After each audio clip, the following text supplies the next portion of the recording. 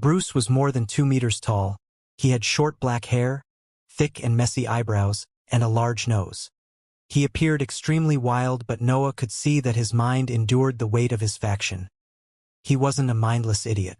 Peak of the 3rd rank. No wonder he is wary about being near weaker disciples. Noah had faced 2 rank 3 cultivators in his life. The first one was the Black Robe in the Valley in Audionation, while the second one was Allison. However, the Black Robe was just in the lower tier of the 3rd rank. Noah, with his just obtained rank 3C of consciousness, was able to fight back his pressure. As for Allison, she wasn't using her real power, or her tattoo would have interfered with her chase. Yet, Bruce had a dantian in the solid stage and a mental sphere nearing the heroic ranks. Coupled with the fact that he found it hard to hold back, it made his sole presence a threat for the weak disciples. Not being able to hold back at his level means that even his words are backed with the full power of his cultivation level and mental energy. The suppression was so strong because I was extremely close to. Noah analyzed Bruce's power. He would be his captain from that moment onward after all. The mental sphere applied pressure depending on its width. Being in the 3rd rank didn't mean having the same power. The larger the sphere, the more pressure it could generate. Noah could be considered a newbie of the 3rd rank while Bruce was at its peak. The difference between their seas of consciousness was simply too vast. His words could be considered fully powered attacks due to his peculiarity. I wonder how strong he actually is when he uses spells and techniques. Breath and mental energy were energies. They could be used in their raw form. Yet, to express their true power, they had to be channeled in martial arts and spells. Noah couldn't help but be amazed at Bruce's power, since just his raw power was enough to suppress him. Joining you, what does it imply? Noah asked. He was happy that he could stay in the faction while avoiding Allison. Let me explain the hierarchy of the faction first.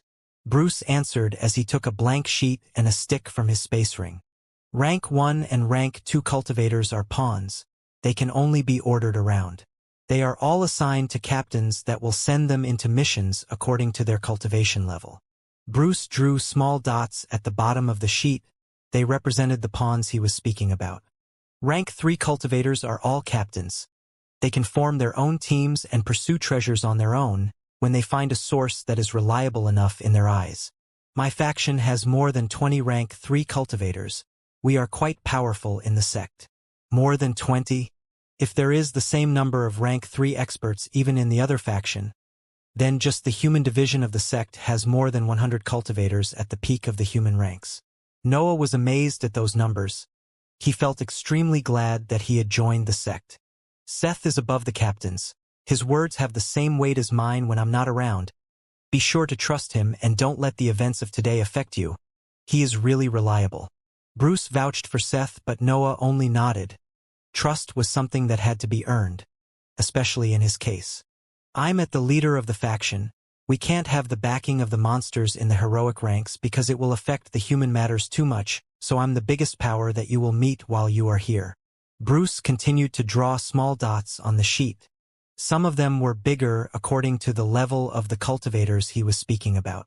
Then he made a big circle around those dots while drawing other circles of the same width around it.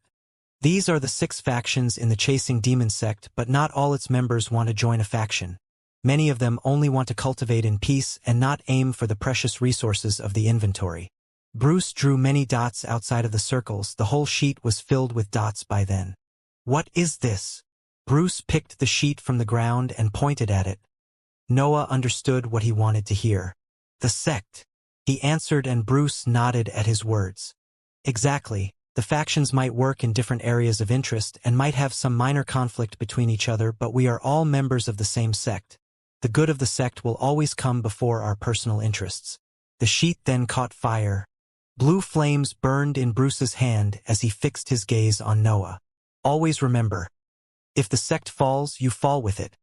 If the sect shines, you shine with it. Also, don't ever forget that we are just humans. The elders in the heroic ranks might appear absent, but they are always watching us. They hope to see more of us joining their ranks where the real matters between cultivators unfold. The sheet was completely burned by the blue flames. Not even its ashes remained in Bruce's hand. As for now, the sect has more than 2,000 cultivators between the 1st and 2nd rank. more than a 200 in the 3rd rank, and, for what I was able to understand, at least 10 in the heroic ranks. I hope to join them soon, but I still lack a proper cultivation technique that allows me to continue training after the tribulations. That's why I'm slowing down my improvements. Bruce sighed when he finished speaking. Techniques in the heroic ranks seemed hard to find even for a cultivator in a large sect like him. Now, let's talk about your situation. Noah listened with interest. Bruce was finally going to speak about him. You are quite strange. Rank 3 mage while being a cultivator in the 2nd rank, truly strange. Bruce loudly pondered as he stared Noah. He found it hard to believe that someone like him existed. You would be generally used as a pawn until you reach the 3rd rank, but you can be considered already halfway in that level. Consider that there are rank 3 cultivators that are still rank 2 mages. Noah nodded. He was aware that his situation was peculiar. A mental sphere so strong at his age was something unheard of in that world. I've decided. You can't be a captain, but you can still be the 2nd in command in the team where I send you. How does it sound? Bruce smiled, but Noah was confused. Didn't you say that I was joining your team? He replied, but Bruce shook his head while suppressing a short laugh. No. I'm the leader of the faction. I don't join missions unless they concern resources extremely important for me or the sect. Yet, I have 5 captains that work directly under me, and I consider their teams as if they were mine. I usually send them to raid the places mentioned in the many rumors that I hear on the surface. I won't lie to you, they often come back empty-handed. So, not only will I not work with him, but I will also be sent to chase rumors that are most likely false. Noah's irritation began to grow. He had just relaxed knowing that he wouldn't have to work with Allison when he discovered this. I will let you choose to which raid take part though. You can see for yourself which reports seem truer. 3 sheets appeared in his hands and he handed them to Noah. Noah heaved a sigh of relief at that turn of events. If he had to be sent to chase rumors, he could at least decide those that seemed more accurate. A batch of precious magical beasts' body parts is going to be sent to the Nation from the archipelago. Rumors says that a rank 5 material will be on the ship, but there will be only 1 rank 3 cultivator escorting it. This seems quite unreal. A rank 5 material protected only by 1 powerful soldier? Impossible. Noah discarded the first report in his mind and began to read the next one. Batches of rank 4 potions and pills will be sent by the Papal Nation and will arrive in the archipelago in 2 days. Rumors say that there won't be guards at all. This is even more unreal. First of all, where would someone find a batch of such precious drugs? Second, how could they not put guards to such a precious cargo? Another sheet was discarded, leaving Noah with only one. Rumors about an inheritance ground below the great whirlpool next to the archipelago. What? This is even more impossible. For how long has the archipelago been inhabited? How many experts have investigated its terrain? It's impossible that an inheritance ground has never been discovered until now. Noah placed the 3rd sheet on the ground and raised his head to stare at Bruce. Now I understand. He is the leader of all these idiots. He cursed his greed again. The feeling of wanting to change faction returned at those thoughts. Why would you even go after these? They are clearly fake rumors. He decided to give voice to his thoughts. He really couldn't understand how a mighty existence at the peak of the 3rd rank could be that blind. Yes, they are, but what if they were real? We would obtain rank 4 drugs, or a rank 5 material, or we could also be the first to enter an inheritance ground. Bruce answered. His eyes shone when he thought about all those impossible resources. He is not an idiot. He is an optimistic one. Noah sighed. His luck has never been too good, so he was used to always consider the worst possible outcome in any situation. Bruce was the opposite. He knew that those rumors were probably fake, but he wanted to test them anyway, hoping for one of them to be real. Can't I just go after real resources? I work better alone anyway, you just have to point out the places that I have to raid. Noah didn't want to give up on the resources because he was busy chasing his leader's dreams. He would rather work alone as he had always done. You will gain 1,000 merit points together with a bonus for each valuable resource that you bring back if you join one of those missions. I will never force the members of my faction to go after my delusions without giving them a good reward. At those words, Noah's eyes lit up. 1,000 merit points for a simple raid? Bonuses according to the resources brought back. It means that I can decide whether keeping anything interesting or exchanging it for merit points. This doesn't sound too bad with these conditions. Noah pondered about the matter. I think I can go after more reliable sources if I insist, but I would only gain a few merit points and low-level resources. I'm not considering that I would further share those resources between the other members of my team. With these missions, instead, at least the part concerning the merit points is covered. I can just accumulate them and buy something in the inventory afterward. I won't need for the missions to be profitable in that case. Noah had to choose between a slow but steady accumulation of resources and a most likely fruitless mission but that gave an incredible amount of merit points. Now I understand why the members of this faction are so extreme. I'm no different from them after all. Noah smiled as he thought of that. His gaze went of the sheets on the floor and he picked one of them. I think I will go after the rank 5 material. I don't believe that the ship will have it, but there should be at least a few rank 4 magical beasts' corpses for it to be guarded by a soldier in the 3rd rank. The reason why Noah chose to go after the rank 5 material was simple. It was the only report that seemed somewhat believable. I don't actually believe that there will be a rank 5 material, but maybe there will be enough rank 4 ones to make a good profit. Those were his thoughts as he walked back to his cave. Bruce sent him away after he had decided his mission. Noah had only to await further orders in the meantime. The batch of rank 4 medicines is too unreal. Not only are they extremely hard to craft, but it is also impossible for such a valuable shipment to be unguarded. Noah thought about the second report in his mind. The rumor was either fake or a trap purposely set by the Papal Nation. As for the inheritance ground, that's simply impossible. Noah didn't know too much about inheritance grounds, but he had been in 2 of them. They were usually created by powerful beings in the heroic ranks. It would be extremely unlikely for them to remain hidden in environments filled with experts. The archipelago had been inhabited for centuries after all. Many cultivators in the heroic rank had already investigated its surface and even its exoskeleton. Something so valuable like an inheritance ground wouldn't have escaped their eyes. Bruce said that the ship will sail in 2 days. I have time for another Dantian's opening. Then I will focus on returning to my peak form. Noah did exactly what he thought. Another cultivation session was completed that night and, with the help of the sea snake's tears and the liquid breath in his circulatory system, he was completely healed in less than 24 hours. A buzzing sound resounded in his mental sphere in the night of the 2nd day. Noah picked his notebook and nodded internally when he heard the message carried by Bruce's mental imprint. He dressed in his usual tight black robe and his hood was momentarily laying on his shoulder. He didn't need to cover his identity inside the sect after all. His mental energy swept the contents of his space rings one last time.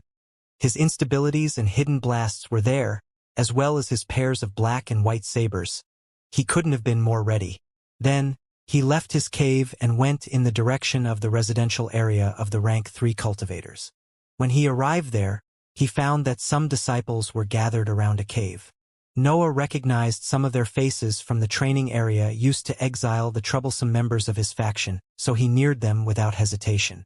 All in the 2nd rank, and their behavior is quite surprising. It seems that Seth was right. The disciples in front of the cave had stern expressions, and their gazes revealed their dense battle intent. They were ready to fight to the death if needed. The disciples noticed Noah and opened a path for him. Some of them even bowed at his sight. It couldn't be helped. Not all the members of the sect had seen his battle against Perry, but rumors about his strength had already spread around the sect. Perry had gone all out during that battle, but Noah had managed to defeat him with only 1 spell. That feat alone put him far beyond the normal rank 2 cultivators. Is this the captain's cave? Noah asked as he turned his gaze toward one of the disciples that had bowed. Yes. Captain Clive always waits for all the members of his team to gather before opening the entrance and brief us about the plan. The disciple politely answered, and a slight smile appeared on his face when he saw that Noah nodded to him. Clive was one of the captains directly under Bruce. He was one of the 5 unfortunate rank 3 cultivators that chased Bruce's delusions. He was the one appointed with the raid of the ship belonging to the Nation, so he would be Noah's captain for that mission. Minutes passed and more disciples arrived in front of the cave. Noah counted 25 rank 2 cultivators when the entrance of Clive's habitation opened. A slightly fat man appeared in his vision. He had long white hair combed in an intricate ponytail and long gray braids as his beard. "Come in, the briefing won't take much." Clive spoke. He waited for all the disciples to enter before closing the entrance. Yet, as the crowd passed next to him, he stretched his hand to stop Noah from reaching the depth of the cave. "Captain?" Noah asked in confusion. He stared at Clive, waiting for an answer. However, Clive was silent. He simply stared at Noah with a gaze that revealed his steadily increasing surprise. Noah could feel that the mental energy of his captain was trying to inspect him, but he seemed far weaker than the other rank 3 cultivators when it came to the sea of consciousness. Noah could completely protect himself this time. "Our mental spheres should be on the same level. I can't understand much either," Noah thought as he tried to analyze Clive. He seemed in the gaseous stage of the 3rd rank, but he couldn't understand anything more. "Amazing. When the leader told me about you, I thought he was joking. It seems that you really are a rank 3 mage. How did you do it?" Clive honestly asked. It seemed that the matter was really important to him. "Hard work and lucky encounters. I think you know that there aren't shortcuts when it comes to cultivation." Noah lied. His biggest advantage was that his mind as a transmigrator had been already stable since his youth, leading him to have no restrictions when he trained at that young age. That advantage, however, was now gone. He had reached the 3rd rank faster than anyone in history, but everyone at his age had a completely formed mind. His hard work coupled with his mature mind had only allowed him to have a higher starting point. Noah wanted to keep his identity as a transmigrator a secret. First of all, he had no way to explain it. He was unaware of the reason why he was granted a second life and was transported in this world. Second, he didn't know how those around him would react at such information. He didn't know if they would believe it, but he wanted to avoid becoming the guinea pig of some powerful existence. It was better to address his fast improvements to the lucky encounters. "If he really insists, I will just reveal the matters about the bloodline inheritance. That should explain part of my power at least," Noah thought as he waited for Clive to answer. His gaze was lowered and he seemed deep in thought, but he soon recovered himself while sighing loudly. "Good for you. I thought you had some kind of technique that could speed up the process. I've always been slow with the Xianxia runes, and my cultivation technique occupies a lot of my free time. Well, nothing I can do. I'll just have to work harder." Clive accepted the outcome of that conversation quite easily. Noah was actually surprised that he didn't probe further. Maybe he has a low tolerance when it comes to pain, Noah concluded in his mind. Enlarging the mental sphere was a slow and painful process. It was no wonder that many cultivators would keep its training for last. Right, how do I obtain the 4th Xianxia rune? I don't feel good when I'm unable to train. Noah lied as he asked about the next rune. He was still enlarging his mind thanks to the breath inside his sea of consciousness, but that pace was slow. It couldn't compare to the number 1 training method. You can request for it, but its price is quite high. You can find it on the 2nd floor of the missions building, but it's one of the most expensive items. Even though it can only be used in the human ranks, it is still considered a resource in the heroic ranks, so it will cost you a lot," Clive explained as he went toward a table where the other disciples were gathered. "So it was like this? No wonder I couldn't find it on the 1st floor." Noah was a rank 2 cultivator. He had never climbed to the higher floor because the missions for rank 3 cultivators were simply too difficult for him. His spells powered by his mental sphere allowed him to fight on the same ground with weak rank 3 cultivators, but his reserves of energy couldn't sustain that power for a long time. They would always be depleted before his enemies. "I guess I have to accumulate merit points. Joining a faction was the right choice. This is the fastest way to obtain what I need," Noah thought as he followed Clive to the table. A large map was laid on it. It depicted a specific island of the archipelago. "Our target is on a dock on Island 89. We don't know its route nor the crew on it. We actually aren't even sure about the items that it contains, but the leader heard a rumor about a rank 5 material, so he ordered for a raid." Clive began to explain. He didn't even try to cover Bruce's naive mindset as he summarized the situation. "Since we don't know its route, we can only attack it when it's docked. We have a teleportation matrix near its position, but it's not near enough. We will be discovered for sure. A series of awkward smiles and helpless sighs unfolded in the cave. The disciples seemed used to those kinds of events. We do the usual stuff. We run in the direction of the ship. As soon as we teleport, we raid it fast, and then we separate to reach these 3 escape points. Once you are back in the sect, gather in the training area of our faction to assess the gains. Don't hold back. Kill everyone that blocks our way. There aren't many soldiers there, but more will definitely come after we create such commotion. Clive's plan was simple, a normal hit-and-run situation. The key of the plan was the speed at which it had to be executed. Zach, what role do you want? Clive then raised his head toward Noah. His team was already used to work together, but Noah was a new member. He needed a precise role to blend in. I'm awful at fighting together with other persons. I might unconsciously harm them if I'm forced to go all out. Noah answered honestly. He wanted the mission to succeed, and he didn't want to harm his fellow disciples. He was a member of the sect after all. Clive thought for a while before finding a solution to that problem. You will be in the rearguard then. Your role is to ensure that all your fellow disciples have enough time to escape after the raid. You could also be a runner, but it would be a waste of your battle prowess. Noah showed a confused expression at Clive's words. Rearguard? Does it mean that I won't go near the resources? Also, what kind of role is the runner? Clive noticed Noah's expression and proceeded to solve his doubts. If you are worried about the resources, don't. Every team has strict rules. All the items stolen will be taken out when we reach the training area so to better divide them. We can also trade our belongings to take more of them if we are really interested, but I'll explain better later. You just have to swear on your horned face that you won't keep stolen items hidden from your team for now. Every raiding team does that before a mission. Noah looked at the other disciples and they nodded to him. He was glad that his role didn't influence the number of resources that he would obtain. As for the roles, I'm the vanguard. I'll charge ahead and probe the situation since I'm the strongest in the team. The runners are the fastest among us. Their role is to sweep the ship clean and then run away with the loot. The others are soldiers. They have to keep the guards busy until the runners have stolen everything. Is everything clear? Noah accepted. His role was quite dangerous, but it allowed him to avoid the raiding and join the battle only when everything was over. The ship belonged to the Wuxia nation after all. Noah was afraid that something unexpected might reveal his identity. The matter about the oath was solved easily. The disciples had just to stretch their hands with the horn tattoo on them and form a circle while swearing not to steal anything from the gains of the mission. The tattoos resonated between each other and an agreement was formed. Noah couldn't help but feel amazed at how useful they were. The cultivation world was harsh and merciless. One couldn't trust anyone. Yet, with the help of the seal of the sect, its members could freely trust each other and focus everything they had on their missions. Everyone has been assigned with a role. There won't be any break once we teleport. If you have something to add before the mission, do it now. Clive spoke, but no one in the cave seemed to have anything to say. Perfect. See you later on in the training area and good luck. Clive didn't waste time in inspirational speeches and directly moved to exit his cave. 26 cultivators followed him.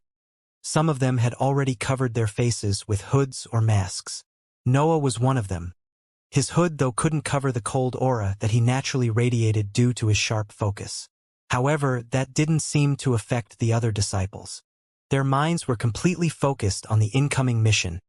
Their dense battle intent showed their incredible concentration.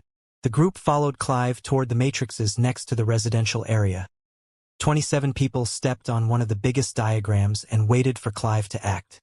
He took out many credits. Dozens of crystals with the value of more than 10,000 credits were placed on the formation, powering the teleportation.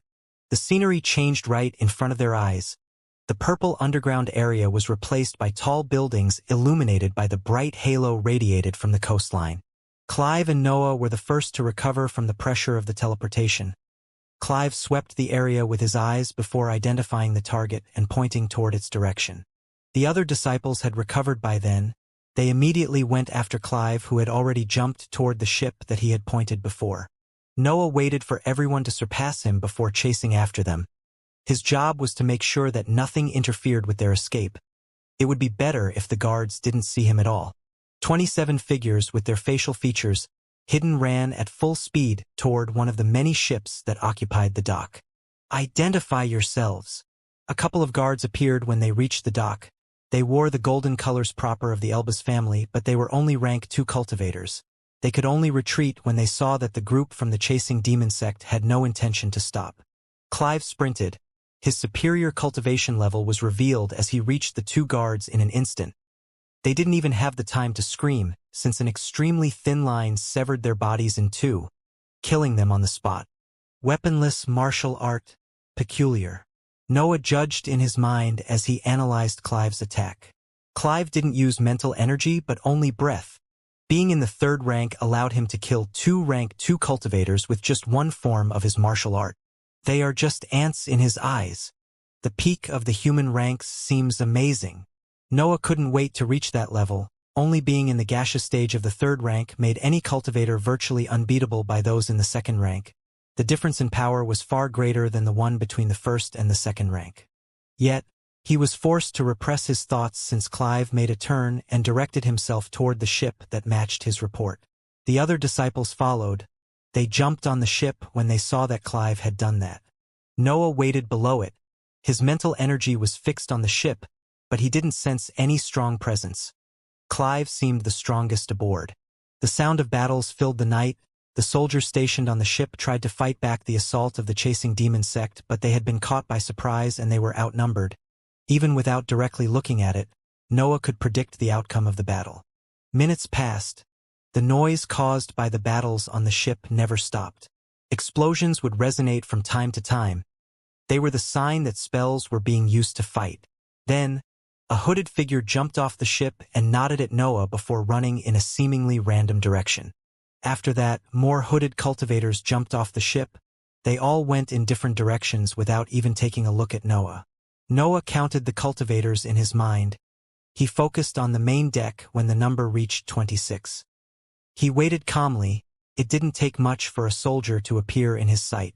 Mental tremor. A shockwave shot from his eyes and pierced the unfortunate soldier's mind. He was only a rank 2 mage and not even that strong. His sea of consciousness broke immediately after Noah's spell. He fell lifelessly from the ship. His hands were severed by a neat slash before he landed next to Noah. There was no trace of life in his surprised eyes. Noah stored the white sabers just used in his space ring and kept the severed hands inside his robe. There was no point in leaving the soldier's space rings there after all. Another guard became visible on the main deck. He stared with an astonished expression at the corpse of his colleague, and he wanted to retreat when he noticed Noah. However, he was too slow. Another mental attack was cast by Noah which successfully hit the 2nd soldier, killing him on the spot. Its corpse though remained on the ship. Noah couldn't pillage it. This should be enough. Noah could sense that other soldiers were still alive on the ship, but none of them seemed willing to show their face. My last attack should have scared them. Time to go. About a minute had passed since the last member of his raiding team had left. There was no reason to wait any further. Noah turned and began to run in the direction of one of the escape points. The dock is under attack. It's the hive. Converge on the coast. The shouts of the reinforcements of the legal organizations could be heard in the area. They increased Noah's determination in leaving as soon as he could. Shockwaves were created under his feet. He used the shadow sprint many times to reach the farther escape point marked on Clive's map. The soldiers were able to follow Noah's tracks due to the noise that he caused with the activation of his martial art, but he was fast and had started to escape at the right moment. He reached the matrix before they could point out his exact position. The teleportation matrix was in a dark alley behind a seemingly luxurious building. Noah didn't hesitate in placing a few hundred credits on the ground to activate it. In a few seconds, he was back in the familiar underground area. It's over. That went extremely well. Noah heaved a sigh of relief at the sight of the purple walls. He could relax now that he was back in the sect. He lowered his hood and picked a direction. The rendezvous point was in the training area where the problematic disciples of his faction were forced to stay. It didn't take long before he reached that area. Most disciples were sleeping in corners near the walls, but a small group could be seen in the distance, forming a circle as they sat on the ground. Noah recognized the members of his team and neared them. There was an empty spot next to Clive that Noah guessed he had purposely kept for him. I guess hierarchy is really valued here. Noah was the second in command in Clive's group, so he could sit next to him. Clive opened his eyes when Noah sat. He smiled when he saw him taking 2 bloody hands from his robe and throwing them at the center of the group. "What now?" Noah asked. He didn't know how they intended to share their profits nor what they actually gained from the mission. "We place all the loot at the center and divide it. You can request an item as long as it doesn't surpass the value of your share. Yet, if you want it even if it surpasses your share, you can add credits or other items to the center to make up for it." Clive answered. He seemed used to that kind of practice. "What if 2 of us want the same item?" Noah questioned. It wasn't unusual for something valuable to be desired by more people. "You find an agreement. Those not interested won't interfere." Noah nodded at Clive's words and stood up to take back the bloody hands from the center of the group. Then, he took the rings on their fingers and inspected their contents before emptying them and placing everything back at the center. The soldier didn't have much, only about 20,000 credits, a few potions, and a scroll containing the 3rd Xianxia rune. "We can cover the expenses for the matrices with this." "Great!" Clive exclaimed when he saw the rune. The 3rd one was quite widespread, but its value was still high. The Xianxia runes were the most common and effective training method for the Sea of Consciousness after all. Every organization needed as many copies as it could. Also, the missions of the factions didn't count as proper services for the sect. The missions building would refund the credits expended for the matrices only if the sect greatly benefited from those missions. Clive then took a few rings from his robe. He had fought on the ship and managed to loot some of his victims too. The contents of the storage devices were soon exposed to the rest of the team. More credits and potions, 1 inscribed weapon in the 1st rank, 1 in the 2nd one, and a rank 1 cultivation technique, not bad. Noah thought as he watched the loot. Clive seemed to have killed more soldiers, but his loot had the same value of Noah's one. Then, it was the turn of the other disciples. Credits and potions piled in the center of their group as the rings of the dead soldiers were emptied. Scrolls containing runes or low-level technique rarely appeared. Lastly, the runners emptied their rings. They were the ones appointed to steal the contents of the ship. Ideally, most of the gains of the mission would come from them. Yet, everyone was soon disappointed when they saw that their loot consisted mostly of rank 3 magical beasts' corpses, with only a couple of body parts belonging to rank 4 creatures. Rumors are only rumors after all. There wasn't even the rank 3 cultivator mentioned in the report. Clive sighed as he said those words. If they subtracted the cost for the activation of the matrices, the share for each disciple would barely reach 1,000 credits of value. "Anyone interested in anything?" Clive asked, but no one seemed interested in those items. "The body parts of the rank 4 creatures aren't bad, but there are too few of them and not even 1 complete body. I'd rather have merits points at this point." Noah analyzed the loot and decided that it was better to begin to save for the 4th Xianxia rune instead of having materials that were only vaguely useful to him. "Good. I will send everything to Marsh's faction except for the credits.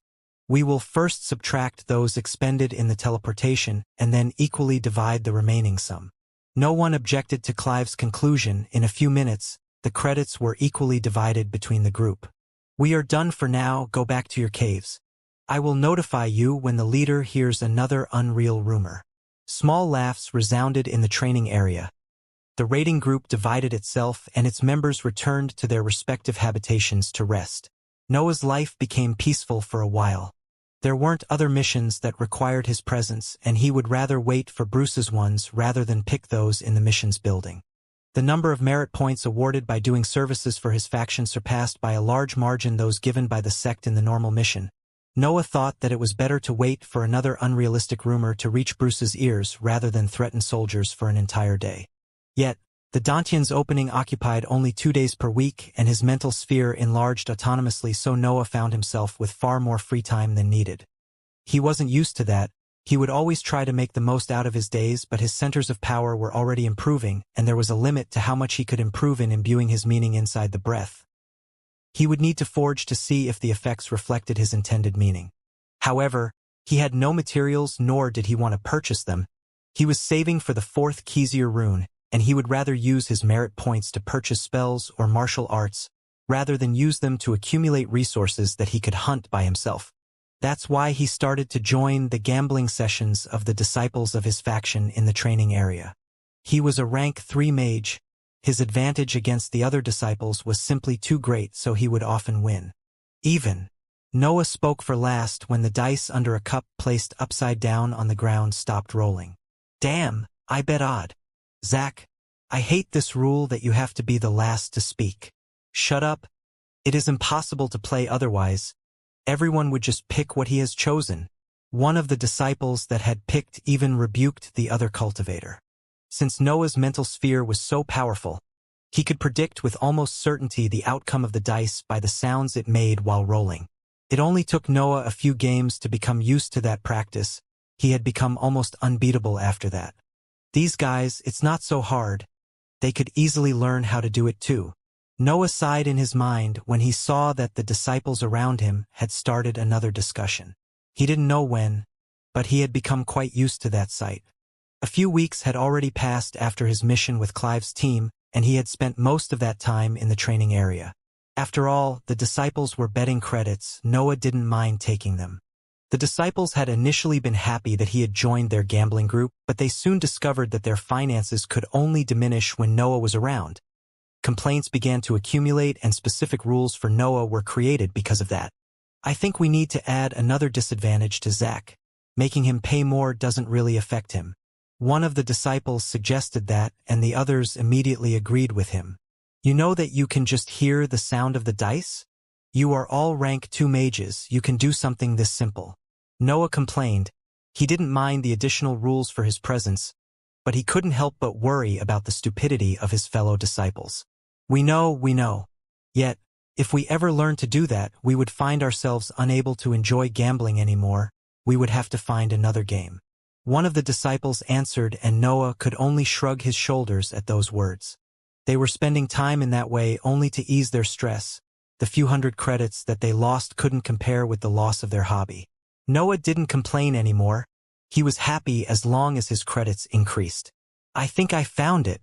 Zach, turn around and cover your ears. Let's see if this works. The other disciples seemed to agree with that idea, so Noah simply turned and put the palm of his hands over his ears.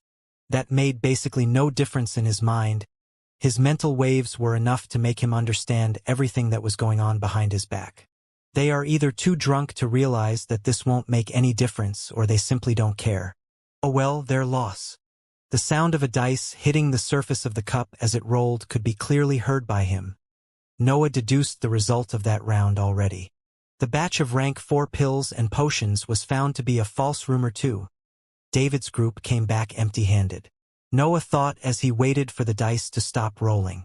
David was another rank 3 cultivator that, like Clive, worked directly under Bruce.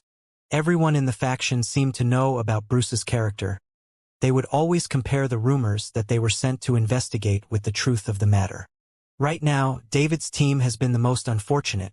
They have only found a bunch of food and low-quality wine. There wasn't a single resource on that ship. One rumor led to supplies while another led to a few rank 4 materials. The member of the Thieves faction had, of course, placed a bet on whoever had the best gains. However, the last team had yet to return, so a winner hadn't been decided. Odd. Noah spoke when he heard that everyone behind him had placed their bets. Oh, come on, Zach. Why did you even learn to do something like that? It ruins all the fun. I think I'm done for today. I've lost too much. The credits at stake were divided between the winners, and Noah filled a few cups with his stash of Ivor's vine before the disciples could stand up. Oh, Zach's wine is back. It has been 5 days since I tasted it. I don't have much of it left. Enjoy this few cups for now. Noah answered to the excited praises of the others around him before his attention was attracted by the sudden appearance of a bloodied figure at the entrance of the training area. The other cultivators turned in the direction of his gaze and were surprised to see the figure covered in blood that was limping toward them. That's Sarah, one of the disciples exclaimed, and Noah identified the woman covered in blood as the captain of the team sent to investigate the inheritance ground. Sarah seemed gravely injured. She was barely able to walk, but she kept going, keeping her gaze fixed toward the depth of the training area. Need Bruce. Her soft words could only be heard by Noah as she continued to limp in his direction. Noah acted almost instinctively. He activated the warp spell and teleported right next to her where he supported her with his body. He was the cultivator with the highest status in the training area at that moment. It was normal for him to be the first to react at that scene. Sarah fell on him. Her strength left her as soon as she had Noah's support, but she managed to make one last plead before fainting. "Bring me to Bruce." Silence reigned in the training area. Noah inspected her body only to discover that her injuries were quite severe. Even her dantian seemed to be wounded. A notebook appeared in his hands. He quickly found Seth's mental imprint and sent a message before lifting Sarah with both his hands. "Inform Roy. I'll bring her to the leader," Noah ordered before walking toward the end of the training area. He didn't even look at the other disciples as he sped toward Bruce's cave. It took him only a few minutes to arrive in the area where drops of breath accumulated on the surface of the purple walls. He could have arrived faster, but he was worried that his speed would worsen Sarah's injuries. He kicked on the entrance of Bruce's cave a few times. Interrupting a cultivator during its training could be dangerous, but that seemed an emergency. "Who dash?" A loud shout resounded from the cave. Bruce interrupted it in time when his mental energy swept the two people outside. The entrance opened. Bruce saw how Noah had his eyes closed and his brows knitted. He had protected Sarah from the leader's shout, but that left his mental sphere unguarded. His sea of consciousness was still trembling when Bruce came out of his cave. "You really need to learn how to control yourself. She would have never been able to withstand your pressure in her condition," Noah complained as he slowly opened his eyes. Bruce's words alone weren't enough to wound him, but they still generated waves of pain when he didn't protect his mind. Bruce, however, was speechless. His gaze was fixed on Sarah, and a conflicted expression appeared on his face. He raised his hand toward her, but then he retracted it and pointed toward his bed inside the cave. He seemed scared even to talk in that situation. Is he scared that he would hurt her due to his lack of control? Noah saw that Bruce was doing his best to control himself. His eyes couldn't leave Sarah, but his mind forced his body to stay away. Noah hurriedly brought Sarah inside the cave. He laid her on the bed and inspected her condition again. Her body seemed on the verge of falling apart. Most of her bones were broken and many of her organs were injured. Even her dantian seemed damaged. "What happened?" Bruce spoke. His words were softer than water. Noah was surprised to discover that no pressure at all was exuded by them. "I don't know. She appeared in the training area like this.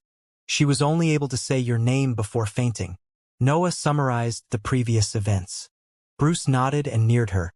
He stretched his left hand toward her face while his right one clenched itself on his left arm.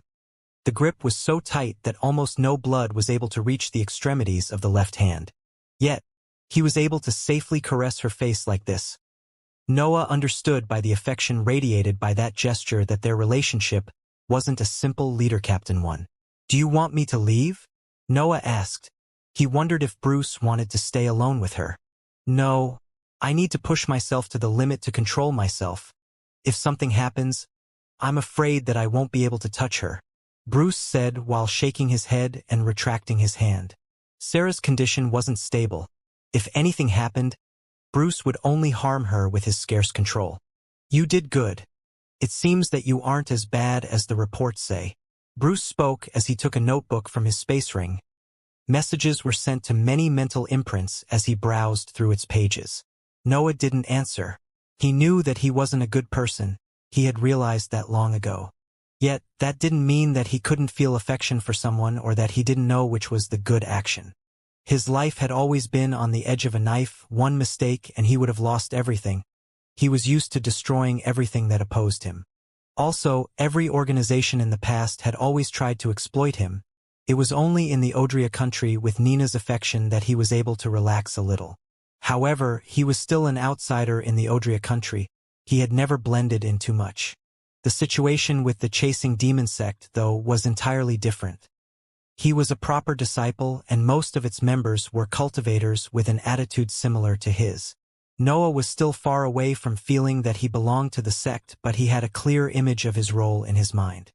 He knew that he was going to be a captain sooner or later. Even though he was a lone wolf, he had to do his best not to isolate himself. "I just did what seemed right." In the end, Noah's answered truthfully. Bruce nodded and didn't speak again. The two of them stood silently with their gazes fixed on the wounded woman on the bed. Then, Bruce opened the door of his room. Noah turned to see that Seth and Byron were hurriedly running toward the cave. Damn! Where did you send her? It seems that a mountain has fallen on her. Byron yelled before taking a piece of glass from his space ring. He carefully inspected her body through it. He kept on shaking his head as he did so. Minutes passed. Byron would mumble at times when he reached a particularly wounded part of Sarah's body, and he lingered a lot when he arrived at her low waist. Bruce's gaze never left Sarah. His concern could be seen from his anxious expression.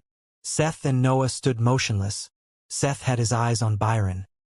He inspected his movements as if trying to learn something, while Noah would often take a peek to the expressions of those in the cave.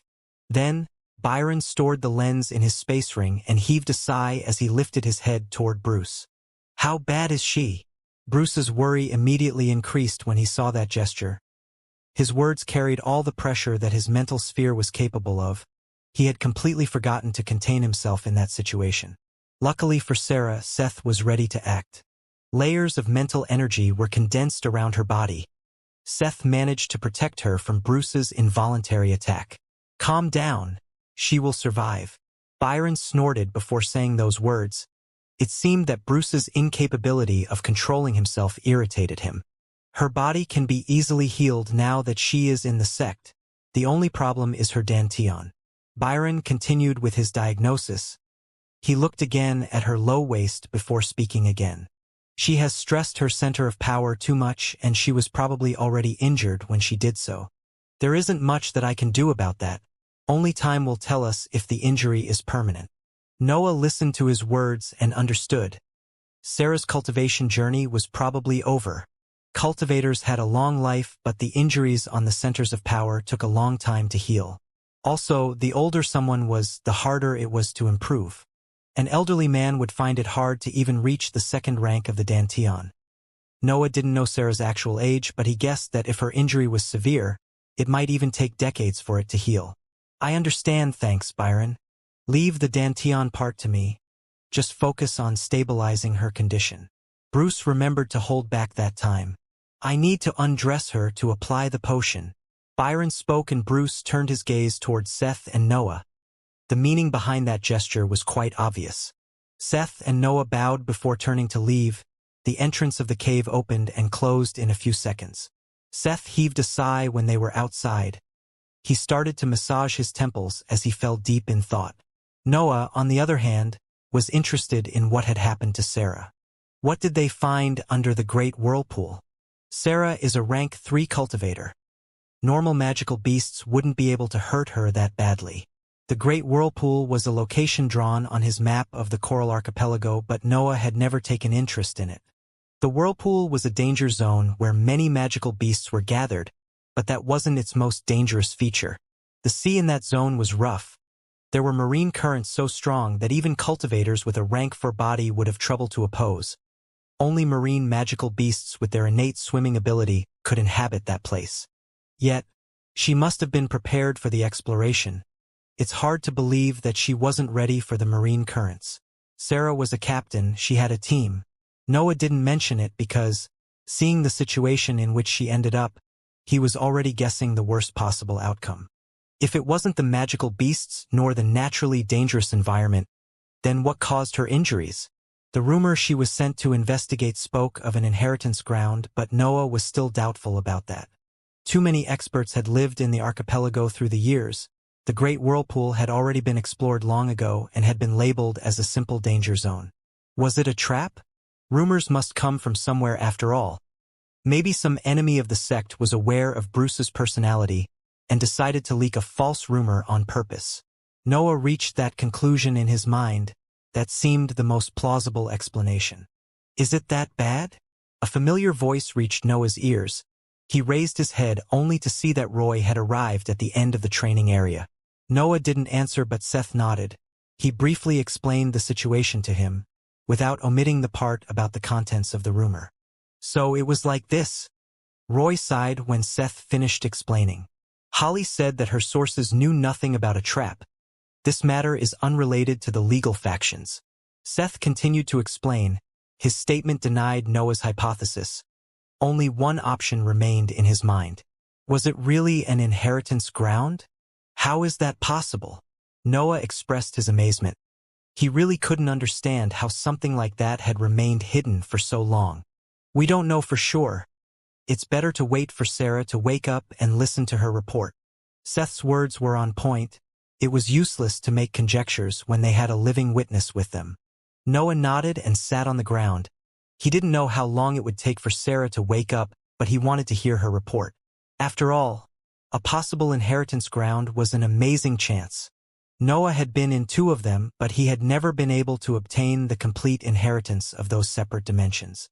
Eccentric Thunder wanted an heir with a thunder aptitude. Even if Noah had gained a lot from him, that still couldn't compare to the complete inheritance. As for the royal inheritance, his power had been too low back then, and most of his gains would have gone to the Elbas family anyway. I bet that June is extremely rich now. Damn, I'm so envious. Just when he was about to fall deep in his memories, the entrance of the cave opened. Inside, Bruce could be seen laid on the bed next to Sarah. She smiled bitterly as she allowed the big man to keep her in his embrace. Byron stood up. He was sweating and was a bit pale, but he still gestured to those outside to near him.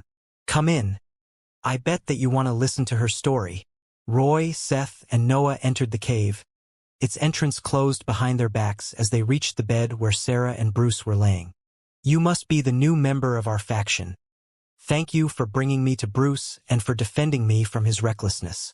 Sarah thanked Noah. Her voice was soft and weak, but her condition seemed somewhat stable at least. Noah performed a slight bow. He didn't feel like he had done anything special. What happened under the great whirlpool? Where are the other members of your team? Roy asked. Sarah's expression turned sour when her team was mentioned. They are dead.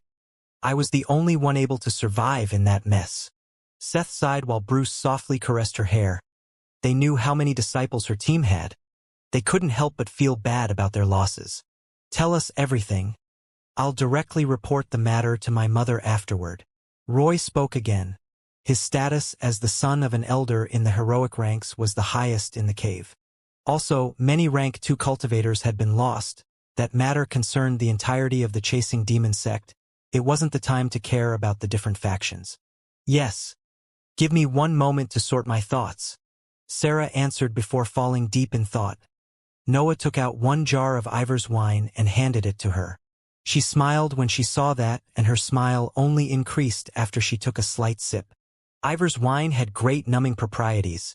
It helped Sarah in calming her messy mind. Thank you.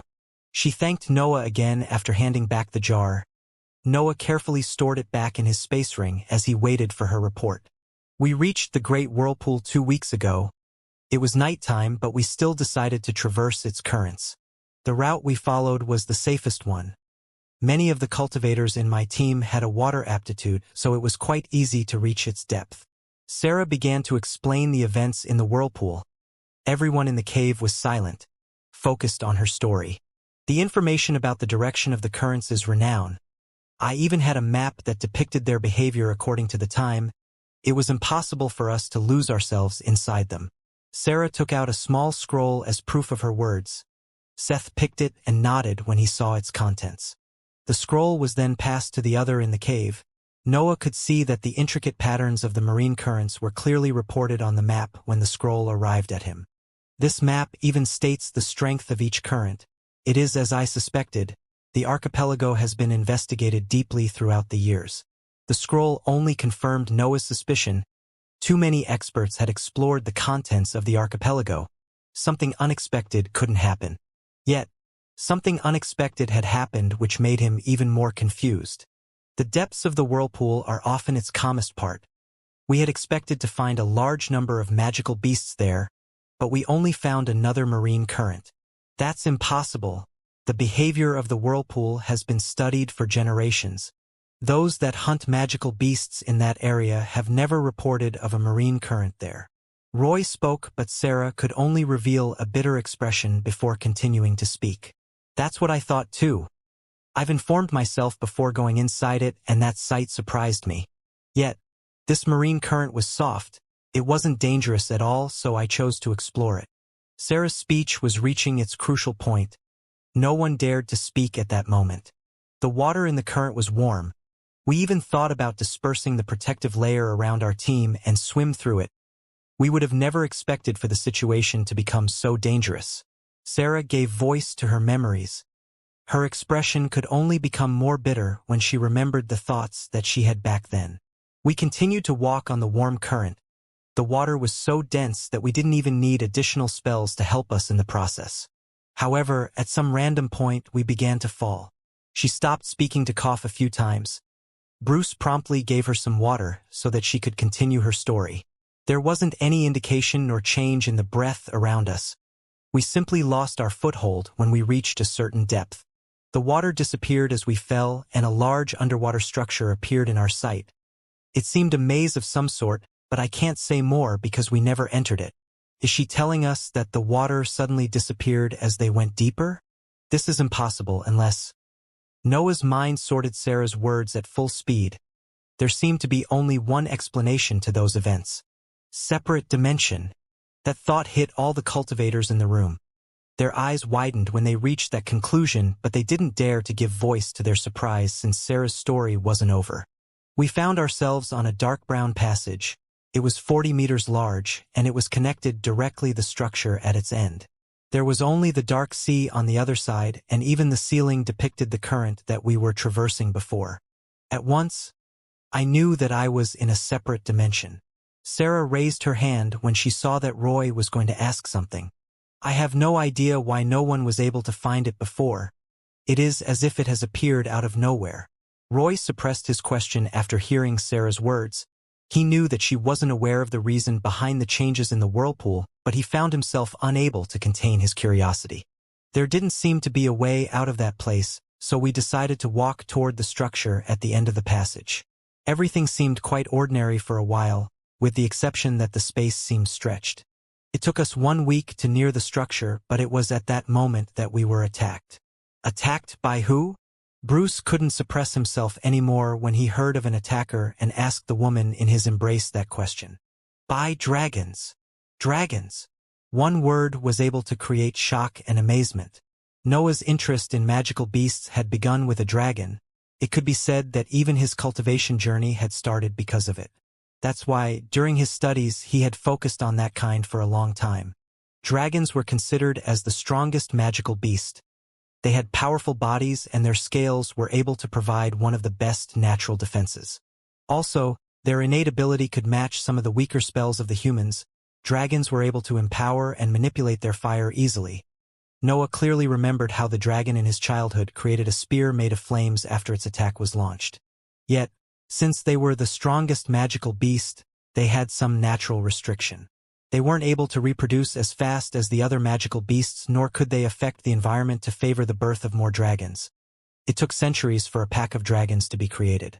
They came from below the passage, 30 magical beasts in the 4th rank. We had nowhere to go. I saw how my team was slowly destroyed by their assault. Sarah continued her story. Sorrow and regret could be seen on her face when she reached that point. I endured as much as I could. I tried to break through their blockage, but it was pointless. I used my secret art to breach the walls of the separate dimension and went for the nearest matrix after the last member of my team died. I wasn't able to save them. Tears fell from her face when her report ended. Bruce did his best to console her, but the gravity of the situation could be understood by his expression. Sarah was a rank 3 cultivator after all. Rank 4 magical beasts could only run away in front of her. Yet, when faced with dozens of dragons, even someone as strong as her was forced to escape. Which kind of dragons? Roy asked. He wanted to give a complete report to his mother. I don't know. They had blue scales and large bodies. Our attacks seemed to slide over their scales when they reached them. Sarah's description was quite shallow, but Noah was able to pick those clues and transform them into a deduction. Sea dragons. They have a great defense, and their innate ability renders them almost immune to any type of attack. Were you attacked by sound waves? Noah spoke. His words made Sarah widen her eyes. Why, yes. How did you know? Noah only nodded at her answer. His mind sorted all the information he knew about that particular kind of dragons. About 10 meters large on average, extremely good defense due to the protective layer over their scales. They can accumulate the power of the attacks that land on their bodies in a strong roar which can instantly kill cultivators in the second rank. No wonder Sarah's team was defeated. 30 sea dragons can't be matched by rank 2 cultivators. Noah had his head lowered as he thought, but the other cultivators couldn't help but move their gazes on him after his answer. "Are you an expert in the magical beasts field?" Seth asked. He was the first to accept the situation. "It is my subject of specialization," Noah answered quickly. His knowledge about magical beasts wasn't exactly a secret after all. "What do you think about it?" Roy's question followed. He wanted to know Noah's opinion before reporting to his mother. "They are among the strongest creatures when it comes to defense. The best approach would be to kill them in one blow, but it is impossible with 30 of them. A team of rank 2 cultivators can't break through unless you send a small army to fight them." Noah's deduction was accurate. Rank 2 cultivators would only empower their roars with their attacks. The only method to avoid that outcome was to kill all of them in a short time. Yet, due to their defense, it was hard for rank 2 cultivators to kill them in one blow. Only a team in the third rank would be able to vanquish them without suffering losses. "This matter is out of my reach. I'm too weak." Noah could judge that he wouldn't be able to affect the outcome of the battle with his cultivation level. He knew that he could kill a couple of them if he went all out, but he had no hope of succeeding against 30 of them. "Did you manage to kill some of them?" Roy asked Sarah. His question was on point. Entering the structure at the end of the bridge would be easier if there were fewer dragons to defend it. Of course, but more dragons would come after a few parts of incense to replace the dead. "It seemed quite orderly now that I think about it." Sarah spoke. Her words carried a deeper meaning, but she wasn't able to realize it due to her situation. A separate dimension, dragons that protect the entrance of a structure, dead being replaced after a few minutes. This sounds too methodical to be a wild environment. Everyone in the room had the same thoughts as Noah. Their minds reached a similar conclusion after that last piece of information. Inheritance ground. What? Sarah couldn't understand their silence. They had fallen deep in thought all of a sudden, and their expressions only showed excitement. If the dead dragons are exchanged with new ones, then they were placed there for a reason. If there is a reason, then there is a creator. You have probably discovered an inheritance ground. Bruce explained the situation, and Sarah's eyes widened when she realized that. She had been too focused on surviving. That was the first moment of peace after the events in the whirlpool, so she still didn't think about that. "I will inform Elder Iris. This matter is too important for it to be handled by cultivators in the human ranks. This inheritance must belong to the sect," Roy announced as he went toward the exit of the cave. Bruce immediately opened the entrance at that site. The chasing demon sect was swept by a huge commotion after that day. Sarah's team had been killed after they discovered a separate dimension in the depth of the Great Whirlpool. Rumors filled the sect. They spoke about dragons and the possible rewards behind that trial. Yet they didn't act. No mission concerned that place, and the higher-ups of the sect were strangely silent about that matter. Noah had returned to his cave. No matter how interested he was about the separate dimension, his cultivation level was too low for its exploration. A whole team of rank 2 cultivators had been killed even though a rank 3 cultivator was with them. Noah simply had no chances of surviving in the passage. However, there was something unrelated to the separate dimension that had interested him. Sarah has spoken about a secret art. What is that? That detail didn't escape Noah's ears. She managed to breach the walls of the separate dimension with her secret art, but I've never heard of something like that, Noah thought as he sat in his cave. The academy had given him a top-tier instruction about the cultivation field, but its teachings covered the orthodox methods for the most part. The unorthodox and old practices weren't taught to its students. A notebook appeared in Noah's hand. He sent a message to Roy to question him about that matter. Secret arts are special forms that push the centers of power of a cultivator over their limits. They usually cause grave injuries when executed, but they are reliable in deadly situations. Roy's answer arrived quickly. His always honest attitude solved Noah's question in a few hours. Something to use when everything else fails, then. I should learn one of them. Noah thought as he reviewed that information. He had always liked to increase his battle prowess, but the lack of spells for his element was a factor that became more influent as his power grew. After all, Noah had only 3 spells that could accompany him through the entirety of his cultivation journey, and one of them was a movement-type spell. Cultivators with a different aptitude had a larger variety of spells at their disposal, while Noah only had 4 of them that were useful at his level. Being of the darkness element is a blessing but also a curse. The advantage that my mental sphere gives me will eventually become useless. I need more fighting methods. Noah knew that he was extremely strong for his age and level.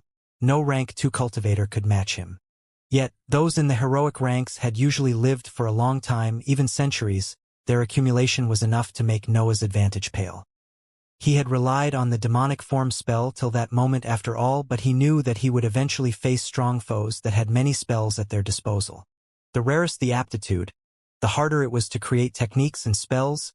Darkness and light element cultivators could maintain their superiority only if they had enough spells to counter the other elements. That's why he was so interested in the so-called secret arts. Noah could only benefit from adding another attack to his arsenal.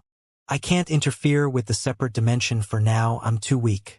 Yet, I can't only cultivate for the time being. I need to expand my combat style in order to be ready for any unexpected situation. Noah knew that he couldn't help with the matters that concerned the Great Whirlpool. Being a rank 3 cultivator seemed the minimum requirement to survive there. Yet, that didn't mean that he was giving up on it. The exploration of a separate dimension could take decades. Eccentric Thunder's inheritance ground had stayed in its place for hundreds of years after all. The same went for the royal inheritance. Noah didn't know how deep it was, but he was sure that the Elbas family would have some trouble reaching its end because of the restrictions applied to it.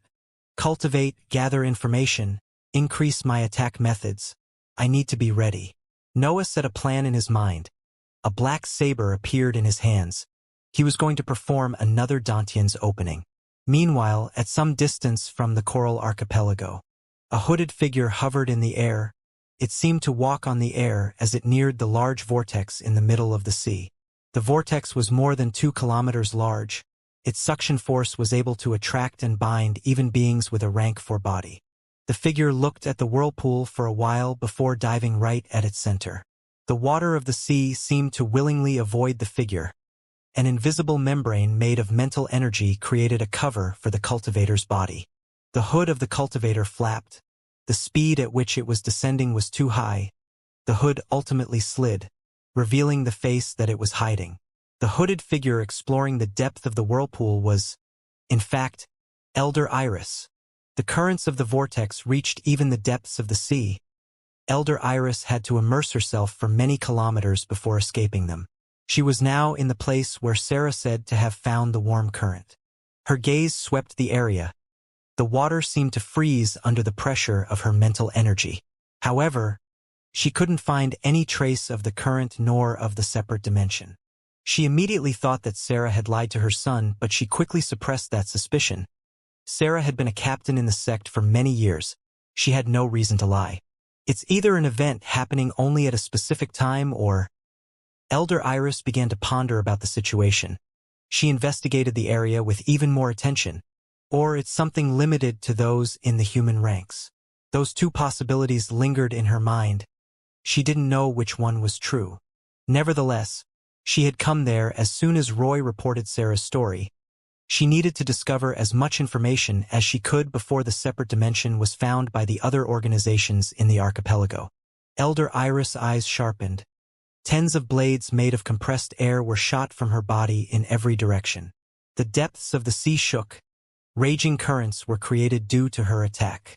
As the water around her trembled, Elder Iris carefully observed the changes in the environment.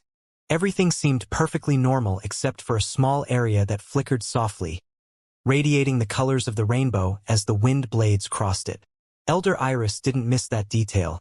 She moved near the area, using the full power of her mind to inspect it. Yet, she found nothing strange. The colors had disappeared as soon as the blades had vanished. Another attack was launched. She focused on that area at that time. The colors of the rainbow reappeared. Elder Iris seemed able to see some sort of passage among those soft lights. Her hand went on the passage but nothing happened. The hand just crossed the lights as if nothing was there at all. This should be the warm current that Sarah found. It seems to be some kind of passage between two dimensions. Elder Iris was experienced and knowledgeable like the majority of the cultivators in the heroic ranks. She was immediately able to deduce the proprieties of that invisible warm current. Why is it invisible, though? Are there conditions to meet? Inheritance grounds usually had strict rules according to their creators' intentions. The reason behind their creation would usually concern the passing down of a legacy of some sort.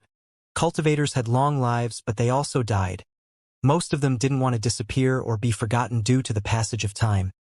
They wanted for their hard work and techniques to be picked up by the future generations. Yet, they would be picky about their potential heirs. Inheritance grounds usually targeted cultivators in the human ranks. Not only were they those that needed powerful techniques the most, but they were also easier to shape.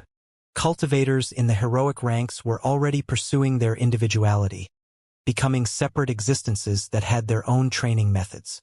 Those in the human ranks, instead, were still humans. They could still change the training methods to better adapt to those contained in the legacy of an inheritance ground.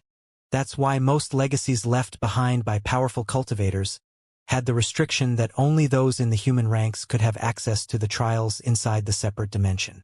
Nevertheless, just because a door was sealed by conditions didn't imply that there was no other way to open it.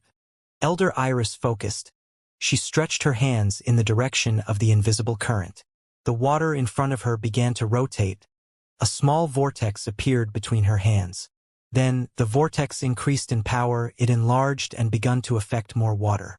The same radiance reappeared. The warm current wasn't able to conceal itself under the assault of a cultivator in the heroic ranks. The currents above her head were affected too. Iris' vortex was so powerful that everything in a 500 meters radius was attracted by it. Raging waves were created on the surface. The shape of the great whirlpool was affected due to the powerful spell that was cast in its depths. The form of the warm current was completely revealed under her attack. Its radiance couldn't cover its shape anymore. Yet that was all Elder Iris could obtain. No matter how powerful her spell was, the warm current wouldn't become real. She could only make it visible. She kept the vortex active for half an hour before she gave up on forcing the entrance of the separate dimension and dispersing her spell. Iris, what is happening here? A hooded figure appeared behind her. The water around him wasn't able to suppress his words. Elder Iris had created quite a mess after all. Her spell couldn't go unnoticed by the other powerful entities in the archipelago. Marcus. Elder Iris greeted him, but her eyes were still fixed on the area where the invisible current was. Do you see anything here? She pointed toward the area. Marcus followed the direction of her hand, but he was only able to see the dark waters of the depths of the sea. I need to call a meeting with the higher-ups of all the organizations of the hive. There is an inheritance ground here. Days passed in the archipelago. The atmosphere inside the chasing demon sect was tense due to the recent events. Noah did his best to gather as much information as he could. He sent many messages to Roy, but he had only managed to learn that a meeting between the higher-ups of the hive was being held. Why do they even involve the hive? We could have kept the separate dimension all for ourselves. Those words were heard often in the training area where the thieves faction was. Even disciples of the other faction would come there to investigate the matters about the dimension. Sarah was the one that had discovered it after all. It was normal for the others to think that her faction was the most informed one. 30 dragons in the 4th rank, and that right at the entrance of the dimension. We might be able to take down the dimension by ourselves, but the strength of the sect will be greatly affected in the process. Noah answered the disciple. He was calmly waiting for the meeting to end. He had never left the training area in those days. He is right. We have the power to explore it by ourselves, but that would mean that we will endure all the losses during the process.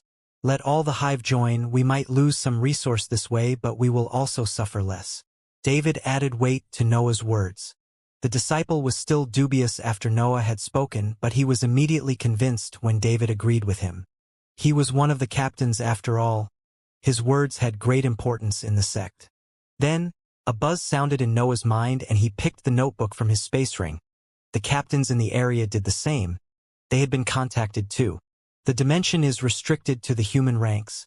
Even the joint power of the higher-ups of the hive wasn't able to force its entrance.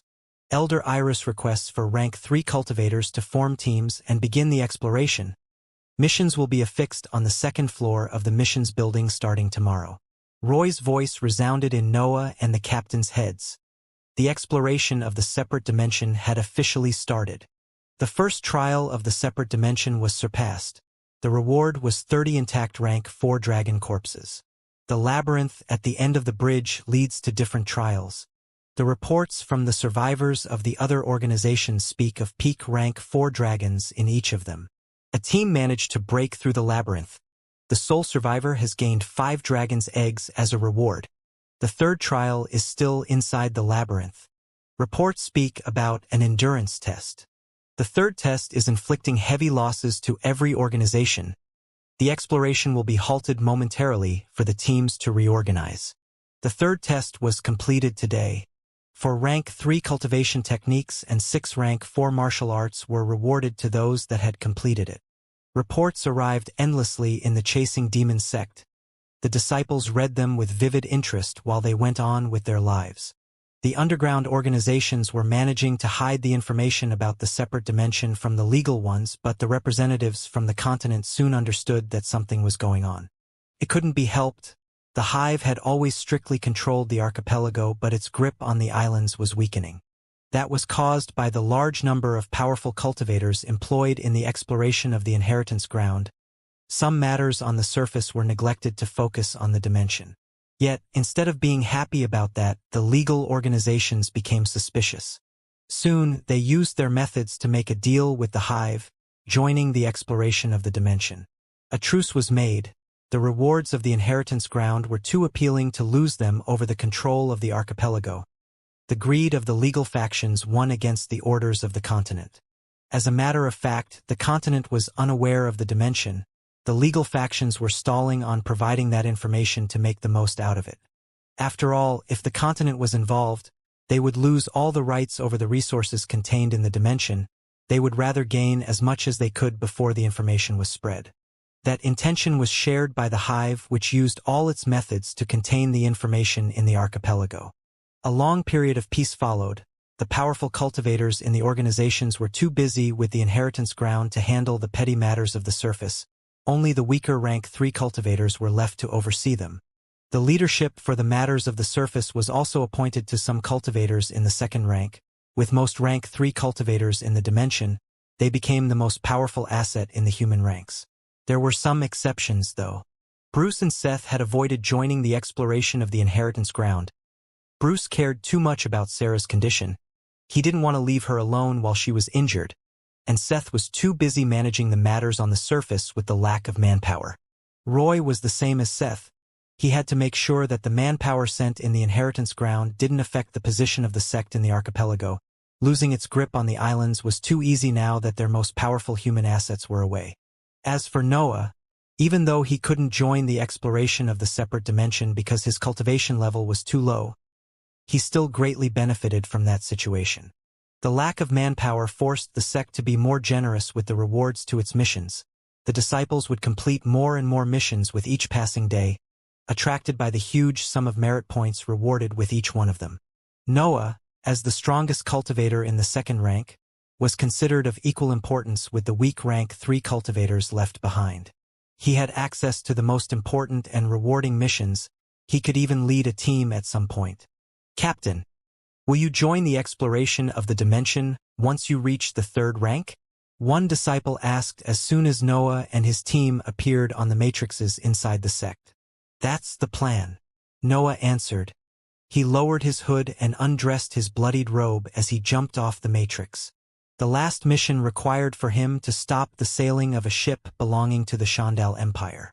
Those loyal to the continent in that organization wanted to smuggle some of the resources gained in the inheritance ground to gain favor in the eyes of the Empire, so Noah was tasked to stop it and steal its contents. Of course, a huge battle occurred, but Noah's team was more numerous and he was in the first line. The soldiers on the ship had no chance to survive. How I envy you. When the separate dimension was discovered more than 2 years ago, I thought I had found my chance to improve quickly.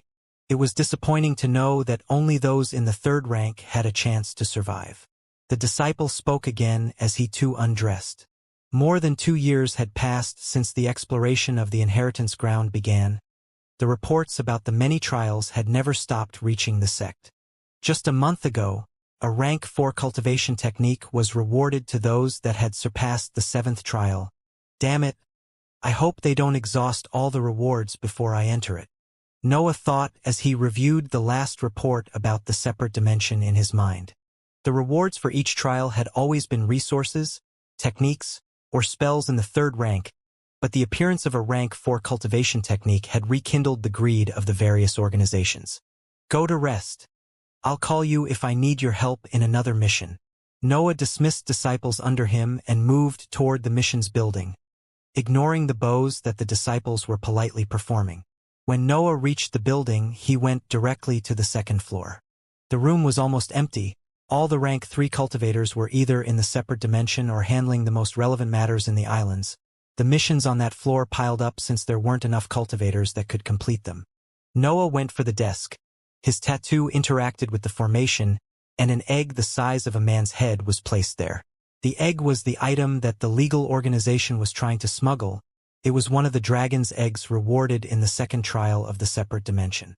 The egg disappeared from the desk and a huge number of merit points were given to Noah. That number though saw a sharp decrease once he made his purchase. A small scroll appeared on the desk. Noah opened it only to see that an intricate rune was depicted on it. His mind immediately began to enlarge at that sight. Finally, now I can fully focus on reaching the peak of the solid stage. The chasing demon sect had constantly been provided with reports about the inheritance ground. Its rewards to each trial were like a magnet that attracted all the ambitious cultivators that were nearing the 3rd rank of the Danteon. There were many like Noah who were in the solid stage of the 2nd rank. The previous strongest rank 2 cultivator, Perry, was an example of that. Yet, they would rather take the slow but steady approach when it came to the breakthrough to the 3rd rank. An injury during that process could be fatal to the cultivation journey of a cultivator, and it could even take its life away. However, that approach changed when more and more rumors about the possible gains behind the trials of the separate dimension became public. A high number of disciples that were in the solid stage begun to isolate themselves in their caves, trying to concentrate solely on reaching the peak of the 2nd rank. In the more than 2 years that had passed since the separate dimension was discovered, many rank 2 cultivators had successfully stepped on the peak of the human ranks. Of course, there was a high number of casualties due to that reckless approach, but the sect couldn't care less about it. Rank 2 cultivators could be nurtured easily, while one in the 3rd rank was a powerful asset. Almost any number of casualties was worth increasing their numbers. Noah was aiming for the same thing, but his approach was quite different. The Danteon's opening gave him a lot of free time. Only 3 days each week were used for that practice if the procedures and the resting time were summed. That's why he could focus on the accumulation of merit points in those years. The generous rewards of the sect and the lack of manpower allowed him to reach the needed sum for the 4th Xianxia rune, even if he only did missions suited for rank 2 cultivators. As for the secret arts, he had momentarily put their study in the back of his mind. After all, the level of his centers of power had the priority, and the inheritance ground had items and techniques that vastly surpassed the value of a secret art. The right choice was to hasten his entrance in the dimension. With the 4th Xianxia rune in his possession, Noah could finally seclude himself inside his cave with the intention of coming out of it as a rank 3 cultivator. That breakthrough arrived even earlier than Noah had expected. Noah didn't have clear methods of comparison. Rank 3 cultivators always appeared like middle-aged people between their 30s or 40s, so he couldn't really know how fast he was improving. Yet, he knew that it generally took 3 years to reach the peak of each stage of the 2nd rank, and a bit more when it came to the solid stage. Noah had entered the 2nd rank when he was 18, a feat possible only thanks to the early formation of his Danteon, which gave him a head start. Now, after a bit more than 8 years of methodic training and constant battles, he was finally stepping in the apex of the human ranks. It didn't take much for his Danteon to reach the peak of the solid stage. He was using an unorthodox technique paired with an extremely good potion that could remove its aftereffects and the breath blessing that created an ideal training environment. Also, his body had been at the peak of the lower tier of the 4th rank for such a long time, and his mind had been in the 3rd rank for 3 years already. The superior level of his centers of power pushed the improvement speed of his Danteon at an even higher level. He was still a few months away from being 27, but his dantian was already unable to enlarge anymore. The sea snake's tears is indeed a good potion. I didn't even need to rest to relieve the stress of my dantian, Noah thought as he inspected his low waist. His dantian had reached its maximum expansion and capacity. Shining black crystals were amassed in its insides. A bottle containing a shining dense liquid appeared in his hand. That was the reagent needed for the breakthrough in the third rank. Noah had prepared a few bottles of it already. The contents of the bottle were quickly drunk by Noah. He was virtually at his peak form. There was no reason to hesitate. The temperature of his low waist rose immediately as the breath inside his dantian began to heat up. The black crystals liquefied and then evaporated as the impurities in them were expelled from their composition. The impurities shot at high speed toward the walls of the dantian. They seemed to be unobstructed and ready to return to the outside world. Yet there was a wall around the dantian. The wall was impenetrable, no matter how fast or dense the impurities were. They couldn't even dent that invisible and cold wall. The impurities could only slowly fuse with the walls of the dantian, giving it a shining and metallic appearance. It seemed far sturdier than before. Noah carefully overviewed the process as he used his mental energy to create the blockage that contained the impurities. He had to admit that he had overestimated the difficulty of the process. It couldn't be helped. His mind was far stronger than his dantian. The pressure that it was capable of was enough to force the impurities to fuse with the latter. I wonder if I can avoid the reagents the next time. I should be able to purify the breath without any external help. Noah had that thought as he watched how the situation in his low waist stabilized. His dantian was smaller than before, but it was far sturdier. Inside, a strand of a brilliant black gas was easily contained by his improved center of power. Noah couldn't help but marvel when he sensed the amount of power contained in that little quantity of breath. Rank 3 Cultivator, gaseous stage. A smile appeared on his face when he had that thought. His centers of power were now a match of William, the man that had introduced him to the cultivation world. Some emotions couldn't be expressed with simple words. When Noah realized that he had stepped in the last rank of the human ranks, the memories of his journey re-emerged in his mind like an unstoppable tide. The life as a bastard of the Bulvin family, William's training, the near-death experiences in Twilboya Cliff, the death of his loving mother, the escape from eccentric Thunder's dimension, the academy, the escape from the control of the royal family, his journey alone in the continent, the Audionation, and, ultimately, the Coral Archipelago. 19 years ago, he was only a transmigrated kid trying to scam soldiers to learn what seemed superpowers in his eyes. Now, he was a dreaded cultivator who had just stepped on the peak of the human ranks. All his pain, all his hard work, all his suffering, the powerful feeling that his dantian radiated made it seem completely worth it. This is just the beginning, Noah thought as he drank a bottle containing the nurturing sea snake's tears. Now, he could be considered a king among the cultivators in the human rank, a true elite. Yet, he knew far too well that he was just an ant when it came to the entirety of the cultivation world. Powerful entities could be found everywhere. Being an elite among tens of thousands of ants was nowhere near his true objective. He unconsciously raised his head. The purple ceiling of his cave filled his view, but Noah's eyes seemed to pierce that material to gaze at the starry sky. He felt the light of the stars shining on his face. There was nothing but the ceiling of his cave above him, but Noah's eyes reflected the stars that he had once seen in the attitude test of the academy. One day, it was with that last thought that he lowered his gaze and returned to reality. Noah spent the next month stabilizing his cultivation level. He had just entered the third rank after all. His reserves of breath were still lacking. Luckily for him, the training area where his faction gathered featured many spots where the density of breath suited his new level.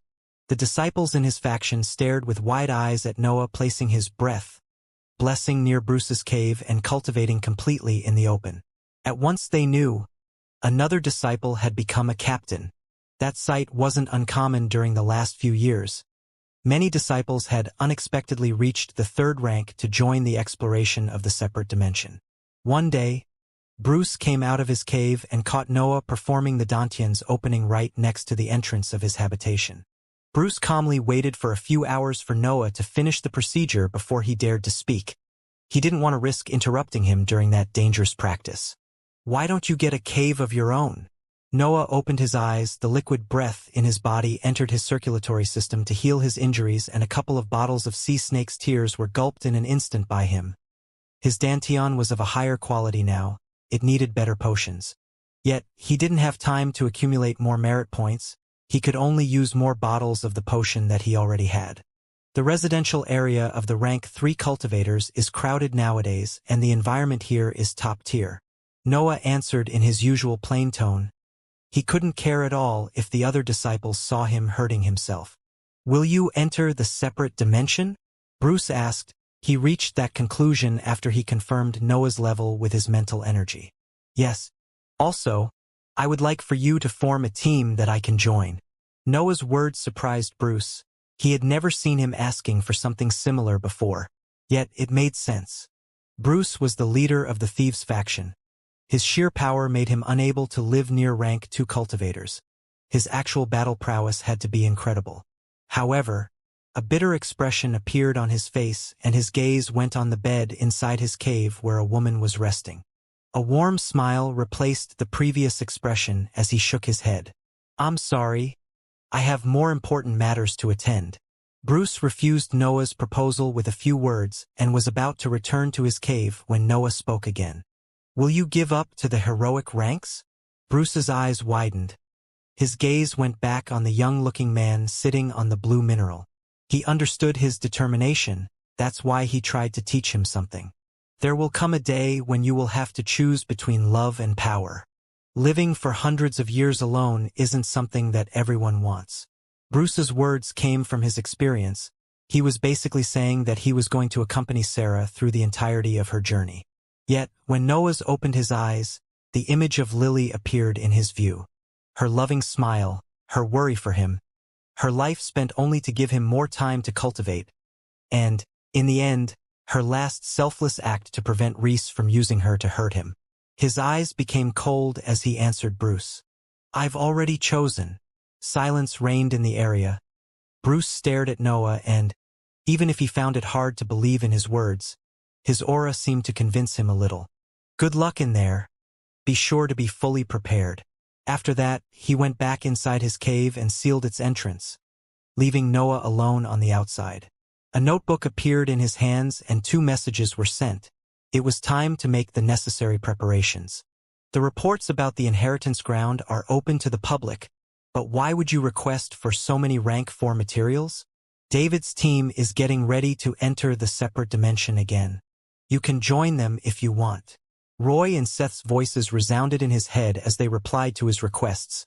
Noah quickly sent other messages to justify his demands and organize the next days. 2 weeks later, he entered the separate dimension under the Great Whirlpool. A group of 20 cultivators dove into the depths of the Great Whirlpool. Their auras were suppressed, but their fiery battle intent couldn't be covered by layers of mental energy or by the clothes covering their faces. A token is given each 3 trials. We can use it to escape the dimension, and it can't be accumulated. We used ours in the 8th trial, so we have to start the exploration from the beginning. The hooded man in the vanguard position spoke to the figure next to him. The man speaking was David. He was reviewing the known information about the separate dimension with the cultivator that had just joined his team. Of course, that cultivator was Noah. He had gathered a huge amount of information in the 2 weeks before this day. He wanted to be prepared for the exploration after all.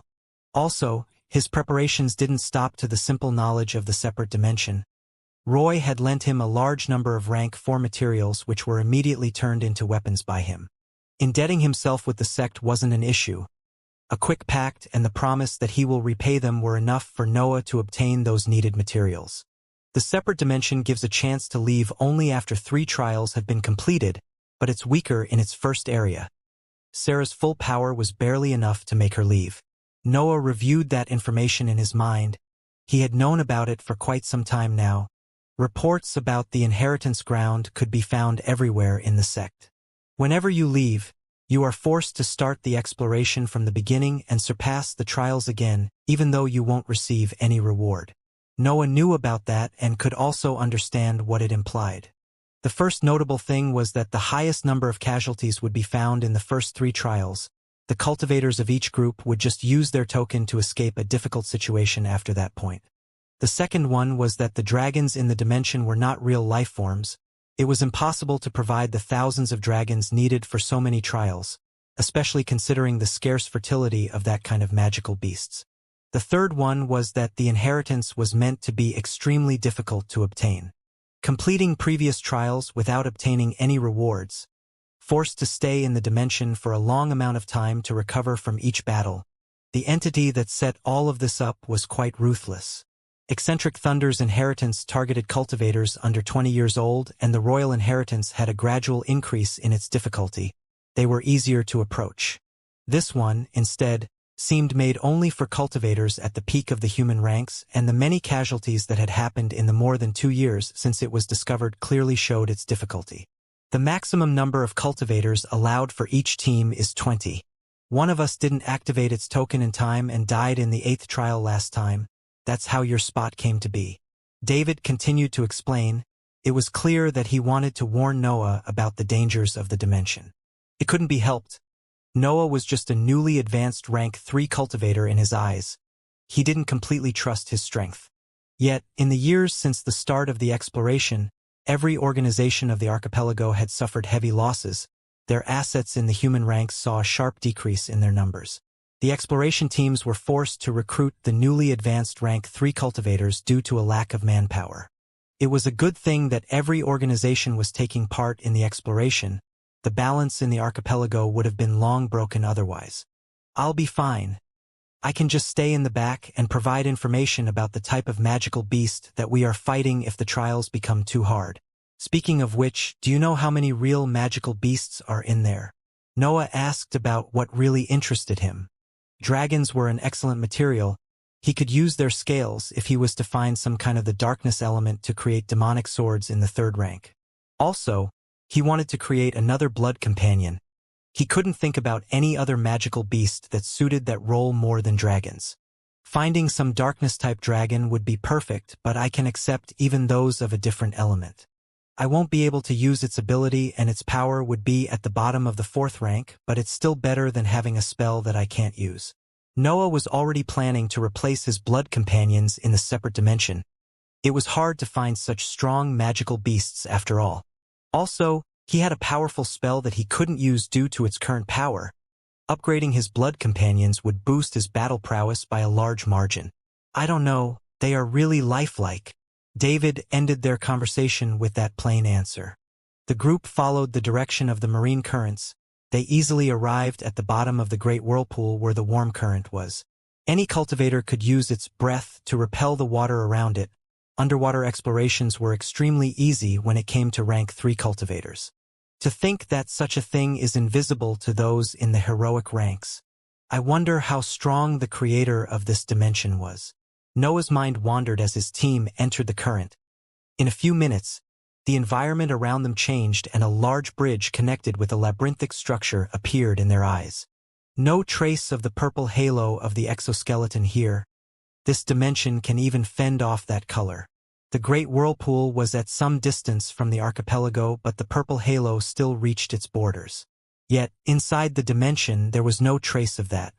The bridge seemed suspended on the void. Only the dark waters of the depths of the sea could be discerned after an attentive investigation to the walls of the dimension. David led the way across the bridge, reaching the gate of the labyrinth in about 10 minutes. Then, Noah could see with his own eyes the 30 blue dragons 10 meters long charging at him from below the bridge. The sea dragons had 4 huge legs and a pair of large wings. Their bodies were huge and had a large belly. They almost seemed fat to an inexperienced eye. Yet, Noah knew that feature was only a sign of their great defense. Extremely lifelike. They could almost fool me. Noah stared at the incoming dragons with interest. They weren't like the magical beasts in Eccentric Thunder's inheritance. They seemed made of flesh and bones as if they were real. However, Noah's instinct told him that they were a creation of the dimension.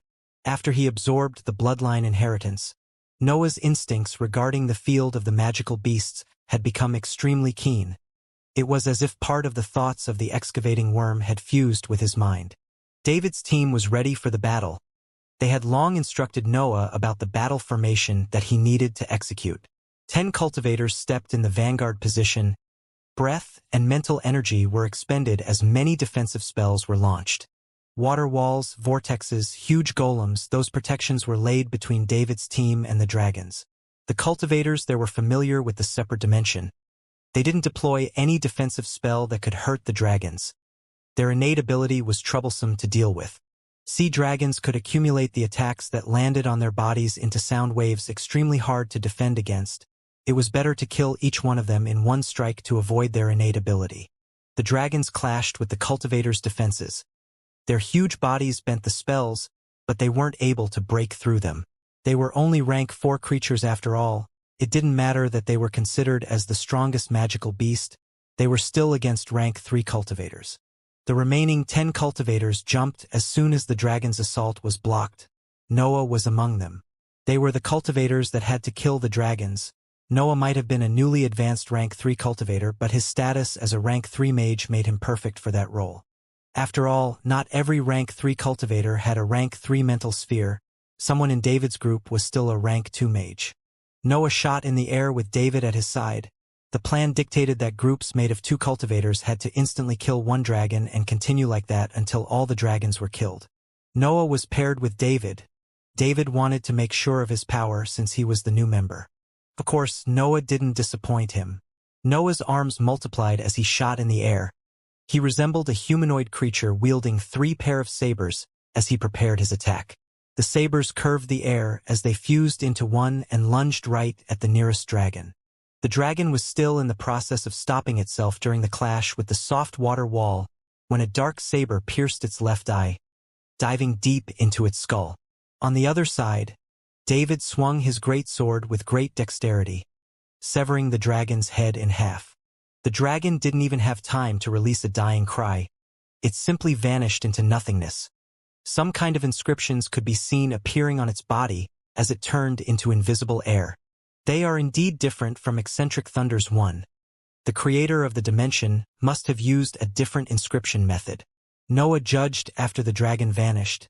He tried to understand something from the inscription, but they were far too complex for his level. David nodded at his side. He was pleased to see that Noah would be able to face the dragon even by himself. Yet, the method that they were using was safer. That's why he quickly swept the battlefield with his mental energy and shouted an order before resuming in his assault.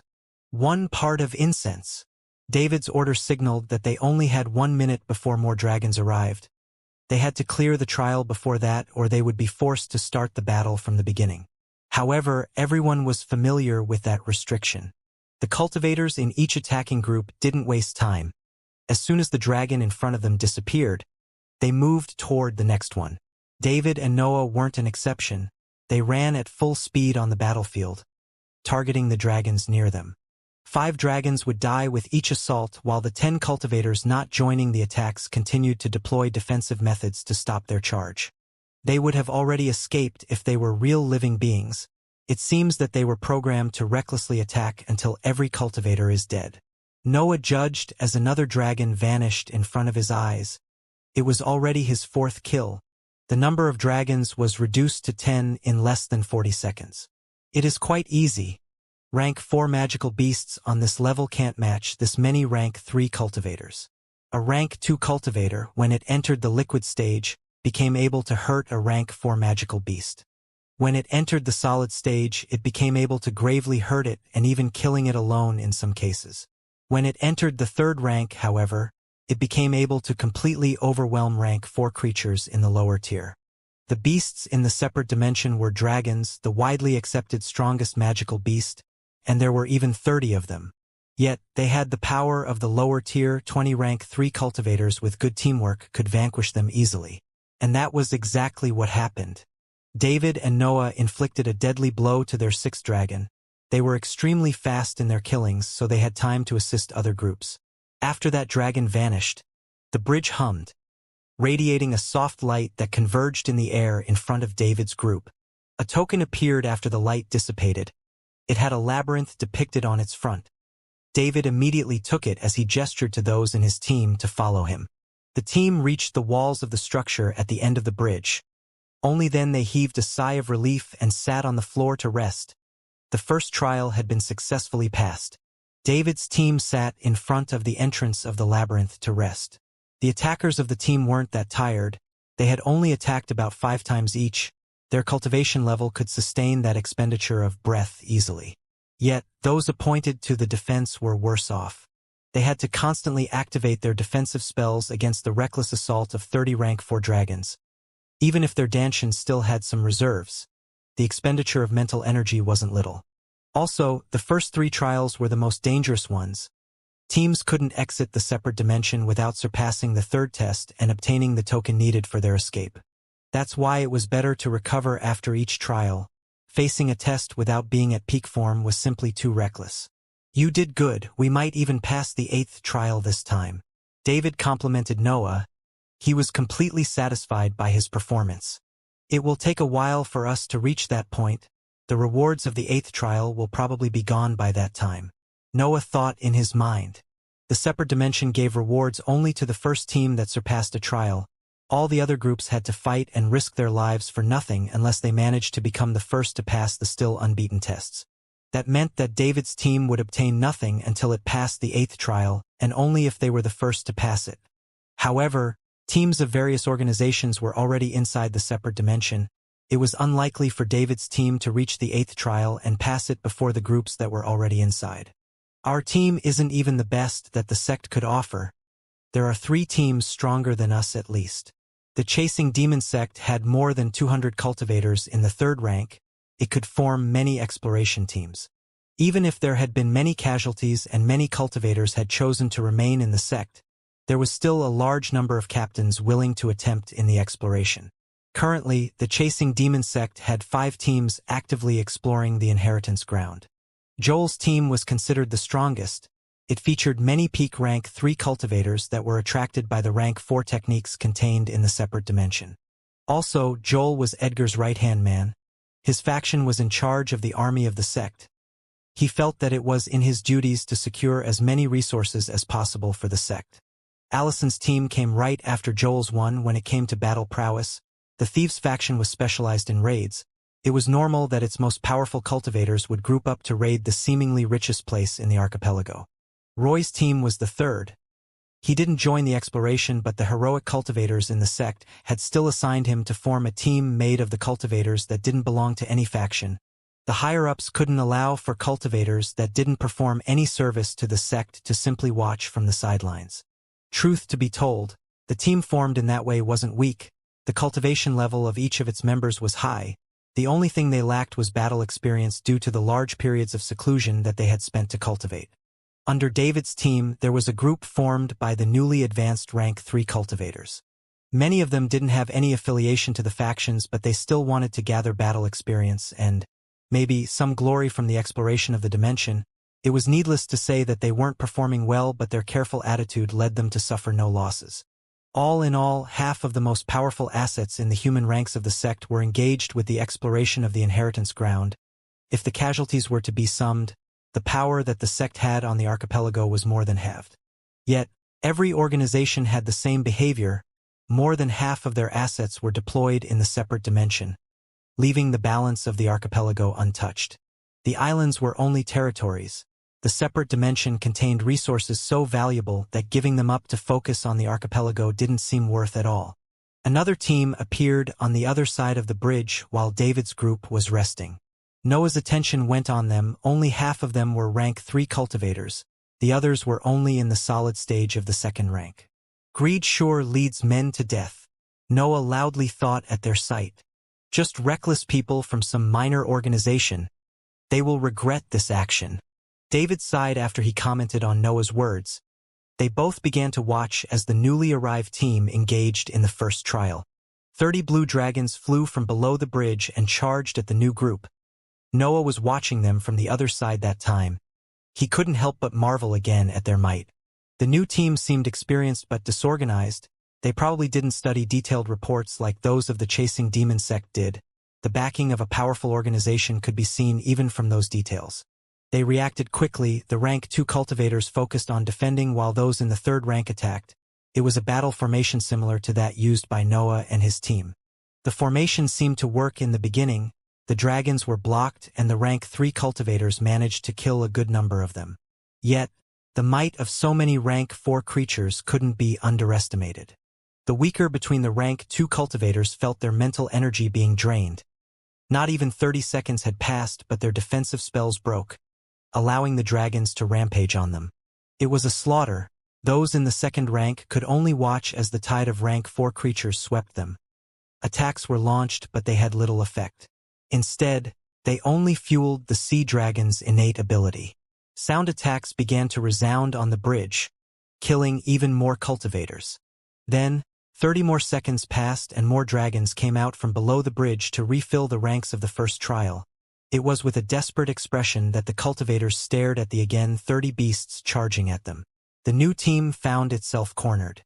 30 dragons were still in front of them, but they had already suffered heavy losses. Almost all the cultivators in the second rank had died after the defenses were breached, and even some of those in the third rank couldn't defend from the joint sound attacks of the dragons. This is the real difficulty of the trial. If you aren't fast enough in the killings, the number of dragons will be refilled while you will just continue to weaken. They are doomed. The team didn't manage to block that dragon's assault when it had 20 members. They couldn't do so after the recent losses. The rank 3 cultivators tried to use their spells to defend. Yet, since they had no one killing the dragons, they could only desperately watch as their reserves of breath and mental energy were depleted. In about 20 minutes, all the members of the just-arrived team were killed and the dragons simply flew somewhere below the bridge.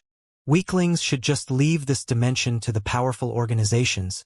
They don't have a chance anyway. David spoke while shaking his head. Sometimes, weaklings simply don't have a choice. Noah thought in his mind. He could relate to their situation. He had been a lone cultivator for most of his life after all. Yet, they were unprepared. They should have bought the necessary information at least. He immediately knew which had been their fatal weakness. Knowledge was power, especially in a place where the trials could be studied. If the rank 2 cultivators were the ones attacking, maybe they would have survived. Noah concluded. The new team found its defenses breached too soon, which gave enough time for the other dragons to arrive. We should rest too. The path in the labyrinth is quite annoying. David spoke again and Noah nodded at his order. He cultivated for a few minutes before laying down to sleep. The Dantian's opening technique didn't require for the bloody procedure to be executed, even when someone had to refill its Dantian. The procedure was needed only when someone wanted to raise its level. Simply speaking, Noah could just create the usual vortex and move its center toward his Dantian with his mental energy. It expended a bit of mental energy, but it allowed him to refill his reserves without piercing his Dantian. Of course, he couldn't enlarge his Dantian in that way. The procedure was needed to raise its level. David's team rested for half a day before resuming its exploration. Everyone was at its peak form by then. There was no reason to waste more time. David used the token obtained in the first trial to open the entrance of the labyrinth. A heavy pressure could be immediately felt as soon as the huge door of the structure opened. Massive white walls filled the environment inside the structure. They radiated some sort of pressure that weighed on the mental spheres of the cultivators and prevented them from using their mental energy to inspect the area. They were forced to use their senses in that environment. Noah's gaze went on the rank 2 mages in his group. They had paled a bit when the door opened, but their mental spheres seemed sturdy enough to endure the pressure. David has chosen well. He nodded internally at that sight. David had given a lot of thoughts in the creation of his team. David went in the vanguard position and signaled to the others to follow him. The labyrinth had been explored many times by then. It was almost completely mapped. We will follow the same route as last time to be sure that nothing unexpected happens. David explained to Noah as they moved across the large passages of the labyrinth. The second trial can be slightly easier depending on where you gain access to it. Well, it should be quite easy considering our team. Noah had studied all the reports that his sect was able to provide. He knew exactly what to expect in the road to the 8th trail. After many turns and a long march, David's team reached a large square where a black monolith stood at its center. The monolith had many inscriptions on its surface, and it also featured a small hole. David turned to look at the members of his team, and they all nodded when their gazes crossed. Then, he inserted the token of the first trial in the hole. The white walls of the passages connected with the square sealed themselves, and a huge figure materialized on top of the monolith. Noah's eyes shone at that sight. He did his best to hide the greed that he felt toward that figure. That was because the figure on top of the monolith belonged to a peak rank for Bone Dragon, a creature of the darkness element. If only it was a real magical beast. Noah complained in his mind as he retreated to set up the battle formation with his team. The Bone Dragon was the same as the sea dragons in the first trial. Even if it was extremely lifelike, it was only a creation of the inheritance ground. The inheritance gave completely intact corpses as a reward. I wonder how many of them there will be at the end of the dimension. The Bone Dragon wasn't suited to become a blood companion due to the absence of blood, but its corpse would be the perfect core material for the creation of new demonic swords. Noah couldn't help but wonder if the inheritance ground had corpses of that creature stored somewhere, waiting to become the reward of some trial. The battle began. A peak rank 4 creature was extremely powerful. Its power surpassed that of the 30 dragons in the first trial. Yet, it was alone, and it was against 20 rank 3 cultivators. Adding the fact that the Bone Dragon could only shoot piercing bone shards other than fight using its body, the battle quickly became one-sided. It was enough for 12 cultivators to focus all their spells on restraining the beast while the other 8 relentlessly launched attacks. Little by little, the Bone Dragon became exhausted and the cracks on its bones became too large for it to suppress them. It's good that it behaves like a living being. It would have been a problem if it had an endless reserve of energy. Noah thought when the Bone Dragon crumbled on itself. The bones that made its body fell everywhere on the battlefield before vanishing in the air. The passages linked to the square opened and the token inside the monolith shone as it returned to David's hands. The second trial had been easily passed. Noah eyed the 8 cultivators that had been appointed of attacking the Bone Dragon. His role had been to focus on defending the team in the second trial. His status as a rank 3 cultivator in the gaseous stage didn't suit the attacking role, especially against a peak rank 4 creature. The 8 attackers were the cultivators with the highest cultivation level in the group. A few of them were in the solid stage of the 3rd rank while the others were at the peak of the liquid stage. Noah simply couldn't compare to them unless he used the complete demonic form. Such a difference in power. The heroic ranks are incredible. As always, Noah deeply analyzed his battle to learn as much as he could from his enemies or to discover flaws in his combat style. When entering the liquid stage of the 2nd rank, a cultivator becomes able to wound rank 4 creatures, but that only when considering beasts in the lower tier of the rank. The comparison between the power level of the magical beasts and the cultivators was clear in his mind. The academy had taught him quite a lot in that field. Generally speaking, a cultivator became able to safely face a rank 4 beast in the lower tier only when it entered the 3rd rank. There were exceptions like Noah who could single-handedly kill rank 4 creatures when they were in the 2nd rank, but they were considered special cases. Also, their battles would always involve a large amount of risk. They were forced to go all out in those situations. After that tier, the difference in power between beasts and cultivators would increase. Cultivators had their centers of power which made them naturally stronger than magical beasts, but the latter were advancing inside the 4th rank. Any breakthrough in the heroic ranks gave far more power than those in the human ones. A rank 4 beast in the middle tier can match a cultivator in the liquid stage of the 3rd rank, while it can only be safely killed by a group of said cultivators or by someone at the peak of the rank. A creature in the middle tier of the 4th rank was halfway through its journey in the 1st heroic rank. Only exceptional cultivators in the liquid stage could face it alone. As for those at the peak of the rank, only heroic cultivators can face them without any danger. Noah stopped reviewing the situation after that conclusion. David's team was formed by 20 rank 3 cultivators and 4 of them were in the solid stage. Resorting to slowly exhausting the peak rank 4 creature was an excellent choice because it fully expressed the power of the numerical advantage of the cultivators while keeping them safe. Peak rank 3 cultivators could hurt a peak rank 4 creature, but that was it.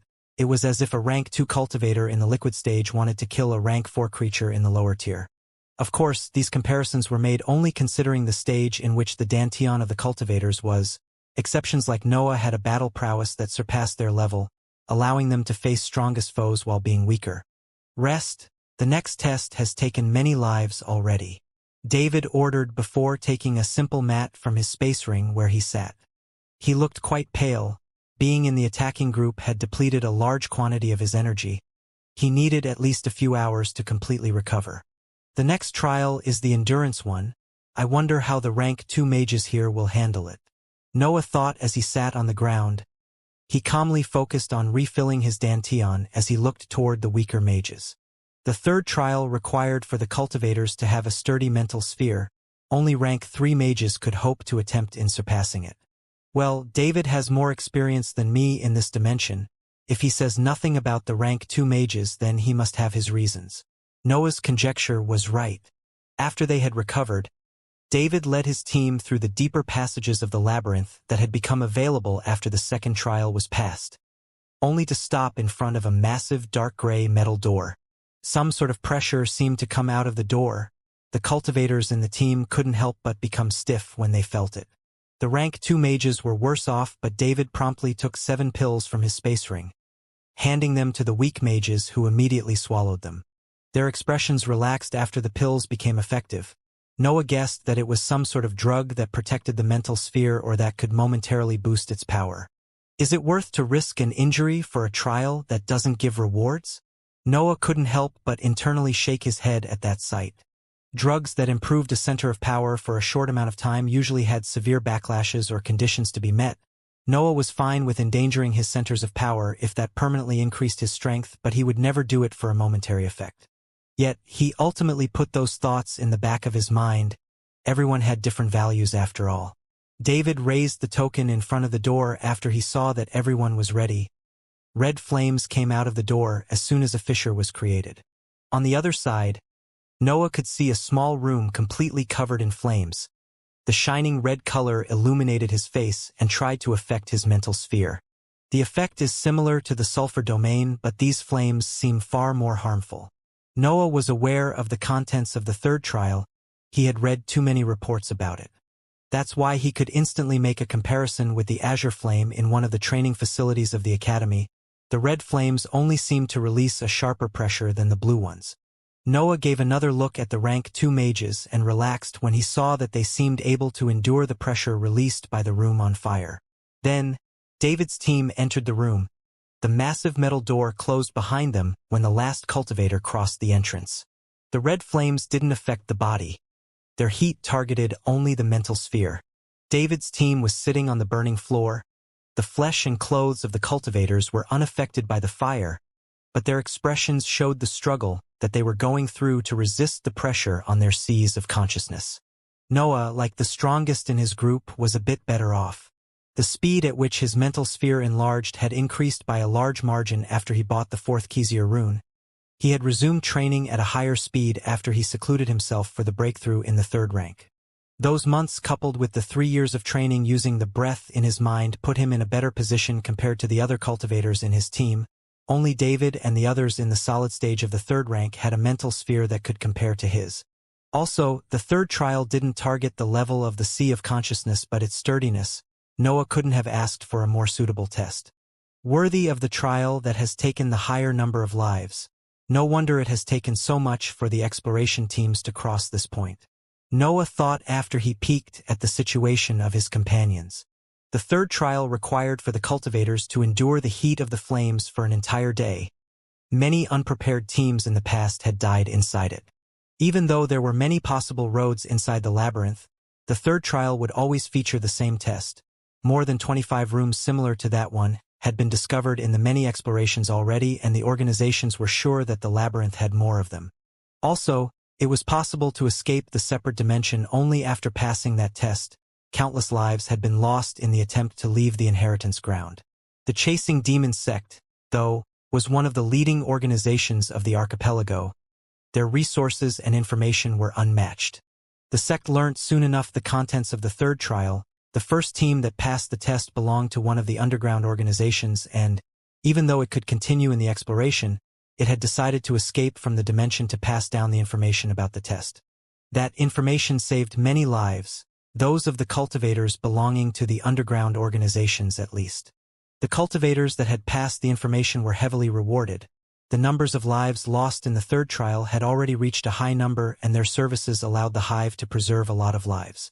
After all, with the resources held by the underground organizations, even rank 2 mages became able to pass the test. Hours passed inside the burning room. The heat of the flames exerted a dense pressure on the mental spheres of the cultivators, which attempted to corrode their walls.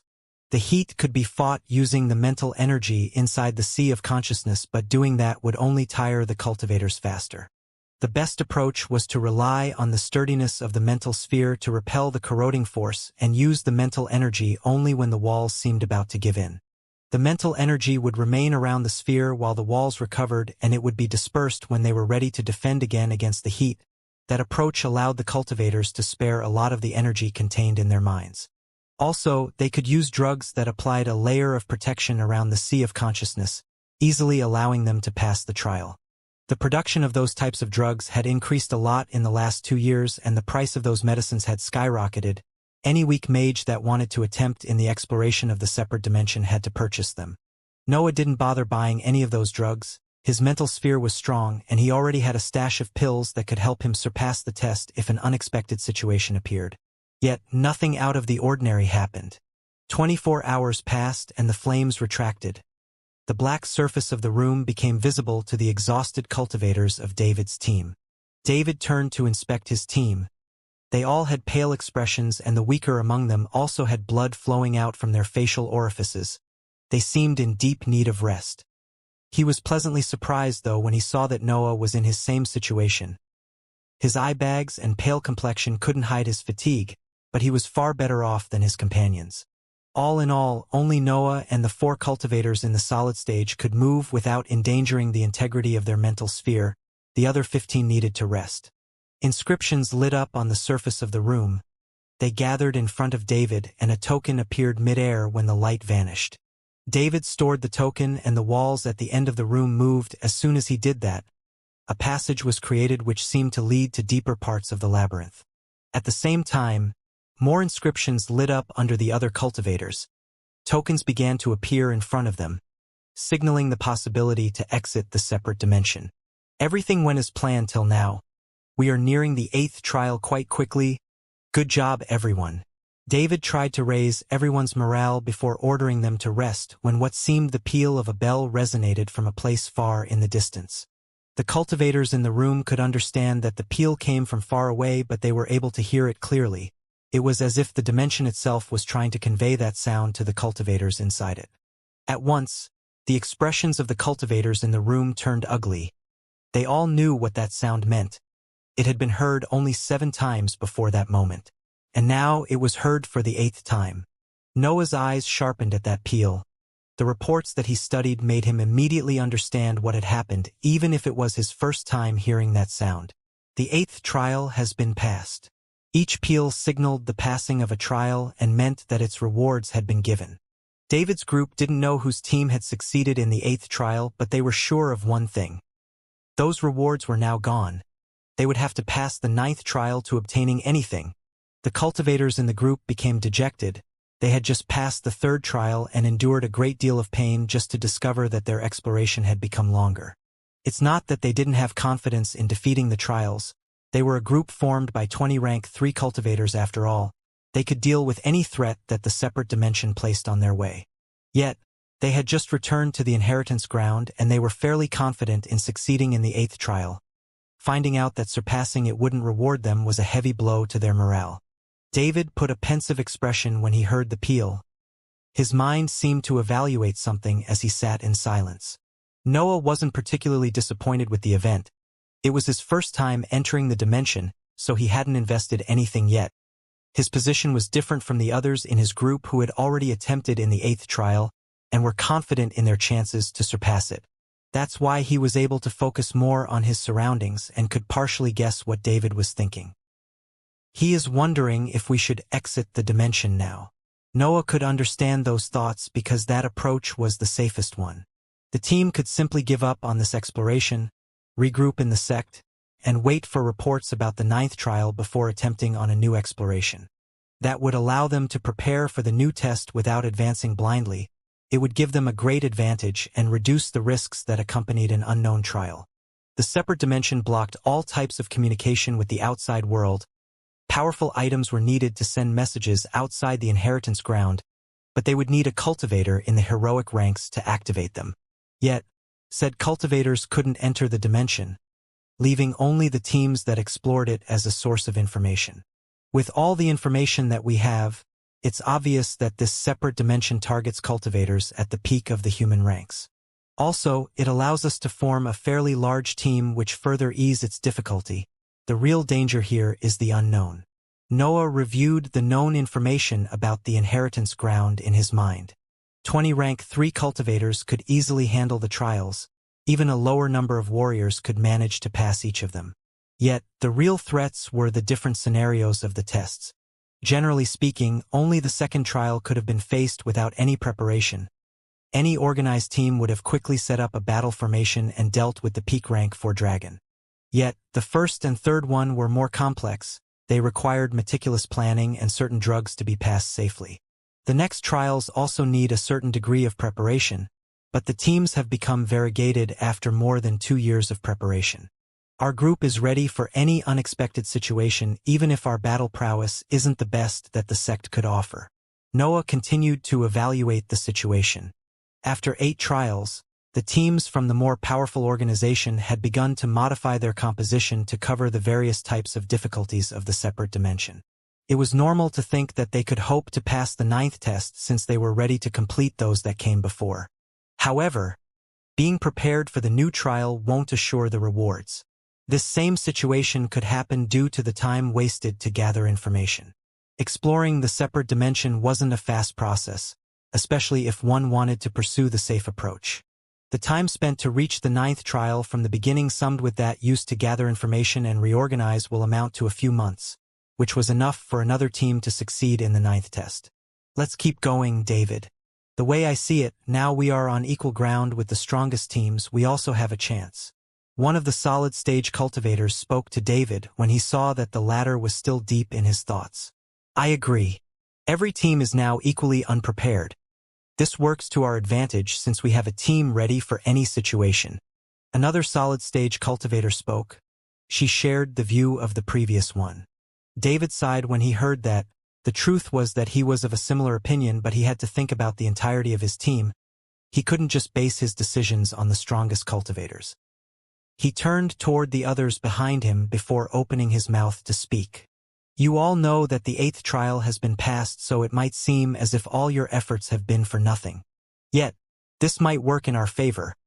We are already at a good point, and the composition of our team can face many unexpected situations apart from being prepared for the next tests.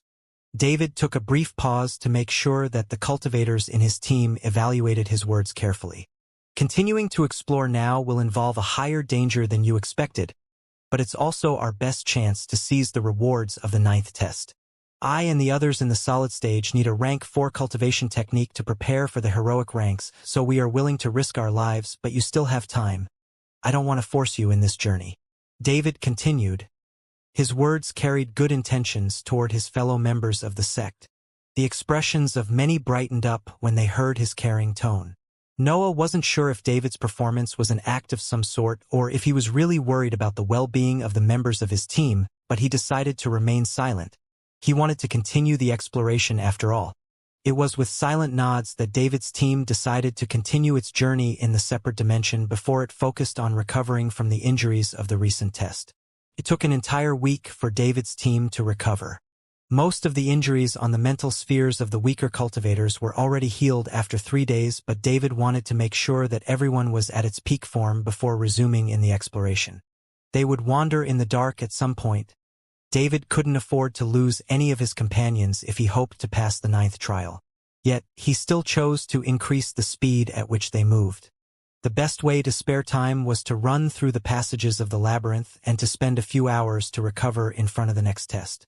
The layout of the labyrinth was almost completely mapped. It wasn't a problem to diminish the time needed to reach each trial.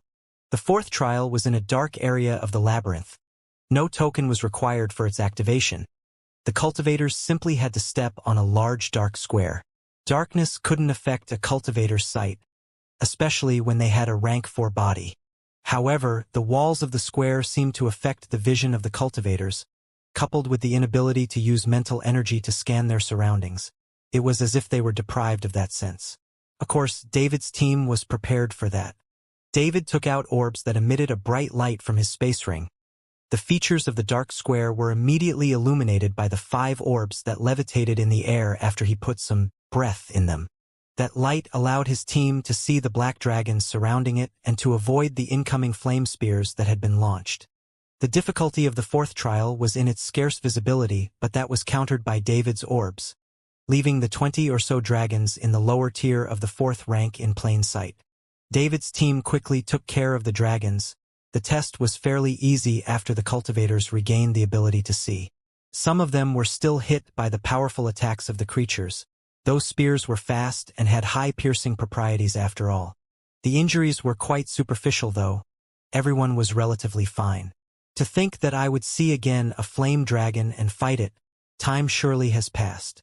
Those thoughts hit Noah's mind when he saw the last flame dragon vanish right in front of his eyes. Flame dragons were the most common kind of dragons. Their scales were black and they could change the shape of the flames that they created due to their innate ability. Yet, what made Noah so emotional was that the dragons he had just fought belonged to the same kind as the one that had attacked Bulvin Mansion in his childhood. Noah clearly remembered. He was just a newborn in his mother's embrace when one of those magnificent beasts attacked. The void inside him was filled with an endless ambition that day. The image of Thomas's back as he fought the dragon in the air was still engraved in his mind. 27 years had passed and he was now able to fight them. Even an aloof character like Noah couldn't help but feel something. "Are you okay?" David noticed that peculiar behavior when he saw that Noah was staring at the floor where the flame dragon had disappeared.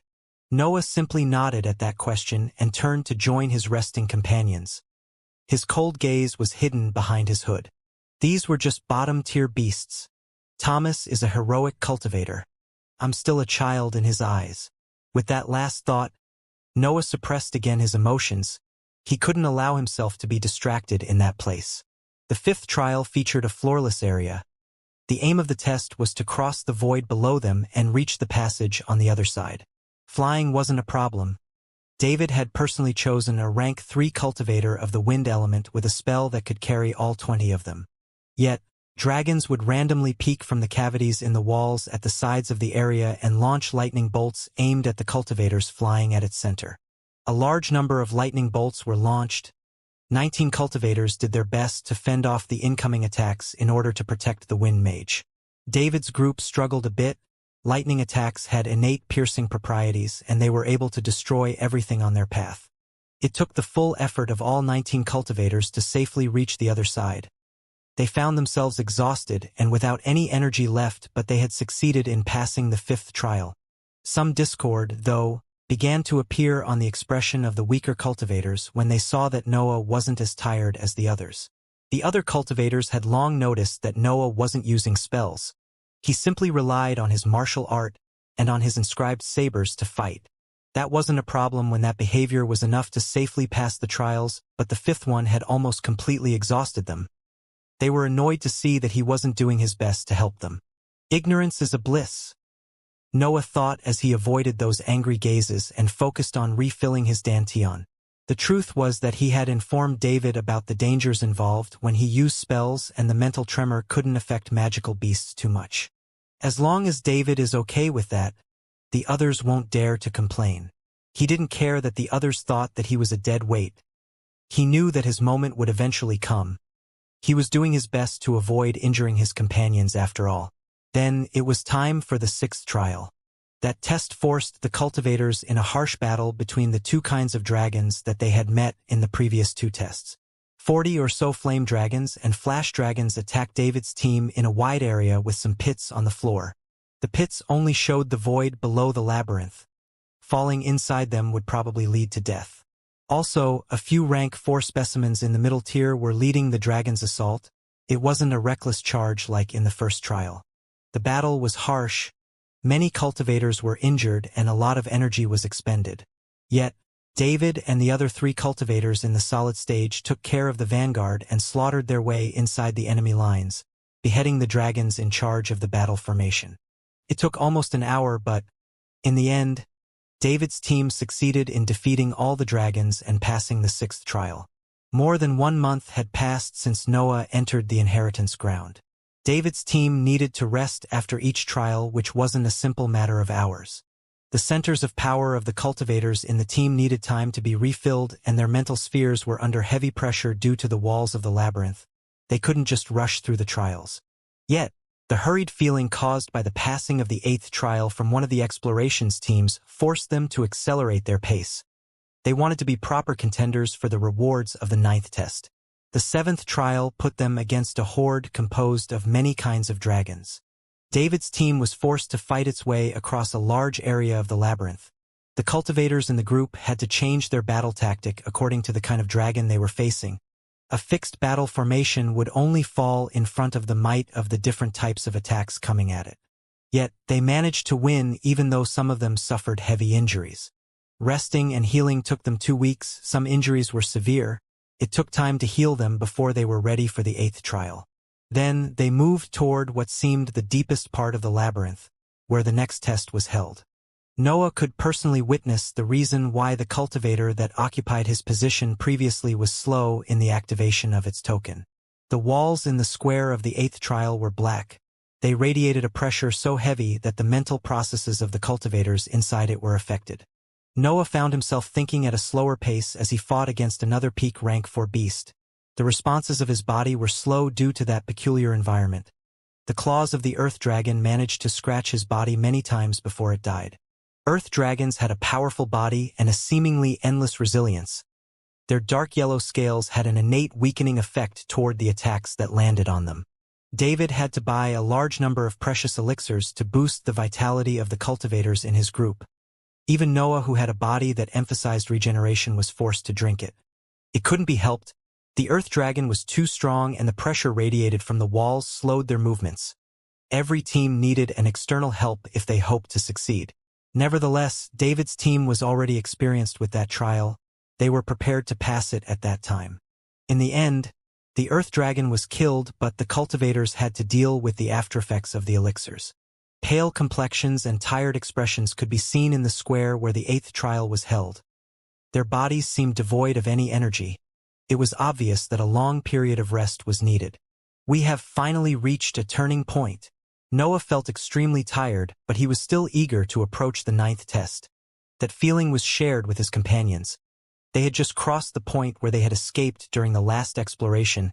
Heated gazes could be seen under their ill bodies. It took them some weeks to dispel the aftereffects of the elixirs and recover from the trial.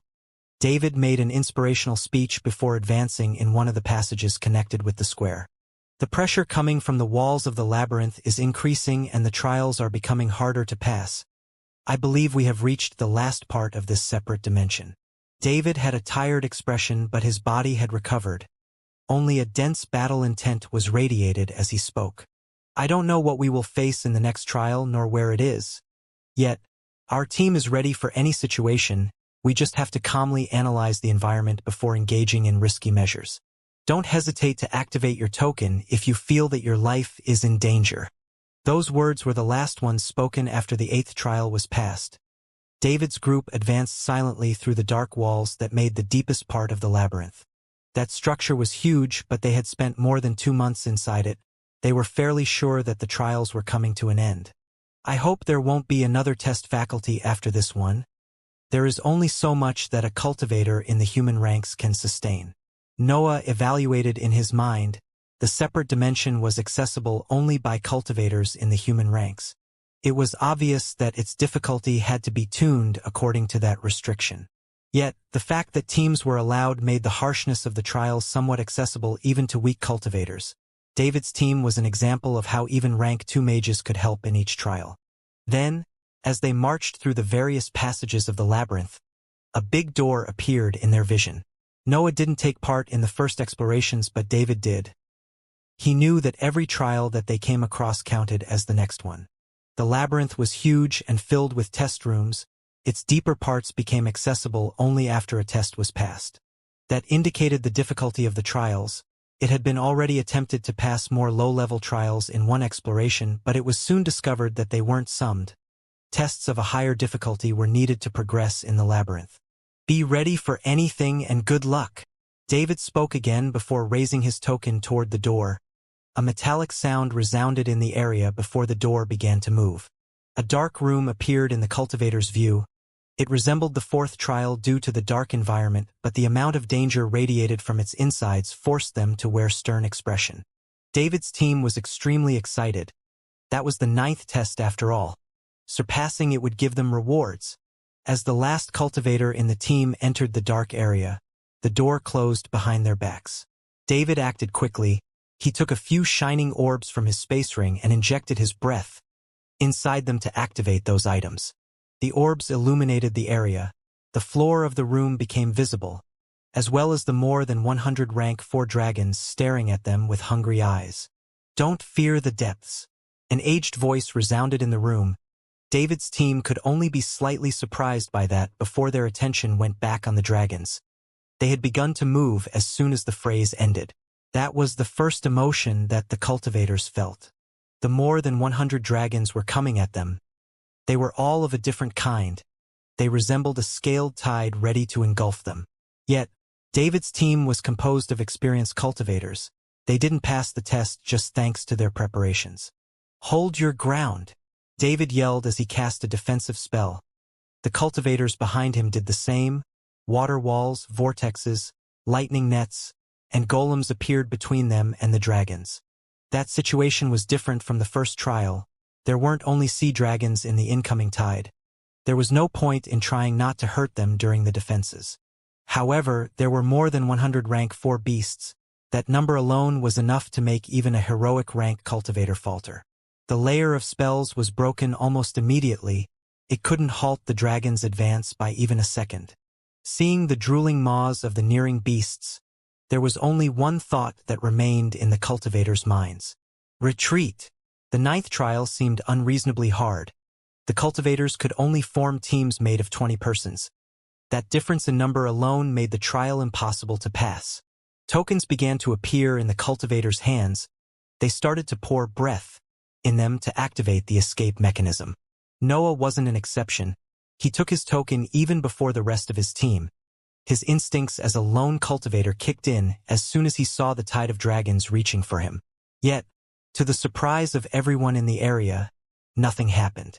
According to the reports, injecting even a small quantity of breath in the tokes was enough to activate the teleportation ability inscribed in them. Many cultivators that had escaped the inheritance ground praised how quickly they were teleported outside thanks to said tokens.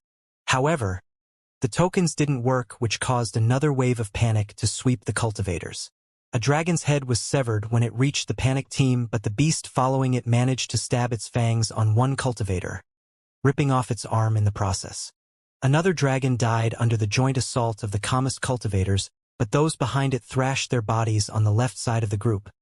A trail of blood was left on the dark floor as 3 cultivators died in an instant. F.U.C.K. Calm down. There must be a way. Noah's situation wasn't that better. Black smoke came out of his figure, which prevented the faster dragons to focus him. The amount of danger radiated from his figure was enough to make the beast prefer the others in his group. He couldn't care less about the cultivators around him. His life was in danger. It wasn't the time to hold himself back. There was nowhere to retreat.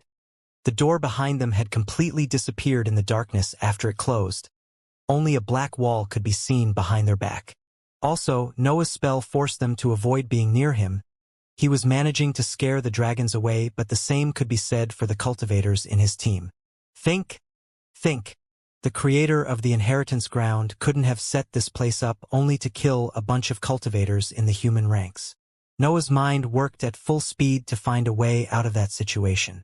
The tokens didn't work and the door that led back to the labyrinth had disappeared. There didn't seem to be a way out of that trial. Then, Noah remembered the aged voice and the contents of its phrase when the door closed. Don't fear the depths. Does it want us to advance?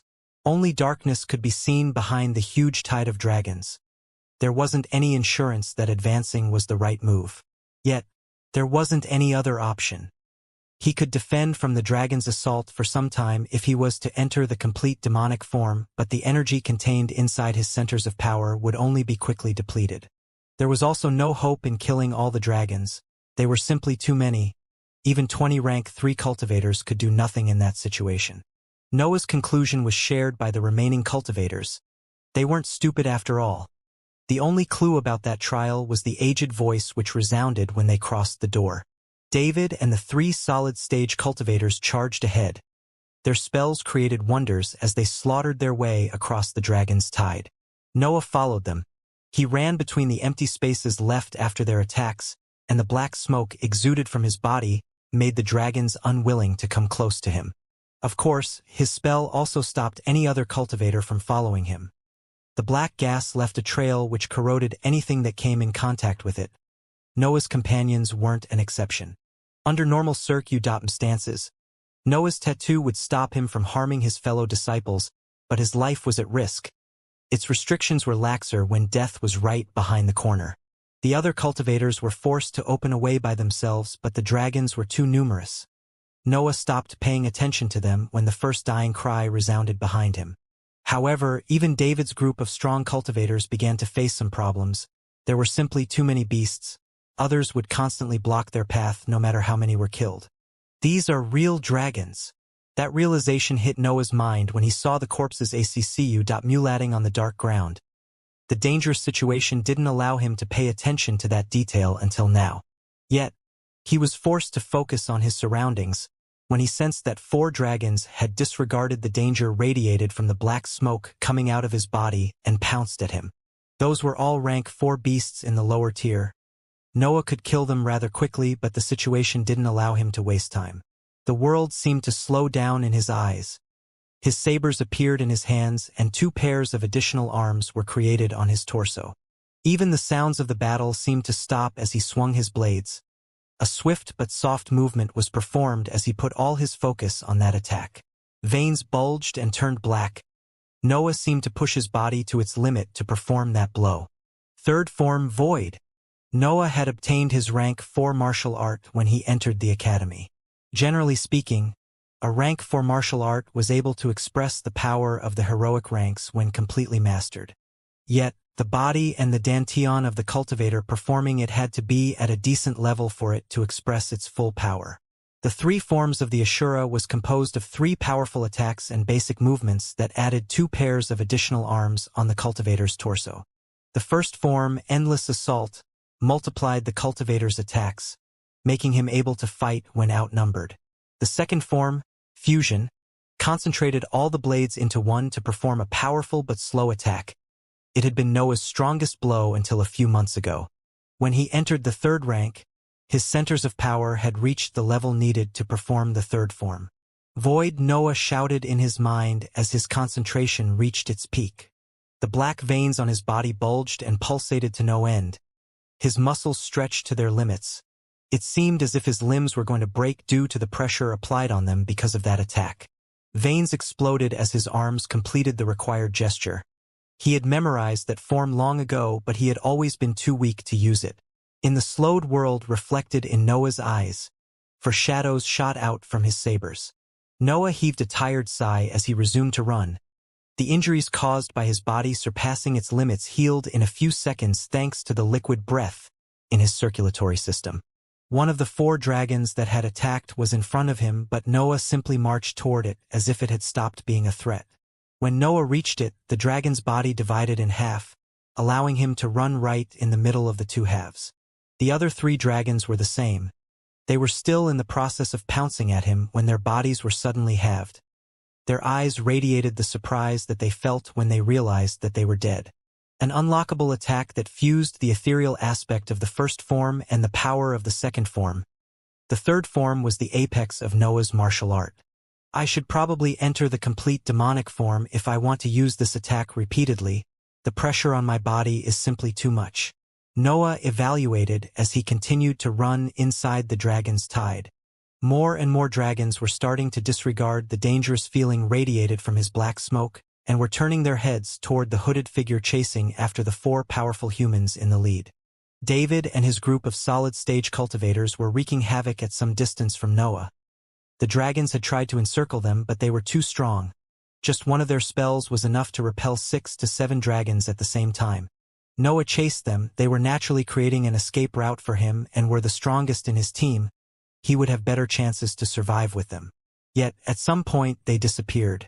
Where did they go? Noah was confused. They were right in front of him for the whole time, but now he couldn't see them. Also, the dark area still maintained the features of the other parts of the labyrinth. The mental energy of the cultivators was suppressed, and their sight was starting to be affected, since they were leaving the place where the shining orbs were levitating. Noah had bet everything on following David and his group. F.U.C.K. More smoke came out of his body as he cursed in his mind. His hooded figure was slowly replaced by a fiendish one that had horns and a tail.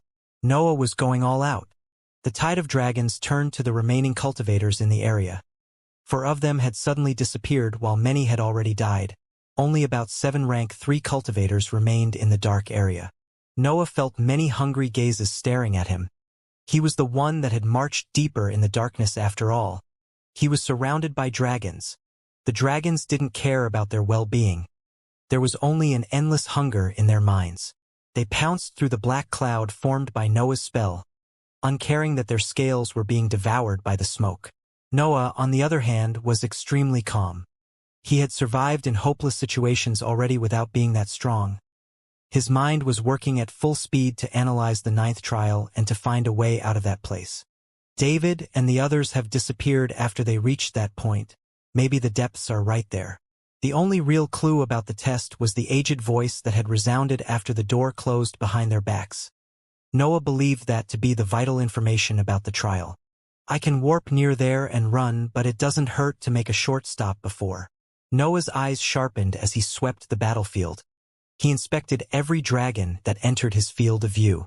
Then, when a few dragons managed to surpass the black smoke and near him, black flames enveloped his body, making him disappear in an instant. A fiendish figure reappeared in another part of the battlefield. The dragons there roared when they discovered the unwanted guest, but there was nothing they could do. They found themselves severed in half before they were even able to finish their battle cry. Only one of them had its head severed, which then immediately disappeared along with the rest of its body. Then, black flames covered again the fiendish figure, making him disappear from that place. Noah reappeared where David and his group had disappeared. The dragons there had already marched toward the remaining humans in the area. They didn't expect for someone to suddenly appear behind their backs. Yet, Noah didn't exploit that surprise effect. His attention was on his surroundings. He was trying to find clues about David's disappearance. Countless roars resounded as attacks were launched against him. The dragons felt challenged when Noah had appeared behind them. Then, Noah noticed that the floor ended at some point and that only the endless darkness of the depths of the separate dimension remained. The attacks were almost about to reach him when he gathered his determination and jumped off what seemed a cliff. His figure disappeared in the void below the 9th trial. Noah descended slowly. 2 pairs of wings flapped behind his back and small black circles appeared under his feet as he balanced himself to fly. Endless darkness surrounded him. Noah wasn't able to see anything. He only knew that he was descending. No trace of dragons behind me. It seems that they were restricted to the area above. Noah thought as he inspected his surroundings. His mental energy was suppressed and his eyes couldn't help him. He could only rely on his instincts. This place should be an area below the labyrinth. Wait, don't tell me that we could have just jumped off the bridge and skipped the trials. That realization hit Noah's mind as he continued to descend. The darkness below the labyrinth was a common sight in the trials. Many of them featured pits connected to that area. This is so strange. Why the 9th trial forced us to escape? Why did the other tests emphasize teamwork? What is the damned aim of the creator of this separate dimension? There was only confusion in his mind. The dimension seemed to test the teamwork of a group under many different situations. It didn't make sense to just put an impossible trial at the end. Humans had reasons behind their action. One wouldn't create a separate dimension just to play with some human cultivators. At least I hope so. Noah suppressed his question when he reached that point. He couldn't understand every human being. Maybe the creator of the dimension was just a sadistic watching the trials with a cup of wine in his hands. Noah continued to descend. He guessed that he had already fallen for a few kilometers, but there had yet to be a change in the environment. It was only after another couple of kilometers that a sandy ground appeared in his view. The sand shone with soft azure light, illuminating the environment at the bottom of the void. This resembles the seabed. How strange. Noah didn't understand his situation nor the place where he was. His escape token didn't work, he was separated by his teammates, and he didn't even know if he had passed the 9th trial. There had been no peel after all. Yet, he was happy that he had finally found a foothold. There were things he needed to do before he resumed in his exploration. Noah landed on the sand and inspected his surroundings. There seemed to be nothing except for a few rocky constructions in the distance. Just normal sand. Noah concluded after he inspected the terrain. He decided to find a place to rest before nearing the rocky constructions. A small hill appeared in his view. There seemed to be a cave of some sort on its surface which Noah didn't hesitate to explore. He had used all his strongest attacks together. The demonic form and the warp spell expended a lot of mental energy, and the third form pushed his body to its limits. Even the liquid breath in the membrane around his heart had to be refilled. However, when he entered the cave, he was surprised to find a chained dragon surrounded by inscriptions. The dragon seemed to be sleeping, but there was a detail that surprised Noah even more. It was a sea dragon identical to those on the bridge. What does this mean? Noah neared the creature with caution. The inscriptions seemed focused on restraining it, but there were other effects that Noah couldn't understand. They seemed to scan it, but for what reason? The dragon woke up when he sensed the new presence in his prison. His hungry eyes stared at Noah, but it didn't seem willing to fight. It's the first time that I see a beast so docile. There were carriages carried by magical beasts, but they were suppressed by inscribed chains or similar. The dragon, instead, seemed to have completely given up on escaping. Even its instinct as a magical beast was destroyed. For how long were you here? Noah couldn't imagine the amount of time it spent chained like that. It wasn't malnourished after all. It had simply given up. Then he just walked to the bottom of the cave. The dragon was restrained, and Noah had no intention of interfering with inscriptions that he didn't understand. It was simply better to rest and to prepare for the incoming exploration. His eyes shone when he inspected the contents of his space ring. A headless dragon was laying in an empty area. Its blood flowed on the floor, tainting some of the items in the distance.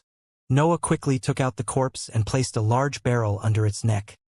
Then, he proceeded in gathering the blood spilled on the floor inside his space ring. It was at that time that he noticed a small old scroll in a corner. That isn't mine. Noah always kept the space inside his rings quite organized. He wanted to be always ready for battle after all. That's why he could immediately see that the scroll wasn't something that belonged to him. The shock he felt when he took it and unfolded it couldn't be expressed by simple words. That was because the scroll depicted the diagram of a spell up to the 5th rank. What? Noah was even more confused. That spell had appeared out of nowhere directly inside his space ring, and without him even noticing. Don't tell me. This is the reward of the 9th trial. Why there wasn't any peel then? Even more doubts assailed his mind, but he faced them with renewed happiness. The spell was of the wind element, but its sheer value would allow him to exchange it for basically anything in the human ranks. He could also hope to obtain something in the heroic ranks from the sect. Amazing! I believe that the dimension has given something of equal value to all the cultivators that have passed the 9th trial. The creator must be filthy rich. Noah's determination in reaching the end of the dimension increased. There seemed to be simply too much wealth inside it. His eyes went on the dragon's corpse, which was slowly filling the bucket with its blood. As he willed, the bat and panther half-transparent figures inside his mental sphere crumbled, leaving no traces of their existence. Noah undressed his upper clothes to allow the blood of the previous blood companions to be expelled. The tattoos slowly vanished as the black blood abandoned Noah's body. Only the deep cuts that made the pictures of the beasts remained for a few seconds before the healing properties of his body closed the wounds, leaving no traces of them. Echo and Shadow were completely dead. Shadow hadn't been of much use to Noah since his power was too high when he created it, but Echo had played an important role in his adventures. It had stayed with him since he escaped eccentric Thunder's inheritance ground. Yet, power came before everything. Noah didn't think twice to destroy its figure inside his mental sphere. He had to make space for a new beast. A white saber appeared in his hands, and he proceeded to stab the chest of the dragon to rip off its heart. Noah didn't use the demonic swords because he was afraid that their innate corrosive properties would damage the core of the beast. As for the dragon, what Noah had killed and successfully stored was an abyssal dragon. It was a kind of dragon that relied mostly on its body to fight and that had an innately strong defense due to the sturdy scales all over its body. It was also quite big for its kind, 9 meters long and a muscular body with a pair of wings and 4 huge legs. It was slow, but its frame made up for that weakness. Abyssal dragons would usually live in dark places where their vision was obstructed. That's why their defenses were so good. They had to protect themselves against beings able to see in those environments. There were strongest kinds of dragons among the tide in the 9th trial, but that was the only one of the darkness element that Noah had managed to find. Also, it had large wings and was at the peak of the lower tier of the 4th rank. Noah wouldn't be too picky when he found such a good match for his needs. I'm not used to creating wills that enhance defense, but it would be a waste to imbue it with other meanings.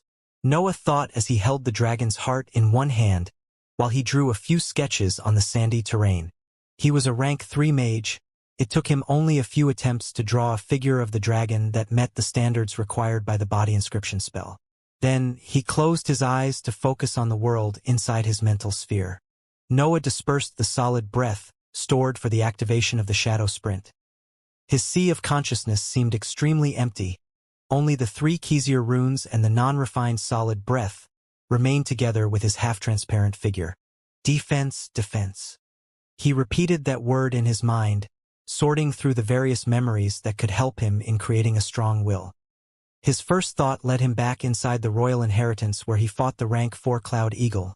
His level was too low at the time. His sabers couldn't even scratch the surface of its skin. Too shallow. Noah immediately disregarded that memory. The level of the beast was simply too high. It wasn't a matter of good defense. It took a while, but Noah eventually found a method to create the meaning that he needed. His imagination played one of its first creations, a saber that flew undisputed in the skies, cutting through everything on its path. Then, the saber changed its route and went upward, trying to reach for the space outside the world. Yet, it was met with a seemingly endless wall that covered the entirety of the planet. The wall seemed to have metallic properties, and it was formed by countless black scales placed on top of each other. No matter how many times the saber tried to pierce it, it wasn't able to even dent the first scale that it met. Noah interrupted his dream at that moment and imbued those emotions in the solid breath inside his mind. The chunks of black crystals were immersed in the sea below them and came out in the form of a dense scaled shield. The shield radiated the helplessness created due to its impenetrability. Noah had a cold expression when he looked at it. That was because he had used the feelings that he felt toward the restrictions that the world applied on lone cultivators. No matter how strong one became, there would always be stronger powers ready to suppress it. The strongest of all was heaven and earth, which was represented by the wall around the planet in Noah's imagination. Such a good result from something that I hate so much.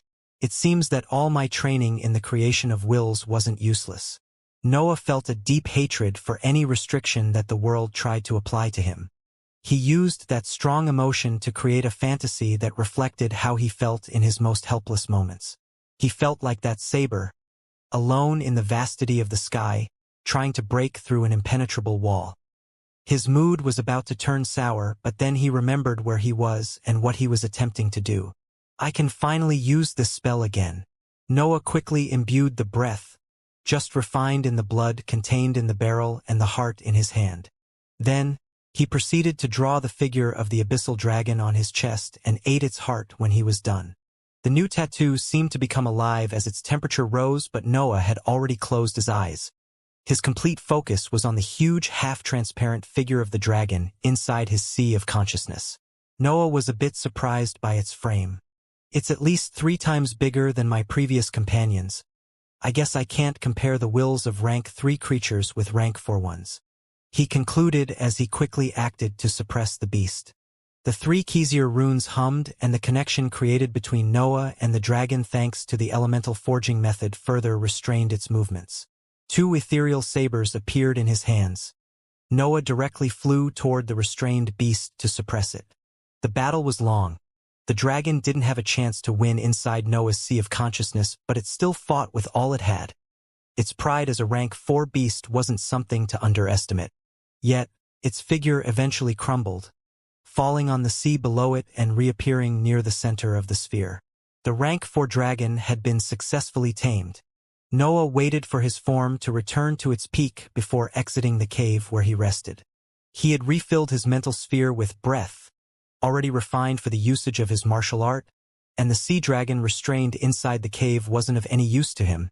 He simply cleaned the place before leaving. The internal pressure caused by his new blood companion was powerful, but Noah was able to endure it. He simply had to disperse the useless breath inside his mind to avoid incurring in the familiar headache. He didn't know which route would lead him to the end of the inheritance ground nor how far it was, but staying in one place was pointless. The escape token didn't work. He could only hope to exit the dimension by exploring further. Those rocky buildings are the only change in the environment. They should have some clue about this place. Noah began to walk toward the structures that he saw in the distance. His mental energy was still restricted, but his vision wasn't. The azure light radiated by the sand allowed him to use the senses of his body to their full potential. Along the road, Noah found other hills with caves on their surface. He was surprised to discover that there was a living dragon caged in each cave. Their kinds matched those in the trials. Noah was beginning to understand the reason behind the inscriptions around their cages.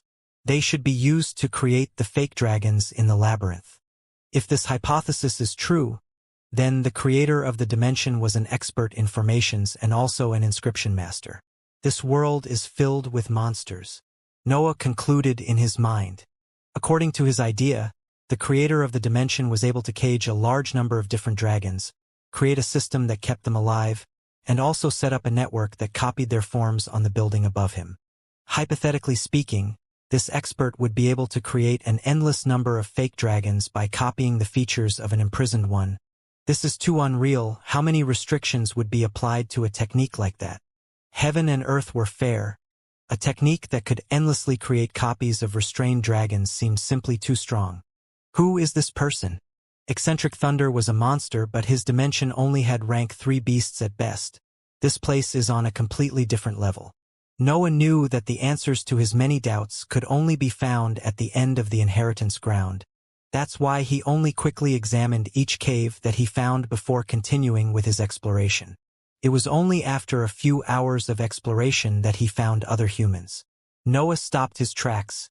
There were 2 rank 3 cultivators, a man and a woman, in front of him. Their facial features were out in the open and their robes had the emblem of the Empire sewed on them. Legal organizations. Noah was still wearing his hood as he had that thought. He was part of the Chasing Demon sect after all. His organization was still illegal on the surface. The 2 cultivators also noticed Noah. They turned to look at him, showing displeased expressions when they saw his clothes. Unorthodox SCU.M. The man exclaimed as he spat on the ground to further show his disgust toward the members of the hive. Of course, the first people I met would be unfriendly. It would be strange otherwise. Noah cursed his bad luck and continued on his way. He would rather preserve his energies in that dangerous environment. Hey you, where are you going? The woman spoke, but Noah ignored her. His gaze was fixed on the structures in the distance. Humph! A loud snort resounded in the area as the woman vanished from her spot and reappeared in front of Noah. What seemed half-transparent wings were on her back as she landed in front of him. A movement-type spell? This might be troublesome. Noah evaluated as part of his attention went on the man who ran to place himself behind him. Noah found himself surrounded in a few seconds. Listen carefully. There is no grudge between each other, so just give us the rewards of the 9th trial and we will let you go. If you don't. The man behind Noah released his pressure as he continued the woman's words. Right, the rewards. Noah's eyes shone as he remembered that detail. He had been too focused on the exploration and on the creation of the new blood companion that he had totally forgotten that each of the cultivators he encountered in that place would have the rewards of the 9th trial with them. I've been too focused on finding the end of the dimension that I didn't consider the other gains available here. I've become too soft. Noah suppressed his laugh as he focused on his enemies. They were 2 rank 3 cultivators in the gaseous stage, both rank 3 mages. Yet, their mental spheres were weaker than Noah's. He could make out most of their strength with a simple inspection. I might be a bit rusty at this. Noah spoke before a shockwave resounded when he stomped the ground twice. In an instant, he appeared in front of the woman with his sabers aimed to her head. The 2 of them were rank 3 cultivators. They couldn't be taken by surprise that easily. The woman reacted quickly. A dense layer made of air appeared in front of her, ready to block Noah's assault. At the same time, the man shot in his direction. Fire came out of his hammer as he directed its trajectory toward Noah's head. Everything seemed to happen slowly in their eyes, but not even a second had passed since Noah attacked. Noah's black sabers clashed with the spell. They weren't able to pierce the wall made of air, but the woman didn't show a happy expression. Her eyes sharpened when she saw that Noah didn't even use his martial art in that attack. She tried to warn the man about the possible trap, but it was too late. Greg was already too close to Noah to stop his descending blow. It was at that moment that Noah's clothes were torn apart and the sharp fangs of a dragon stabbed themselves on Greg's waist, stopping his attack and injuring him. Noah's new blood companion was a rank 4 beast at the peak of the lower tier. It was fully capable of injuring rank 3 cultivators with its body alone. Also, one of the strongest features of the body inscription spell was the speed at which the blood companion was released by the cultivator's body. It was really easy to be caught by surprise if the opponent wasn't aware of that ability.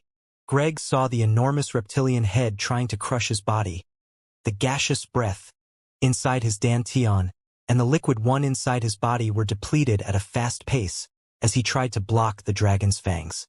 Then, his mental energy was expended and a huge ape made of flames appeared behind his back. The fire ape wielded a pair of hammers that it didn't hesitate to smash on the dragon's head. A loud impact resounded in the area. The hammers crashed on the companion's head, breaking a few scales in the process. However, to Greg's surprise, the dragon had still more than half of its head intact and, even worse, the missing parts destroyed in the attacks were already reforming. Greg was a mighty rank 3 cultivator in the gaseous stage. He had fought many rank 4 beasts in his life and had survived the trials in the separate dimension. He knew exactly the power behind his spells. Yet, a spell that should have destroyed any rank 4 beast's head, and even take a big chunk of its neck with it, wasn't able to do much against that black dragon. Abyssal dragons were specialized in defense, but those scales seemed to surpass the actual level of the beast, putting its power directly in the middle tier of the 4th rank. Greg's surprised gaze went on the hooded figure in front of him, but he soon discovered that he had disappeared. Only some tongues of black flames were still lingering in front of the shield deployed by his teammate. The woman seemed to stare at him, yet she wasn't looking at his figure but at a place behind him. That was because Noah had warped right behind Greg and was already attacking him with his most powerful attack.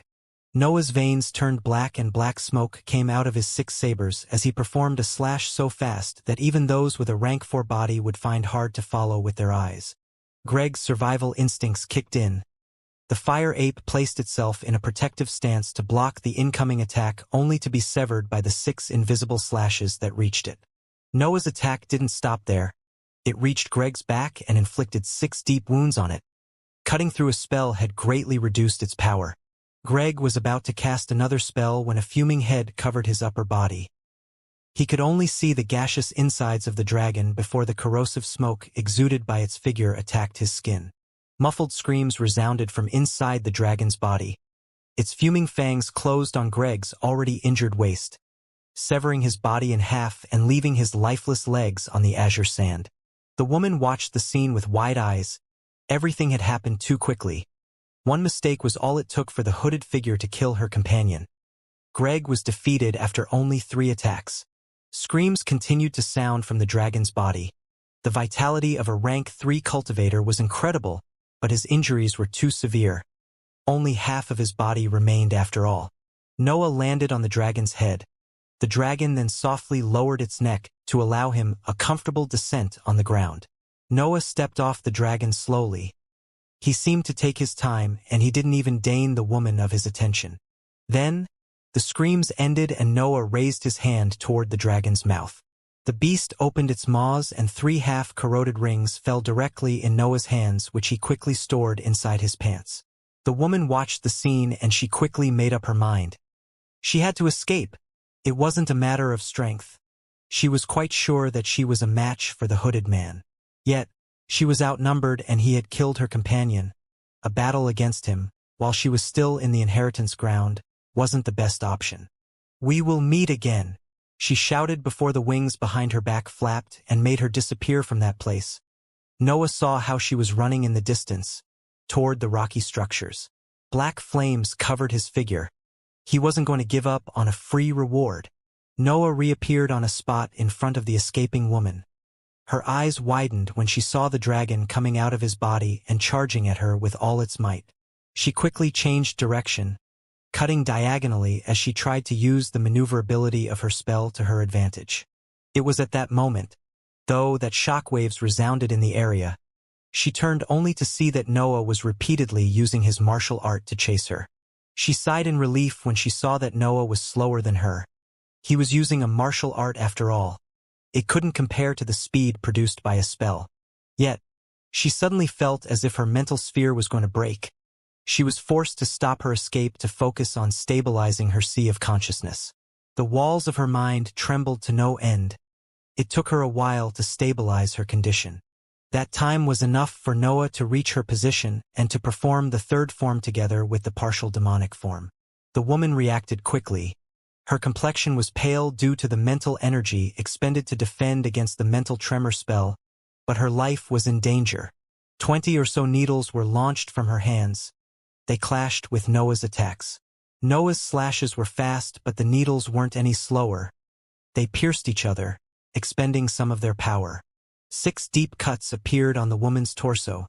Her robe was soon tainted by the blood flowing out of her wounds. Noah wasn't better off. A few needles surpassed his defenses and were about to stab his body when a scaled tail enveloped his figure. The woman saw the tail and was reminded of the dragon that accompanied the hooded man, but it was too late. Darkness filled her vision as a reptilian head closed itself around her head from behind her back.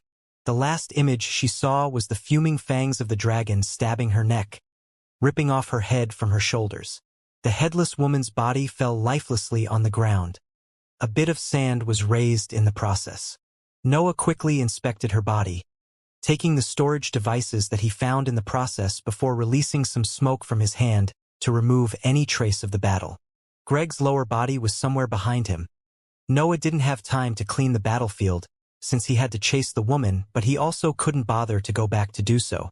His priority now was to find a place where to rest before resuming in his exploration. More enemies could approach him any time. He stored the space rings together with Greg's ones, and was about to search for one of the many hills placed along the way when he felt 4 pairs of eyes on him. He quickly turned toward the source of the stairs. His blood companion was still out in the open, so it was pointless to hide it at that moment. Yet, Noah quickly relaxed when he saw 4 familiar figures staring at him in the distance. "Zach, is that you?" David's voice resounded in the sandy area. Noah waved his hand toward him before greeting him in a plain tone. "Captain, I knew you were down here." Sometime later, in a cave where a peak rank for bone dragon was restrained, Noah, David, and the other 3 solid-stage cultivators from the Chasing Demon sect were speaking as they looked at a simple drawing on the ground. The drawing depicted the known area below the 9th trial. The 5 cultivators had put together the events they went through after they flew through the darkness between the labyrinth and the seabed. A dragon was quietly guarding the entrance of the cave. Its tail was connected to Noah's naked back as he stared at the map. "We took care of a group of survivors that we found along the way. They were strong but injured. Their fall didn't go too well apparently," David explained with a smile on his face. The cultivators in the cave had undressed the clothes that covered their faces. They were in a relatively safe area now. Zach? What exactly is that?" "Some sort of puppet." Cora, one of the 2 females in their group, asked while pointing toward the dragon. Sort of. It's thanks to it that I managed to survive the assault of those two cultivators from the Empire. I think I will call it Heilung.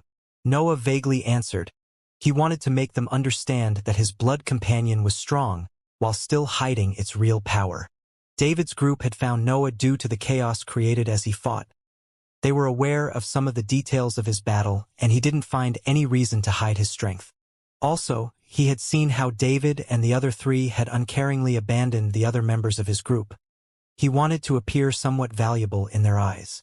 No wonder, no wonder. Let me tell you, defeating 2 rank 3 cultivators is a really impressive feat for someone who has just reached the gaseous stage. You have my respect. Helga commented on Noah's explanation. Her words seemed honest. Well, why don't we place the loot in the middle and divide it according to our needs? We all belong to the thieves faction after all. Nate, the other man in the solid stage, proposed. However, Noah shook his head as he revealed a smirk. No way. You have a total of 7 rewards from the 9th trial divided between the 4 of you while I have 3 of them on my person alone. Dividing them would be as if I was giving away one of them. Nate's smile froze after Noah's answer. He thought he could trick him using the faction as an excuse, but Noah had immediately seen through his facade. Nate, give up. Let's just exchange them.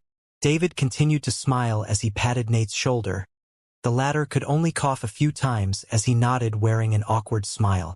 Then, I guess it's up to me to start. I have a water spell and a lightning spell, both of them up to the 5th rank. Helga, do you want the lightning one? Nate spoke, explaining the spells in his possession. David's aptitude was fire, Nate and Cora's one was wind, and Helga was of the lightning element. You know, I received a spell of the earth element from the 9th trial. It doesn't match your element and its value, it's also lower. What do you really want? Helga spoke, expressing her doubts. The lightning element was rarer than the earth one. It was normal for spells of the former to be more expensive. I wouldn't mind losing a few thousand credits if you were to put some nice words to that apprentice of yours. She thinks I'm some kind of scoundrel that wastes his time in the brothels on the surface. But that's exactly who you are. Cora complained when she heard Nate's request. She shook her head when she understood that Nate was willing to lose tens of thousands of credits over a woman. Deal. However, Helga didn't hesitate to accept Nate's offer. A scroll appeared in her hands which she quickly handed to him. Nate revealed a happy expression and did the same. The exchange was completed. Do you have anything related to the darkness element? That time it was Noah the one who spoke. David sighed. He knew about Noah's aptitude. But the other 3 were extremely surprised. They were mighty rank 3 cultivators. They couldn't care less about the matters between weaker cultivators. That's why they weren't aware of his battle against Perry nor of its specifics. I have a spell of the darkness element, its power is up to the 5th rank. I thought I was the lucky one when I found it in the ring of those from the Papal Nation, but apparently this luck is yours to take. Cora spoke. Her eyes were sharp as she stared Noah. I have a spell of the wind element, one of the fire element, and one of the water element, all 3 of them up to the 5th rank. Just choose which one you want. Noah answered plainly. He wasn't aware of Cora's aptitude, but he still chose to reveal his belongings. He had already inspected the belongings of the 2 cultivators of the Shandal Empire that he had killed. He found those 2 spells along with a huge amount of resources. Those 2 cultivators were both in the 3rd rank. Their belongings didn't stop to potions and pills needed to pass the trials. Noah had also found a huge number of credits, some techniques and spells, and even a few inscribed weapons. He could have been considered rich before, but now his finances and resources had tripled. Of course, the spells, techniques, and weapons had to be sold since he had no use for them, but Noah was still considering if it would be better to just exchange them for merit points once he went back to the sect. He was still stuck in the inheritance ground after all. There was no point in planning his action for when he went back already. That won't do. However, Cora shook her head as she refused Noah's offer. Darkness and light are the rarest elements. Just by giving the spell in my possession to the sect, I would almost obtain enough merit points to purchase 2 spells of the wind element of similar power. You need to make a better offer if you want my spell. Cora's reply made Noah fall deep in thought. He was aware of the rarity of his element. the prices for techniques and spells that suited him could only increase as his level rose. Her words make sense. Why would she accept a random spell of her element when she can just pick one up from the missions building? Well, I don't know if the third floor has something so powerful, but there should be ways to have access to heroic level spells. Noah's attention went on the insides of his space rings. He analyzed the spells rewarded in the 9th trial and he tried to evaluate their power. Spells could be strong or weak, battle-related or not. These qualities influenced their values and prices in the market. Noah didn't have a meter of comparison with spells of an element different from his, but one thing was clear. The spells in his possession that came from the separate dimension were all battle-related and seemed quite powerful. This means that there is a high chance that the darkness spell in Korra's rings is also powerful and useful in battle. After a few minutes of silence, Noah opened his mouth to make another offer. I'll give you the wind and water element. You won't find a better offer in the archipelago. Why not the fire one instead of the water one? Korra didn't seem moved by Noah's generous offer and promptly asked to change the contents of the second spell. Yet Noah only smiled at that question. David has a fire aptitude. I'll gain more from giving the fire one to him rather than to you. Mind you, this is my last offer. I can just purchase your spell once we go back in the sect, but you would have lost the favorable price that I'm making. Noah gave her an ultimatum. He wouldn't just give up on free money after all. Noah had fought with David and he was also his captain. It was normal for him to know about his aptitude. Korra stared Noah in the eyes and sighed when she saw that he didn't seem to care about not obtaining the spell now. Deal. She took out a long scroll from her space ring and handed it to Noah. He, on the other hand, handed her the scrolls containing the wind and water spells. Noah didn't even look at his new spell. He simply stored it before turning to look at David. What do you offer for this? He asked as he unfolded the scroll containing the fire spell to him. David wore a complex smile as he went through the contents of the scroll and sighed, taking out a folded scroll too. I have only this earth spell up to the 5th rank to offer. The other one in my possession matches my element, so I won't give it away. Deal. Noah didn't hesitate to accept the exchange. Spells of the earth element were more valuable than those of the fire one. The round of exchanges was concluded. Everyone ended up with 2 spells except for Helga, who had 1, and Korra, who had 3. Korra seemed the one who had the biggest gains, but, in truth, it was David the one who had benefited the most by those exchanges. He had obtained 2 spells that matched his element. It was a great advantage considering that they were still in the separate dimension. As for Korra's remaining spell, she didn't speak about it, so the others didn't ask. There was no point in probing her belongings if she had no intentions to trade them. The fact that they were still in the inheritance ground also played an important role in making the cultivators in the cave willingly to trade their spells so easily. Each one of them could have pushed for better prices, but their priority was to find a way out of the dimension. The best way to improve their chances was to increase their battle prowess as much as they could before resuming in the exploration. David and his group stayed inside the cave and in its surroundings for a couple of weeks. They spent that time learning their new spells and thinking of a way to add them to their battle styles. Noah did the same. His days, though, were spent mostly outside the cave, where he also trained in flying with Heilung's wings. Dragon's wings were far more suited than Bat's wings for flight, and Noah's ability had increased a lot during the years when he relied on Echo. A bit more than 2 weeks passed before they decided to resume in their exploration. Their destination was the rocky structures in the distance. David's group had no more reasons to wait. They had learnt their new spells, and they had also tested them in private. They were at peak form too. It was time to continue in the exploration. The azure sand illuminated the environment. The rocky structures in the distance were the only stark change in the scenery. They were the only element that seemed to contrast with the seabed and the many hills placed along the way. That's why they became the only possible destination in the cultivators' minds. They would just think of something else if even those structures led to a dead end. The group of 5 moved slowly. They didn't talk much, but they spent time exploring the caves on the surface of the hills that they passed. Every cave seemed to have a dragon restrained inside it. Its kind and aspect always matched those in the trials of the labyrinth. Noah's hypothesis seemed accurate. Even the others in his team were amazed when they learnt about it. No matter its restriction, a technique like that would be the best defense mechanism of every place. David commented when he heard Noah's theory. His words were on point. The ability to endlessly replicate restrained magical beasts was amazing. After all, what if a mansion had the protection of an endless number of rank 4 creatures? Who would have the power needed to break its defenses? Also, how many losses would such invaders suffer during the process? It would be wonderful if we could get our hands on the theory behind these formations. Our sect would likely become undisputed on the archipelago thanks to them. We would also be able to lay those formations all around the islands and finally isolate ourselves from the continent. David continued to evaluate the power behind that technique. The creator of the separate dimension was able to set up trials that took almost 3 years to be passed with the joint effort of the strongest organizations of the archipelago. Using the theory behind that technique to defend against the control of the continent seemed the chance that the Hive had been waiting for centuries. Yet, his enthusiasm was suppressed shortly after. David knew nothing about inscription methods, and he wasn't sure if Noah's theory was correct. He could only focus on the dimension for now. The others were the same. They weren't knowledgeable in inscription methods, nor did they have any interest in them. They would just pass down such a technique to the sect if they ever were to obtain it.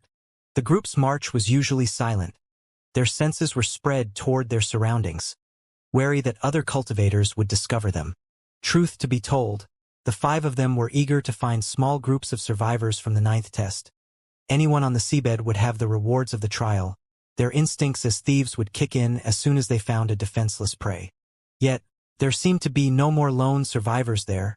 They only met groups of cultivators that had a similar number of members. Those encounters had been quite tense. The 2 groups would just stare at each other for a long time, probing the power of their opponents. It was normal for any survivor on the seabed to have the same thoughts. Who wouldn't want more valuable spells after all? Noah heaved sighs of relief when he saw that the auras of the 4 solid-stage cultivators in his team were able to prevent any battle from happening. He was only a rank 3 cultivator in the gaseous stage. Even though he was strong for his level and his battle prowess had recently increased by a lot, he would still have a tough time against liquid and solid-stage cultivators. The teams met along the way were mostly made of such cultivators. Noah preferred to avoid a battle with such strong opponents. It wasn't a matter of fear. Noah was aware that he was weaker than solid-stage cultivators, but he was confident in surviving their assault at least. The problem was in the reaction that his companions would have to a possible battle. He had seen how they acted in the 9th trial. Noah bet that he would be left behind without a second thought if the situation was to become too dire. Luckily for him, everyone seemed to prefer going on their way rather than engage in battles. Seems as if all the small groups have been already taken care of. Only those with a strength similar to us remain. Helga commented when they crossed another team wearing clothes similar to theirs. They probably belonged to underground organizations like them, but there didn't seem to be any friendly feeling coming from their behavior. There seemed to be only one thing in the minds of those that had reached the seabed: finding the end of the separate dimension. Almost all the groups there were moving toward the rocky structures. They all had a similar idea about the layout of the dimension. Soon, the features of the rocky buildings became clear. They seemed to be some sort of uneven portals that opened a path inside short mountain ranges. Each mountain range had a different portal, but they were all linked to a huge mountain in the distance. David's group inspected the structure. It seemed that to explore its insides, it was necessary to enter one of the portals. Groups of cultivators could be seen in the distance. A few of them crossed the entrance of the portals closest to them before they sealed themselves. It seemed that each passage could accommodate only one group. David and the others exchanged glances before nearing the portal closest to them. It was without any hesitation that they crossed its entrance. The rocks of the walls behind them spread to completely block their way back. They quickly understood that it was too late to turn back. Yet, that had never been their intention. Cautious gazes went toward the insides of the mountain range. An underground building unfolded in front of their eyes. Pillars and straight walls made from the azure sand illuminated the way deeper in the mountain. Inscriptions filled the entirety of the surface of the building. Their quantity was something that Noah had never seen in his whole life. The underground building seemed the core of the whole dimension. The light coming from the inscriptions, coupled with the azure halo radiated by the sandy material of the building, illuminated the figures of the 5 cultivators in David's group. There didn't seem to be any immediate danger. The large corridor inside the mountain range was filled with an eerie silence. It appeared completely deserted. A series of glances were exchanged by the 5 cultivators as they silently decided to explore deeper. Everything inside that place was telling them that the end of the inheritance ground was near. Yet, a problem immediately occurred. I feel watched. Me too. Same here. Helga's feeling was shared by the others. The light coming from the inscriptions around them seemed to inspect their bodies, and it even passed undisturbed inside their centers of power. Though there wasn't any harmful intention behind that light, and messing up with the inscription of the separate dimension didn't seem like a good idea, so they just ignored that issue after some time. These inscriptions are similar to those restricting the dragons inside the hills. They seem far more complex though, and I can't shake off the sensation that we are looking at them from their insides. Noah thought as he continued to follow his teammates. He was the only one in the group who had some knowledge in the inscriptions field. He could understand more than his companions, even if his inscription method diverged from most usual practices. I have a bad feeling about this. According to his theory, the purpose behind those inscriptions was to replicate the beings restrained inside them. Since there were now cultivators in their insides, there was a high chance that their next enemy would be a human. The illuminated corridor was straight and seemingly endless. David's group carefully marched in its insides for more than a week before the first change occurred. Right between 2 tall pillars placed at the sides of the passage, the entrance of a large area became visible. We should still be at some distance from the central mountain. Careful, this should be another trial. David warned as the 5 of them entered the large area and prepared themselves for a battle. The area was a large room with a wide formation on both floor and ceiling. It completely resembled a battle arena. Then, the sandy walls of the entrance behind them began to enlarge. Not even a few seconds had passed, but the way back to the corridor had been sealed. The cultivators weren't scared nor disappointed. They were ready for the incoming battle, but there were no enemies there. Their gazes went on the walls of the room. They felt confused since there seemed to be no way out of that place. Noah went to inspect the formations. They resembled those that filled the dimension, but with a few more complex elements.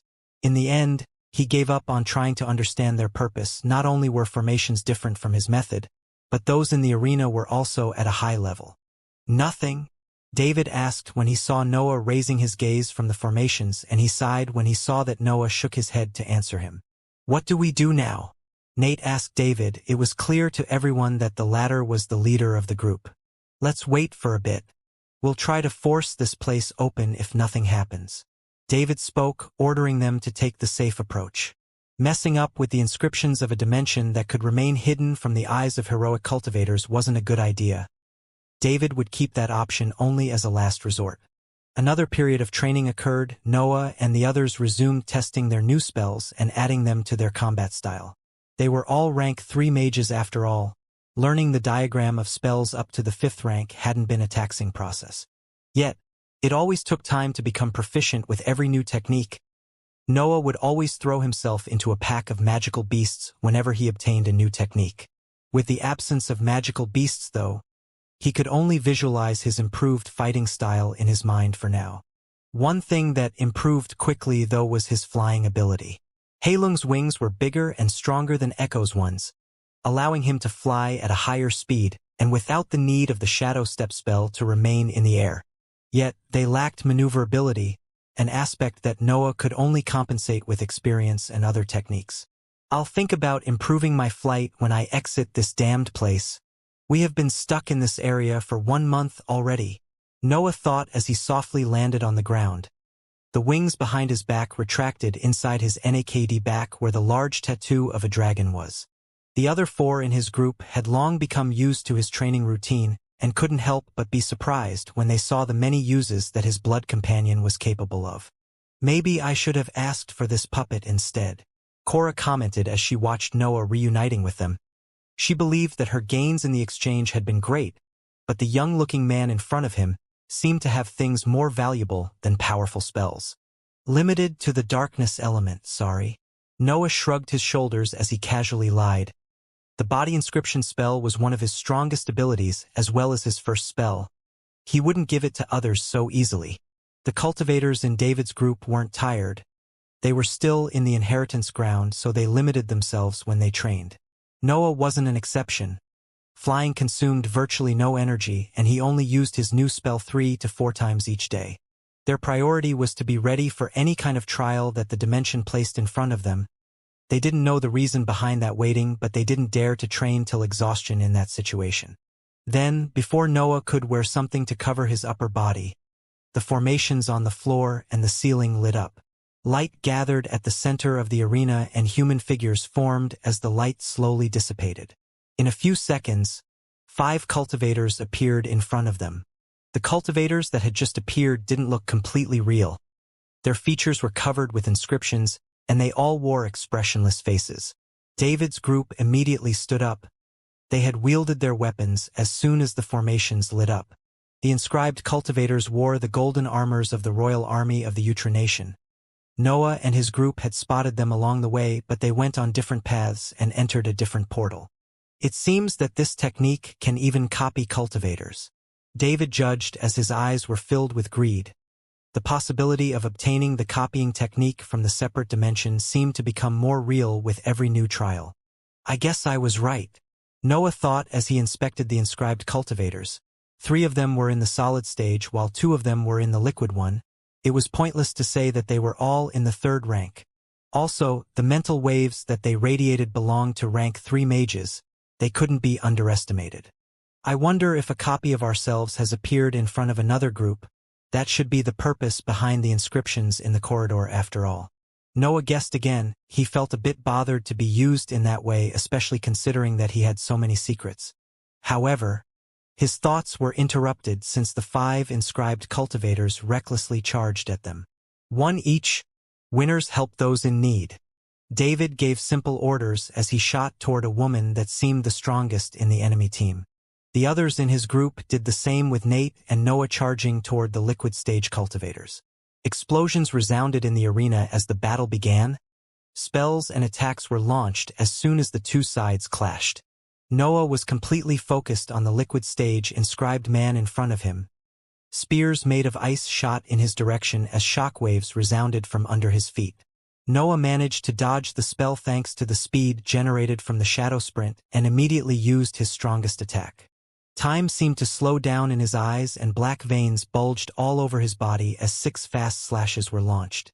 The 3rd form of the Ashura fused the most powerful aspects of the other 2 forms. It had the destructive power of the 2nd form and the ethereal aspect of the 1st one. Noah was at about 10 meters of distance from the inscribed man, but 6 extremely fast slashes still cut through the air and managed to reach his enemy. However, he was against a liquid stage cultivator. The 3rd form was fast and powerful. It could be said that it was a perfect attack method, yet it was still only a martial art. A layer of ice covered the man's chest and 6 deep marks appeared on it, but the skin under that protection remained untouched. The 3rd form had been blocked. I used the weakest version of the 3rd form, but I didn't expect it to be blocked so easily. Noah evaluated in his mind but was forced to summon his blood companion since his enemy had cast another barrage of ice spears at the moment when Noah's attack was blocked. Heilung appeared in front of Noah. Its huge scaled body completely covered Noah's figure as it endured the enemy's spell. The spears stabbed its body. The reinforced scales couldn't stop such a powerful spell. Ice spread on Heilung's body from where the spears were stabbed, but Noah quickly controlled his companion and the frozen parts together with the spears were cut off from its body. Blood companions could immediately recreate their missing parts using the breath of the cultivator linked to them, but they couldn't properly heal. They weren't living beings after all. Noah had decided to cut away the damaged parts to accelerate the reconstruction of its body. He needed a defensive method against the piercing ability of those spears. Let's try with 3. Noah thought, and the world in his eyes slowed again. Heilung was absorbed in his body and 3 fast slashes cut the air toward the inscribed man. The power behind the 3rd form would increase according to how concentrated Noah's attacks were. Its weaker version was when Noah used his 6 arms to attack. Those arms contained the many ethereal copies of the 1st form and could project his slashes in the distance thanks to that. The strongest was, of course, when Noah focused his everything in 1 slash. The 1st and 2nd form would be used to their peak at that moment, creating a seemingly unstoppable attack. Of course, Such a move would put his body under heavy stress. Noah preferred to use its weaker version since he had other powerful abilities available. 3 powerful slashes crashed on the layer of ice that the inscribed man had created as soon as he saw that an attack was nearing him. Deep marks appeared on the ice and white shards shot in every direction due to the collision. Yet, the man behind it was completely unharmed. This won't do. The veins on Noah's arms healed as Heilung appeared again to block the third barrage of ice spears. The man was always using the protection of the ice layer to cast more spells. Also, the number of spears was increasing. It seemed that the shards of his previous spells could be used to increase the power of his attacks. I don't know if this will work against non-living beings, but the dragons in the labyrinth were extremely lifelike. That should apply to cultivators too. Noah focused and his mental energy was expended. 3 ghostly claws appeared in front of him, which flew through Heilung's body as they reached for the inscribed man. Another layer of ice appeared. The man used his reliable defensive spell to block the incoming attack. Yet, those claws were not material. They passed unobstructed through the ice shield and stabbed themselves in the man's chest. No wound appeared on his flesh.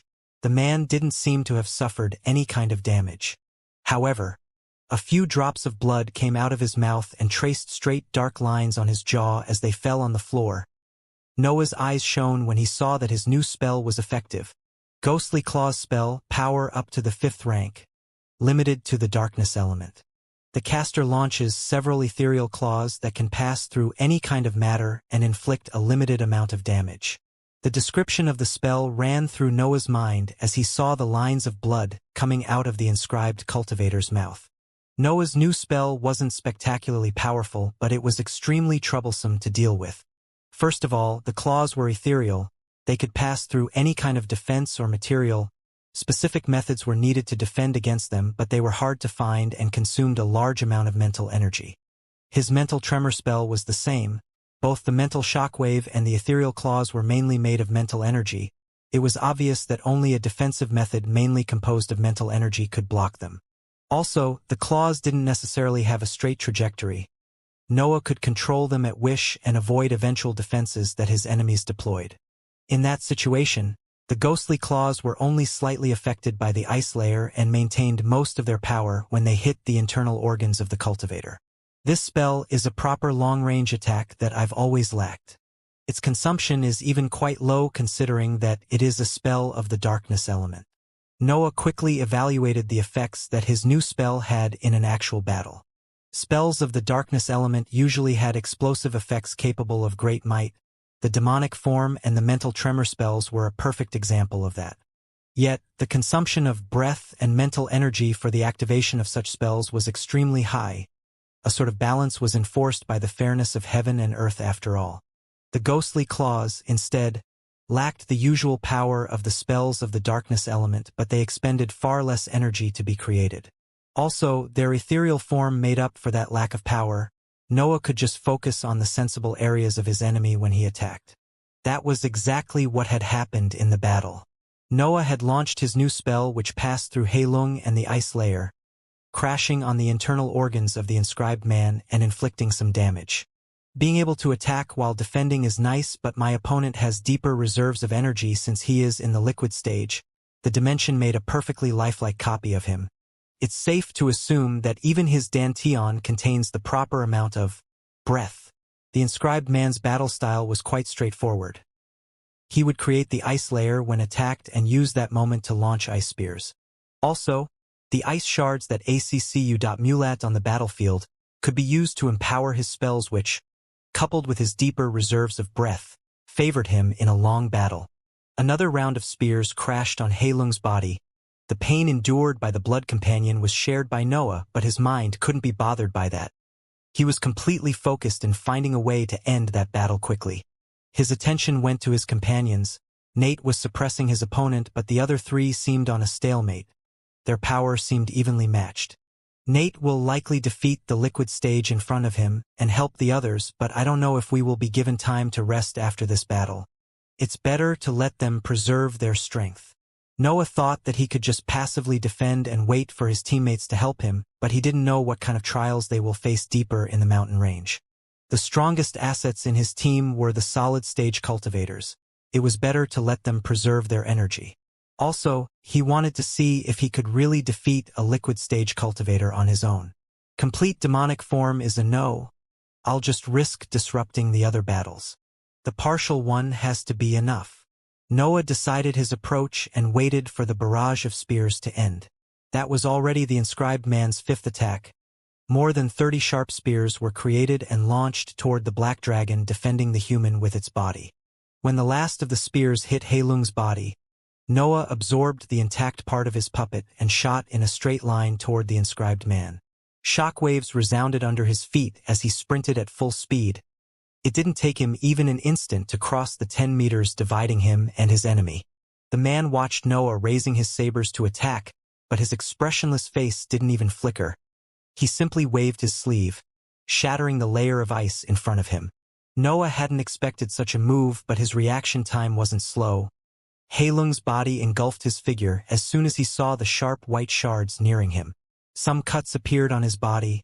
Heilung had blocked most of the attack, but some shards still managed to hit him. Also, ice began to spread from his wounds. Noah felt a piercing cold sensation that tried to affect his movements.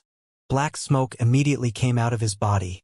The demonic form destroyed anything except for its user. The ice soon stopped spreading and was quickly devoured by Noah's corrosive smoke. The liquid breath in his circulatory system was expended at a fast pace to heal his injuries. The ability of his own body kept Noah battle-ready in any situation. F.U.C.K. Noah cursed in his mind when he saw that another defensive layer of ice was forming right between him and the inscribed man. According to his calculation, his sabers wouldn't be able to reach him before the shield was formed. Heilung roared as it bit downward. Another layer of ice appeared right over the man's skin, preventing the dragon's fangs from stabbing deeper. Only some superficial wounds had been inflicted. Meanwhile, the ice shield continued to form. It began to envelop Heilung's figure, and even Noah felt a cold sensation trying to affect his mind. Noah's face appeared at the bottom of his companion's throat. His eyes were bloodshot as a mental beam was shot from them. The mental tremor spell successfully hit the sea of consciousness of the inscribed man. His sphere trembled violently as it tried to defend against the piercing force that was making its way on its walls. The man's focus was finally disrupted, and the 2 layers of ice crumbled as he stopped providing mental energy and breath to them. Noah had finally broken through his defenses. The inscribed man was expressionless. His face didn't change even when his mental sphere trembled violently. Ice shards fell everywhere. His body became completely exposed, and Heilung's fangs finally managed to dig deep into his flesh. Black smoke came out of its fangs. The defenseless flesh and muscles of the cultivator could only be consumed under the assault of Noah's corrosive spell. Noah, on the other hand, was about to directly attack his opponent when the latter's mental sphere stopped trembling and he recovered his focus. A torrent of water engulfed the man. Heilung and Noah were flung away by the explosive power of the spell. Another defensive method. Noah cursed in his mind as he controlled Heilung's wings to stop himself midair. His gaze was fixed on the inscribed man as he quickly landed on the floor, ready to assault him again. However, he was surprised to see that all the ice shards on the battlefield were gathering around the man, surrounding him and forming a big block of ice in his position. What kind of spell is that? Noah tried to guess the effect of the spell, but he could only sense that a large amount of breath and mental energy were being converged in the inscribed man's position. It took only a few seconds for Noah to decide his next move. Large amounts of mental energy and breath were expended as more than 10 ghostly claws were created. The claws flew through the air, entering the block of ice and looking for the man's body. Noah shared part of the sensations of the claws. That sharing wasn't as accurate as with his blood companion, but it was better than blindly attacking the spell nonetheless. The ice composing the big slab was white. Sight couldn't reach its insides. Also, the arena had the same proprieties of the walls of the labyrinth. Mental energy couldn't be relied on. That's why Noah immediately used the ghostly claws spell. He didn't know the purpose behind the man's spell, but from the amount of energy gathering around him, he knew that he didn't want to face its effects. Ethereal claws entered the block of ice and searched for the internal organs of the inscribed man. The chunk was about 6 meters large. A grown man didn't have many places where to hide inside it. Soon, the claws hit something soft. Noah's eyes sharpened when he felt that vague sensation and commanded the remaining claws to attack that position. Then, he summoned even more claws and launched them in that position. Ice shards and ethereal claws converged on the chunk of ice at high speed. Noah didn't stop, he continuously activated his spell. It was only when more than 40 claws had been created that he started to feel some kind of tiredness. His mental energy was nearing depletion. Yet, when the 38th claw stabbed itself on the soft spot inside the chunk of ice, a change occurred. Cracks began to appear on the white surface of the block, and the shards flying in the air stopped their tracks and fell on the floor, shattering in hundreds of small fragments. The cracks on the block enlarged. Large pieces of ice separated from its body and fell on the ground, shattering in the process. White chunks continued to fall on the floor. The spell of the inscribed man was dismantling itself, and it had also stopped absorbing energy.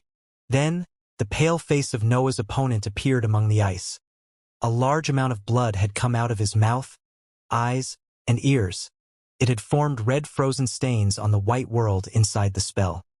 His eyes were still open but, to Noah's relief, his figure soon vanished and the ice all around the battlefield evaporated into nothingness. Noah's opponent had been defeated. Noah heaved a tired sigh as he sat on the floor. His hood had flown away after the torrent of water appeared, allowing him to rub a hand on his short hair as he supported himself in the process. Heilung was by his side. It supported Noah with his scaled body and coiled himself around him in a protective manner. Noah felt exhausted. He hadn't used much breath, nor his most powerful spell, but most of his mental energy had been depleted in the continuous activation of the Ghostly Claws spell. Maybe I could have obtained better results if I had covered the area with the corrosive smoke, but that would have affected the other battles. Noah, as usual, pondered about the recent battle. He was satisfied with the power of his new spell. It was an attack method that he lacked after all. Also, he was extremely happy when he realized that his battle prowess was on par with liquid stage cultivators. His opponent hadn't been weak. He had used 4 different spells that were even connected. Heilung has also played an important role. I don't know if I could have endured so many spears with the protection of the demonic form. Noah patted the dragon's body as he thought of that before standing up to inspect the other battles. The fights of his teammates had evolved as he had predicted. Nate had killed the liquid stage cultivator in front of him and went to help the others. He, Helga, and Cora were successfully suppressing their 2 opponents in the solid stage. On another corner of the arena, David was surrounded by an army of beasts made of flames. The temperature in that place was so high that Noah could feel warm waves reaching his face and dispersing some of the innate coldness of his body. Also, David was wielding a flaming bow. His opponent was cornered. Fire beasts recklessly assaulted her, exploding and dispersing scorching flames whenever they were destroyed. Meanwhile, David shot fire arrows from his bow, aiming for the defenseless spots on the body of the inscribed woman. David usually uses a greatsword. I'm surprised that he can handle a bow so well. Those 2 should be his new spells, powerful indeed. Noah judged from his position and decided to focus on recovering his energies when he saw that the outcome of the other battles was pretty much decided. David continued to assault his opponent. His corner of the arena was soon filled with flames due to the reckless assault of his flame beasts. Then, a flame arrow hit the inscribed woman's head, finally ending the battle. David had won before the other 3 solid stage cultivators in his team. He then dispersed his spells and turned his head toward the other areas of the battlefield. His gaze lingered shortly on the battle of his 3 companions before moving toward Noah. Noah stared him back. He was paying attention to the battlefield too as he sat cross-legged on top of Heilung to refill his dantian. He could see the traces of surprise in his captain's eyes as he looked at him. No wonder he is our captain, Noah thought before David nodded. Noah's performance in the separate dimension had surpassed all his expectations. That gesture was his way to formally recognize his power. He then sat too. There was no reason to help the other 3. They were just using their numerical advantage to slowly exhaust their enemies. It was a safe approach in a situation that didn't require them to go all out. It took about 20 minutes for the remaining 2 inscribed cultivators to deplete their reserves of energies and being killed by the joint assault of the 3 solid-stage cultivators. Their figures quickly vanished as fatal wounds were inflicted on their bodies. All the enemies had been defeated. The formations in the area lit up as soon as the last inscribed cultivator vanished. The sandy walls on the opposite side from where David's group came from moved, creating a passage that led deeper into the mountain range. "Good work, everyone. Let's rest now," David ordered before closing his eyes to focus on his recovery. The others did the same without adding a word. An entire day passed. The 5 cultivators sat silently and then slept to quicken their recovery. Then, they formed a circle right in front of the corridor that had just opened. There were no rewards this time. This should be a good sign. Cora spoke as she scratched her space ring. The absence of rewards after such a tough battle was disappointing, but that could only be explained by the fact that they were getting closer to the end of the dimension. It's probably a method to preserve resources.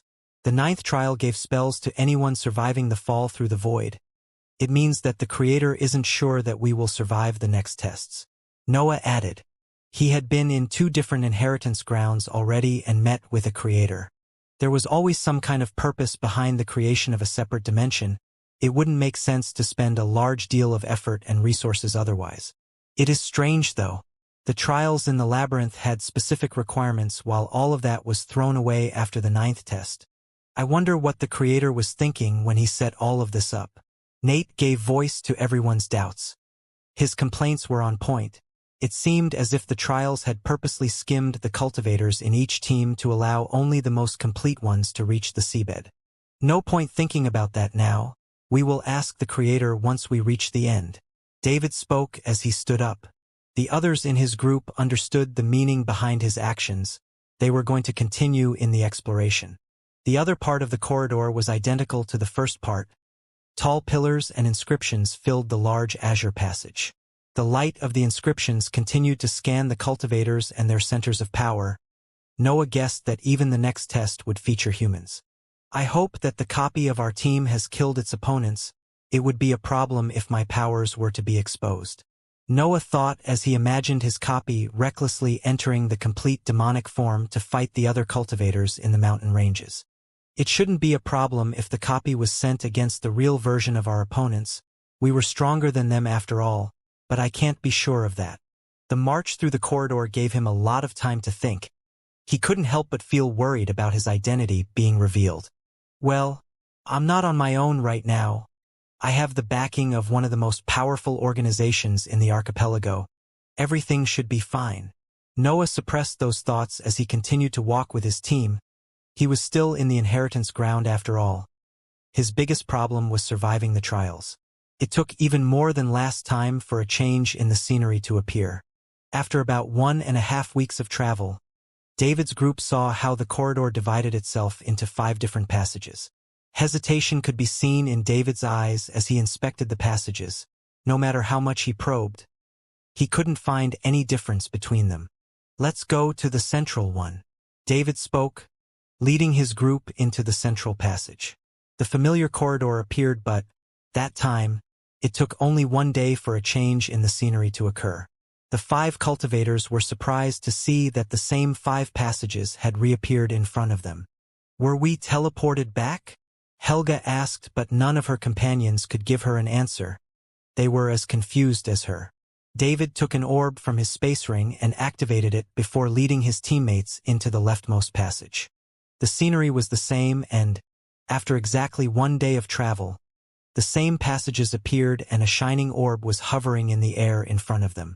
It was clear now that they were stuck in a sort of loop.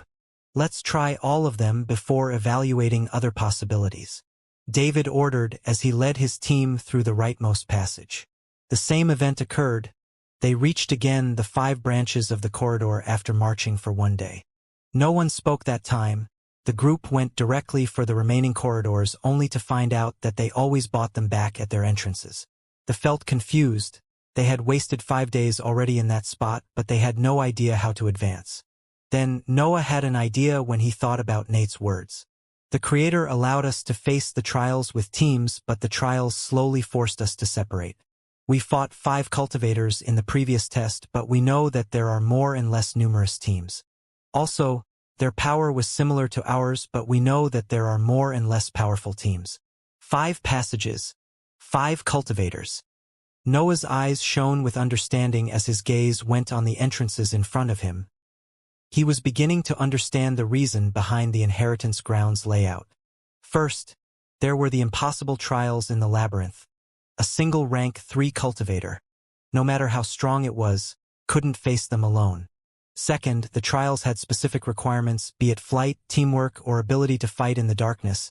The tests could be passed only by teams that were prepared for every situation. Then, it was time for the 9th trial, where only those with the best survival instincts would survive. Also, those cultivators had to have methods to slow their descent to survive the fall toward the seabed. In the end, there was the journey toward the mountain ranges, where one had to survive against enemy ambushes and fight to protect its rewards. Once inside the corridors, an opposing team that matched your level would appear. And now the corridor divides itself into 5 branches, which is precisely the same number of cultivators in our team. This can't be a coincidence. Noah's thoughts brought him to that conclusion.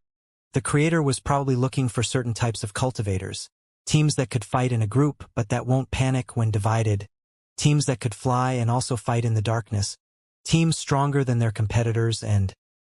His thoughts stopped at that point and his gaze sharpened as he looked at the 5 passages. He knew that the other requirement would be clear after the trial hidden behind them. Still, the creator could have just set different trials if he was looking for a small group of people. It would have been easier than capturing so many different dragons. Even if Noah felt that he had understood part of the creator's intentions, there was still a lot that he didn't comprehend. "Are you suggesting for each of us to enter a different corridor?" David asked as he turned his head toward the entrances too. Noah's theory made sense. "Yes, the number of corridors matches ours. This can't be a coincidence in a place that can teleport us back at will." Noah answered. He didn't give voice to all his thoughts, but focused on those that concerned the current issue. Time could be another requirement after all. He didn't want to waste more of it discussing his theories about the creator's intentions. "I guess it's time to disband the team. I hope to meet all of you on the other side," Nate exclaimed as he moved toward the rightmost passage. It was clear that he was leaving the central one to David. Noah shrugged his shoulders and went to the leftmost one. He then turned to wait for everyone to take their position. David neared the central entrance and Helga and Cora took those at his sides. Everyone turned to David as they waited for him to give the order. "Good luck." David didn't shout nor instructed. He simply said those words in a soft tone before turning and crossing the entrance behind him. At that gesture, the others entered their respective corridors. Noah found himself in the same passage that he had already crossed 5 times in the previous days. However, the light radiated from the inscriptions had stopped investigating his centers of power and was only illuminating the environment. I was right. That change proved that Noah's idea was on point. All he had to do now was reaching the area where the next test would be held. What will it be now? A single cultivator from an enemy team? One of my team? Noah's thoughts ran wildly inside his mind. He was quite sure that the next trial would feature a human opponent. He simply wasn't sure about its power. It took him about 2 days to reach the end of the corridor where a dark-looking area appeared in his view. The sandy walls closed behind him as he crossed the end of the passage. Noah warily watched his surroundings as he waited for his opponent to appear. There was a formation at the center of the area, and its lines lit up a few seconds after the arena was sealed. The light gathered to form a human figure. It had a medium stature and a peculiar cold aura was radiated from it. Also, it wielded a pair of black sabers which Noah recognized immediately. The cultivation level isn't a requirement then. Noah could be sure of that because the opponent in front of him was a rank 3 cultivator in the gaseous stage with centers of power at the exact level as his. The trial featured a fight against a copy of yourself. Noah calmly walked ahead. He undressed his upper body and stored his hood as he wielded his demonic swords. The copy did the same. Noah felt as if he was watching a mirror, white skin, delicate facial features, short black hair. The copy was identical to him. Also, on the bare chest of the copy, The tattoo of a dragon could be seen staring fiercely at the incoming Noah. To think that I could test my own power. Noah's battle intent surged. He was finally alone and was facing an opponent that he knew was strong enough to be a threat to his life. Black smoke came out of his body. Noah's figure vanished only to be replaced by a horned fiend. The copy did the same. Noah soon found himself facing a fiend covered with inscriptions. Demonic form against demonic form. Let's see if I can defeat the spell that has allowed me to reach this stage. Shockwaves resounded under his feet as he shot in the direction of his copy. The copy stood still. The smoke exuded from his figure created a black cloud that was almost about to hide his features. When Noah was at less than 5 meters of distance from his opponent, a fuming Heilung came out of his chest and pounced his copy. However, an identical fuming Heilung came out of the copy's chest and clashed with Noah's blood companion. The two dragons clashed and the smoke from the two demonic forms began to devour each other. Time seemed to slow down in Noah's eyes as the veins on his arms exploded due to the pressure that they were enduring. His sabers became one and the most powerful attack that his martial art was capable of was performed. An extremely quick fuming slash was released from his weapons. Its ethereal properties traced a sharp line along its trajectory that was about to cut in half everything in the 20 meters area in front of him. Yet, the third form met an attack that had its same properties and its same power. The copy had executed the third form too. Two sharp lines clashed. The air seemed to shatter under the power generated by that confrontation. The clash of the two third forms generated an explosion between Noah and his copy. They were both flung back by the power released in the blast. Meanwhile, Heilung and its copy had also separated. They returned to their masters as they prepared themselves to charge again. Noah wore a stern expression behind the armor of smoke. His eyes carefully analyzed his opponents as he tried to plan his next approach. My copy is virtually unharmed and Heilung's one has just a few scratches. I need to find an opening before I deplete my reserves. The demonic form was extremely powerful. Noah had yet to find someone on his level that was able to fight it. However, when matched with his copy, every little advantage mattered. Noah was about to charge again when he noticed that his blood companion had recovered before the opponent's one. What is happening? Yet, his thoughts were interrupted since he saw his copy being covered in black flames. Noah's pupils shrunk as he hastily turned, slashing in a certain point behind his back. Black flames appeared in that position and an attack of identical might clashed with his slash. The copy had warped behind him and used the third form. Even its battle style matched Noah's one. The two dragons came out in the open again. They protected their respective masters as they entangled themselves in a violent battle. Shockwaves resounded under Noah's feet as he charged toward his copy. Another piercing line tried to vertically sever the world in front of him, but it could only clash against a similar attack. Boom boom. Explosions resounded in the arena as the third forms of the Ashura continued to meet each other mid-air. Noah attacked madly. He was doing his best to expose his own flaws. Yet that wasn't easy. Noah had always pursued power. His battle style had been perfected through his constant training and hundreds of battles. It could be said that there weren't actual flaws in his technique. However, as the battle continued, it was clear that Noah was gaining the upper hand, which didn't make sense considering that his copy seemed to match his every move. Another clash between the two martial arts occurred.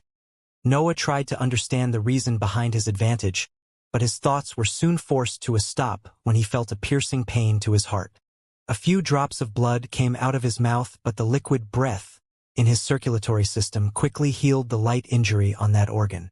Noah knew his abilities better than anyone else. He immediately understood what had happened. It hid a few ghostly claws behind the third form. Noah had obtained that spell only a short time ago, and he had only tested it once in battle. It was obvious that he hadn't explored all the possibilities that his new attack method offered. Yet, his copy had used it in a way that he still hadn't tested, and it seemed even more skillful than him in that aspect. Don't tell me.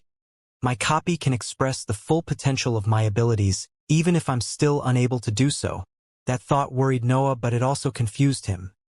If his copy could coordinate its abilities better than him, why was he gaining the upper hand? Black flames covered the copy, and Noah quickly recalled Heilung as he shot in the air.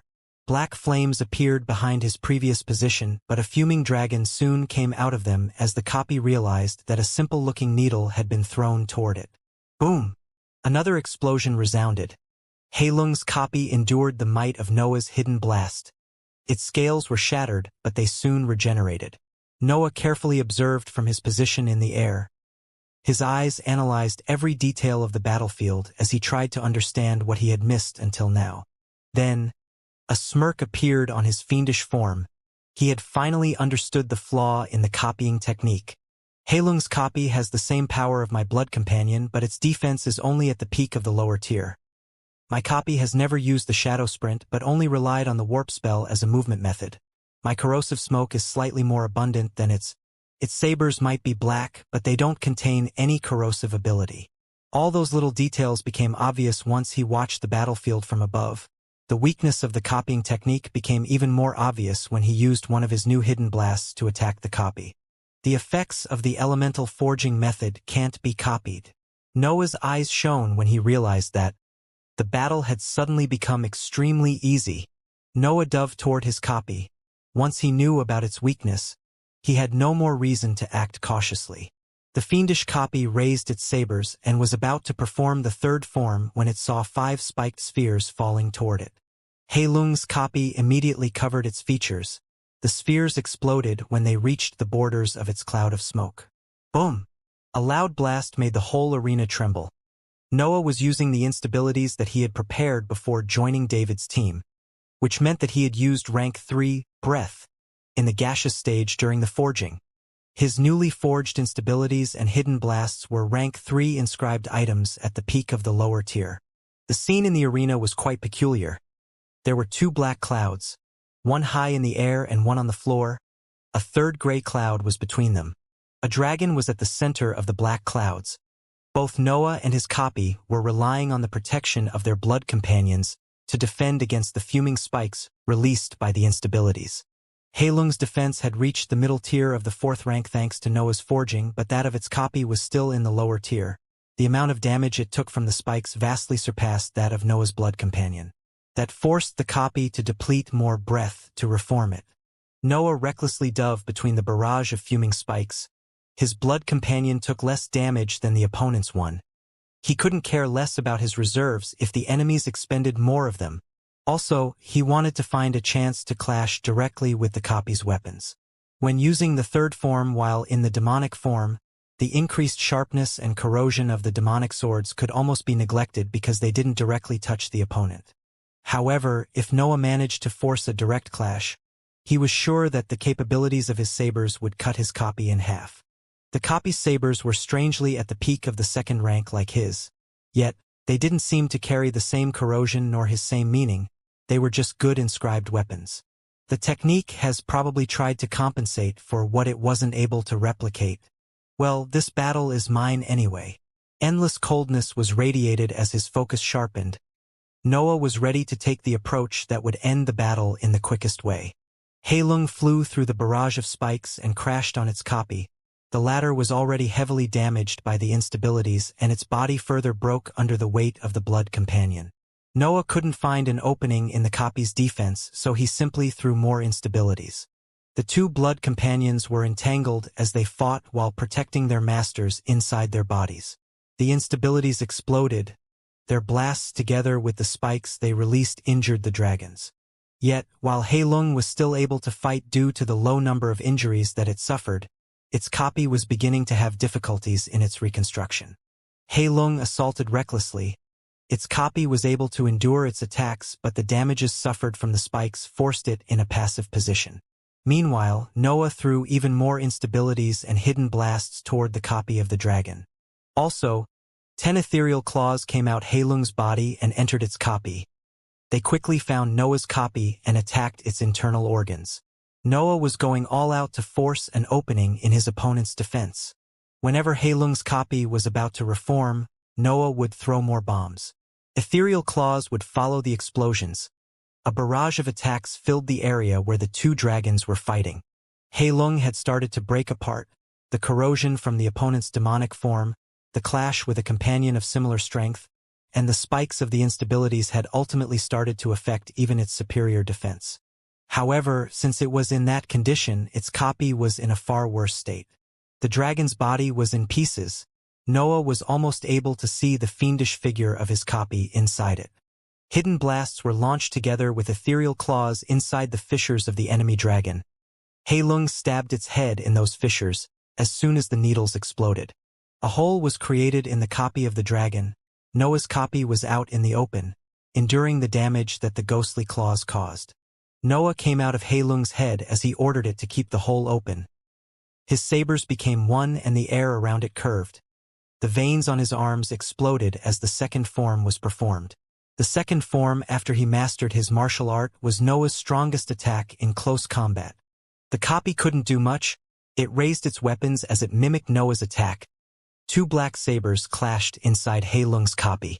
Just like Noah had predicted, the copy's sabers couldn't endure the sharpness and the corrosive abilities of the real demonic swords. Noah's attack cut through the enemy's second form and reached its body, dividing its torso diagonally. The copy's abilities seemed to froze when that slash was completed. The smoke released by its demonic form stopped moving, and even its companion halted its reconstruction. Then, everything started to vanish into nothingness. Noah saw that and dispersed his spells. He had gone all out in that battle. The only reason why he didn't suffer injuries was due to Heilung's protection. Yet, once he had understood that the copying technique couldn't reproduce the effects of the elemental forging method, the battle had been completely one-sided. Using the instabilities and hidden blasts that he had prepared before joining David's team, he has slowly destroyed the companion's defenses. Then, he used the superior defense of Heilung to pave a way toward his copy. It was just a matter of making their sabers clash at that point. It didn't hesitate in using the demonic form, though. I hope that those who have faced our team are dead. Noah sighed when he saw how uncaring his copy was in revealing its abilities. He couldn't help but think again at the possibility of having his identity revealed. He was about to sit on the floor to recover when the light of the formation shone again. What now? I'm almost exhausted. Noah had fought using the demonic form for the entirety of the battle.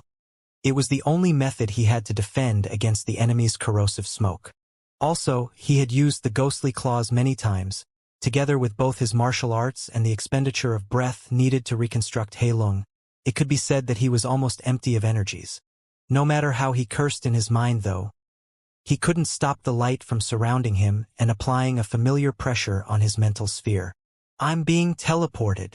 Noah immediately recognized that pressure, but there was nothing that he could do to oppose it. The scenery changed in front of his eyes. The dark area transformed into a large hall filled with the light radiated by the azure sand.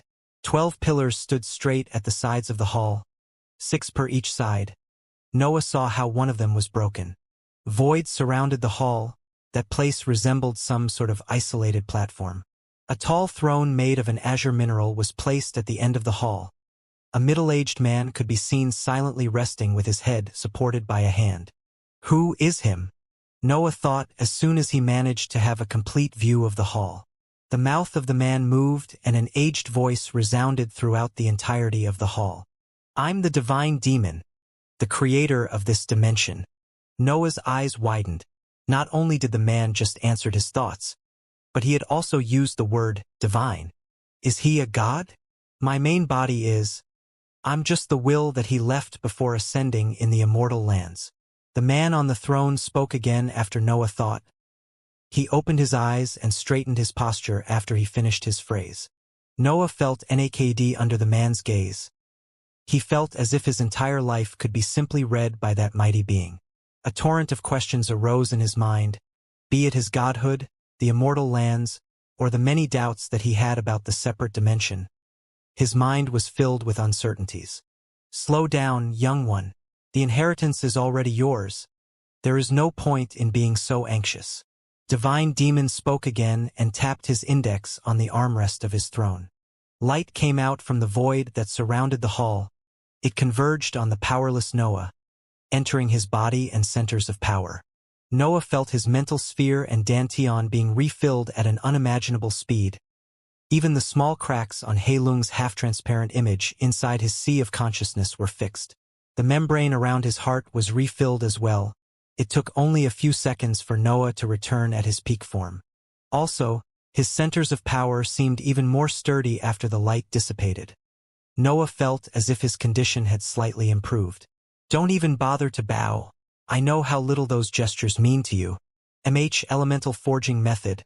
What a reckless inscription method. No wonder it has almost vanished. Divine Demon continued to speak. It seemed to be sorting Noah's knowledge as he casually commented it. Noah didn't feel good to have his mind read so easily. He suppressed the irritation growing inside him and masked it with his usual cold aura as he waited for that mighty being to finish playing with him. He calls himself Demon. Does he have some connection with my sect? Exactly. The inheritance would have opened only when one of the 12 demon sects reached the Coral Archipelago and was strong enough to use it. Well, 11 right now. Divine Demon answered Noah's thoughts again as he moved his gaze toward the broken pillar. Traces of anger appeared in his eyes, but they were soon suppressed as he focused back on Noah. Strong enough? Is it because of me that the sect met the standard required by the dimension? That time, Noah's thoughts were answered by a loud laugh. Divine Demon laughed and shook his head before he finally decided to reply to Noah's thoughts. Don't think too highly of yourself. You are surely amazing for your level, but you are just a mortal. The dimension opened because the chasing demon has recently reached the 6th rank. I guess that you weaklings weren't aware of that. Those words reverberated throughout the hall. Noah was speechless when he heard them. The chasing demon, my patriarch, reached the 6th rank? Noah's mind was a mess. The 6th rank was one step away from godhood after all. Humph. Don't be so surprised. That kid had the right attitude for cultivation, and he also had my guidance. He should have reached this level long ago. Divine Demon snorted and continued his explanation before Noah could even think about anything. As you have already guessed, I'm the ancestor of the demon sects of the Papal Nation. I and the god who created the Orthodox sects left the mortal lands long ago, but we made sure that our inheritances would be accessible by our descendants. How exactly is this place accessible? All the organizations in the archipelago are attempting to obtain the inheritance. Spare me your sarcasm, young one. I'm actually disappointed that it took someone like you to make a demon sect succeed. Your fellow disciples are a bunch of demons just in name. They have long lost their instincts as unorthodox cultivators due to the lofty lifestyle that they make here. Truth to be told, only a lone cultivator like you reflects the characteristics that I'm looking for in an heir. Noah was now used to the fact that his thoughts were directly answered. He even gave up on trying to cover them, and he couldn't just stop thinking. I know nothing about formations. Noah spoke for the first time. The meaning behind his words was quite obvious. He was referring to the copying technique of the dimension. Even if he was to obtain it, he wouldn't know how to use it. Also, a lot of work was needed to place the various formations. Noah recognized the power behind that technique, but he would rather have something that increased his personal power. I think that you have misunderstood my intentions regarding this dimension. Divine Demon spoke and stood up from his throne. He had long black hair and was dressed in a seemingly luxurious robe. He stretched his hand in front of him and images began to appear in his palm. Teamwork, ambition, a various set of abilities, survivability. Those were all the characteristics needed to pass the tests in the labyrinth. The images in his hands depicted the 9 trials that Noah had faced. He didn't dare to move his eyes from the being's hand. Yet, all of these are useless if you can't fight other cultivators. Hence the 10th trial. The images fused into one that replayed the Battle of David's group. Everything that had happened inside the mountain range had been registered. However, even that would be useless if one wasn't able to take a path different from the one chosen by heaven and earth. The images changed again. Noah's battle against his copy played out. The fight between the 2 fiends seemed spectacular when seen from outside. My copying technique is the maximum expression of the attunement inscription method. It can't reproduce things in the divine ranks nor creations that aren't under the rule of heaven and earth. Tell me, young one, why was it so easy for you to defeat your copy?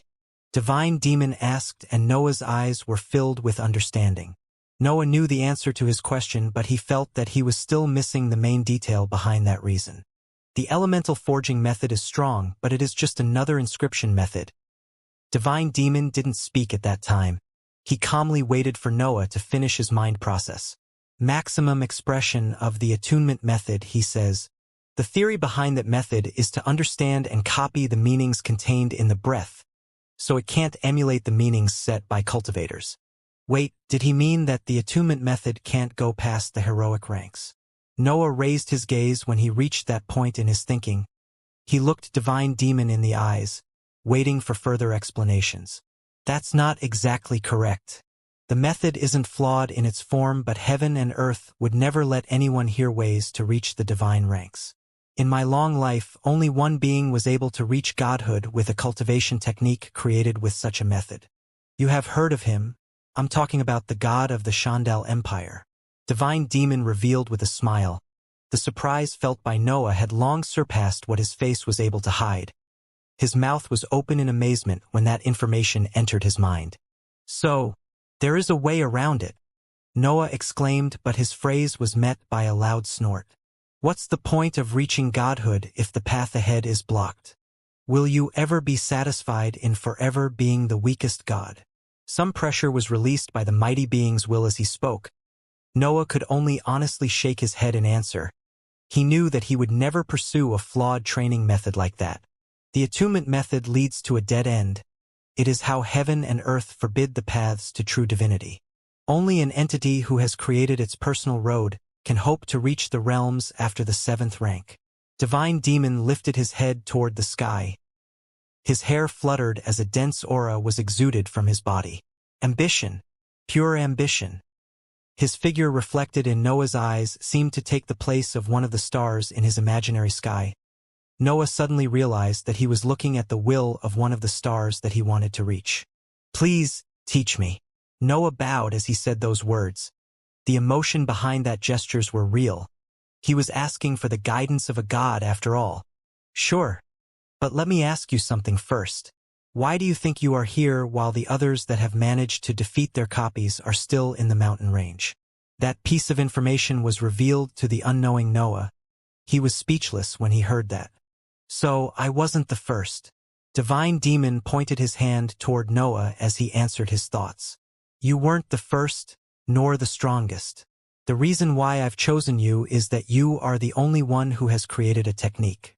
The shadow sprint martial art was your ticket to this place. Noah's eyes widened, but he chose to remain silent. There was too much that he didn't understand.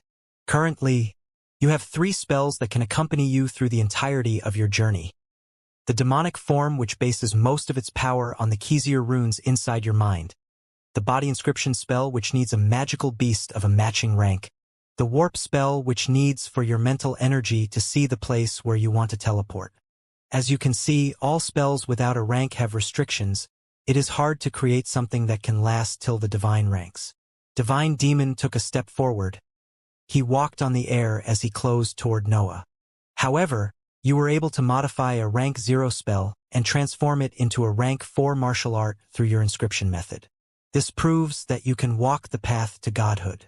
The middle-aged man landed in front of Noah and pointed a finger toward his mind as he spoke. The sea of consciousness is easy. The Xianxia runes already are a sort of defiance against heaven and earth, but keeping the breath inside it works too. His finger then pointed at his low waist, where the dantian was. Dark vortex cultivation technique enhanced with the dantian's opening. I suggest you create a personal technique before breaking through the heroic ranks to maximize your individuality. In the end, he placed his hand on Noah's shoulder.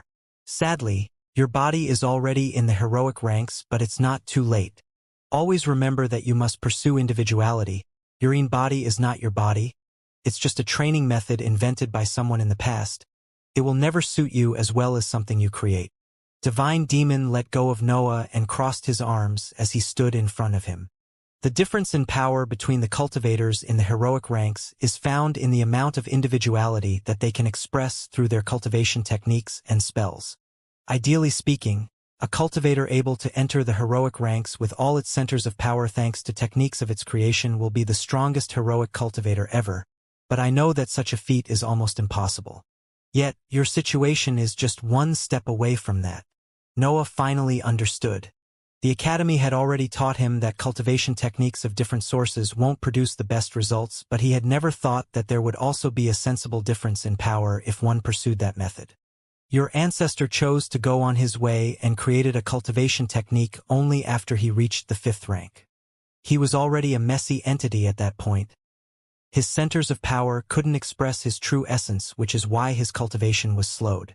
Are you implying that I should stop searching for cultivation techniques and body-nourishing methods in the heroic ranks and create them myself? How? My level is simply too low. Noah complained. He would have already created them if he had the needed ability. Divine Demon smiled when he heard those words. He knew that Noah had finally understood the true path. It's time to receive your inheritance then. Noah was stunned when he heard those words. He could only watch as Divine Demon raised his hand again and placed a finger between Noah's eyebrows. An incredible pain hit his mind as inscriptions appeared on the walls of his mental sphere. The lines of the inscriptions dug the walls of Noah's mental sphere as they fused with it. Noah wanted to fall on the floor and hold his head, but Divine Demon's finger kept him standing. It was as if his forehead was stuck to him. Noah endured the pain. It wasn't the first time that a spell was directly transferred to his mind, but the process seemed slightly different from the last time. What was being passed wasn't a diagram, but some sort of formation that directly attached itself to his mental sphere. The inscriptions enlarged, filling even the part of the sphere hid by Noah's mental energy. It took a while, but the entirety of his mind ended up filled by those shining lines. Divine Demon retracted his finger and Noah fell on the floor. His eyes were closed as he tried his best to stabilize that center of power. Then, light came from the void once again. It entered Noah's head and helped him heal his sore mind. The walls of his sphere healed. The small cracks and holes caused by the inscriptions were mended. Noah's half-transparent figure opened its eyes only to see that the environment inside his sea of consciousness was filled by the light radiated by the inscriptions on its walls. What did you do to me? Noah struggled to give voice to his worries. His mind had always been his real advantage in this life. He was extremely careful when it came to it. I gave you a way to create techniques and methods. Try to insert your mental energy into the inscriptions. Divine Demon spoke and Noah sat cross-legged on the floor before following his instructions. A small amount of mental energy rose from his sea and entered the inscriptions on the walls. The inscriptions shone with a blinding light and the mental energy was consumed, but nothing else seemed to happen. What is happening? The light seems to have some kind of smoothing effect on my thinking, but that's it. I don't feel anything else. Did I just become the slave of a deity? Is this guy a real god? The god of the Shandal Empire is stuck at the bottom of the 7th rank. Maybe that's why it didn't leave the mortal lands. What are the mortal lands anyway? What about the immortal ones then? I wonder if I ended up in some mess. Now that I think about it, each pillar in this room should correspond to the 12 demon sects. The broken one should be the ravaging demon sect. Wait, why isn't this old geezer answering my thoughts anymore? It was only when his thoughts reached that point that Noah raised his head to stare at the smiling Will. A drop of sweat was running down Noah's forehead. Yet, in Noah's eyes, its falling speed was incomparably slow. Does it enhance my thinking faculties? Noah found the answer to his question quickly. His mind was working at an unimaginable speed after all. The answer appeared almost naturally in his mind. That's just one of the many usages. This technique is something I made to create my rank 5 cultivation technique. Of course, I've already given you the version that I perfected after becoming a god. It will be a huge help in analyzing and creating techniques and spells. Analyzing and creating. Divine Demon's words meant that Noah could use the inscriptions on the walls of his mental sphere to study the diagrams of his spells. A sort of eagerness filled Noah. He wanted to test the limits of this new technique as soon as possible. Calm down, we aren't over yet. You are my heir now, but I wish for most of the wealth that I've left behind to go to your sect. You can keep the credits, the resources you need, and anything related to the darkness element, of course, but leave everything else to the sect. Also, Divine Demon stopped speaking for a moment as he raised his hand and an old book materialized seemingly out of thin air. The copying technique is recorded here. My inscribing method is something that I've personally created. It fuses the attunement method with the study of formations, but this technique can't go beyond the heroic ranks. I reckon your sect will need it if it wants to take control of the archipelago. Noah was about to take the book when its form disappeared. A black ring replaced it in the palm of Divine Demon's hands. This ring contains everything left in the dimension. You can keep it, but remember to share the items that you don't need with the sect. Divine Demon handed the ring to Noah and then disappeared from his spot, only to reappear on the throne at the end of the hall. My main body is still alive somewhere in the immortal lands. I can feel it. Look for me when you ascend. I'm sure he will want to see your progress. The hall began to tremble. Cracks formed on the floor and pieces of the pillars detached from their surfaces before falling into the void. Remember, only true individuality can reach godhood. The rank of a center of power means nothing if it doesn't carry the will of its cultivator.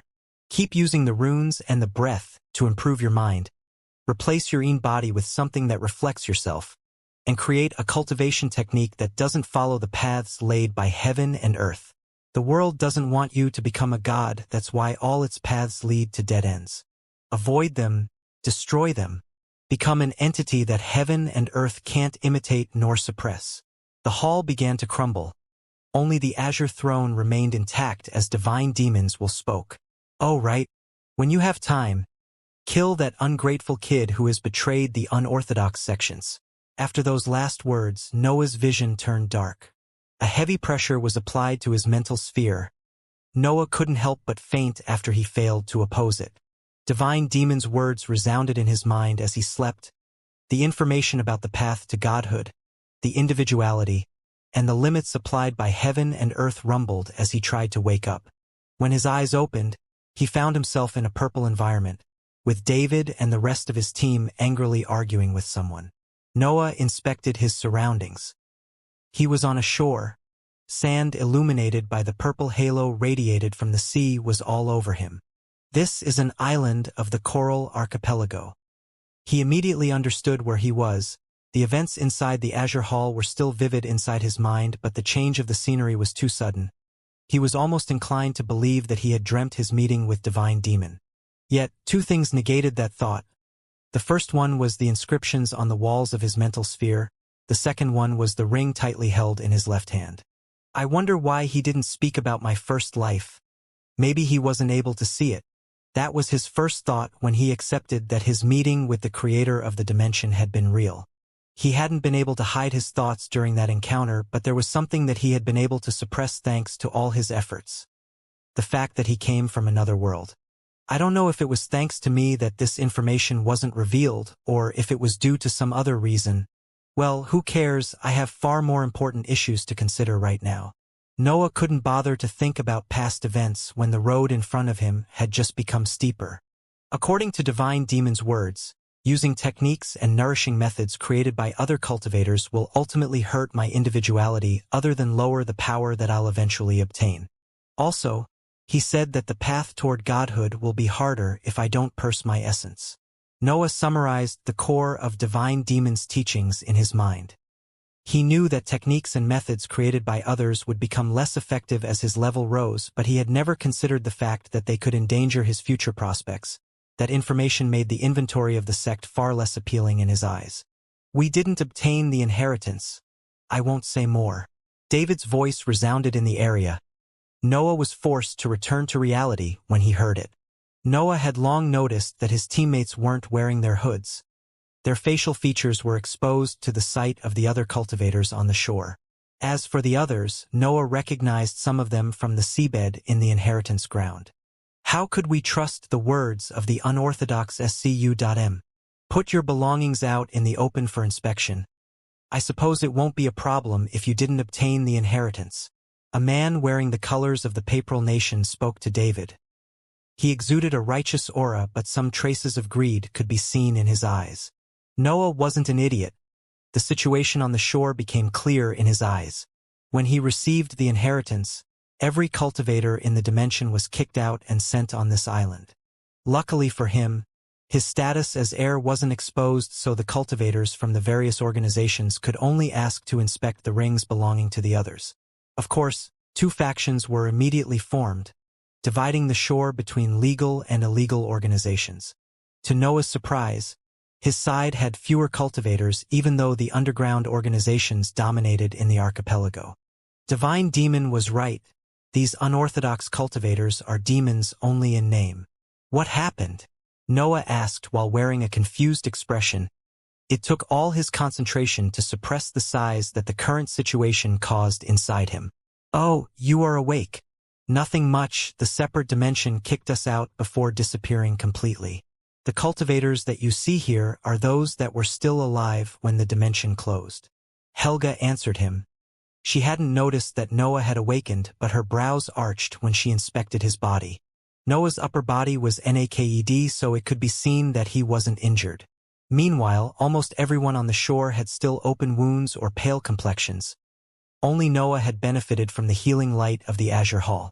Helga was about to give voice to her doubts when she felt a piercing cold gaze landing on her. She raised her head only to see that Noah had a threatening look on him. Helga was a cultivator in the solid stage. There was very little that Noah could do against her. Yet, she understood the meaning behind his gesture and kept her mouth shut. That wasn't the time to ask questions. Don't think that you can act as you wish. Remember that your rule on the archipelago is just a facade. David answered the man from the legal organization. His words were sharp, and many cultivators in the latter's group almost exploded due to the anger they felt. The domain of the underground organizations was something that everyone knew but that no one dared to speak of. Pride was something important for orthodox cultivators after all. However, since they had decided to act in such an overbearing way, David had decided to speak openly. He was threatening them not to go too far. I wasn't aware that demons were blind. Can't you see? We are far more than you. The man spoke again. He hinted that a battle would occur if they didn't ask as he requested. Stop speaking nonsense. Everyone must return to their organizations. This is an order. A voice filled the area as a middle-aged man wearing a white robe appeared in the sky. The same goes for you. Return to your headquarters. Another voice resounded. The group from the Chasing Demons sect recognized it as they raised their gazes on the sky. Elder Iris was standing in the air. Her white hair fluttered in the wind as she stared at the other heroic cultivator hovering over the legal faction. Noah heaved a sigh of relief. He couldn't bother being surprised by the appearance of a heroic cultivator after he interacted with the will of a god. The cultivators on the shore separated. Each group returned on their respective organization to report about the events in the dimension. David's group was the same. They followed Elder Iris as they moved toward one of the teleportation matrices hidden on that island. As Elder Iris led the way toward one of the matrices connected with the insides of the exoskeleton, the group of cultivators behind her became more numerous. The Chasing Demon sect had sent a total of 5 teams in the separate dimension and, from their survivors, it was clear that its losses had been huge. Joel walked slowly. All the members of his team were nowhere to be seen, and their state could be understood from his discouraged expression. Allison was right behind Elder Iris. She and 2 cultivators were the only survivors of her team. Her stern mood showed how much she had suffered in the dimension. David's team was in the middle. 5 of its members had survived, which was an incredible feat considering that only the non-affiliated newly advanced rank 3 cultivators surpassed that number. The latter hadn't even reached the seabed, but that had allowed for more of them to survive. As for the team created by Roy, none of its members could be seen on the shore. They had probably died due to their poor battle experience. All in all, only 26 cultivators survived the exploration. The assets in the human rank of the Chasing Demon sect had suffered heavy losses. Elder Iris, we will speak once we return to the headquarters. There are too many prying eyes on the surface. Joel tried to speak, but Elder Iris promptly stopped him. She had taken a risk in exposing herself in the open, but she needed to salvage as much as she could. The balance of power will tilt toward the organization that had obtained the inheritance after all. Noah remained silent. Helga's curious gaze would fall on him from time to time, but he simply ignored it. His mind was still a mess. He had always thought that it would have been enough to simply obtain stronger techniques to pursue power. He had never considered that his approach would eventually endanger his future progresses. The powerful group slowly walked through the streets of the island. It was as if Elder Iris was purposely showing their path to anyone spying on her. When she reached a certain building, she exhaled and a warm breeze swept the 26 cultivators behind her. The cultivators were surprised, but there wasn't much that they could do. The breeze ruffled their hair and made their torn robes flutter, seemingly without any additional effect. Yet, some almost invisible golden grains were carried away by the breeze. The cultivators looked at them in surprise. It took Elder Iris' explanation for them to understand what the grains represented. Humph! Did he think that he could spy on my sect so easily? He must be confident that the legal factions have obtained the inheritance. Her words explained the current situation. Apparently, the survivors from the dimension had been unconsciously hit by an investigative method. Elder Iris continued on her way. She took many turns and she even released more of that breeze to cover her path. The group then reached another building and entered it. A matrix appeared on the floor when they stepped inside the main hall. The pressure of the teleportation arrived and the scenery changed. The shining purple walls of the exoskeleton appeared in the cultivators' views, signaling that they had finally returned to the sect. Sighs of relief and tired curses resounded in the area. The cultivators finally dropped their stern looks and relaxed. They were safe there. Linus and a woman stood at the sides of the matrix. They began to trace lines on it and modify the formation as fast as they could. Noah understood that they were covering the tracks left by their passage. We don't know who obtained the inheritance nor to which organization it belongs, yet we won't give up on our rule over the archipelago. War will probably occur. The scales of power between the hive and the legal organizations will shift. This is no time for sorrow. Elder Iris spoke. She was trying to lift the cultivators' morale while explaining the events that will engulf the archipelago in the future. In her view, whichever organization obtained the inheritance will have a sharp increase in power. The domain of the hive and the chasing demon sect will be endangered due to that. The scene on the shore was quite self-explaining. The cultivators from the underground organizations had suffered far more losses, and there was a high chance that the inheritance was with someone from the legal ones.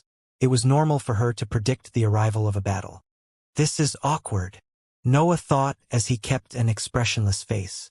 Her speech and the rekindled will of his companions were quite pointless since he was the one who had obtained the inheritance. These events have to be a lesson. Never allow yourself to be weak. The weak dies while the strong survive. This is the rule of the world. Use this experience to pursue power with even more dedication. I won't accept that the captains of my chasing demon sec- Elder Iris. A word. Noah interrupted Elder Iris' speech and the gazes of the other cultivators went on him. Noah felt as if he had committed a huge crime due to the anger carried by those stares. His natural cold expression came out when under such pressure. Did you think that my words are so pointless that you can freely interrupt them? Elder Iris wasn't an exception. She was quite tense due to the repercussion that will eventually hit the underground organizations in her prediction. She hadn't expected for Noah to behave so improperly. Divine Demon told me to leave everything that I don't need to the sect. I intend to do so if the sect is willing to provide benefits of matching value. Noah completely disregarded her question and gave voice to his intentions. He had yet to inspect the contents of the black space ring after all. What do you mean? How do you know that name? Elder Iris didn't understand and expressed her confusion, but Noah couldn't be bothered to answer now. I'll go to my cave in the residential area for rank 2 cultivators. Just wait for me to sort out the items of the inheritance. We can decide my benefits later. With those last words, Noah left the area. 25 cultivators in the 3rd rank and 1 in the heroic ranks stared at his NAKD back with speechless expressions. Noah hurriedly returned to his old cave. He wasn't afraid that the other members of the sect would try to steal his belongings. The restrictions of the oath prevented that, yet he was eager to inspect the contents of the inheritance. The black space ring contained the items left behind by a divine being after all. He couldn't even begin to imagine the amount of wealth contained in it. The entrance of his cave opened. Noah didn't change his habitation after he became a rank 3 cultivator because he was too focused on the separate dimension, but now he could feel how lacking the density of breath was for his current level. He casually sat on the ground and held the black ring in his hands. There was no mental imprint on it. Noah could easily inspect its insides. The first thing he saw when his mental energy entered the ring was a sea of shining crystals. Credits. There were obsidian credits everywhere he looked. Noah was able to divert his gaze only after he realized that it would take too much to count them. Their value had long surpassed 10 million credits when he decided to look away. Then, he was astonished by the width of the space inside the ring. This is simply too huge, Noah thought when he saw that the space inside the ring had the width of many kilometers. It seems that I won't need my rings anymore. This one is definitely above the human ranks. The black space ring was already an extremely valuable item, coupled with the incredible number of credits contained inside it. Noah felt as if his efforts in the dimension had been worth it. Yet that was only the beginning. Noah moved his gaze toward a few hills at the bottom of the area. He soon realized that the hills were just piles of items of different nature. Noah's attention went to the most striking ones. He saw how countless dragons' corpses were piled to form a small-scaled mountain. All the corpses belonged to rank 4 creatures of different elements, and each one of them was in a perfect state. It was as if those dragons had just died. How is this possible?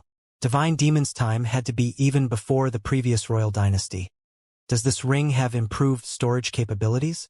Noah quickly moved the credits that surrounded the pile of corpses, and he soon discovered that his hypothesis was right. There was a large formation around the corpses which was similar to the one surrounding the inventory in Audionation. This purpose was clear. The formation kept the material stored inside it in a perfect state. The value of this ring has just doubled. Noah noted that in his mind before inspecting the next pile of goods. He was just doing a quick overview of the resources obtained in the inheritance. The sorting process would come only after he had a general idea of what he could find useful. There was a smaller hill right behind the beast's corpses. The pile that time was made of inscribed weapons of various types and rank.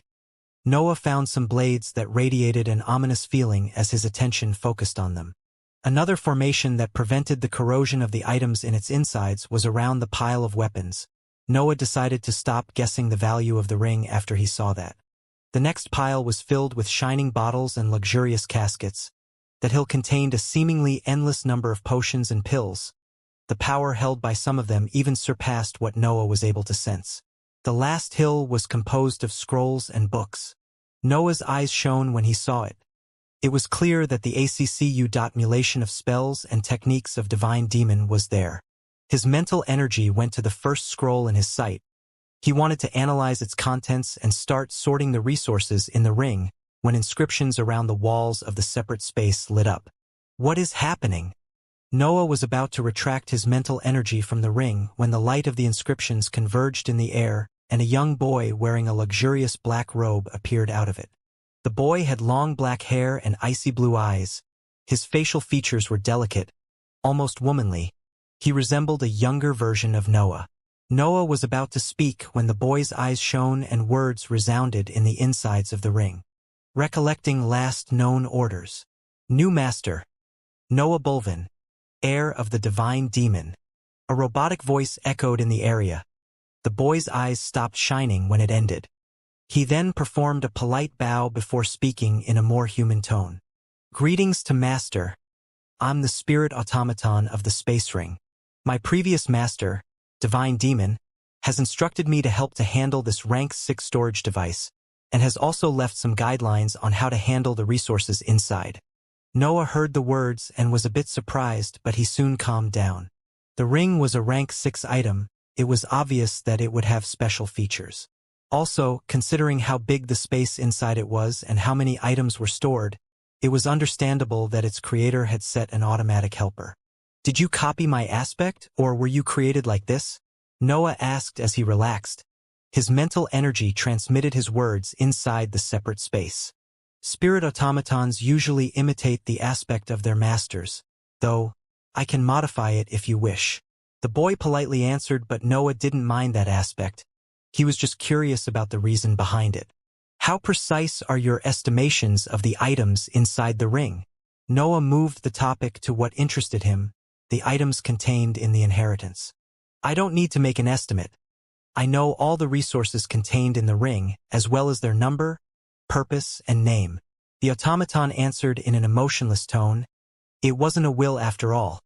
It was more similar to a program. Give me a complete report then. Don't be too specific though. Processing, Noah ordered before the robotic voice of the automaton answered him. The ring currently contains 80 million credits, 500 rank 4 dragon corpses of a various element, 8,433 inscribed weapons of various rank, more than 10,000 potions and pills of various rank and usage, and about 1,000 spells and techniques of various rank. Noah listened to those numbers and his mind began to evaluate the many possibilities that such an amount of wealth gave him. I bet I'm richer than a medium-sized noble family right now. He smiled internally when he realized that. Yet, he knew that most of those items would be wasted in his hands. Not only many resources required an element different from his, but he also had almost no use for the inscribed weapons. Noah knew that the demonic swords were the most suitable weapons for him and he couldn't use blades in the heroic ranks. His level simply didn't allow that. You spoke about some guidelines, what are they about? Noah asked the spirit automaton as his mental energy took a human form. It was easier for him to inspect the items from inside the ring rather than taking them out one at the time. First of all, there is a description of the 4 formations inside the ring. Each one can almost stop the aging of specific items. As you can see, the formations must be used respectively for magical beasts, weapons, drugs, and scrolls or books. Placing an item in a formation that doesn't suit its type won't activate its effects. If you wish, you can just send everything causally in the ring and leave the division process to me. The boy spoke, pointing a formation whenever he mentioned its suitable type of item. Also, Divine Demon left some messages. Would you like to hear them? Sure. Noah was surprised by the boy's statement, but he was quite eager to listen again to Divine Demon. The automaton opened his mouth and his eyes shone.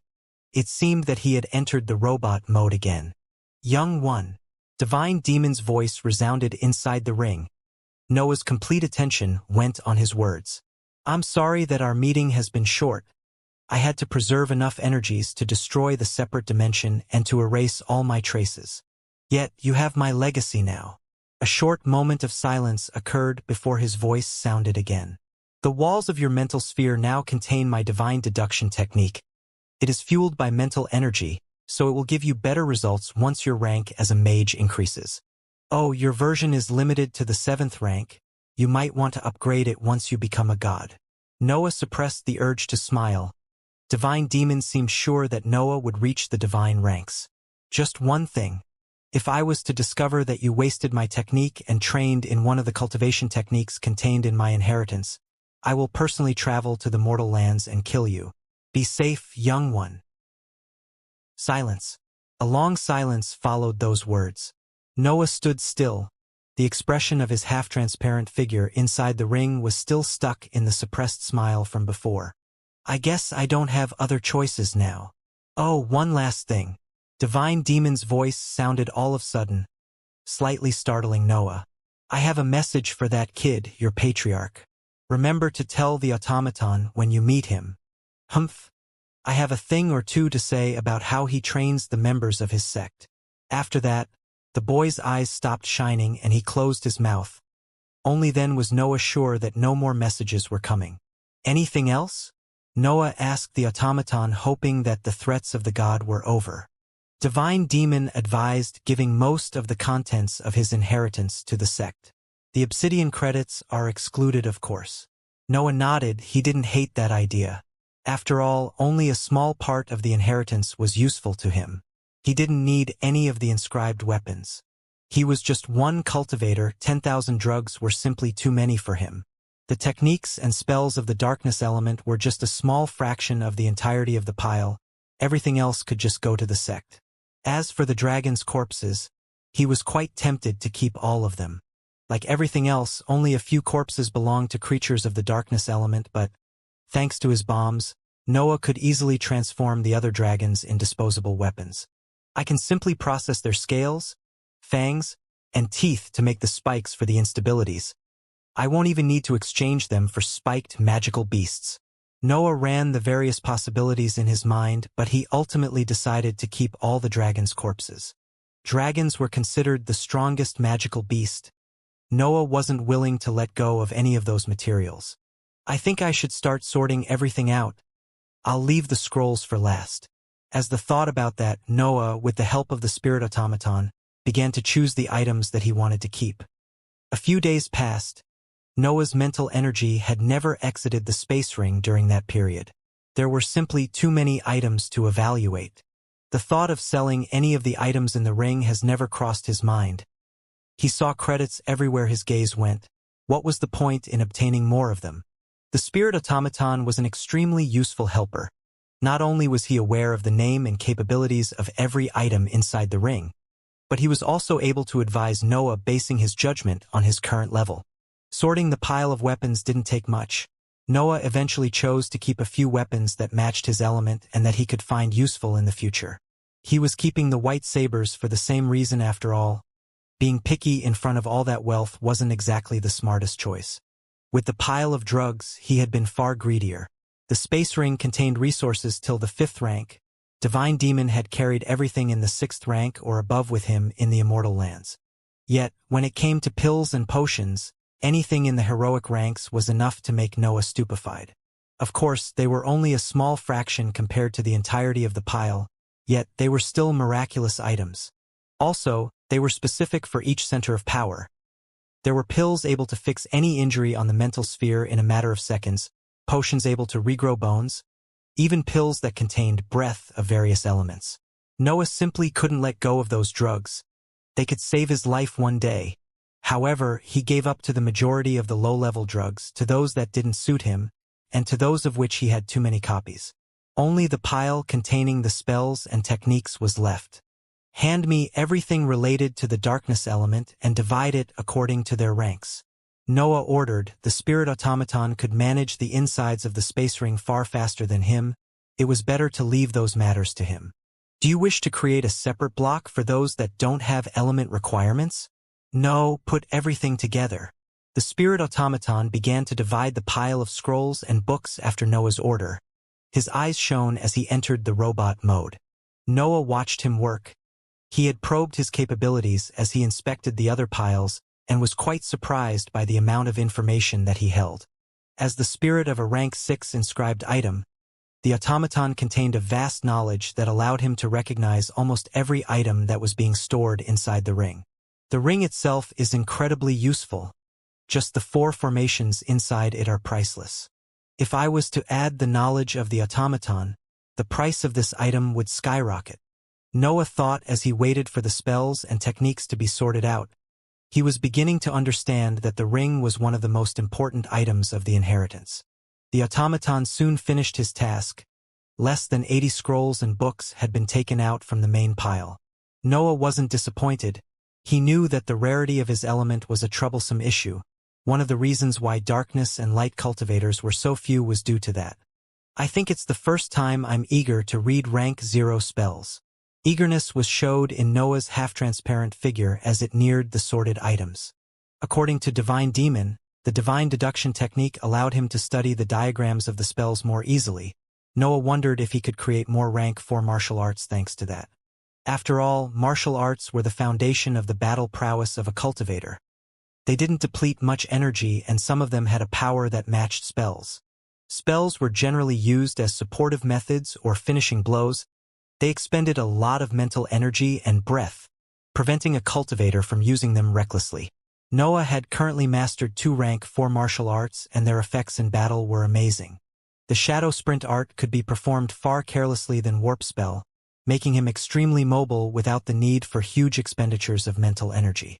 If a spell couldn't lead to a finishing blow, it was better to use its weaker but cheaper version. The majority of the items in the pile were rank 0 and 1 spells, techniques, and methods.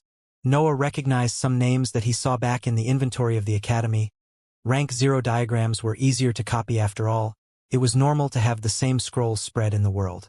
Blind, Shadow Step, Void Cover, Piercing Darkness. Noah swept through those names quickly.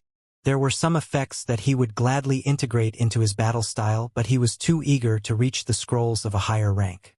Cultivation techniques and nourishing methods of such a low rank were simply worthless in his eyes. Noah had already decided to keep them only for research purposes. The spells were his main concern. Their diagrams could be turned into martial arts with enough study, and those up to the 3rd rank and above were useful for his level. It was then time for those in the 2nd rank, Death Spire, Entangling Darkness, and other spells that Noah had never heard of appeared in his eyes. Noah quickly read their effects and put them aside. That was not yet the time to start studying their diagrams. Only about 20 items remained in the pile that he had yet to inspect. Most of them were rank 3 nourishing methods and cultivation techniques, but there were some spells among them. Demon summoning seems strong. It's a pity that it's only up to the 3rd rank. My body inscription spells is simply stronger right now. Dark Ray seems good. It might be worth memorizing it. Dark Cover increases my hiding abilities, but only at night. It should be something worth learning. The rank 3 spells soon ended, and it was time to step on those of a higher rank. Noah had 3 books in front of him. They contained 2 body-nourishing methods and a cultivation technique, all in the 4th rank. Noah held the cultivation technique in his hands. His eyes were glued to its contents. That was an item that he had searched for a long time, the key to become a heroic cultivator. There was a lot that he didn't understand in its description. It seemed that he had to have access to rank 4 breadth before understanding some of the contents of the technique. It feels like another world. I wonder if I can create something like this. It took a while before he managed to let go of the book. He was only doing a general overview at that moment. He was just deciding what to keep of the inheritance. 3 scrolls remained from the almost 80 items. They contained 2 spells up to the 4th rank and 1 up to the 5th. Ethereal Form up to the 4th rank. It's a defensive spell that allows me to become immaterial for a short time. It seems to consume a lot of energy though. Death Area up to the 4th rank. This is an area of effect spell that weakens the living beings in its insides. Really strong, but also high consumption. The high consumption of mental energy and breadth of the spells of the darkness element was something Noah was used to. The ghostly claws were the only exception that he had found. Black Hole up to the 5th rank. Defensive method able to absorb any type of attack, allowing the cultivator to use the pure energy absorbed in an attack. At once, Noah knew that he had to memorize that spell. Give me the book containing the copying technique. Noah ordered when he finished inspecting all the darkness-related books and scrolls. The spirit automaton didn't hesitate. A big and old book rose from the pile of goods next to Noah and landed in his hands. Noah carefully swept through its pages. The copying technique created by Divine Demon defied common reason. It was able to create an endless stream of rank 4 creatures by restraining just a few of them. It was normal to be interested in such a power. However, he soon understood that he couldn't even make out the meaning of the initial lines that described the technique. This can be considered a peak rank 6 technique, maybe even a quasi-rank 7 one. It doesn't even match my areas of expertise. Noah sighed as he looked at its contents.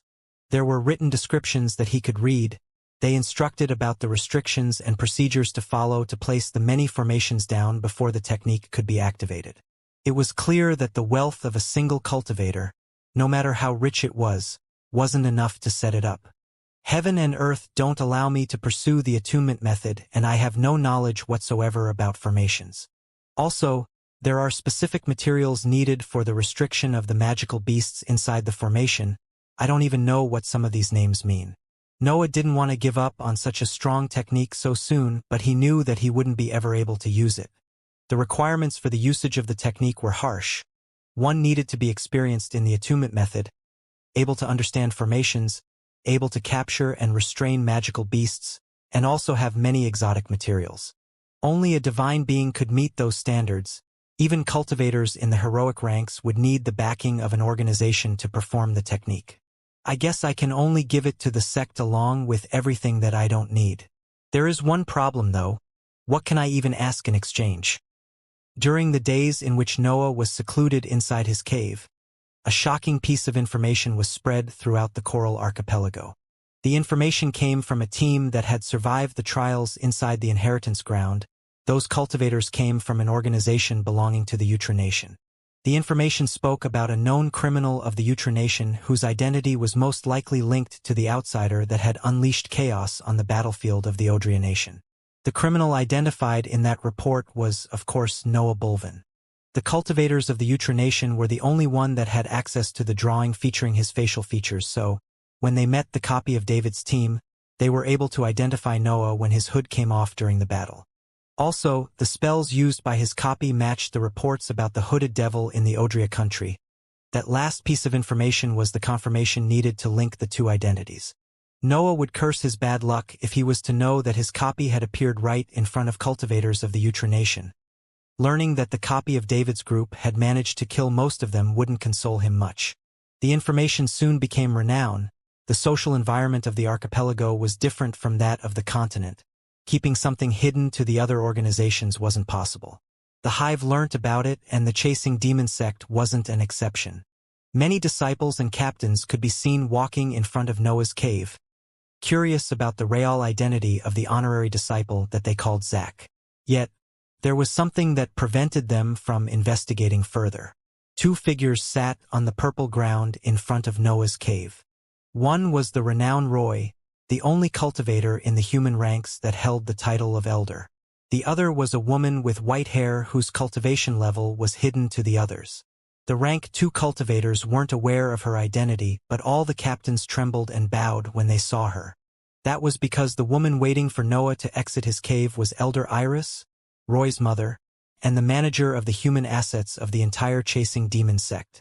The news about Noah obtaining the inheritance contained in the separate dimension had been kept a secret from the sect, but the presence of a heroic cultivator in the residential area for rank 2 cultivators raised many suspects. After all, cultivators weren't stupid, especially considering that they were aware that Noah had survived the exploration of the dimension with David's team. Also, according to David's reports, his team had approached the last trial that many had escaped. In fact, there was something that his team had completely missed. The escape tokens could be used to forfeit the matches against the copies. Couldn't be helped. David and the others were confident in their power. They had no reason to test again the tokens after they had failed to work in the 9th trial. Yet, that didn't apply to all the teams in the dimension. Many cultivators relied on them when death was nearing in the 10th and 11th trial and, to their surprise, the tokens had worked. They didn't bring them outside the dimension though, but only at the beginning of the mountain chain. Also, the tokens broke after that activation. That was one of the reasons why the legal organizations ended up with more survivors. They were used to be on the losing side in the archipelago. The careful attitude developed due to that helped them discover the detail that many cultivators belonging to the underground organizations had missed. Noah was unaware of all that stream of information that had enveloped the organizations of the archipelago and focused on sorting his space ring. He wasn't in a hurry. He could calmly memorize the new spells as he thought about what to ask in return for the items useless to him. It took him a month and a half to exit his cave, and he was quite surprised to find the pair of mother and son waiting for him right in front of the entrance. You might want to listen to the recent developments in the archipelago before saying your conditions. Roy spoke before Noah could say anything. The latter gestured for the 2 elders to enter his cave. A few seconds later, the 3 of them were sitting on the ground at the center of the cave. The entrance was closed, sealing away any noise and the curious gazes of the onlookers. What developments? Noah went straight to the point. He had only learnt the spells that he knew he could find useful, but there was far more to do. He wanted to study the many diagrams in his possession. He wanted to isolate the effects that he wanted to reproduce. He wanted to test the divine deduction technique. And he wanted to take anything that he found useful from the inventory of the sect. Each one of those tasks would keep him busy for long periods. He simply wanted to solve all the immediate issues before slowly absorbing the inheritance. Your identity has been revealed. Your copy appeared in front of cultivators of the Nation. Here, this is a summary that I've prepared for this meeting. Roy answered as he handed him a pile of sheets. Elder Iris silently sat on her knees with her eyes closed during that conversation. The sheets described the events in the archipelago that followed the disappearance of the separate dimension. They covered the discovery of Noah's identity, its connection with the hooded devil, the matter about the escape tokens, and even some final consideration personally added by Roy. No one is aware of who obtained the inheritance, and, even though my identity was revealed, the legal organizations only know that I belong to the Hive. They don't know to which branch I belong. The situation was far better than what Roy had hinted. The Hive controlled the archipelago after all. Noah barely felt the need to hide for the time being. As someone who had remained hidden and had escaped for all his life, Noah could remain perfectly calm when he learnt that information. The sect is willing to offer you protection from the continent in exchange for the contents of the inheritance. You can keep anything that you find useful for your cultivation, of course. Roy said with a smile, but Noah's next words made his expression freeze. I believe that the sect is bad at telling jokes. Noah had always been overbearing. He simply rarely had the chance to be in a position of power. Don't think that the oath can keep you safe. We might not be able to take your life since you are a member of the sect, but there are many ways to seize the inheritance without causing a backlash from our horned faces. Remember your position and let's have a peaceful transaction. Elder Iris spoke without opening her eyes. Noah felt some sort of pressure accompanied her words, but he had been prepared for a similar situation. In the month and a half in which he had isolated himself, he didn't just sort the contents inside the ring and learnt some spells. He had also thoroughly questioned the spirit automaton to learn about the many features that the space ring offered. The ring was a rank 6 inscribed item after all. Its functions weren't limited only to a large space and a vast knowledge.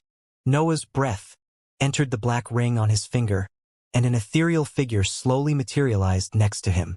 The figure had the aspect of a young boy with long black hair. He was the spirit automaton of the ring. Tell them what I can do in case the sect becomes hostile. Noah ordered as he filled a cup with the wine contained in his space ring and coldly observed the reaction on his two guests' faces. Yes, master. The automaton answered before his eyes shone, and he explained in a robotic voice. Master can freely decide to destroy all the items inside the ring.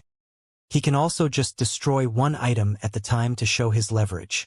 Elder Iris opened her eyes at those words.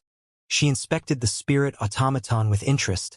She wanted to understand if he was speaking the truth. As a last resort, Master can decide to use the credits inside the ring to activate the self-destruction mechanism. The power behind the blast generated in this way will match the attack of a rank 6 cultivator since the ring is a peak rank 6 inscribed item. According to my calculations, the entirety of the chasing demon sect would be wiped out in the explosion. Roy almost puked blood when he heard those words and began to stare at Noah's ring in fear. Elder Iris furrowed her brows.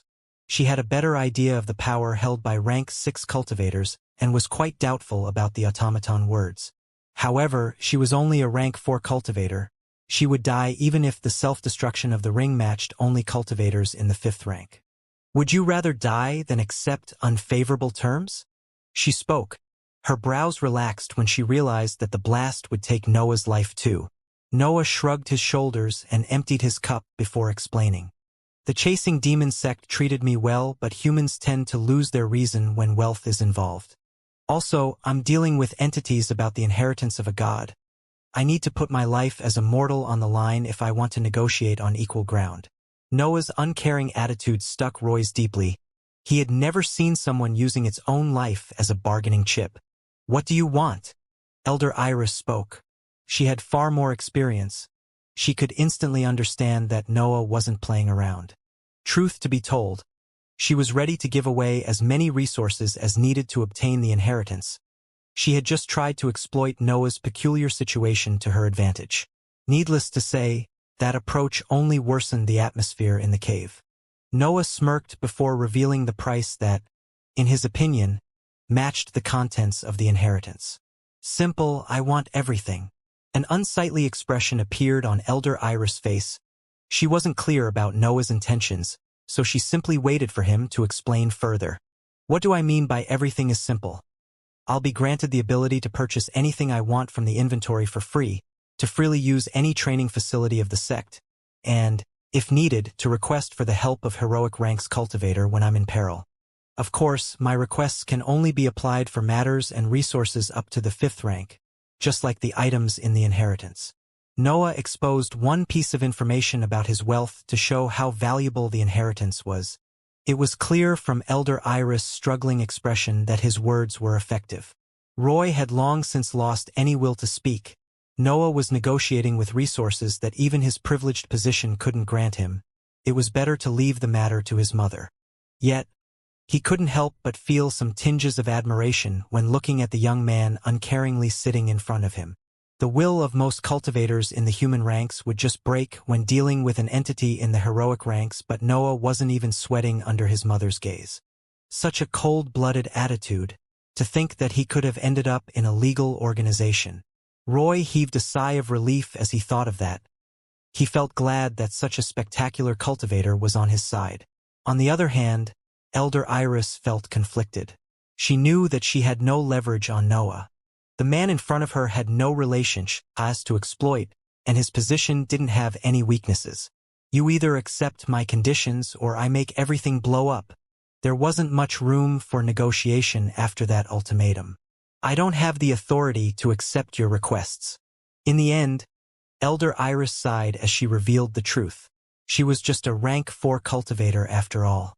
She was an unparalleled existence in the eyes of the human cultivators, but her power didn't allow her to have much influence on the heroic matters. I kind of expected that. Noah revealed too. He knew that he couldn't ask for the complete support of the heroic assets to a single elder. It was with a bit of hesitation that he decided to give voice to his next words. Please, bring me to the chasing demon. Divine Demon has also left a message for him.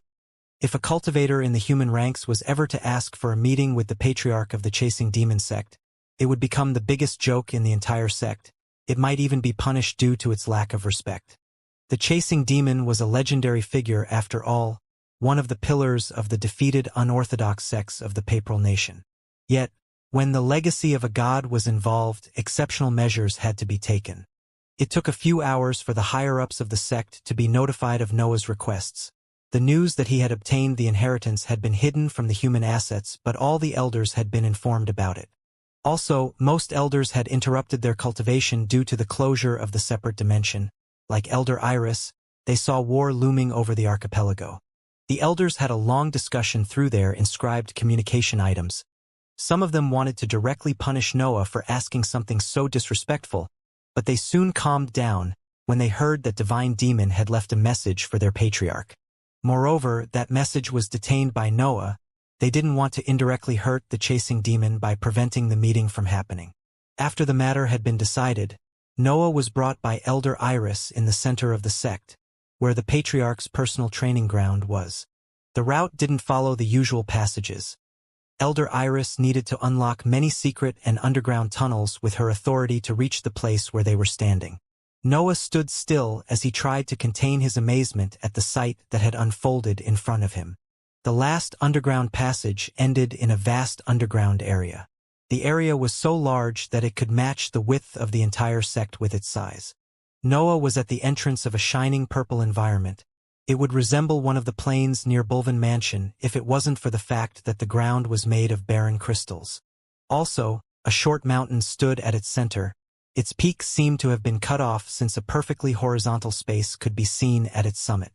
The Patriarch has accepted to see you, but I can't go further. You must walk to the summit alone. Elder Iris spoke. Her eyes looked at the summit of the mountain contained in the large underground area with reverence. Her complete devotion could be seen in her expression. On the other hand, Noah was interested in the environment.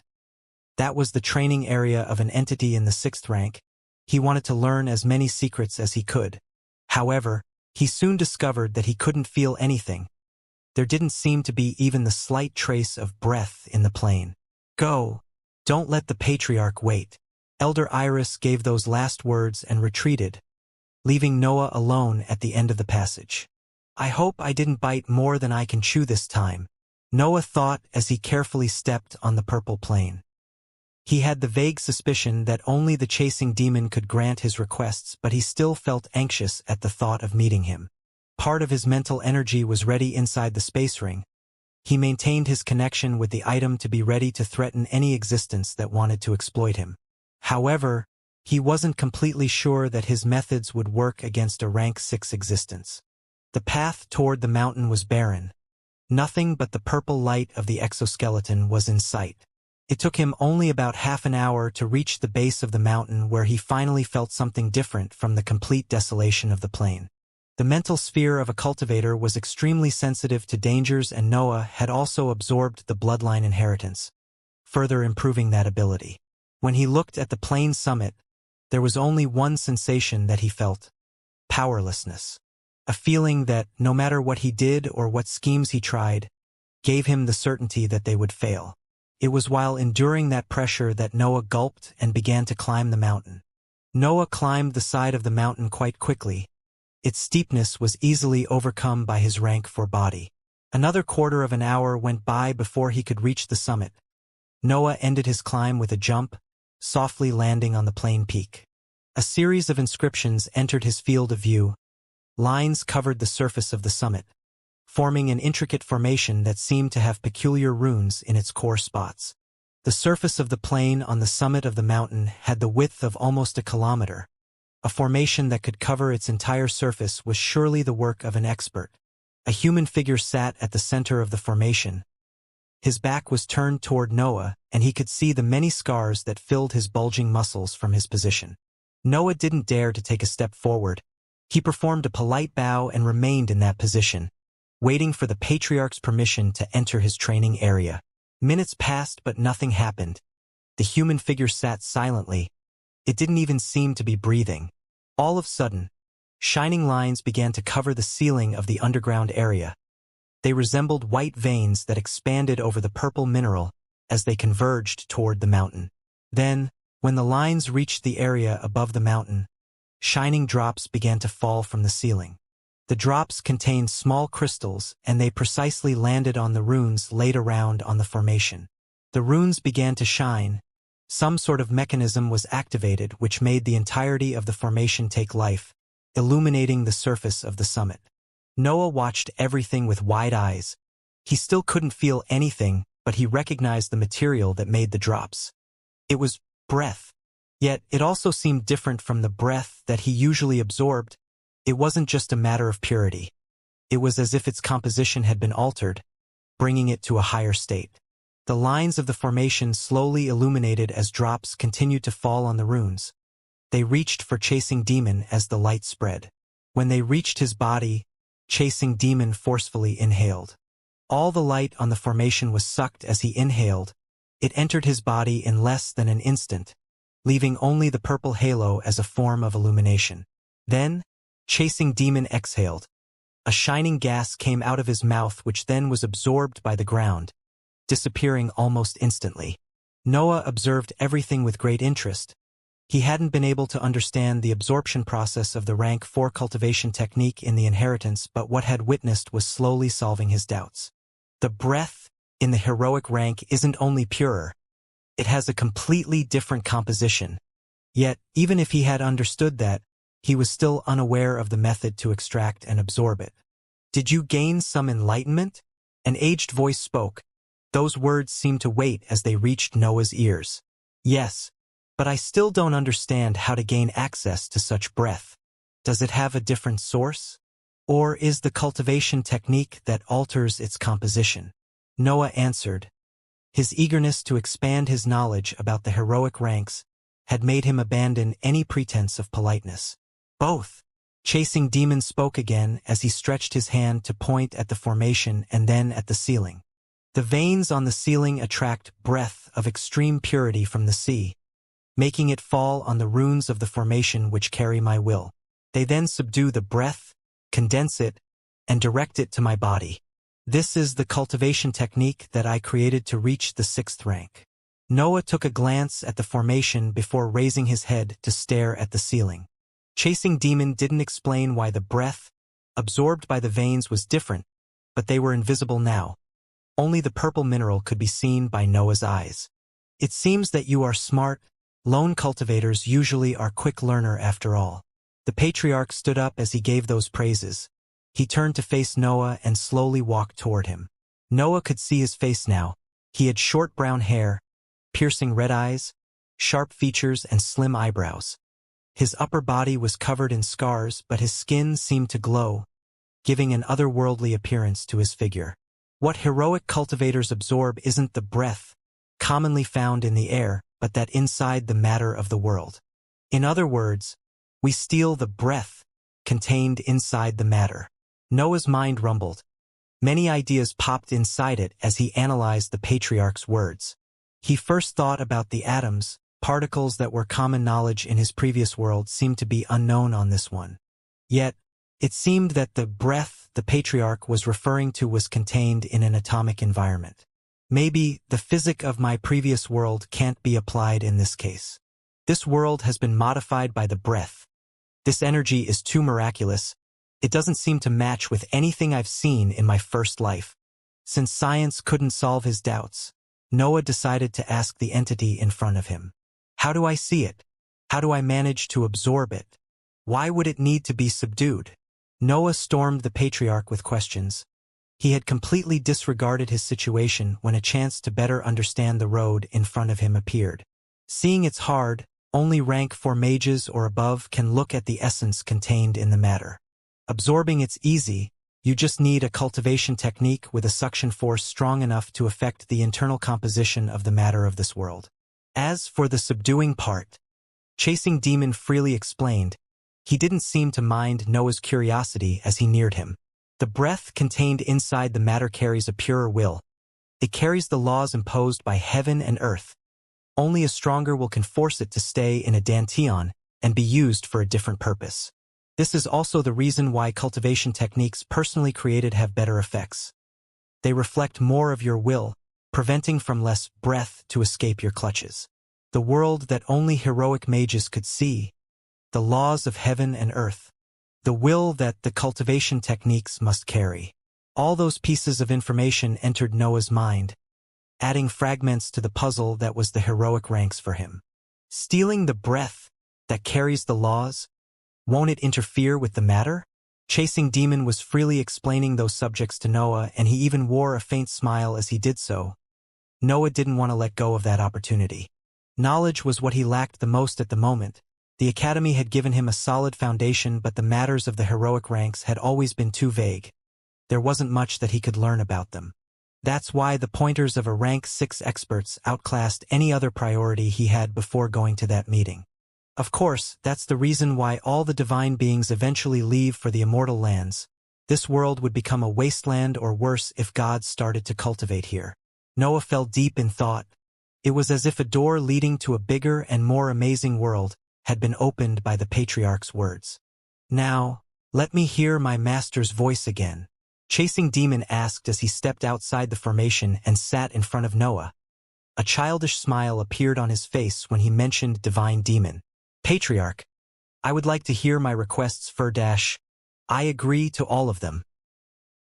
Noah had returned to reality when the message of Divine Demon was mentioned and wanted to set the matter concerning his conditions first, but the Patriarch immediately agreed, leaving him momentarily speechless. But, you don't even know what I'm asking. Noah complained. The Patriarch's attitude didn't match with his idea of a cultivator in charge of a sect. All the resources and techniques up to the 5th rank inside the inventory will be yours to take freely.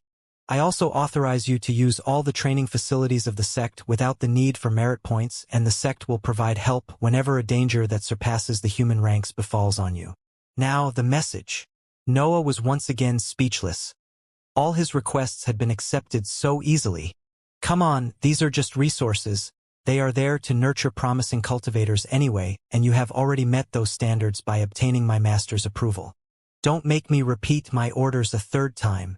After those words, Noah gave up on trying to understand his patriarch and simply sat in front of him while using his mental energy to summon the automaton. The ethereal boy was already informed about his orders, and his eyes lit up as soon as he appeared in the open. Rufus. Divine Demon's voice came out from the open mouth of the automaton. Chasing Demon's eyes widened when he heard that name. I know that you've chosen to train a rank 5 cultivation technique to kill that traitor. Mining your path to godhood for the sake of vengeance wasn't your smartest choice. Chasing Demon snorted when he heard those words, but a bitter smile appeared on his face. His eyes seemed to wander between the memories contained in his mind. Well, you have always been the most short-sighted and emotional of my disciples after all. You are being true to your nature at least. Noah shifted his gaze when he heard that. He didn't want to look at his patriarch when he was rebuked. You've reached the 6th rank though. It means that you've finally managed to fuse your runes with my formations. Maybe you still have hopes in becoming a god. Anyway, what I'm concerned about is how you handle your sect. Back in my days, I would throw all those useless disciples that entered my dimension into a pack of dragons and allowed them to live only if they brought enough heads back. What kind of lofty life are they having here? Luckily for you, my dimension has killed all the useless ones. You can nurture better demons now. Noah's expression froze. Hearing the more than 70 rank 3 cultivators died in the dimension being labeled as useless was something that he hadn't expected. He began to see his patriarch under a new light. His status as a disciple of the divine demon meant that he had to be extraordinary even among his peers. I think war is always the best way to forge the character of the young ones. Just use the conquest of the archipelago as mean to nurture better human assets while you go around gathering the materials needed for my technique. You should have obtained it by now. Chasing Demon shot an inquisitor look toward Noah, and he didn't hesitate to take out the book containing the copying technique and hand it to him. The patriarch's eyes widened when he saw the book, and he held it with great care as he began to inspect its contents. Oh right, the kid is promising, use him in the war. I don't want him to isolate himself to cultivate like those orthodox bunch. Battle prowess must come before the cultivation level in the mind of a demon. Anyway, I hope to see you in the immortal lands. I still need to punish you for your recklessness. Luckily, there are dragons here too. The recorded voice ended and the spirit automaton closed his eyes before Noah made him return inside the ring. Chasing Demon had an awkward smile on his face. His master seemed to have given birth to conflicting emotions inside him. Then, he simply focused on the book in his hands. His fingers traced the lines of the formations described on the pages, as if he was trying to understand their meaning. He is really a genius. This technique would be considered a masterpiece even if it was limited to the human ranks.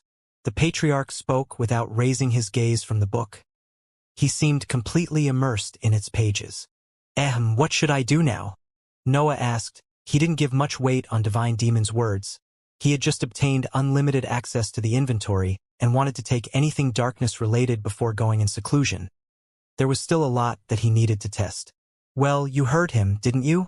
You are going to war. Noah returned to the underground corridor where Elder Iris had left him. He had discussed with the patriarch for some time, but, in the end, he was forced to accept his orders. I must lead the human assets to war while he prepares the copying spell. He wants to take complete control over the archipelago. However, how am I even supposed to command the other captains? I'm still in the gaseous stage. Elder Iris entered his field of view as he evaluated that issue. Noah knew that he was strong. He had defeated a rank 3 cultivator in the liquid stage after all. Yet, the sect had many solid-stage cultivators. It was pointless to mention the leaders of each faction at that point. Elder Iris had an old notebook in her hands. Her furrowed brows showed her disappointment toward the message that she had received. What is it? Noah asked when he saw that her gaze went on him and remained still. He felt uncomfortable under the inspection of an elder. Nothing, Lord Prince. Noah wanted to ask about the title she used when the walls of the exoskeleton trembled and the patriarch's voice resounded through the entirety of the sect. Orders for all the cultivators in the human ranks. The Chasing Demon sect is going to war. We are taking over the entire archipelago. You have 6 months to prepare. The battle will start after that.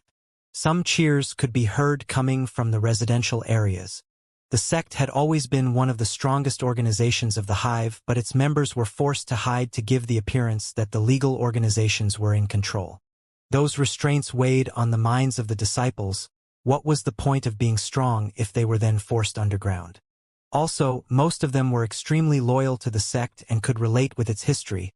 They had longed for the moment when they could take over all the islands and rule out in the open.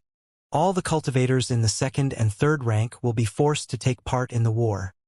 Any deserted will be considered useless and disposed of. The eyes of the weak and secluded cultivators widened when they heard those words. The patriarch didn't give them any choice on the matter. Though every war needs a general. I hereby give the title of Demon Prince to Noah Bulvin, the cultivator that has successfully retrieved the inheritance of our ancestor. He will lead you to battle. Follow his orders as if they were mine. That was the moment when Noah's eyes widened too. Not only did the patriarch use his real name, but he had also given him a title. The walls of the exoskeleton stopped trembling and Noah's horned face shone for a few seconds. He realized that some permissions had been granted to his oath. What does my title do? However, Noah had always been a lone cultivator.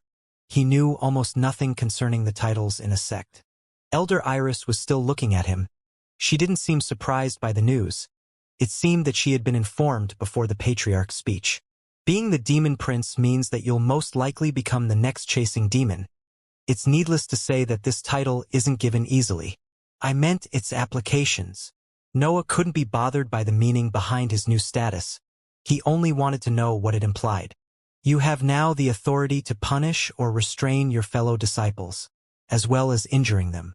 You are still forbidden to kill them, however. Such decisions can only be ordered by us elders. Elder Iris' words echoed in his mind. It gives me some leverage on the other captains at least. It should be enough to make them follow my orders. Let's go to the inventory. I need to empty my ring and retrieve some items. Elder Iris nodded at that order. She led Noah outside the Patriarch's habitation and through the passages connected to where all the wealth of the sect was stored. Marcia was waiting for their arrival on an area where the light radiated by the exoskeleton was less powerful. That sight was quite unusual for the environment of the sect. Elder Prince. Marcia bowed to both of them. She was the captain in charge of the faction handling the inventory, but she still performed that polite gesture to Noah. Open it. Elder Iris ordered. Marcia touched the wall behind her in specific spots before a formation lit up and the purple minerals moved, revealing a descending dark path.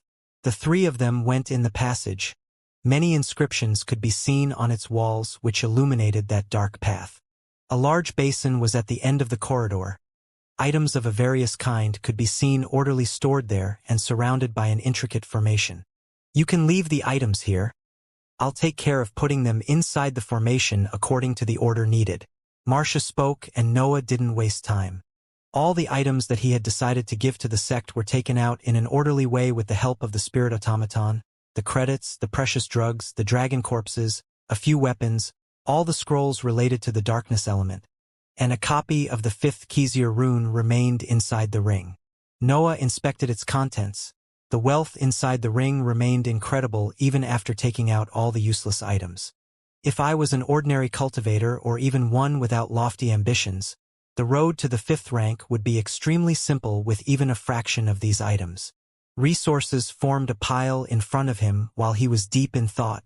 Even Elder Iris was surprised when she became aware of the quality of some of those items. There were rank 5 weapons, drugs, and techniques after all. Elder Iris was still in the 4th rank. She couldn't help but be attracted by some of them. Marcia, on the other hand, was completely amazed. Her jaw hanged open as her eyes darted between the items of the inheritance. However, Noah couldn't be bothered to wait for their stupor to fade and directly asked for the things he needed. I need all the darkness spells, cultivation techniques, and arts of the inventory. I will probably give them back soon, but I would still like to inspect them. Noah quickly obtained what he had requested. Marcia didn't avert her eyes from the pile of goods even when he left. He had finally obtained all he needed to go in seclusion and properly absorb the inheritance. It was a pity that he had to start a war in 6 months. This timing is probably what Chasing Demon needs to learn the copying spell. Well, maybe he has increased it a little to give me more time to prepare. Noah explored the possibility that the Patriarch had been somewhat kind to him as he walked alone through the corridors of the sect. He wasn't going to return to his cave in the residential area for rank 2 cultivators, nor was he going in the residential area for those in the 3rd rank. He wasn't even going to the training ground where his faction was. Noah needed a quiet place where to study his many spells. The disciples in the Thieves faction were simply too noisy. Where he was heading to was another training ground. The Chasing Demon sect was large. It had many facilities that could help the cultivation of its disciples. Yet, they were accessible only to those willing to use merit points. Noah had saved for the 4th Xianxia rune back then. He couldn't afford those places. That was, of course, different now. Noah could freely use all the facilities of the sect. It took him just a few questions sent through his inscribed notebook to Roy to choose the area that suited him the most. The path to the training area forced him to cross some of the crowded areas of the sect. Noah felt many gazes on him as he uncaringly walked on the purple ground. Not many disciples knew Noah.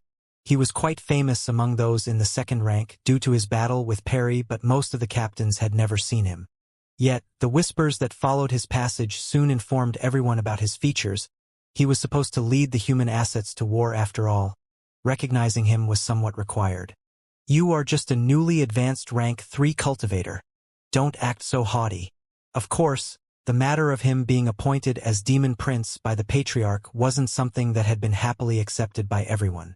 Noah turned his head toward the cultivator that had spoken. He recognized Joel, the only survivor of the team sent by the defense faction.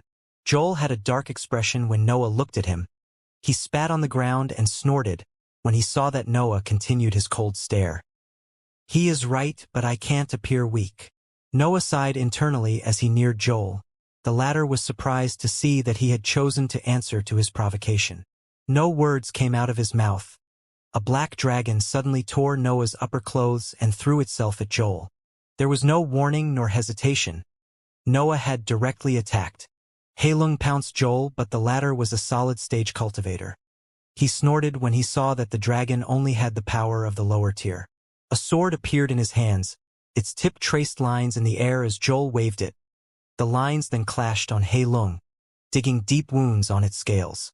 Generally speaking, small fights were allowed inside the sect as long as the cultivators contained themselves.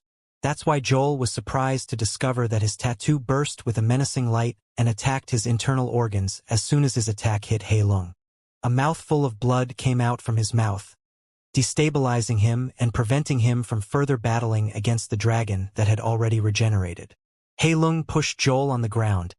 Its open mouth hung over his head like a guillotine ready to take his life. The bodies of the cultivators were far weaker than those of the magical beasts. Any rank 4 creature was able to inflict a deadly blow to a rank 3 cultivator. Joel was confused. He had only reacted to Noah's attack. He was completely on the right side in that situation. Yet, the tattoo had reacted to his actions while it didn't mind Noah's behavior. The latter stared coldly at the cultivator on the ground. No one could understand his thoughts from his expression. The truth was that Noah's position as Demon Prince gave him special permissions and authority over the other cultivators. It didn't allow for anyone in the sect to attack him. Heilung's senses were shared with his. He suffered its same pain. Joel's attack hurt Noah, triggering a reaction on his tattoo. The area where they were was near the residential area for rank 3 cultivators. The commotion generated by the fight had attracted the attention of many disciples and captains. A small crowd formed around Noah and Joel. The cultivators encircled the two of them, interested in what was happening. Noah sensed about 50 cultivators in the 3rd rank around him. That number amounted to a bit less than half of all the rank 3 cultivators in the entirety of the sect. The separate dimension had hit hard the human assets of the sect. There were more than 200 rank 3 cultivators before the dimension opened, but now only a bit more than 100 remained. Also, many of them were newly advanced cultivators that, just like Noah, had focused on their cultivation level to enter the dimension. I think I should make some sort of speech. Noah sighed internally as he thought of that. He was completely disinterested in having a social life, but the Patriarch had cornered him, giving him the position of a general. Listen, I don't like my status more than you do. I just wanted to cultivate in peace. Heilung returned inside his body as he spoke.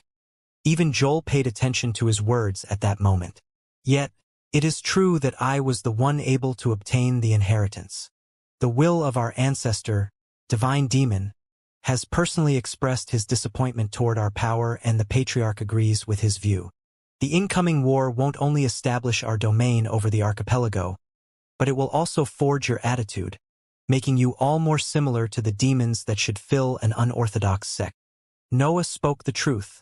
Many of those that had survived inside the inheritance lowered their gazes in shame.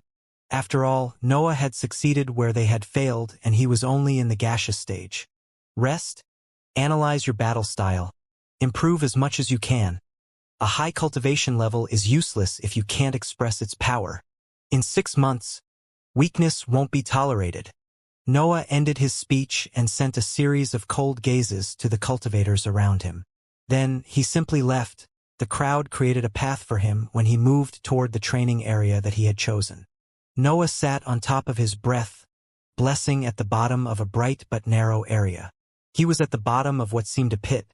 He had to use Heilung's wings to safely reach that place, and he couldn't lay down since there wasn't enough space for him to stretch. Yet, that was the training area that he had chosen. The pit was in one of the deepest parts of the exoskeleton, in what was supposed to be the leg of the dead beast.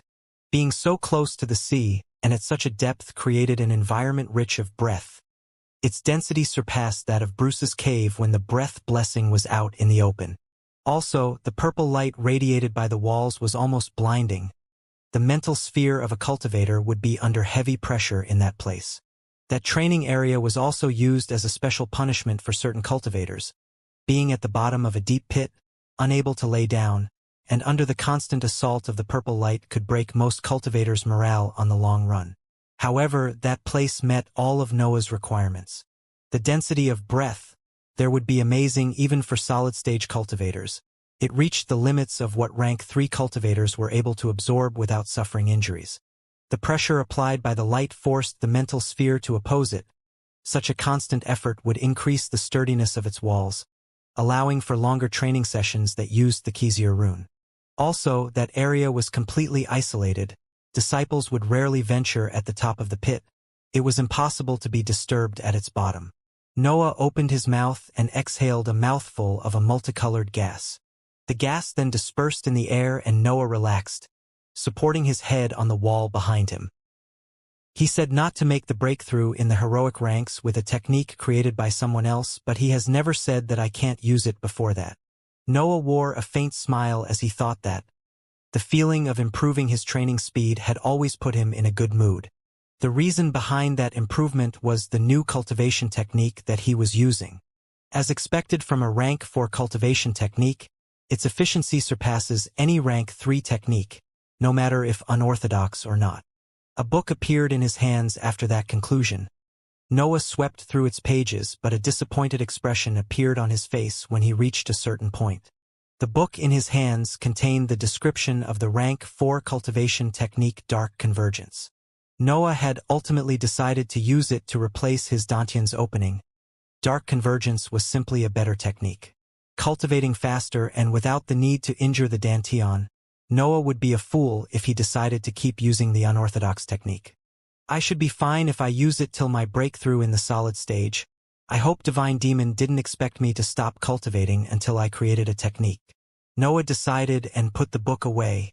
He wanted to see if he managed to understand the part related to the heroic ranks after practicing it, but he obtained no results. The part related to the human ranks was quite simple. Noah had to form a rotating sphere around his Dantian with his breath, which would attract the breath in the environment. That energy would be filtered by the sphere so that only the breath of the darkness element could enter. All the leftover had to be expelled through his mouth. A scroll appeared in his hands after he put the book away. A bit of eagerness could be seen in his eyes when he studied its contents. The scroll contained the diagram of the rank 0 spell Shadow Steps, a spell that he had already analyzed in the past to create his martial art. Yet, Noah wanted to see if he could learn more from it thanks to the divine deduction technique. As for why his first thought concerned the Shadow Step spell, it was because Noah wanted to increase his battle prowess as much as he could before the war. To do that, he had to remove the limitations of his martial art and become able to perform it while flying. Noah now had a rank 4 creature as a blood companion. Heilung's wings were powerful. The speed at which he flew had surpassed his running speed thanks to them. Magical beasts had stronger bodies compared to cultivators. The power contained in Heilung's wings far surpassed that of Noah's legs. However, if Noah was to improve the shadow sprint art and use it while flying, his speed in the air would skyrocket. Noah began to trace the lines of the diagram with his eyes. Last time he had only focused on isolating the propulsion effect contained in the circles that appeared under his feet, but now he wanted to completely understand the spell. After all, he was only a rank 2 mage when he first attempted to study the diagram, and he didn't have the technique of a god. The lines of the diagram began to appear over the sea in his sea of consciousness, but Noah's half-transparent figure quickly moved them toward the inscriptions on the walls. The inscriptions sucked the lines right away, and mental energy was consumed to activate its capabilities. A stream of information entered Noah's mind. Noah felt as if he was able to understand the creator's intentions when he drew the diagram. Also, the meaning behind those lines became clear. Noah felt the urge to start over the testing of his martial art. However, while he was focused on that incredible state, his mental energy continued to be depleted until it eventually reached a critical quantity. awakening Noah from his deductions. This fairness of heaven and earth sure is annoying. Noah cursed when he saw the pitiful state of the sea inside his mind. About 60% of it had been expended while he analyzed the diagram. It takes almost all my mental energy to study the diagram of a rank 0 spell, but there are no dangerous repercussions, and it's an extremely quick procedure. I don't lack drugs to refill my sphere, and I can always ask for more of them from the sect. 6 months. I must become able to defeat solid-stage cultivators in 6 months. It was with that determination that Noah took a potion from his ring and gulped its contents before resuming his training. In the 6 months that followed, the political situation of the archipelago was particularly tense. Generally speaking, retrieving an inheritance from such a dangerous dimension would boost the power of any organization by a few levels. After all, the chasing demon had recently broken through the 6th rank. It was normal to think that beings at that level weren't many in the archipelago, considering that his sect was one of the strongest in the hive. The inheritance contained spells and resources up to the 5th rank. The power of any organization would instantly reach the apex of the archipelago after obtaining it. Yet, the dimension had closed and no consequences occurred. What was even stranger was that no exotic or powerful item had appeared in the markets of the islands in that period, excluding the possibility that a weak organization had succeeded in the trials. That calm, coupled with the fact that every organization has suffered huge losses for what concerned their human assets, led to a tense atmosphere. Noah was still cultivating in the pit. He had climbed on the surface of the training area only when he needed to test some of his deductions. A mental message arrived on his inscribed notebook. Noah listened to its contents before standing up and storing his breath blessing. He knew that the time to attack had come. Halung's wings appeared behind his back. They supported Noah as he climbed where he could completely unfold his wings and fly back to the surface. "I hope your seclusion gave good results, Prince." Roy greeted him with a bow when he saw the winged figure coming out in the open and landing in front of him. Noah simply nodded at that gesture before speaking. "Did the elders already make a battle plan?" "Yes, the information is here." Roy handed Noah a simple-looking scroll, but that caused a reaction in his horned face. Noah controlled his tattoo and made it touch the surface of the sheet. A series of information entered his mind as the connection was maintained. Even though Noah had been appointed to lead the human assets to war, he didn't have the authority nor the knowledge to make battle plans. The truth was that Noah was simply following orders. Human cultivators were just pawns in the eyes of those in the heroic ranks. The real battles would be fought in a realm where he couldn't interfere. Yet, human cultivators reflected the power of an organization. Winning the battle in the human ranks would show which organization had the best foundation. As for the battle in the heroic ranks, the chasing demon sect had a mighty rank 6 cultivator. Noah didn't think that their heroic assets were lacking compared to the other organizations. "Inform everyone, we will attack in 3 days." Noah ordered as he stored the sheet. Roy wanted to question him about that delay but stopped himself when he realized the state Noah was in. Pale skin, large eye bags, a seemingly ill complexion. Noah appeared completely exhausted and drained of any energy. Even his weight had been affected. His soft facial features had become sharp due to how caved his cheeks were. "As you order. In 3 days, I'll gather everyone in front of the cave that has been specifically prepared for you in the residential area for rank 3 cultivators. Do you want me to send Byron or some outer disciple to attend you? Your hair has grown quite a bit." Roy commented when he saw Noah's aspect, but the latter shook his head as he moved toward his cave before adding something. "They already know that I'm here. There is no point in changing my aspect anymore. I'll keep my hair long. That's how I like it." Noah's reappearance created a wave of rumors that engulfed the sect again. His return simply meant one thing. Battle was near. Yet, some concern rose due to Noah's aspect. He didn't appear as someone ready to lead his troops. Nevertheless, 6 months ago Noah had clearly expressed his stance. He was following the orders of the patriarch who had been inspired by his master. No cultivator dared to defy Noah's position when they learnt that. 3 days passed quickly. Noah focused his everything in returning to his peak form. He had really gone all out in those 6 months. He had cultivated and trained his mental sphere without break, using the many drugs in his ring to keep those centers of power healthy. He had activated the divine deduction technique at least once a day, relying on potions to make up for the consumption of mental energy. He had also tested his deductions from time to time. That training schedule had inevitably affected his aspect, especially considering that he had barely eaten or slept during that period. 2 days were spent to return to his normal aspect. Long periods of sleep and a large amount of nutrient food did the trick. It had to be said that Byron didn't let go of that food happily, but Noah's contributions to the sect had far surpassed what merit points could evaluate. He was simply forced to prepare the best meals that he was capable of. The last day of rest was spent analyzing the reports of the events occurred in his 6 months of seclusion. The situation in the archipelago seemed to be in a sort of stalemate. Every organization was wary of the others. All the different forces seemed to be bombs ready to explode. After all, they could only be sure that they didn't obtain the inheritance. Anyone else could just be lying. Also, the dimension had closed, the focus of the organizations went back on the islands, and, since everyone had been somewhat weakened, there seemed to be a lack of manpower everywhere. Noah came out of his cave before the sunset of the 3rd day. Roy wore an inscribed black robe as he stood in front of 100 or so rank 3 cultivators. Those cultivators were the full power of the human assets of the sect.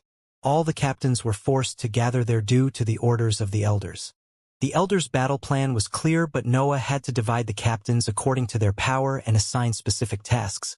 It was needless to say that the plan forced Noah to take care of the most valuable parts. Make way, form a circle. I'll give a task to each one of you. Complete it or die trying. In 1 week, all the peripheral islands of the Coral Archipelago must carry the banner of the chasing demon sect. It was with that speech that Noah entered the crowd of captains and began to explain the battle plan. On one of the peripheral islands of the archipelago, about 200 cultivators were sitting on the floor of a large hall inside a seemingly ruined building. Peripheral islands were generally the poorest in the archipelago.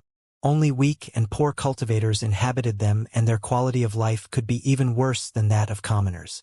Yet, that island had some luxurious buildings on its surface. It was clear that some powerful organization had set an important facility there. To be more specific, that island was a dock used by the Shandal Empire as its main connection with the continent. It was needless to say that it was far better protected than the other peripheral islands. Noah sat in the middle of the crowd of cultivators with a map in front of him. There were about 15 rank 3 cultivators around him, while the others in the crowd were all in the 2nd rank. Between the many groups formed for the assault on the islands, that one was the strongest. Of course, that implied that their task was more dangerous. Noah's role was clear. He had to lead the human assets. One way to do that was to take care of the most troublesome issues. We will encircle the building and focus our spells on its surface. The protective formation should break after a few rounds of attacks. Noah explained the plan to the other captains. They would lead part of the rank 2 cultivators in their respective tasks. The defensive formation will give enough time for the soldiers on the island to gather in our position. That's your signal. Noah pointed at 3 captains. They were tasked with the destruction of the teleportation matrices. Isolating the island was needed to prevent the arrival of reinforcements. We have far more rank 2 cultivators than them. Your role is to overwhelm them with your numbers and salvage as many resources as you can before they manage to destroy them. I and the other captains will take care of their rank 3 assets. Noah finished his explanation. The plan was rather straightforward. There was no need for complex battle formations. It was a simple full-power offensive. Yet, that was possible only because the other teams would take care of the islands belonging to the Shandal Empire and connected with this one. The organizations on the archipelago didn't have the power to defend so many areas at the same time. Uncover your faces. We are done hiding underground or behind the hive. We will take this island in the name of the chasing demon sect. Noah spoke again and lowered his hood. His delicate facial features had returned to their normal state after 3 days of complete rest, and his cold attitude was completely reflected by his icy eyes. Black hair fell on his face. His aspect was slowly returning to the one that he used to have in the Utrination. The other cultivators were slightly inspired by his words. Being powerful but unable to use that power had weighed on their minds for a long time. Also, they had to always be careful when venturing on the surface. The legal organizations wouldn't let go of a member of the hive when they found it. Noah stood up. His gaze went on a fissure on the wall. He could see the sun slowly disappearing on the horizon. It's time. Focus and try not to die. The crowd stood up and followed Noah outside the building. 3 rank 3 cultivators separated from the group and went in the direction of the teleportation matrices on the island. They would wait until the soldiers defending them left their position to help in the siege of the central buildings before destroying the formations. Meanwhile, Noah ran toward the luxurious buildings followed by the remaining disciples. 2 rank 3 cultivators in the solid stage stood at his sides. They were the strongest warriors in his team and had the additional role of protecting Noah in case of danger. 200 cultivators running in the direction of the core facilities of the island wasn't something that went unnoticed. Shouts and alarms immediately filled the island, but no soldier dared to approach the disciples of the chasing demon sect as they reached for the formation. There were simply too many of them. Noah raised his hand as his targets became closer in his view. Breath and mental energy were expended as a black ray shot from his index and landed on the surface of the building. The lines of a formation lit up where the ray landed. They flickered as they tried to block the piercing spell, revealing part of their form. There were runes with a floral shape in certain areas of the formation. They radiated the energy that fueled the defensive formation. Focus the flowers. Attack! Noah ordered as soon as the formation stopped shining. His dark ray spell had been successfully blocked, but a minute fuming mark had appeared on the surface of the building anyway. The cultivators behind him didn't hesitate. They launched their most precise attacks, focusing the runes that had been revealed previously. A torrent of shining attacks shot from the cultivators. It was as if a messy rainbow had been created due to the many colors carried by those strikes. The runes flickered to no end. Their light dimmed when the energy needed to repel the attacks was expended. Again!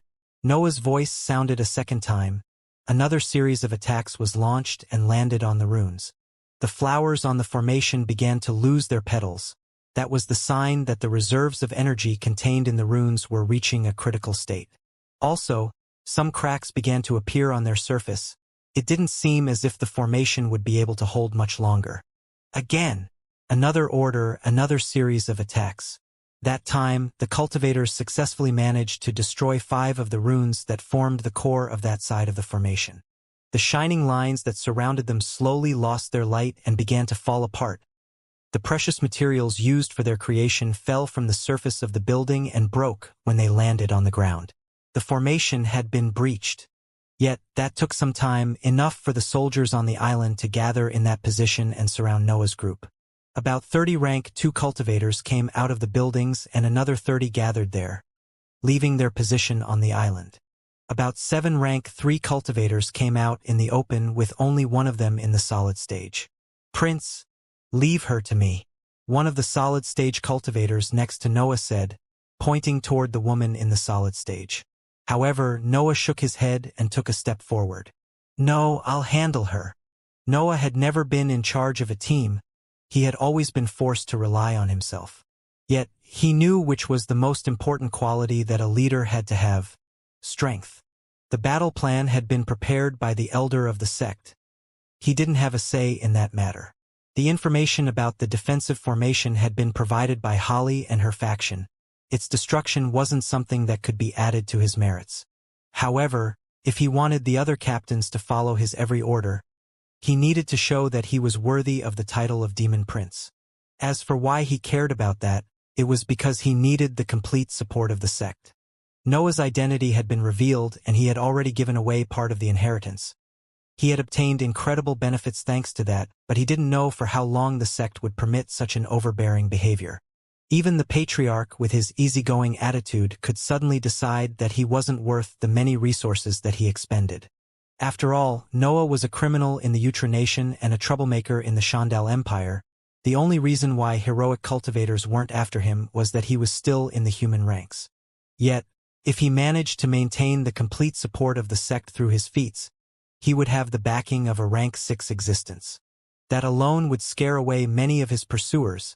After all, who would want the enmity of the chasing demon in exchange for a single human cultivator? Also, Noah didn't hate the idea of taking control of the archipelago. That place would become a safe nation where he could make steady progress without fearing unexpected ambushes. The solid-stage cultivator was a bit surprised by his words, but Noah suddenly disappeared from his view. Such speed! Those were the thoughts of the solid-stage cultivator as wind swept his hair. His gaze unconsciously went in the direction where Noah had gone. Noah was in the air. A pair of large black wings flapped on his back and his legs casually kicked the air, creating circular shockwaves under his feet. What surprised the cultivator the most was that Noah accelerated every time he kicked. Small dark spheres appeared under his feet whenever his legs were about to stretch completely. Most of Shadow Steps, a small part of Blind, about half of Dark Empowerment, and the last part of Forced Harmonization, the diagrams of 4 different rank 0 spells, had been analyzed by Noah, who had taken the lines he was interested in and recomposed to create an improved version of the Shadow Sprint. During 6 months of seclusion, Noah had mostly focused on his centers of power, but he didn't forget to improve his combat abilities. The new Shadow Sprint martial art didn't need a foothold to be performed. The cloud created by the blind spell would be condensed by the effect of forced harmonization and imbued with the effects of the Shadow Steps. Also, Dark Empowerment simplified the movement that Noah needed to perform to obtain that result, replacing the previous form with a simple kick. Of course, Noah would have never obtained such a great result in that short amount of time without the divine deduction technique. The inscriptions on the walls of his sphere not only analyzed the diagrams at an unimaginable speed, but they also gave him many inspirations on how to recompose the lines he was interested in. That method couldn't be used to create new spells, but Noah had managed to link those lines that had different sources with his body, obtaining a powerful martial art. He was still using the theory behind the elemental forging method to activate its effects. The consumption of the breath inside his sea of consciousness had increased, but the improvements far overcame that flaw. After all, Noah's flying speed was surpassing that of a rank 4 magical beast in the middle tier, and it seemed to be increasing even. That speed, though, wasn't entirely thanks to his martial art. His wings also played a big role. The wings of a rank 4 creature and a rank 4 martial art. It was as if a magical beast was using a real martial art. Noah arrived on top of the group of rank 3 cultivators of the Empire in no time.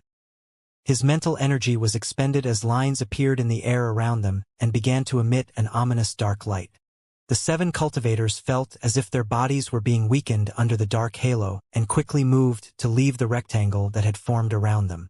However, when the cultivator in the solid stage was about to exit the area, a fuming ethereal slash dug a deep cut on the ground in front of her, blocking her path. She turned her head to look at the winged man in the air. His cold gaze was fixed on her. It was clear that she was his target. Meanwhile, a battle exploded around her. The rank 3 cultivator from the chasing demon sect attacked the 6 that had escaped Noah's death area spell, while those in the second rank overwhelmed the soldiers on their level. The outcome of the battle was basically decided. The soldiers of the Empire didn't have a chance to win unless some backup arrived from the other islands. The only option was to stall for time. Humph. You are only in the gaseous stage, know your place. The woman snorted when she saw Noah's level. She felt that her enemy had underestimated her. A phoenix made of yellow flames formed in front of her and flew in the air, trying to reach for the winged man. Noah felt the terrifying power behind that spell. He knew that Heilung would be destroyed a few times before it could block it. Yet, using his blood companion had never been his intention. A black dot appeared in front of him. His image behind the dot began to curve due to the suction force exuded by the spell. Then the dot enlarged. It first reached the size of a fist, then that of a human head. It stopped growing only after it became as big as a man's chest. The light around the now sphere curved and was sucked inside. Only Noah seemed immune to its suction force. The phoenix couldn't maintain its trajectory. Its flames were slowly absorbed by the black hole spell before its entire body disappeared in the darkness of the sphere. As the woman's spell was absorbed by the sphere, its entire composition was destroyed and turned into pure energy. Noah felt a mixture of breath and mental energy entering his body. The black hole spell allowed him to momentarily store those energies. Yet, even in that pure form, those energies didn't belong to him. Noah felt as if his body was going to explode while he resisted the urge to dispel the energies in the air. He had a far better use for them. The world in his eyes slowed as he performed an extremely fast slash with all his sabers fused into one. The veins on his arms exploded, the muscles under his skin were torn, and he also felt as if his bones were cracking. The woman was in the solid stage after all. His body at the apex of the lower tier was barely able to handle the energy that her spell contained. Yet, black veins quickly filled Noah's entire body. They empowered his condition and increased his recovery by a large margin. Some of the wounds caused by the execution of the third form healed, while he was still completing that gesture. The woman felt a dangerous sensation coming from the winged man. Her instincts told her that she had to avoid that attack. However, the death area spell affected her condition and even her thinking speed. She realized what was happening 1 second too late. After all, she had been surprised since her spell had been blocked. It took her some time to realize that her own power was being used to power the enemy's attack. A fuming mark appeared on the ground. Black smoke came out from it, devouring everything in the area. As expected from a solid-stage cultivator, they aren't easy to surprise. Noah thought when he saw that a wall of yellow flames had appeared before his attack could reach the cultivator. The flames detonated when they clashed with the third form, dissipating a large amount of its power. The woman's figure became visible after the flames dissipated.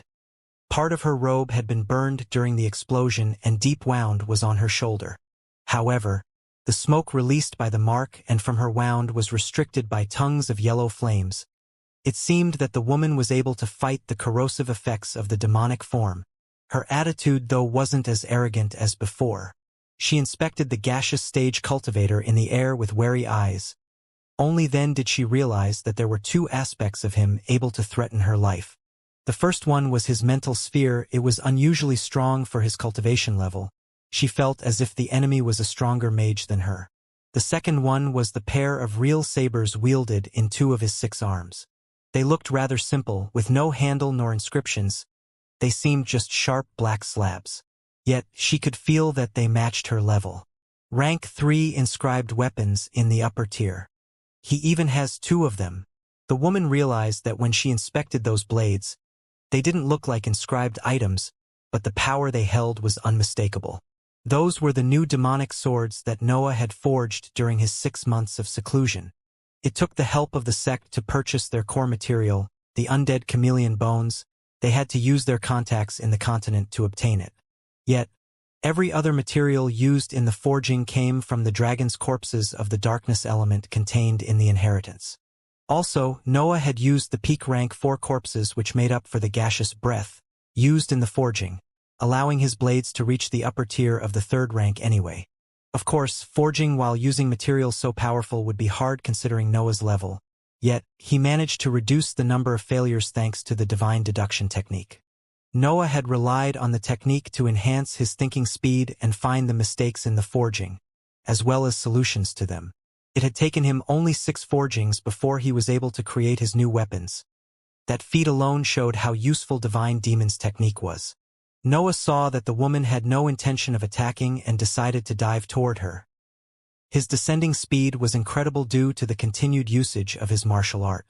The solid-stage cultivator wasn't slow in her reaction, though. She had already prepared a spell in advance since her mental faculties were affected in that area.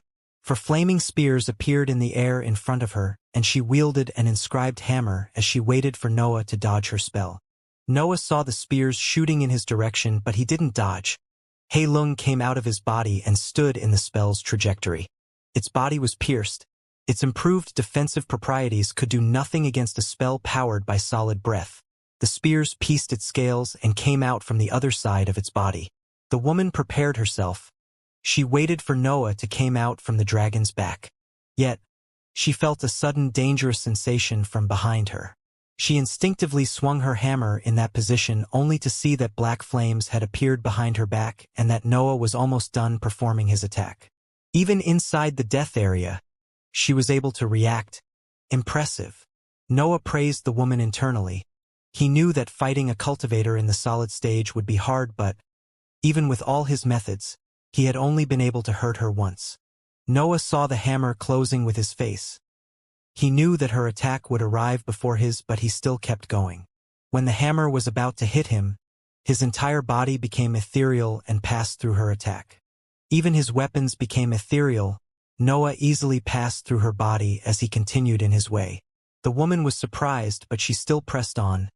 She waved her hammer to follow Noah's figure, waiting for the moment when he could be hit again. However, right when she was turning, she felt a grip on her heart, as if a hand was squeezing that organ. Her attack was interrupted as blood came out of her mouth. She could only watch as Noah returned real and stared at her with bloodshot eyes. The woman felt a piercing shockwave crashing on her mental sphere. She was able to resist the mental attack only after a small crack on the wall of her sea of consciousness was created. She had also closed her eyes while she resisted the mental tremor spell. A fuming slash was in front of her when she opened them. In that fraction of an instant before Noah's attack hit her, the woman let go of every restraint and exploded with her full power. A phoenix began to form in the trajectory of the slash, and she used the hammer in her hands to perform a quick but powerful attack. Noah's slash cut through the half-formed phoenix. The spell wasn't completed yet, so it was destroyed quite easily. However, the yellow flames that made its body consumed part of the power contained in the attack. Then, the slash clashed with the hammer. The woman lost her balance due to the death area around her and was flung away, landing on the ground at a few meters of distance. The woman left the death area in that last clash, but she wasn't able to savor that moment since she realized that the inscriptions on her weapon had been broken. It was only a normal hammer now. Also, she felt an external force squeezing her heart. Blood flowed out of her mouth as her organ was injured again. Her situation was quite bad. Her mental sphere had a crack, her heart was slightly injured, and the wound on her shoulder had never fully healed. She was outside the death area though. She could use her full power now. The woman quickly stood up. She stared at the winged man with a venomous gaze as she prepared herself to counterattack. "I would lay down that broken weapon if I was you." A voice sounded next to her, and she turned only to see a man in the solid stage looking at her with a curious gaze. Only then did she realize that the battles around her had ended. Her mental energy swept the battlefield. The pain coming from the crack on her sphere didn't prevent her from realizing that she was the only soldier of the Empire left alive. The chasing demon sect had killed everyone while she was busy fighting Noah. 12 rank 3 cultivators surrounded her. A bitter smile appeared on her face when she understood that no reinforcements had arrived. Capture her and bring her to the sect. She might have valuable information. I expect a report with our losses in an hour. Noah ordered before turning toward the raided building and leaving the battlefield under everyone's gaze. The rank 2 cultivators directly bowed at his passage. They had watched his battle and felt deep admiration even if they didn't completely understand the difference in the cultivation level between him and the woman. The cultivators in the 3rd rank were different. They knew that Noah was only in the gaseous stage and they were aware of the difference in power between each stage. They watched Noah with interest. He didn't defeat the woman, but he had been able to keep her busy for a few minutes. That gave the chance to the other captains to quickly defeat the rank 3 soldiers. Also, the woman was the strongest of them. Using a gaseous stage cultivator to isolate her was an incredible accomplishment. Many of them had never seen Noah before the events concerning the Demon Prince and were doubtful about his actual power. However, when they saw that he was able to fight solid stage cultivators while being in the gaseous stage, most of those doubts were solved. Noah was still weak, but it was clear how promising he was. Meanwhile, Noah quickly walked through the corridors of the raided building, looking for a place where to rest. The truth was that his cold appearance was only a facade. He felt incredibly tired due to the battle that he had just fought. After all, he had used the death area for the entire duration of the battle: warp, ghostly claws, black hole, dark ray, mental tremor, ethereal form, and the partial demonic form. All those spells were used while fighting a solid stage cultivator and performing his 2 rank 4 martial arts. It was obvious that his condition wasn't optimal. Yet, he didn't want the others to see him in his moments of weakness.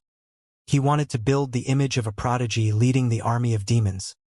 He couldn't appear tired in front of them. Even with all my methods, I was still unable to kill her, Noah thought as he entered a room and sat on the floor. There was the corpse of one of the rank 2 soldiers of the Empire in the room, but Noah didn't mind it. He just wanted to refill his dantian in peace for the time being. As for his mental sphere, he chose not to use his many potions.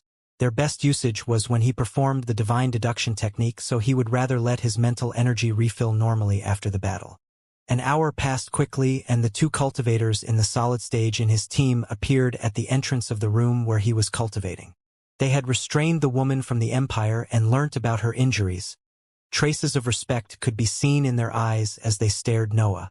"Speak," Noah ordered without opening his eyes nor interrupting his cultivation.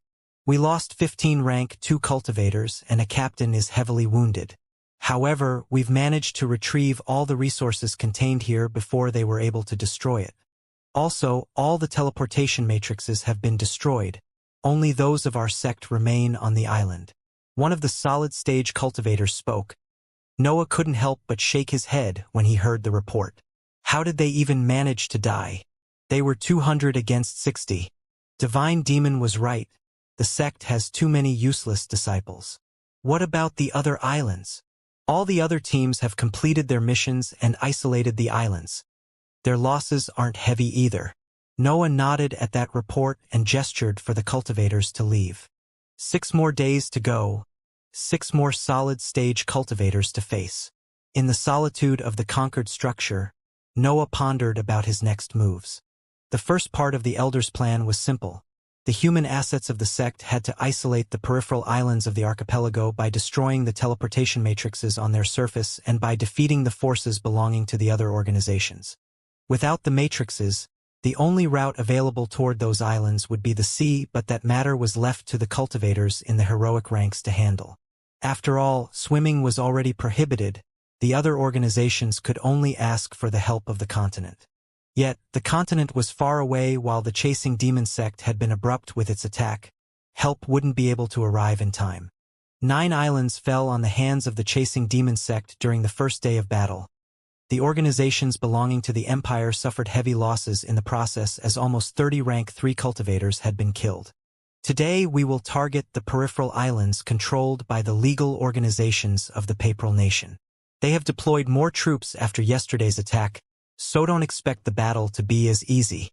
Noah spoke to his fellow captains in the residential area for rank 3 cultivators in the sect.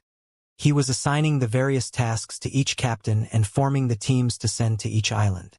Of course, most of those assignments had already been planned by the elders. There wasn't much decision-making in his choices. One thing he noticed, though, was that the captains had begun to look at him with strange gazes. The news of his battle against the solid-stage woman wasn't spread to the other organizations, but the members of his sect had been informed about that rather quickly. It only took a day for the captains to be aware of his feat. Some of them were still doubtful. Matching a solid-stage cultivator with gaseous breath seemed completely impossible in their view.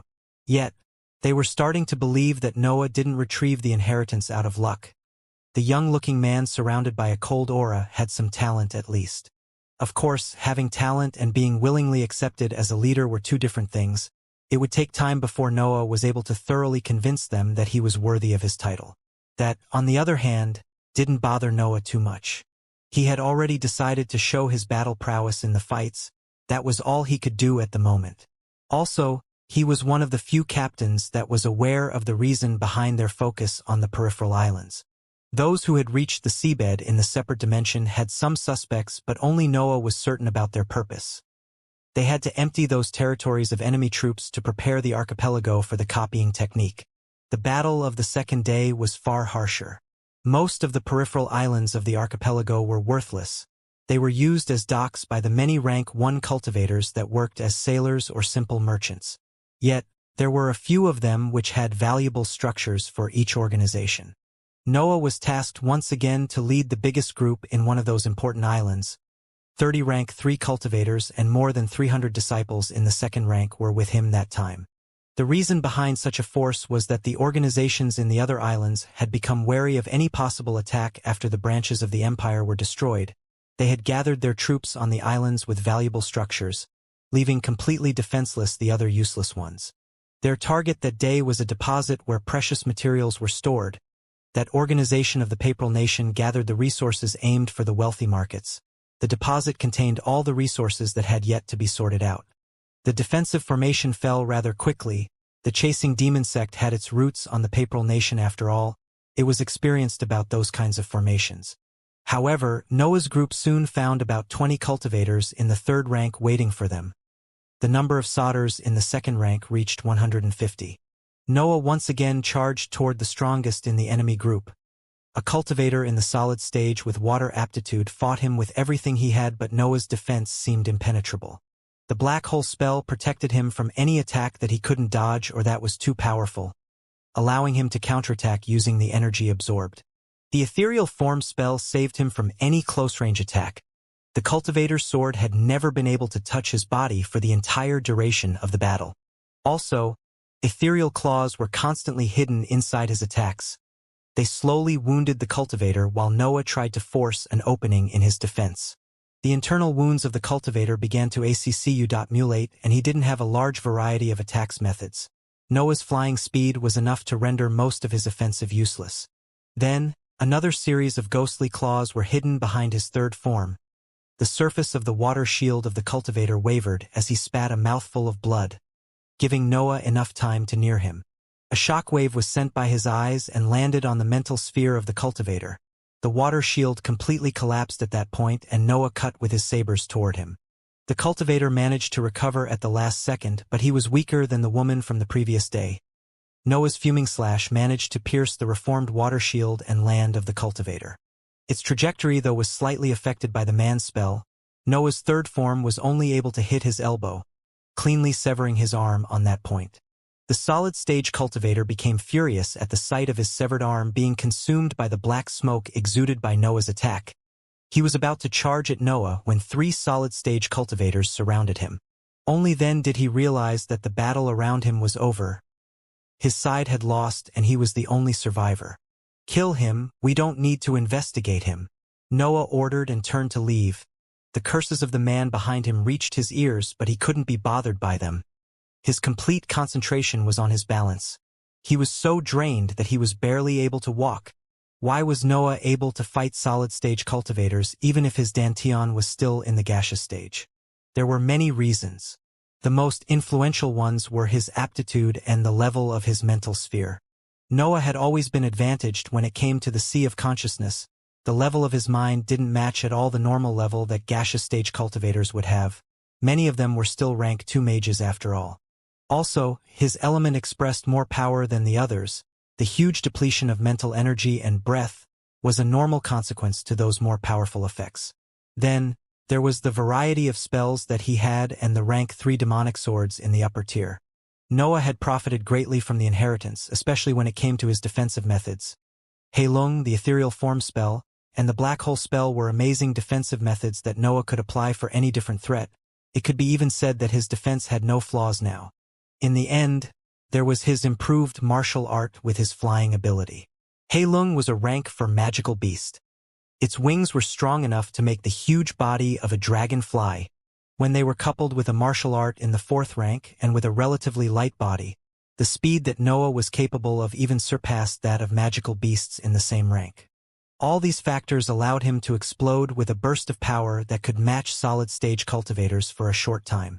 His large variety of spells allowed him to fight safely in every situation and to find a flaw in his opponent's defense.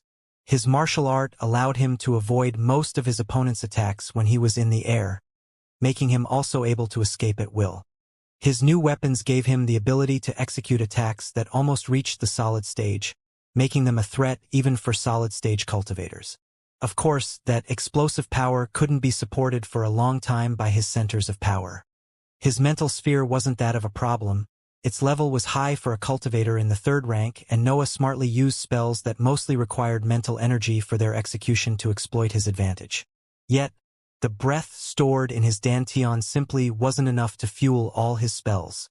The mental sphere set the power of his spells, leading to huge consumptions of breath, since his dantian was on a lower level. That's why, even if his many methods allowed him to obtain some sort of initial advantage against solid-stage cultivators, he wasn't able to sustain those fights till their end. "I went a bit over my limits today." Well, nothing I could do. The organization from the Papal Nation was prepared. Noah thought as he found an empty room in the raided deposit and sat on the floor. A simple-looking potion appeared in his hands, and he directly drank its contents. The potion was quite precious, but it was the least precious one in Noah's ring. The drug increased the quantity of mental energy produced for a short time. Noah needed it to start refilling his dantian immediately. Being in the gaseous stage is a bother, but I've just reached this stage. I won't be surprised if I was to face the earth tribulation before entering the solid stage. The amazing sensation of having the fatigue of his mind slowly swept away by the potion gave Noah time to think about his future prospects. I might have a clearer picture of the heroic ranks after I become able to see the world behind the layer around the human ranks. I wonder if I should just wait for the breakthrough. Noah had made no progress in the creation of a cultivation technique. It was true that its creation hadn't been his focus in the 6 months of seclusion before the war. Noah had used the divine deduction technique only to improve his martial art and to reduce the number of mistakes in the forging of his new weapons. Yet, it was also true that he didn't have many ideas about it. The cultivation technique from the inheritance and the one that he found in the inventory of the sect gave him a general idea, but he still didn't know how he could affect the breath contained in the matter. As for what concerned a body-nourishing method, Noah was even more lost. Methods that improved the body were very different from each other. They didn't need just better breath, but also some specific application that would ultimately modify the nature of his body. For example, Noah had the chance to choose between 2 rank 4 body-nourishing methods when he was in the academy. The Way of the Phantom, which produced effects similar to his current ethereal form spell, and the Een body. He had ultimately chosen the Een body because he preferred to improve his survivability, but the differences between those 2 methods were clear. Even the 2 rank 4 methods that he found in the inheritance and the one retrieved from the inventory followed that behavior. They used the breath absorbed through the nourishing method to modify the body in specific and different ways. They weren't limited to a simple enlargement or improvement like with the other 2 centers of power. Also, Noah didn't want to limit himself to create a method that just improved his body. He wanted something that gave him additional effects like his Een body. The additional effects were the sign of a top-tier nourishing method after all. Noah wouldn't accept mediocrity when it came to his creations. Prince, I have the report of today's battle. One of the solid-stage cultivators in his group appeared at the entrance of the room where he was cultivating. Noah gestured him to speak without opening his eyes. We lost a total of 40 rank 2 disciples while 5 of the captains are injured, some of them even heavily. I don't think we will be able to take over so many islands in only 1 week if we continue like this. Even our mighty sect can't face so many organizations at the same time. The solid-stage cultivator spoke politely. There was even some insecurity when he gave voice to his doubts about the current battle plan. Noah opened his eyes and decided to reveal some information to appease those doubts. Don't worry. The other underground organizations will join us from tomorrow onward. The underground organizations were the true rulers of the archipelago, and they were simply labeled as Hive by the legal organizations. Yet, the Hive had many branches as well as a hierarchy. The Chasing Demon sect was already one of the strongest branches of the Hive before the Chasing Demon had his breakthrough. It could be easily considered the strongest one now that it had a rank 6 entity leading it. The other ones, though, weren't weak, especially when the human assets were compared. The underground organizations had suffered heavier losses than the legal ones in the separate dimension, but they could be still considered stronger than them. Their heroic assets and the cultivators in the 2nd rank had been unaffected by the trials after all. Noah wasn't aware of the reasons that led the elders of his sect toward the creation of the battle plan, but he knew that they had considered the other underground organizations in it. On the 3rd day, Noah led again his team to battle. He had to secure the islands with a valuable geographical position that day. These islands didn't belong to just one organization, but their control was shared between the 3 powerful nations of the continent. Of course, Noah had been tasked to take care of the most important one. Yet, even if Noah expected for more than 20 rank 3 cultivators to be in its defense, his group only featured 5 captains and a few dozens of disciples. Are you sure about this? My hallucinogenic abilities can't affect that many of them. Allison asked as she followed Noah through the narrow streets between the poor-looking buildings. She was aware of the number of soldiers stationed on that island, and she couldn't help but have some doubts about the plan. Noah didn't turn toward her. The smoke of the demonic form countered the hallucinogenic gas released by Allison's body, so he was able to see her real form. He would rather avoid looking at her unless it was necessary. He didn't need to answer though, since a group formed by 30 rank 3 cultivators and more than 100 rank 2 cultivators appeared in their sight when they reached a small square. The cultivators wore gray robes and had proud expressions. Noah couldn't help but accept the fact that they really came from the central part of the continent. They were the members of another underground organization called Resistance. It was formed by cultivators that had managed to escape from countries conquered by the Shandal Empire in its unceasing expansion. The Resistance aimed to destroy the empire and to free all their enslaved companions, but the presence of a god, no matter how weak it was compared to other beings in the divine ranks, was enough to put a stop to that dream. The countries near the empire had benefited from how freely techniques and nourishing methods were handed by the empire, giving birth to many strong cultivators. Yet, they had still been unable to defend themselves when they were attacked. The majority of the cultivators that had survived the war were enslaved, but some of them had managed to escape in the archipelago, forming one of the branches of the hive. The resistance was quite strong in the archipelago. It was considered a match of the Chasing Demon sect in terms of power. Of course, that was before the Chasing Demon reached the 6th rank, but this news seemed to be known only to few people. One of the members of the resistance stood up and neared Noah's group. He was an elderly man with white long hair and a long beard of the same color, but that had its ends tied together with a red ribbon. He directed his gaze toward Allison and bowed slightly before speaking. "I'm Willis. I'm the leader here. I wanted to make sure of a few things before helping your sect in the conquest." Allison smiled when the man gave her attentions, but she quickly returned to reality and coughed before pointing at Noah with her gaze. Willis was confused. He had gone to the cultivator with the highest level in the team, but she had actually indicated the weakest one instead of answering. "Are you already thinking about retreating? I didn't expect that from someone trying to dethrone a god." Noah shook his head as he spoke. His inscribed notebook appeared in his hands, and he swept through its pages, preparing himself to send a mental message. Willis didn't like Noah's tone, but he had orders too.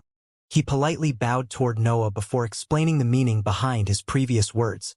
"No one spoke about retreat. I just wanted to make sure that your sect will keep its part of the deal."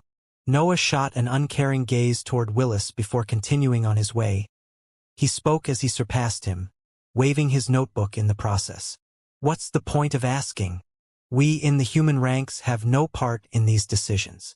I have orders and so do you. I will simply contact another organization if yours isn't willing to help in the conquest of the archipelago."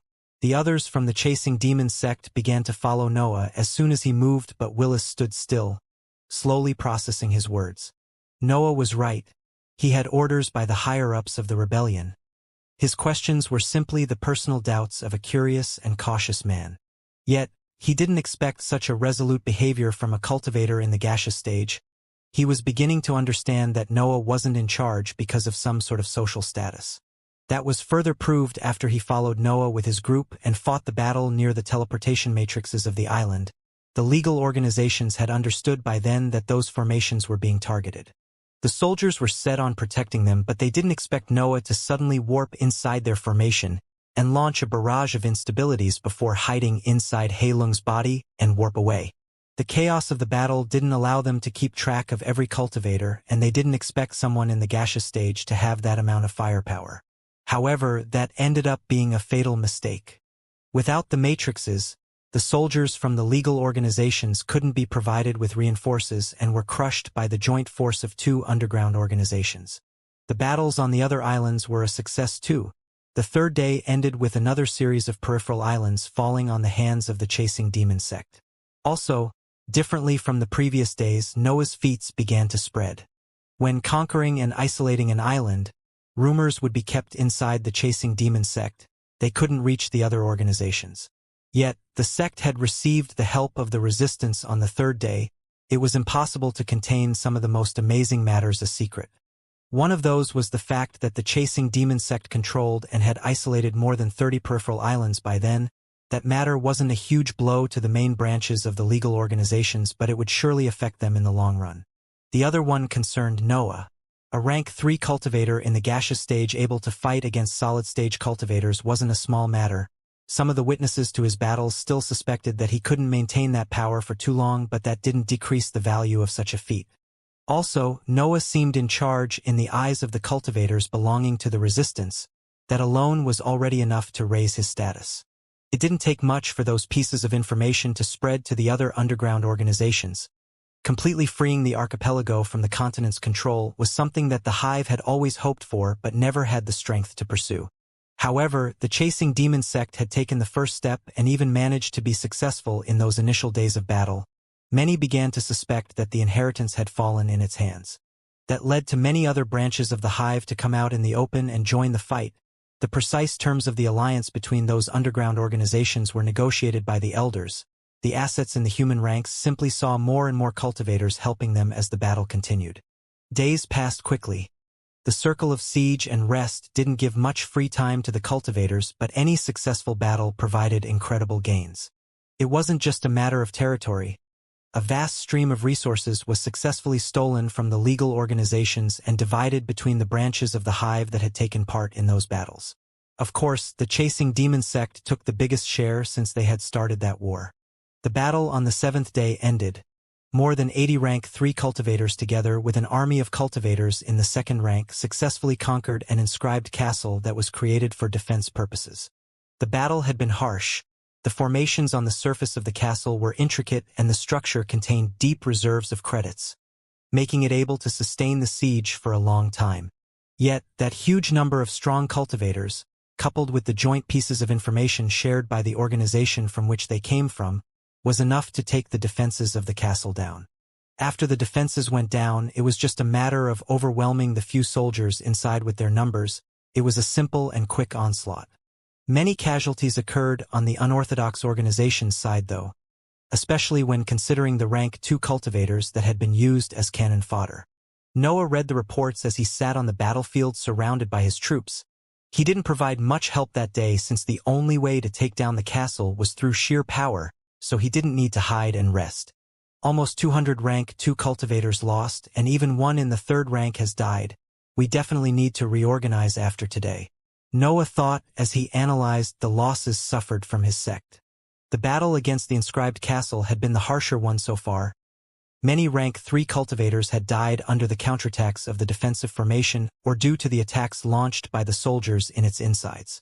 All in all, the chasing demon sect had suffered more losses than the other underground organizations. The sect had fought for 7 days straight, deploying its human assets in many different islands to maximize the conquest speed. Yet that approach wasn't fruitless.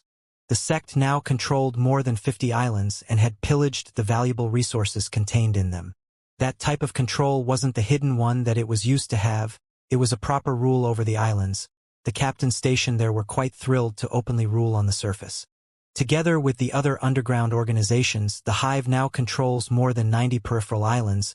We can completely isolate the archipelago now. The legal organizations shouldn't attack too soon.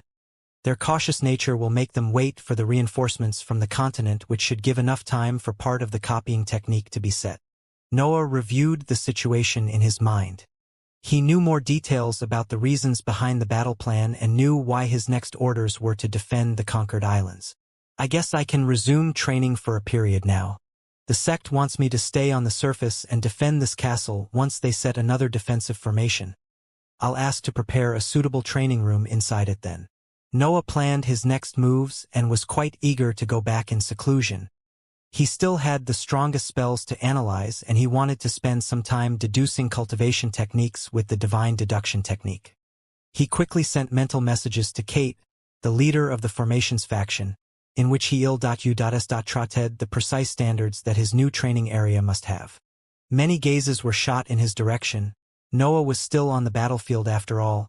The forces belonging to other underground organizations paid a lot of attention to the sect that had started the war. Of course, that attention was ultimately redirected toward Noah since he was the one leading the troops of the sect. His identity had long been linked to that of Noah Bulvin. He had fought for 4 days together with other organizations after all. It wasn't hard to link him to the criminal of the Nation when his aptitude was revealed. Also, his exceptional battle prowess was something that further publicized his name. Almost every member of the Hive was aware that Noah Bulvin was in charge of the human assets of the chasing demon sect. I wonder who the Nation will send from the continent. I wouldn't be surprised if they learnt about me and were to use this information to their advantage.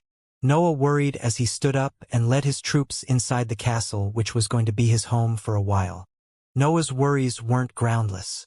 His identity and some of his abilities had been revealed to the other underground organizations. It could be said that the information about him was mainstream by now. Couldn't be helped.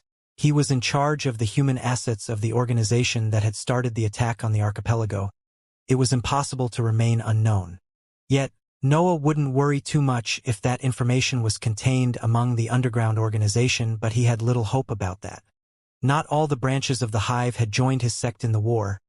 Many still wanted to maintain peace and continue to slowly increase their power by doing secret deals with the legal organizations. Because information was a valuable currency, Noah felt quite sure that the legal organizations were already aware of him. Even if the Nation was to send stronger reinforcements because of our personal grudges, there isn't much that I can do. Becoming stronger is always my only available path, Noah thought as he deduced inside his training room in the inscribed castle.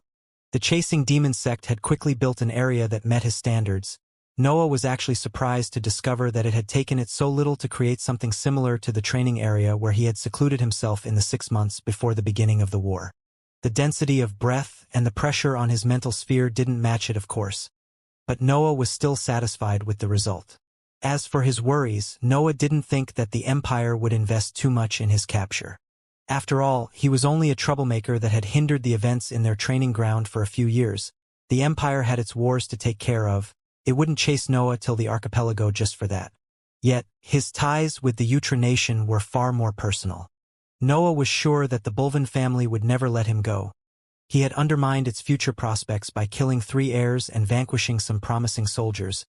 He was sure that he was on top of its wanted list. However, due to the system applied in the Nation, noble families rarely had soldiers in the heroic ranks. All the resources and techniques on that level were available only for nobles and trustworthy subjects. That's why Noah didn't fear his family. He was simply too far away.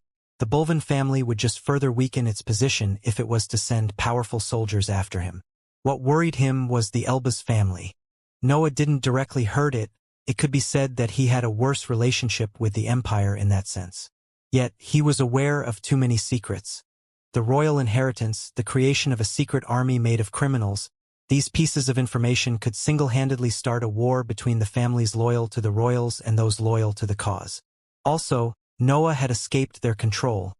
That feat was a stain on Thaddeus' honor. That's why he was quite sure that there would be stronger reinforcements from the Nation. Well, I have to defend this position anyway. I can't go anywhere else for now. Noah sighed as he thought about that before drinking a potion to refill his mental energy. The divine deduction technique allowed Noah to save hours of thinking. Even days, it was an enormous help in analyzing diagrams and mistakes in his forgings. Yet, it needed huge quantities of mental energy to be activated. Noah constantly requested potions and used his stash of drugs to keep using it. His deductions at that time concerned his battle prowess and how to increase it quickly. The shadow sprint art seemed to have reached its limits. Fusing for rank 0 spells was the best that Noah could think of with his current level. He would need to use diagrams of stronger spells or have access to more powerful energies if he wanted to further improve it. The 3 forms of the Ashura was the same. Noah had mastered it, but he wasn't able to modify it without creating flaws in those already perfected forms. His deductions led him to 2 options at that point. The first one was to master a secret art, but Noah soon discarded it. Secret arts could make a cultivator able to push a center of power over its limits, but Noah's strongest point had always been the sea of consciousness, and his large variety of spells already expressed enough power in his opinion. He was able to fight solid-stage cultivators thanks to that after all. The second one was to create another martial art. Yet, that option led to another problem. What would this new martial art even do? Shadow Sprint, Warp, and Hei Lung covered Noah's movement. They were perfect for any situation, and Noah could freely choose the one to use according to his opponent. His many spells, his demonic swords, the 3 forms of the Ashura, and his explosive creations covered Noah's offensive. He wasn't that deadly against solid-stage cultivators, but that was caused by his low cultivation level. He had far too many attack methods. His defense was almost impenetrable with the black hole spell, the ethereal form spell, and Hei Lung. Adding some other method would just conflict with the previous ones. These analyses and deductions were made in a single afternoon where Noah pondered about ways to further improve his battle prowess. The only conclusion he could reach was nothing. Maybe I'm just too greedy for wanting to push my battle prowess even more without improving my centers of power. It might be possible that I've reached the maximum strength that a gaseous stage cultivator is capable of. That thought lingered for a while in Noah's mind. He sighed when he decided to give up in finding quick ways to become stronger. Only the slow ones seemed to be left. I can either study rank 1 diagrams and try to extrapolate the effects that I need, or begin the work on my cultivation techniques and nourishing methods. All those processes that Noah had thought of would take him a long time and days of deductions, meaning that Noah wouldn't be able to become stronger than he was in the short term. I don't see the point on studying diagrams. I can't have better offensive and defensive methods than those that I already have. I have less experience in body nourishing methods, so it would take longer to create something worthy to be trained. I guess I don't have other choices. I need to start the experimentation for my cultivation technique. As he decided, his eyes went on the breath blessing under him. His cold gaze shone some uncertainty as he stared at the blue mineral. Noah had some sort of inspiration after his continued deductions and a week of battles. He was aware that his inscription method wasn't suited for the creation of diagrams and techniques, but it was amazing at creating items. He didn't know yet how he would solve that issue in the future. Spells needed diagrams after all. He wasn't ready to give up on their creations. Yet, he knew that, for now, if he wanted to create a cultivation technique, he had to forge an item. The inspiration came after his repeated use of the black hole spell in battle. That spell was able to absorb enemies' attacks, destroy them, and direct the energy contained in them in the body of the cultivator who could use it in its next attack. A black hole is an unthinkable amount of mass concentrated in a small space. It is even able to curve the light due to its immense gravity. That might be the right path to follow to create a cultivation technique. Noah reviewed the little information that he remembered about a black hole in his mind. He felt strange to realize that his cultivation techniques had a similar aspect to that astronomical object. The rank 2 dark vortex technique created a black vortex that totally resembled a black hole, and the rank 4 dark convergence created a sphere around his dantian with even more resemblance. It should be something mine though, and not a modified copy. The elemental forging method is the only path. Noah's deductions ultimately led him to the breath blessing. That miraculous mineral was able to attract breath, but it didn't have any absorbing capabilities. I might not need any other material. I don't think there is something that matches my needs after all. The breath blessing could be the core of the item that will allow me to cultivate in the heroic ranks. An item that worked as a cultivation technique. That was Noah's solution. I would need to add an absorption ability and limit it to the darkness element, but that's not the main issue. The real problem is that the item would need to be in the heroic ranks. To absorb breath suitable for the heroic ranks, an item in the heroic ranks was needed. That was only logical. How big the mineral must be though? Even the boulder in the royal inheritance was only suitable for the human ranks. Yet, the bigger it is, the stronger its suction force will be once I compress it. Noah's idea was quite simple. He needed to find a breath blessing big enough to affect the breath inside the matter, compress it, and add a function that allowed it to absorb breath of the darkness element through the elemental forging method. Ideally, the item created in that way would have an extremely small size and absorb breath of the darkness element continuously. Noah would just have to insert the item in the dantian to cultivate autonomously all the time. However, there were many problems linked to that project. First of all, he wasn't able to create rank 4 inscribed items yet. His new demonic swords had barely reached the upper tier of the 3rd rank, and most of that was thanks to his experience in their structure and the quality of the dragon corpses in the inheritance. Second, that continuous training would put his dantian under heavy stress. There was also the issue of the credits needed to purchase enough minerals with which test the technique, but Noah didn't feel as if it would be a problem. He had 80 million credits and the complete support of his sect. He couldn't think of something that he couldn't buy. Yet, before requesting for the minerals, he had to make sure that he could modify them to match his needs. A white saber appeared in his hands. Noah swiftly slashed at the breath blessing under him and cut away a small corner of the cube. Then his mental sphere quickly imbued the unrefined gaseous breath inside it with a meaning that Noah had created without much thinking. Following the procedures of the elemental forging method, Noah controlled the now refined breath and fused it with the severed corner of the mineral. Noah tried to modify the mineral according to the dark convergence technique, but hoping to limit its effects to the darkness element. It was needless to say that his first attempt failed. The small piece of blessing crumbled when Noah tried to modify its internal composition. I guess I can only deduce and try again later. I can't hope to succeed so soon after all. Thinking that, Noah used again the divine deduction technique to evaluate the many approaches to his new creation. Time passed slowly on the archipelago. The underground organization had suddenly revealed themselves on the surface and conquered all the peripheral islands. The legal organizations felt surrounded in the internal islands where their headquarters were. They didn't have the power to break through the blockage. The legal organizations there were under the orders of the continent after all. There was a limit to how much they could cooperate. Also, they had no reason to force the blockage. They had already notified their nations on the continent. They just had to wait for reinforcements to arrive. The Coral Archipelago was at some distance from the continent. A couple of months were needed to traverse the sea. The closest big nation was the Shandal Empire, but the many wars fought on the countries near it delayed the dispatch of reinforcements. The Papal Nation and the Utra Nation were a bit more far away, and they too had some reserves about the matters in the archipelago. The situation on the continents wasn't exactly easy. The balance of the three big nations had to be kept. None of them wanted to be the first to send reinforcements. Nevertheless, unaware to most noble families, a ship still sailed from the shores of the Utra Nation on the direction of the archipelago. On the main deck of the inscribed ship, two young-looking cultivators, a man and a woman, could be seen staring in the distance. If Noah was there, he would be able to recognize both of them. The man was Errol, the tall youth that had been part of Noah's team during the exploration of the royal inheritance. The woman was Ruth Igi, the red-haired girl that Thaddeus had picked as his disciple. "What do you feel?" Errol asked Ruth. She had always had an exceptionally keen perception of the meaning behind the breath in the air.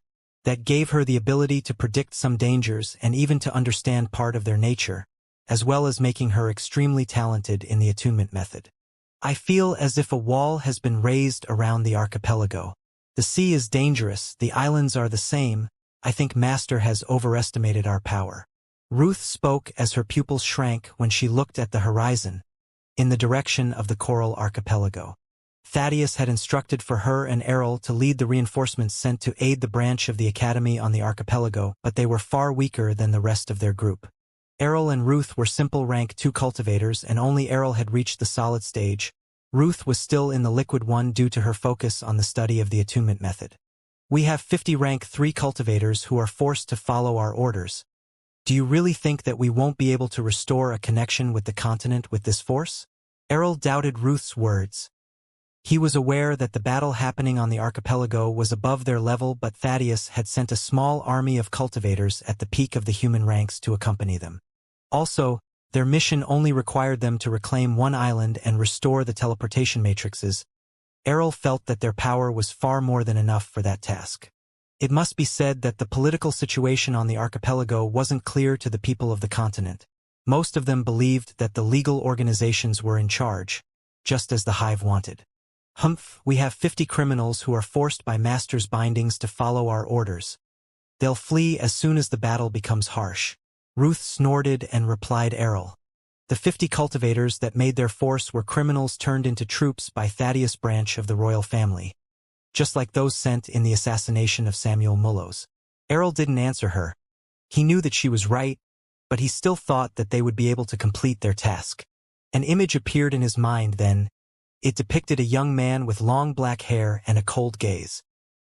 His expression turned to one of sorrow when he thought about the man with whom he had surpassed the trials in the royal inheritance. Noah's identity had been revealed years ago. The information about his crimes was common knowledge in the Utra Nation. Also, some of his feats in his escape had reached the nation.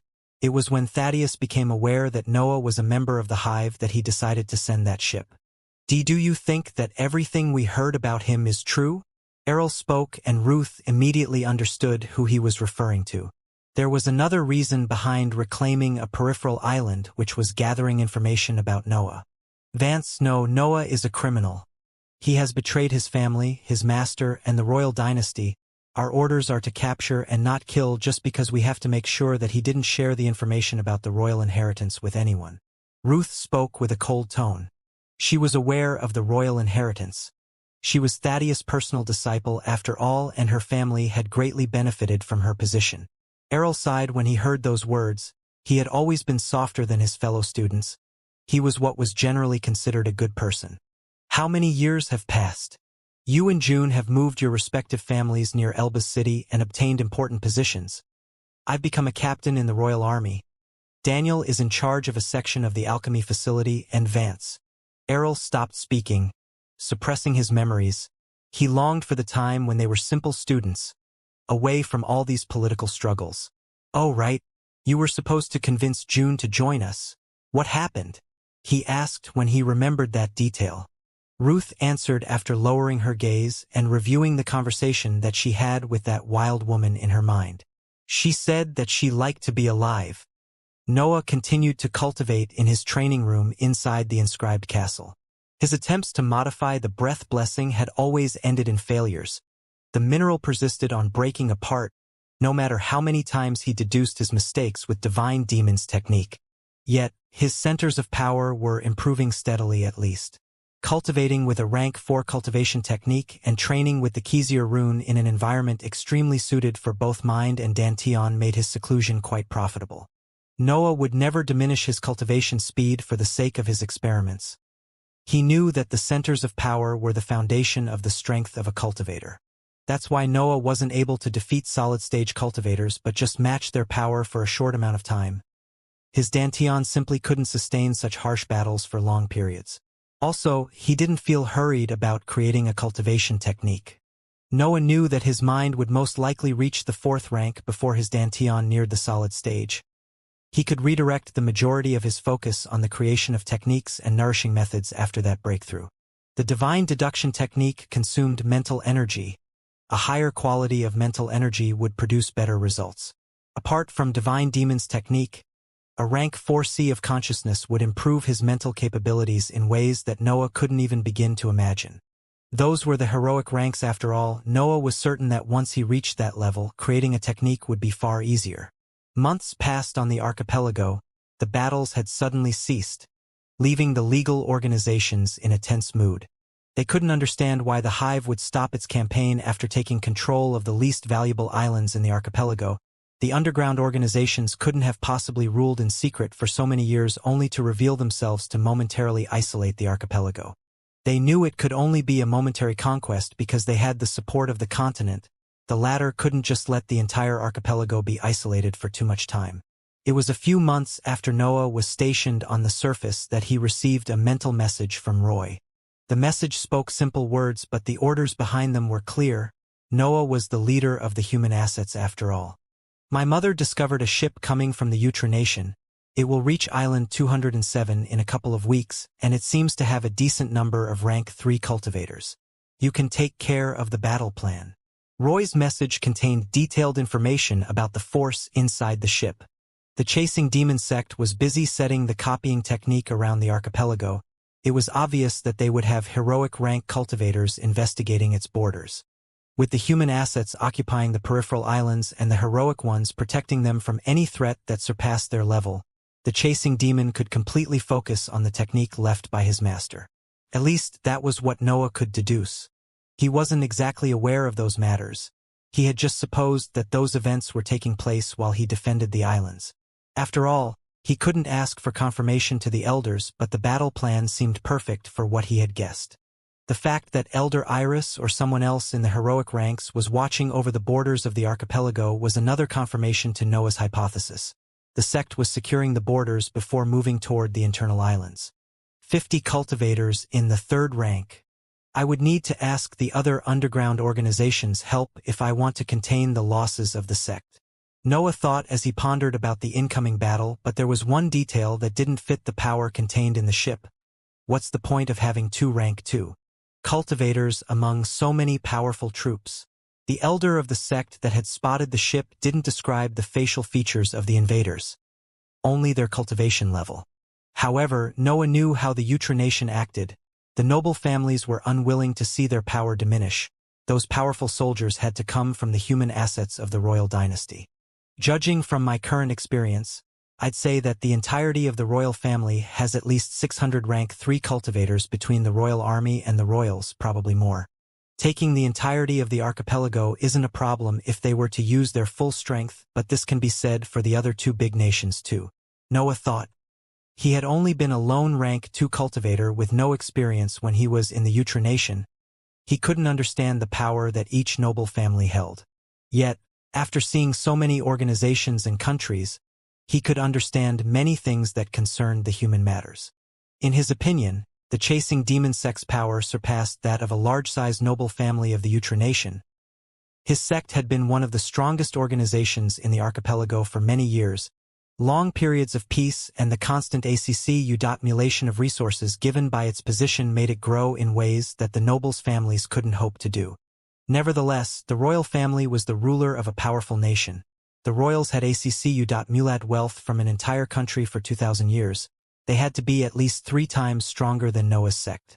That strength, though, had to be used to maintain control over the Nation. It couldn't be used for overseas campaigns recklessly. Also, those 2 rank 2 cultivators were suspicious. They didn't make any sense among those troops. If this force is what I think it is, then there is a better approach to their invasion. As he thought of that, Noah sent a detailed mental message through his inscribed notebook. 2 weeks passed quickly. On Island 207, an inscribed ship arrived and 52 figures quickly jumped on the shore. The sight was quite peculiar. 2 rank 2 cultivators were wearing golden clothes and were followed by 50 hooded rank 3 cultivators. Errol and Ruth inspected the area before turning toward the cultivators behind them. They immediately understood the meaning behind that gesture, and a few of them left the group to inspect the seemingly desolate islands with their stronger minds. Island 207 was one of the poorest islands of the archipelago. Only a couple of rank 3 cultivators would be deployed there in its defense during normal times. Of course, they would be accompanied by a decent number of rank 2 cultivators, but, at that moment, the group from the Nation could barely sense any trace of life. Then, faint steps resounded in the distance.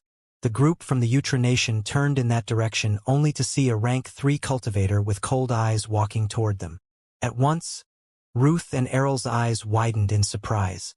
They knew that Noah was in the archipelago, but the details about his cultivation level were conflicting. Once his identity as the Hooded Devil had been confirmed, they were sure that he had to be at least in the liquid stage of the 2nd rank.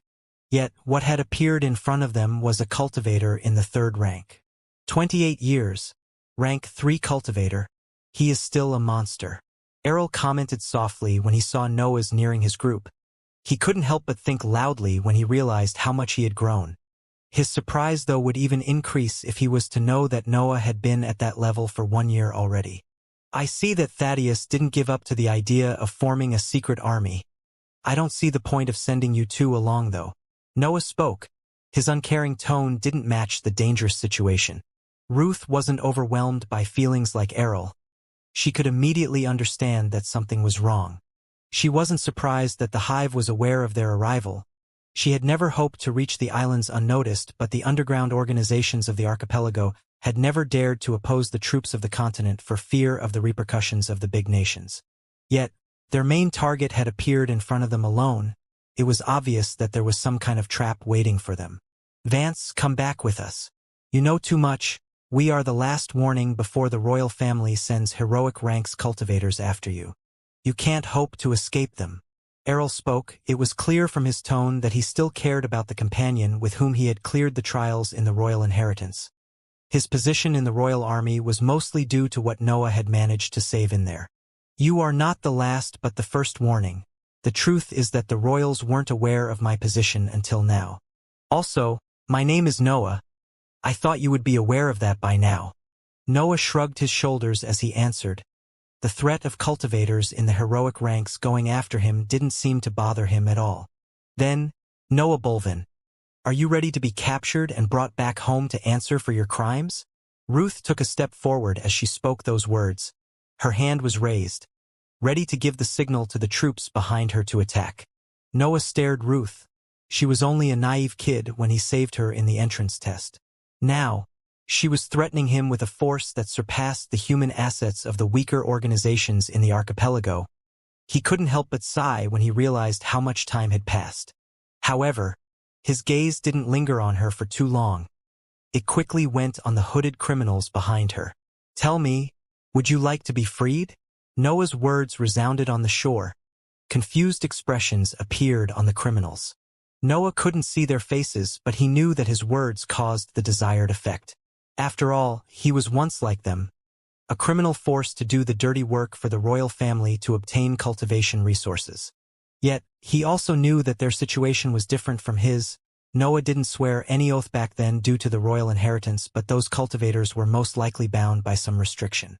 There would be no reason to send two rank 2 cultivators to lead them otherwise. Noah was sure that they had sealed a pact with the royals. "What are you even saying? Do you think that someone like you would be able to break Master's oath?" Ruth spoke, confirming Noah's hypothesis as her eyes sharpened. That situation was simply too strange. She didn't have a good feeling about it. Noah had come alone. There had to be some sort of trap laid somewhere, though she would have never expected the trap to come from the sky. The air suddenly seemed to freeze. The waves crashing on the shore seemed to soften their assault on the land. A figure descended at a slow pace from the sky. It was impossible to miss the arrival of that cultivator. The world itself seemed wary of its presence. Ruth and her group stared at the man descending from the sky in fear. His piercing green eyes were fixed on them as his long gray hair fluttered in the wind. He wore a simple black robe with large sleeves. The cultivator had the aspect of a middle-aged man, but his skin radiated a light of its own. The man's gaze then went on the young-looking man bowing in his direction. Noah had promptly made that polite gesture to welcome the heroic rank cultivator. "Your request is feasible." Their oaths weren't made to resist against heroic rank's cultivator. Noah didn't raise his head. He just limited himself to speak a few words. "Please, Elder." The Elder was expressionless. It was as if he was going out for a walk instead of facing 50 rank 3 cultivators. He took an orb from his space ring and injected his breath inside it. The orb began to shine. Its light illuminated Ruth's group, making golden runes appear on the bodies of the criminals. The runes flickered. They seemed to suffer under the orb's light, but there wasn't much that they could do. The runes slowly began to break apart, turning into golden dust that was then swept away by the wind. The process wasn't painless for the criminals. They either fell on the ground or puked blood as the light destroyed every trace of the oaths that they had with the royal family. Their destruction naturally caused a backlash to happen in their bodies. The light thoroughly erased the oaths before the orb stopped shining, and the Elder stored it back in his ring. "Many thanks, Elder." Noah had his head still lowered as he spoke. He had never raised it for the whole process. He had asked for the help of a heroic rank cultivator from his sect to deal with that matter, but he didn't know how well his request was received. He didn't know if the Elder was pissed because he had been asked to deal with a human matter. He would rather play it safe until he was gone. The Elder, though, didn't seem to mind him at all. He simply left after Noah spoke, disappearing in the sky after he took a single step. Only then did Noah raise his head. He sighed internally when he understood that his plan had succeeded. His gaze went back on the group from the Nation. Ruth and Errol had scared expression as they watched the hooded figures behind them on the ground and injured. Removing an oath was a dangerous procedure. It was normal for them to have suffered some relatively heavy injury. "Move!" Ruth heard Noah's voice behind her back. She turned only to see a pair of icy eyes fixed on her at a short distance. Her cultivation level was too low. She could only lower her head and make a path when Noah ordered her. Noah neared the group of criminals and made a speech when he was sure that each one of them was listening. "I removed the oaths binding you to the royal family. You are now free to act as you want." Noah felt a series of gazes landing on him. He knew that he was being probed by the criminals. "Yet you are still wanted. I know that all of you are aware of the struggles of lone cultivators. The backing of a powerful organization is necessary to reach the heroic ranks. Talent alone can't open that path." The gazes stopped probing his power and softened a bit. The criminals were starting to understand the meaning behind Noah's words. "You probably know me. I was once used like you to do the dirty work for the royals because I lacked the resources needed to pursue power. Now, though, I can ask for the help of heroic cultivators from my organization. I don't want to kill nor force you. Your power is valuable for my organization at this point in time. Join me and I promise that your growth will never be hindered. Noah stopped speaking and waited for their reaction. He wasn't scared that they would attack him. They had just seen an elder helping him with some human matters after all. Also, his words were on point.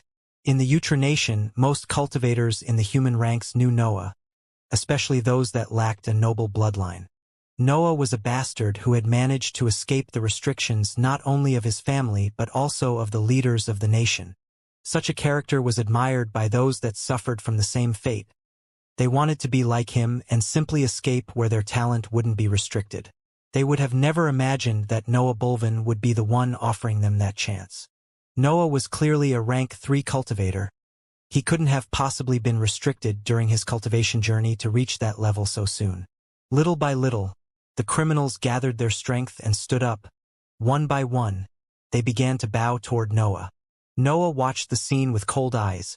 Seeing 50 rank 3 cultivators bowing toward him didn't give him any happiness or joy. He was simply glad that his plan had succeeded. I guess they recognized the importance of having a sturdier foundation. Noah thought, but he wasn't referring to the criminals in front of him. His mind was on the elders of his sect. When a heroic rank cultivator joins the battlefield, all the human assets become powerless. Such a difference of power, and to think that there are even elites among them. 50 rank 3 cultivators were enough to deal a huge blow to the sect's foundation, especially after being weakened by the separate dimension and pursuing the conquest of the archipelago. Yet, as soon as an elder arrived, those 50 cultivators were dealt with in the best possible way, by making them switch faction. Noah believed that, if the current situation of the sect wasn't so frail, the elders would have never accepted his request. However, due to the lack of manpower and the campaign, they had ultimately agreed to help him. After all, the elders were busy controlling the perimeter of the archipelago. They had to leave the human matters to Noah. Also, the criminals from the Nation were different from the captains of the sect. They had high battle prowess due to their status, but they lacked the resources and technique to fully express their potential. That was the curse of the lone cultivators. Adding their numbers to the sect would boost its power by a large margin and create a more stable foundation. They would also alleviate the losses suffered in the dimension. Maybe, the elders were willing to help me out because I didn't request them to fight. Noah evaluated that possibility too. Heroic ranks cultivators had their pride. They wouldn't easily be ordered around and used as pawns. Asking them to deal with the invaders would have been simply too unrespectful, but Noah had only requested them to deal with the oaths. He wasn't in danger after all. His terms with Chasing Demon didn't cover that situation. As for the elites among those in the heroic ranks, Noah was referring to those that had already created their cultivation techniques. Seeing how powerful the elder was made him even more determined to embark on his own path before reaching the 4th rank. He wouldn't willingly choose a road that led to weaker results. An inscribed notebook appeared in his hands. Noah sent a simple message to Roy before speaking to the bowing crowd. An elder is waiting for you on the other side of the island. He will take care of your recruitment. I'll deal with these two. The criminals raised their heads and felt a bit hesitant when they heard the word elder. They couldn't possibly know that Noah was speaking of a human cultivator. Yet, they quickly accepted those orders and left the shore, uncaring of Ruth's loud pleads.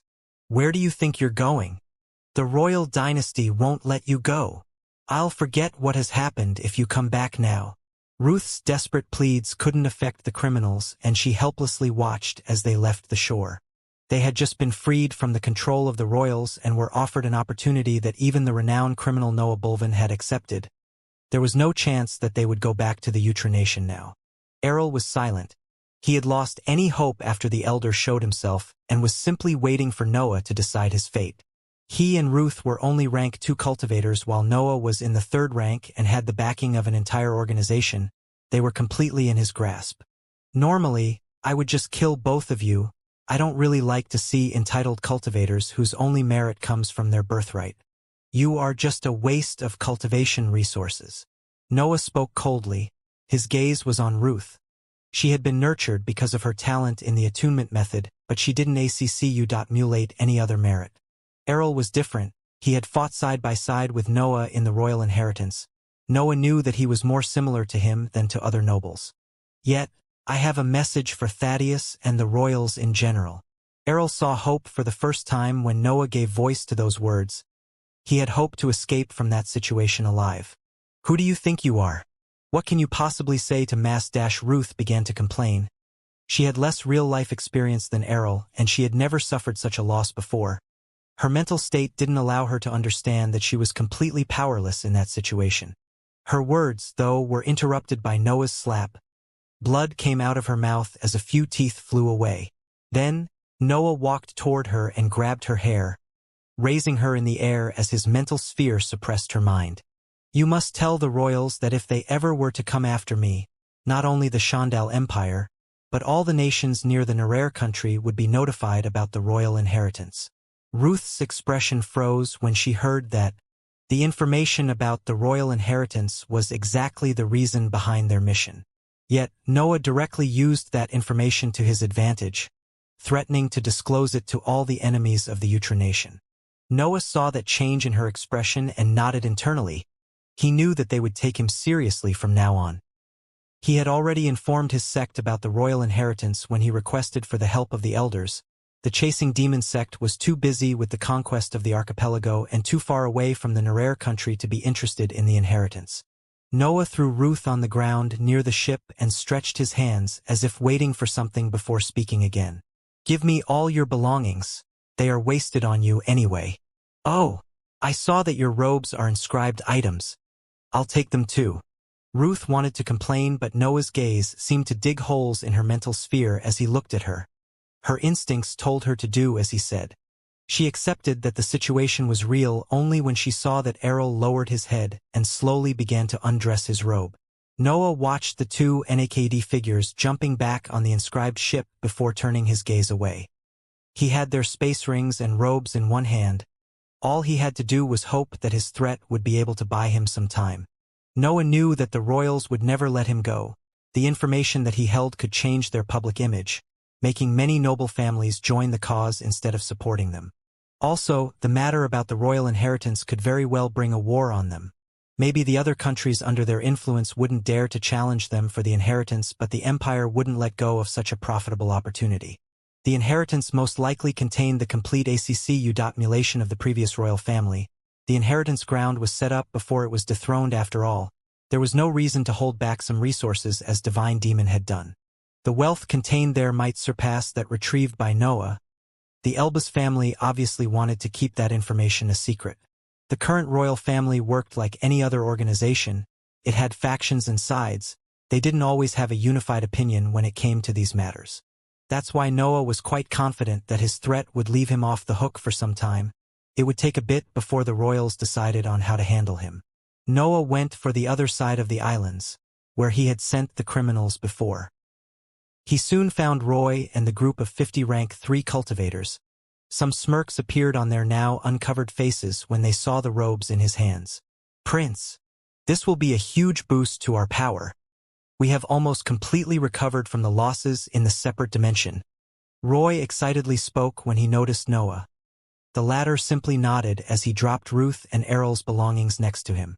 Heated gazes were fixed on him. The criminals couldn't help but admire Noah even more when they learnt about his position in the sect. How did you know that they would switch side?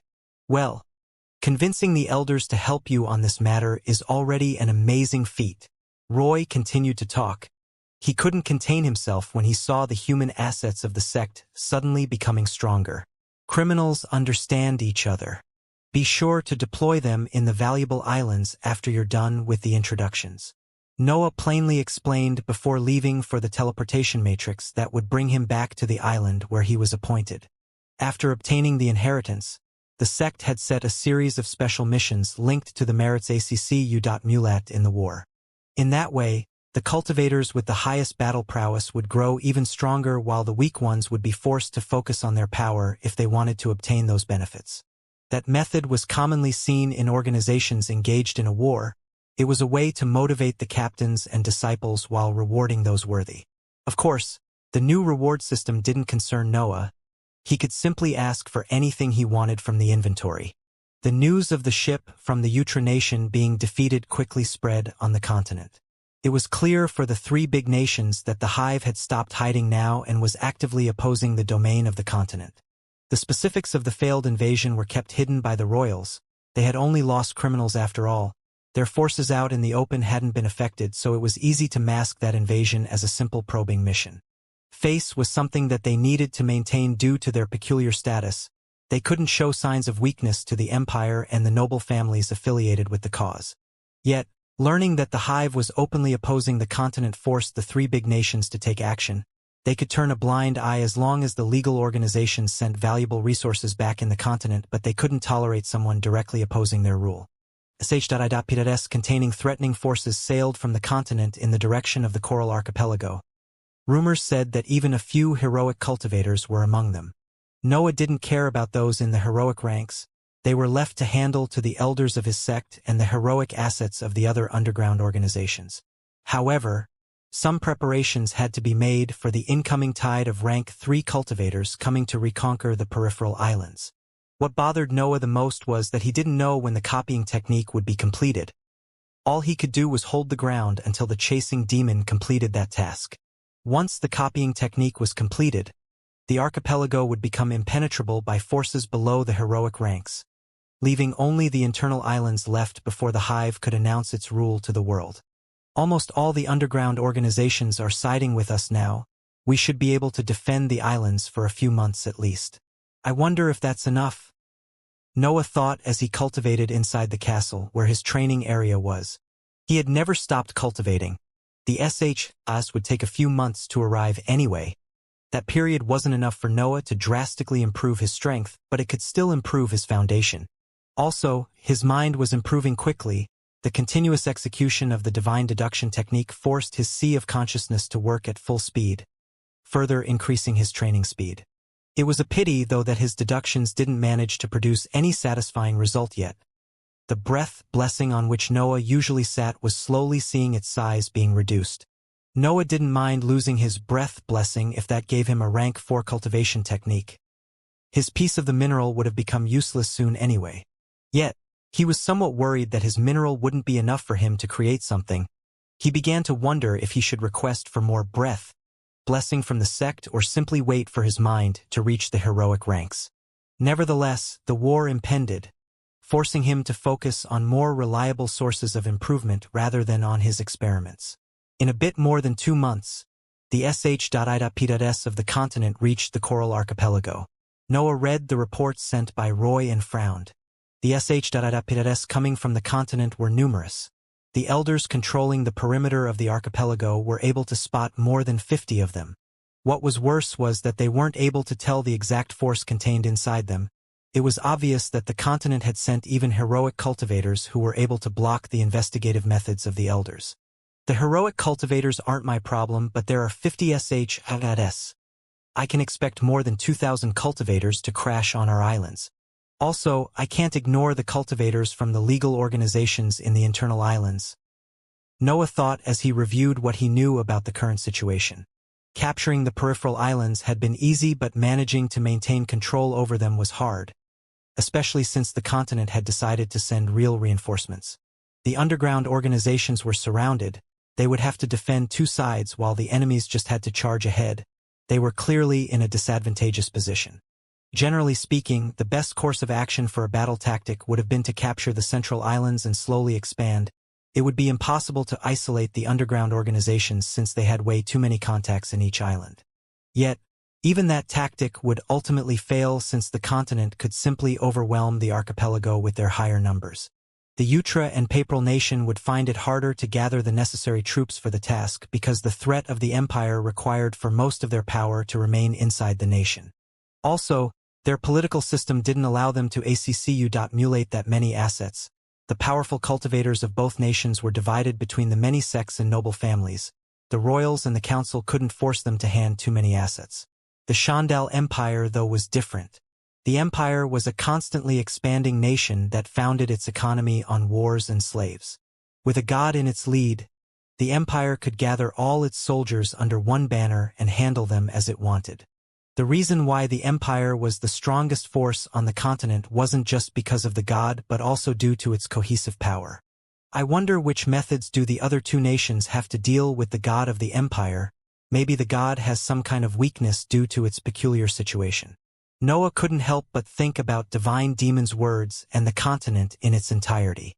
He knew that if he was a divine being set on conquering the continent, he would just wreak havoc everywhere, uncaring of the level of his enemies. Yet, cultivators rarely fought against those on a different rank, especially when considering human and heroic cultivators. Unless there was some personal matter or someone directly offended them, heroic cultivators wouldn't care about the human world. Their gazes were fixed on the sky, at the ranks above theirs. They didn't have time to waste minding the ants that human cultivators were in their eyes. It was also a matter of face, but the main reason why heroic cultivators or above let the human cultivators handle the human matters was that they represented the foundation of any organization. Strong human assets would produce more cultivators in the heroic ranks who could eventually become gods. The only way to forge human cultivators was through battles and struggles. They would never survive the tribulations if they didn't have the right amount of determination and will. Those reasons only worked for the organizations, though. Lone cultivators could act however they wanted and don't care about things like pride. Noah was the demon prince of the Chasing Demons sect, but inside, he was still the lone cultivator that was ready to do anything to obtain more resources. He didn't blink at the thought of using an elder to deal with the criminals from the Nation after all. A message arrived through his inscribed notebook. It explained the plan created by the elders for the incoming invasion. According to their words, the copying technique had been almost completely set up. Noah only needed to maintain control over the islands and the battle would eventually be won. What made him heave a sigh of relief was that the plan involved all the underground organizations of the archipelago. It seemed that some kind of agreement had been made between the various branches of the hive. A united front was stronger than many sparse ones. The hive was finally fighting together against the forces of the continent. Noah didn't waste time. He had his orders and the assassins were nearing the shores. Many preparations had to be made. The pages of his inscribed notebook turned continuously. Noah sent a series of mental messages as he exited his training area. The plan of the elders involved formations, traps, and even the usage of many rank 1 cultivators as cannon fodder. All of that had to be set in 1 week. Noah sent orders to anyone involved with the plan and began to help with the preparations. The peripheral islands seemed to burst with life as all the organizations occupying them began to work on the defenses for the incoming attack. Noah willingly began to forge new instabilities and hidden blasts to add on the traps.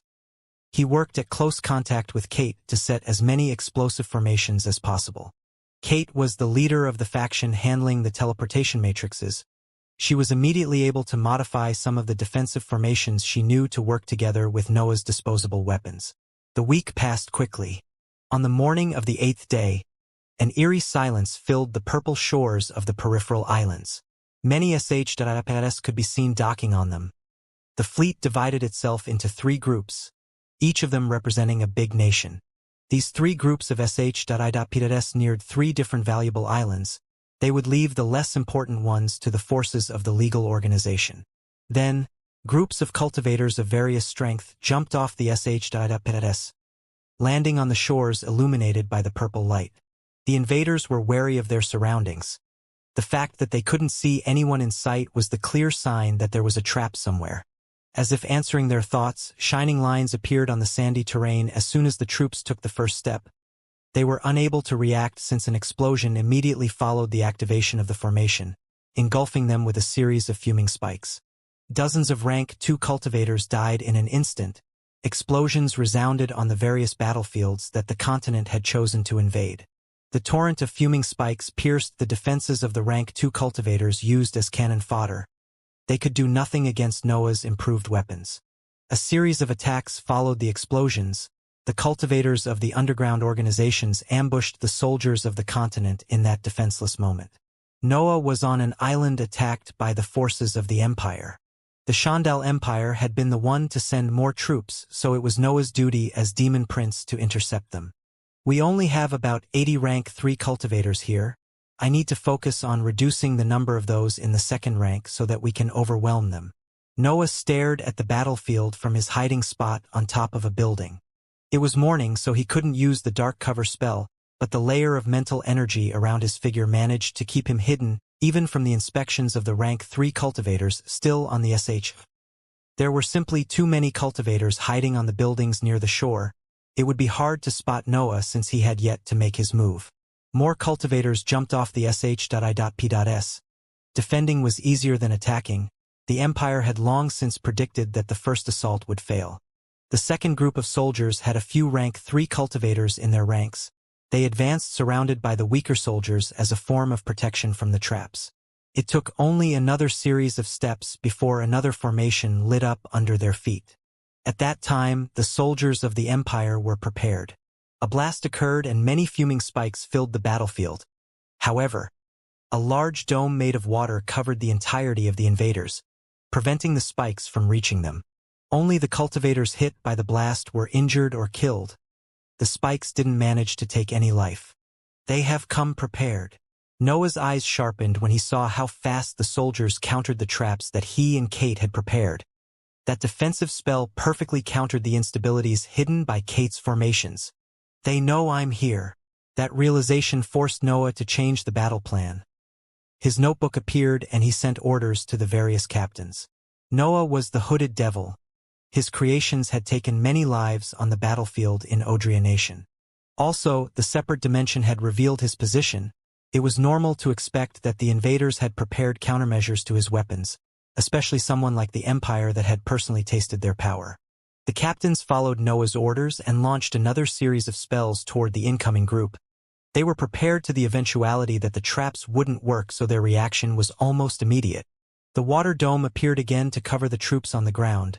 That time, though, it couldn't defend against the spells of so many cultivators and ultimately crumbled under their assault, allowing the attacks to land on the soldiers. The rank 3 soldiers were able to retreat in time, but those in the second rank were annihilated by the more than 100 spells launched toward them. They had no hope to survive. The rank 3 soldiers retreated on the ship to reorganize. They were only meant to probe the defensive measures that the Hive had deployed. Those losses were totally acceptable. Minutes of silence passed in the tense atmosphere on the island. The hidden forces of the Hive were waiting for their enemies to make a move. After all, they aimed to buy as much time as possible, even though most of them didn't know why. Then, hundreds of soldiers jumped off the many SHs docked on the shore. Noah recognized almost 100 rank 3 cultivators and about 600 soldiers in the second rank. That army could almost match the entirety of the human assets of the chasing demon sect, and they were only a fraction of the full power of the Empire. That sight was discouraging.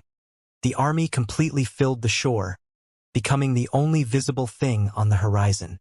Let's bait them, Noah ordered through his notebook.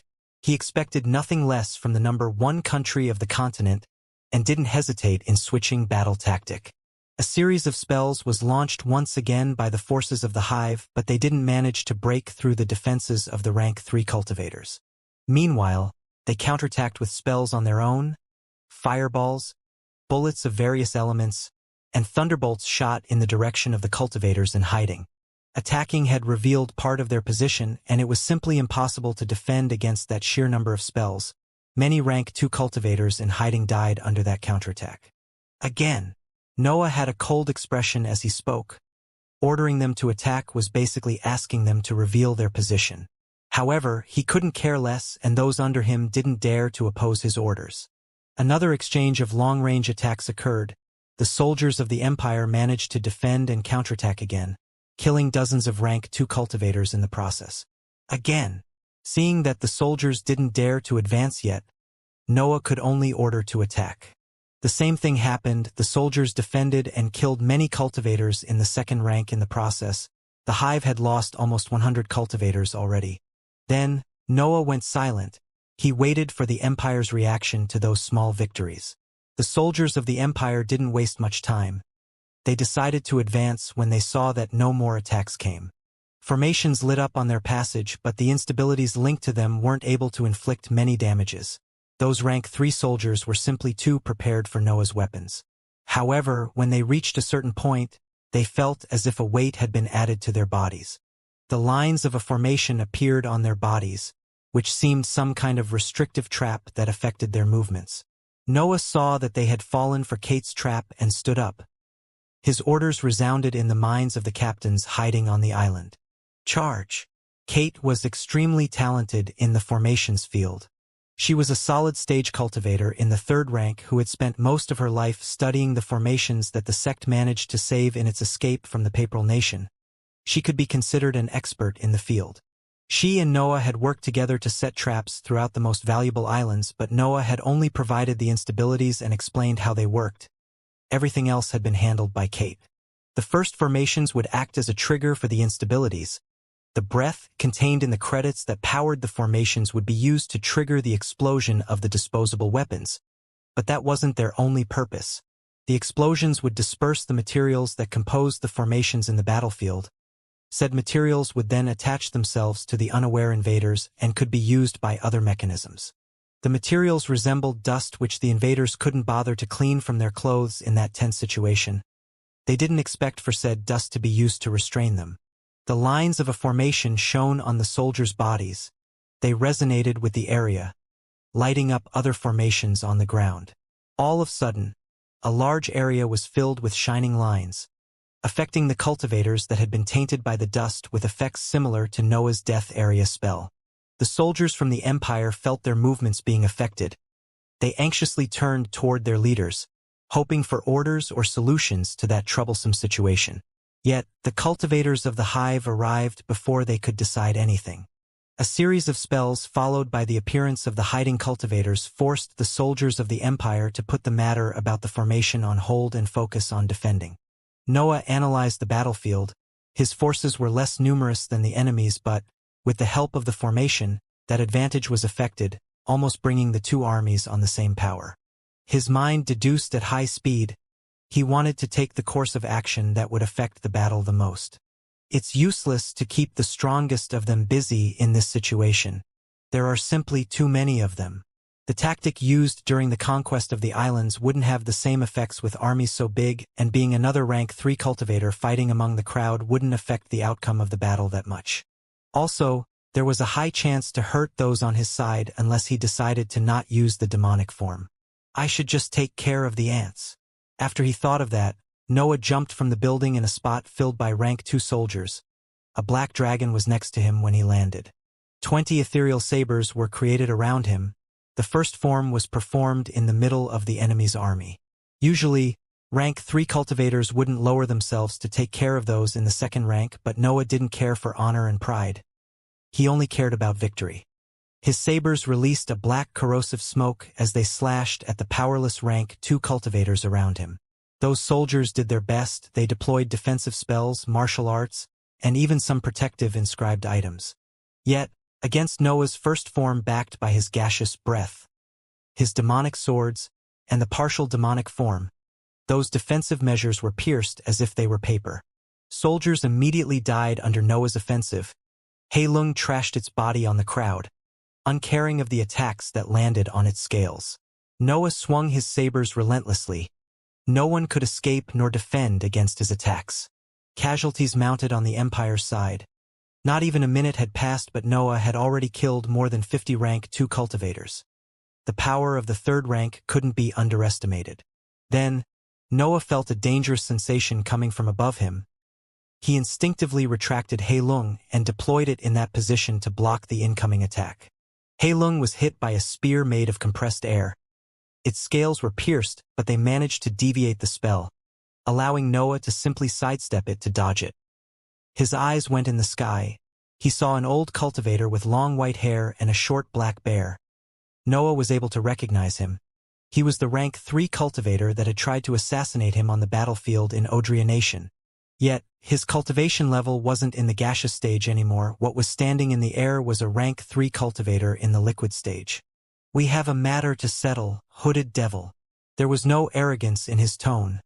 Only a pure battle intent was radiated by his words. Noah looked at him with cold eyes. The soldiers around him didn't dare to attack him. They simply retreated as they shot grateful gazes at the man in the air. Heilung silently entered Noah's body, and a pair of wings appeared behind his naked back. The wings flapped, Noah slowly rose into the air. His gaze never left the elderly man. He couldn't continue to slaughter the weak soldiers if a rank 3 cultivator attacked him. It was better to take care of the biggest threat first. I've reached the liquid stage in these years while you directly reached the 3rd rank. I don't feel that much shame anymore seeing how talented you are. The man spoke when Noah reached his height. Noah guessed that he was speaking about the assassination attempt in the past. The battle continued below them. Cultivators that could fight in the air before the heroic ranks were rare, and they usually had some restriction that accompanied that ability. The man in front of Noah was standing on a platform made of air. It was a spell of the wind element that allowed him to move in the sky, but that was different from flying. 2 spears appeared on the man's hands. They were the spell that the man usually used to fight, but Noah was sure that he had some kind of hidden ace. However, he wasn't the same cultivator that he had tried to assassinate in the past. He was the heir of Divine Demon, as well as the demon prince of the Chasing Demon sect. His legs kicked the air. A shockwave resounded under his feet when they hit the black cloud that propelled his speed. The man saw Noah's sudden acceleration and prepared himself for the imminent clash. Noah was too fast. The man couldn't find a chance to throw his spears since Noah reached his position in an instant. The 3rd form was executed. 6 sabers became 1 and slashed at the man with a downward vertical attack. Danger! The man was a rank 3 mage. He instinctively knew that he would die if he let that attack hit him. He crossed his spears above his head in a defensive gesture before Noah's extremely fast saber clashed with them. Surprise appeared in the man's eyes when he saw that Noah's attack was cutting its way through his spears. Those weapons were created by a spell after all. He couldn't believe that a simple martial art was able to pierce them. His eyes shone with resolve as he controlled one of his spears and made it detonate. Noah was flung back due to the explosion, but the man suddenly realized that something was amiss. The spell that he was using as a foothold was breaking apart. The ethereal capabilities of the 3rd form had cut the platform in 2, and the black smoke released by the attack had further destabilized its composition. Noah didn't target the liquid stage cultivator, but his foothold. The man began to fall. A sort of layer of air enveloped his figure, preventing from the black smoke to reach his skin. Noah managed to stop himself only after a dozen meters. His body had been covered by Heilung to resist the explosion, but some blood could be seen coming out from his mouth and ears. Heilung's defense wasn't able to completely block the shockwaves created. Yet, the liquid breath was already inside his circulatory system. Those wounds were healing at high speed, while Noah focused on the falling man. He wasn't injured by the explosion. Is it because of that protective layer? Instants were perceived like minutes by Noah. His mental energy entered the inscriptions on the walls of his sphere and improved his analyzing abilities through the divine deduction technique. Not even a second passed, but Noah had already evaluated many different possibilities and found the most likely one. Wind can't damage that layer, but my attacks can. Otherwise he wouldn't have bothered to defend. I just need to press on then. Noah kicked the air when he reached that conclusion. He directly flew toward the falling cultivator while raising a finger in his direction. A black ray shot from his finger and landed on the defenseless liquid stage man. The latter was focusing on activating his flying spell again and couldn't block that fast attack. The dark ray spell had good piercing capabilities. It penetrated the layer of wind that surrounded the man and stabbed his skin. Its power and speed, though, were depleted to surpass that defensive spell. Noah's attack wasn't able to inflict much damage since the man was able to avoid a fatal damage rotating his body to make the ray hit the right side of his waist. Only a superficial cut appeared on his skin. Then, he threw his other spear toward the nearing winged man. Noah completely disregarded the spell and accelerated. His body became ethereal when the spear reached him, allowing him to safely cross the spell without changing direction. The man's eyes widened at that sight and focused even more on restoring his flying spell. He couldn't face Noah in the air without it. A small platform formed under his feet just before Noah reached him. The man didn't have time to create more spears and was forced to detonate the layer of air around his figure to stop Noah's attack. The layer had the liquid stage cultivator as its center. Its explosion created shockwaves all around him. It left him defenseless, but it prevented anyone from attacking him. Yet Noah wasn't anyone. Noah knew that he had to press on. The lower level of his dantian didn't allow him to take the slow and safe path. Also, He didn't want to give the man enough time to restore his defenses. That was the perfect moment to inflict a fatal blow. The ethereal form spell couldn't be cast repeatedly. The body needed a short amount of time to stabilize itself after each usage of the spell. Thus, Noah resorted to his blood companion. A fuming Heilung appeared and enveloped Noah's figure as it charged through the shockwaves created in the detonation of the defensive layer.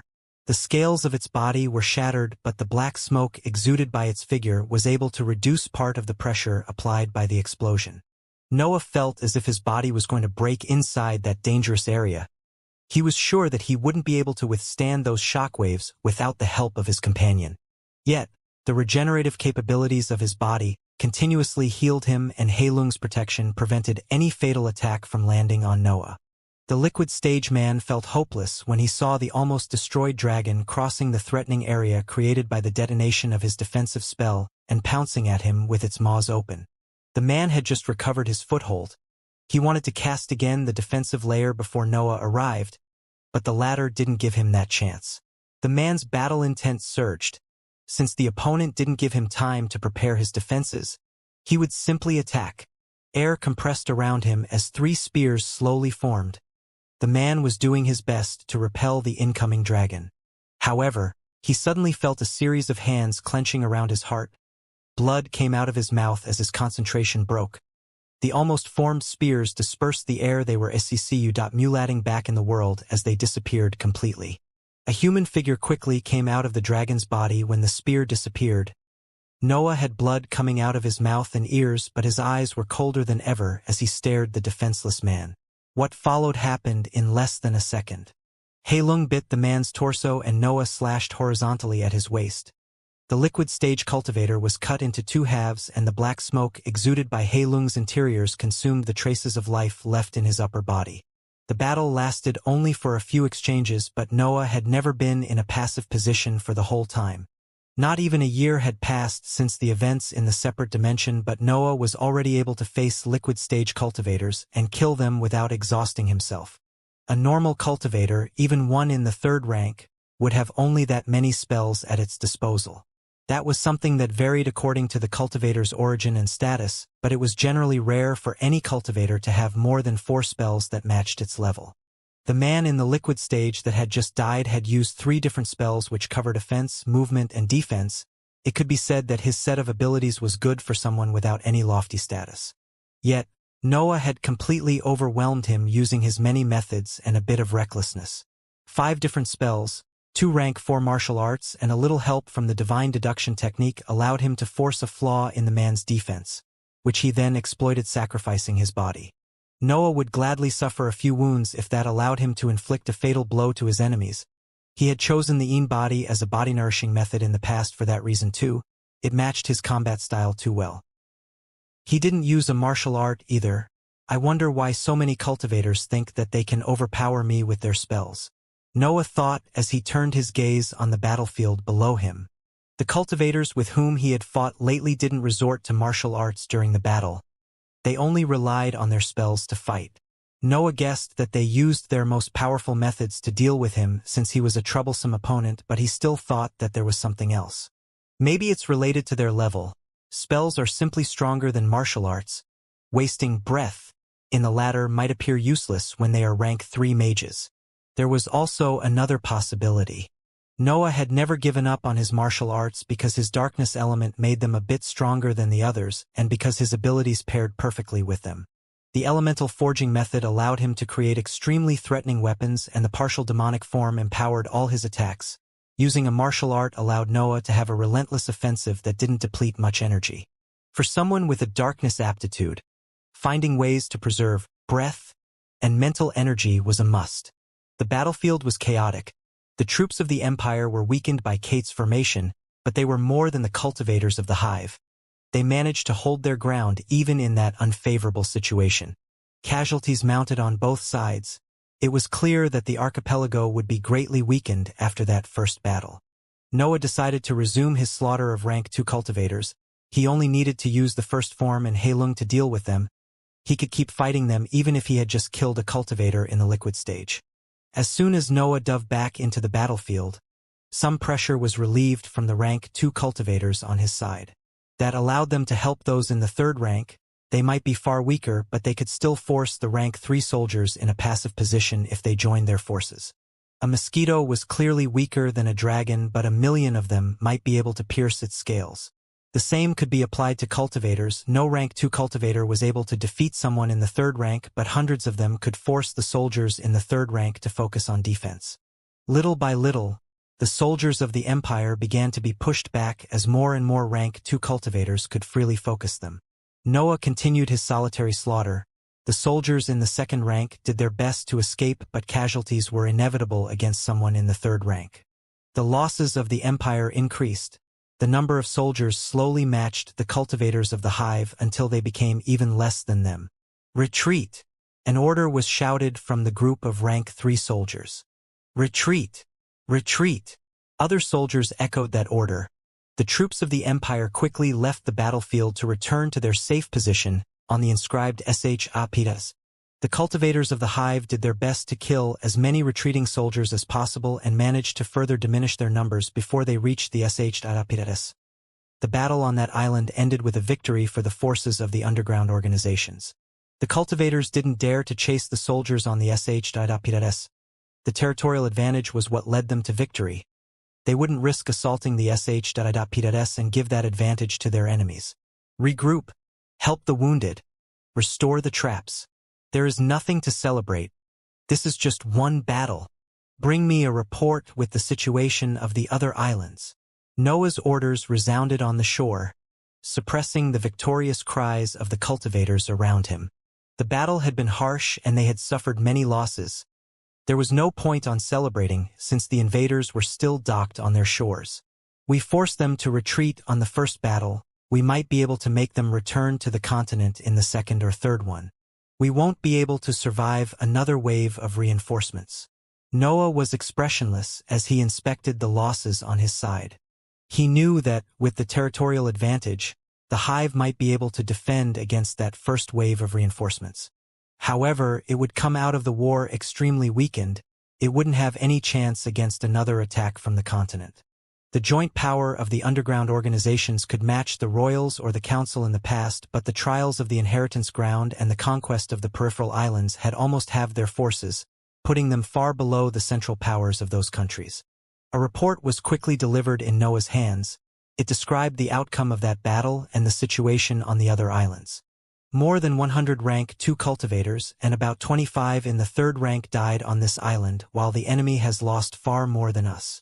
Noah read through the contents of the sheets in his hands before sending mental messages through his notebook. There were still ongoing battles on some of the other islands. Noah was going to send reinforcements to seal the outcome of those fights. The underground organizations managed to survive the battles during the first day and successfully defended the peripheral islands. Reorganizing the troops, though, was a problem. The 3 islands where the forces of the continent had attacked had seen harsh battles with a high number of casualties on both sides. But the biggest issue came from the other battlefields. The hive controlled about 90 islands. That number was needed to completely isolate the archipelago. Not even an island could be lost or the setting of the copying technique would be hindered. The cultivators on those other islands had to face the assault of the legal organizations. The hive had far more human assets than them, but they also had more enemies to face. Considering that about 250 rank 3 cultivators had to be deployed to face the forces of the continent, there weren't many powerful troops available for the other islands. Yet, with the many traps laid by the joint forces of the hive and the cautious nature of the legal organizations, those islands were successfully defended. The continent and the legal organizations had no idea that the chasing demon sect had gained access to the copying technique. They were even unaware that a technique that defied common sense as that one existed. That's why they would rather take the slow and safe approach than going for a full power offensive. The hive had fewer troops and couldn't hope in reinforcements.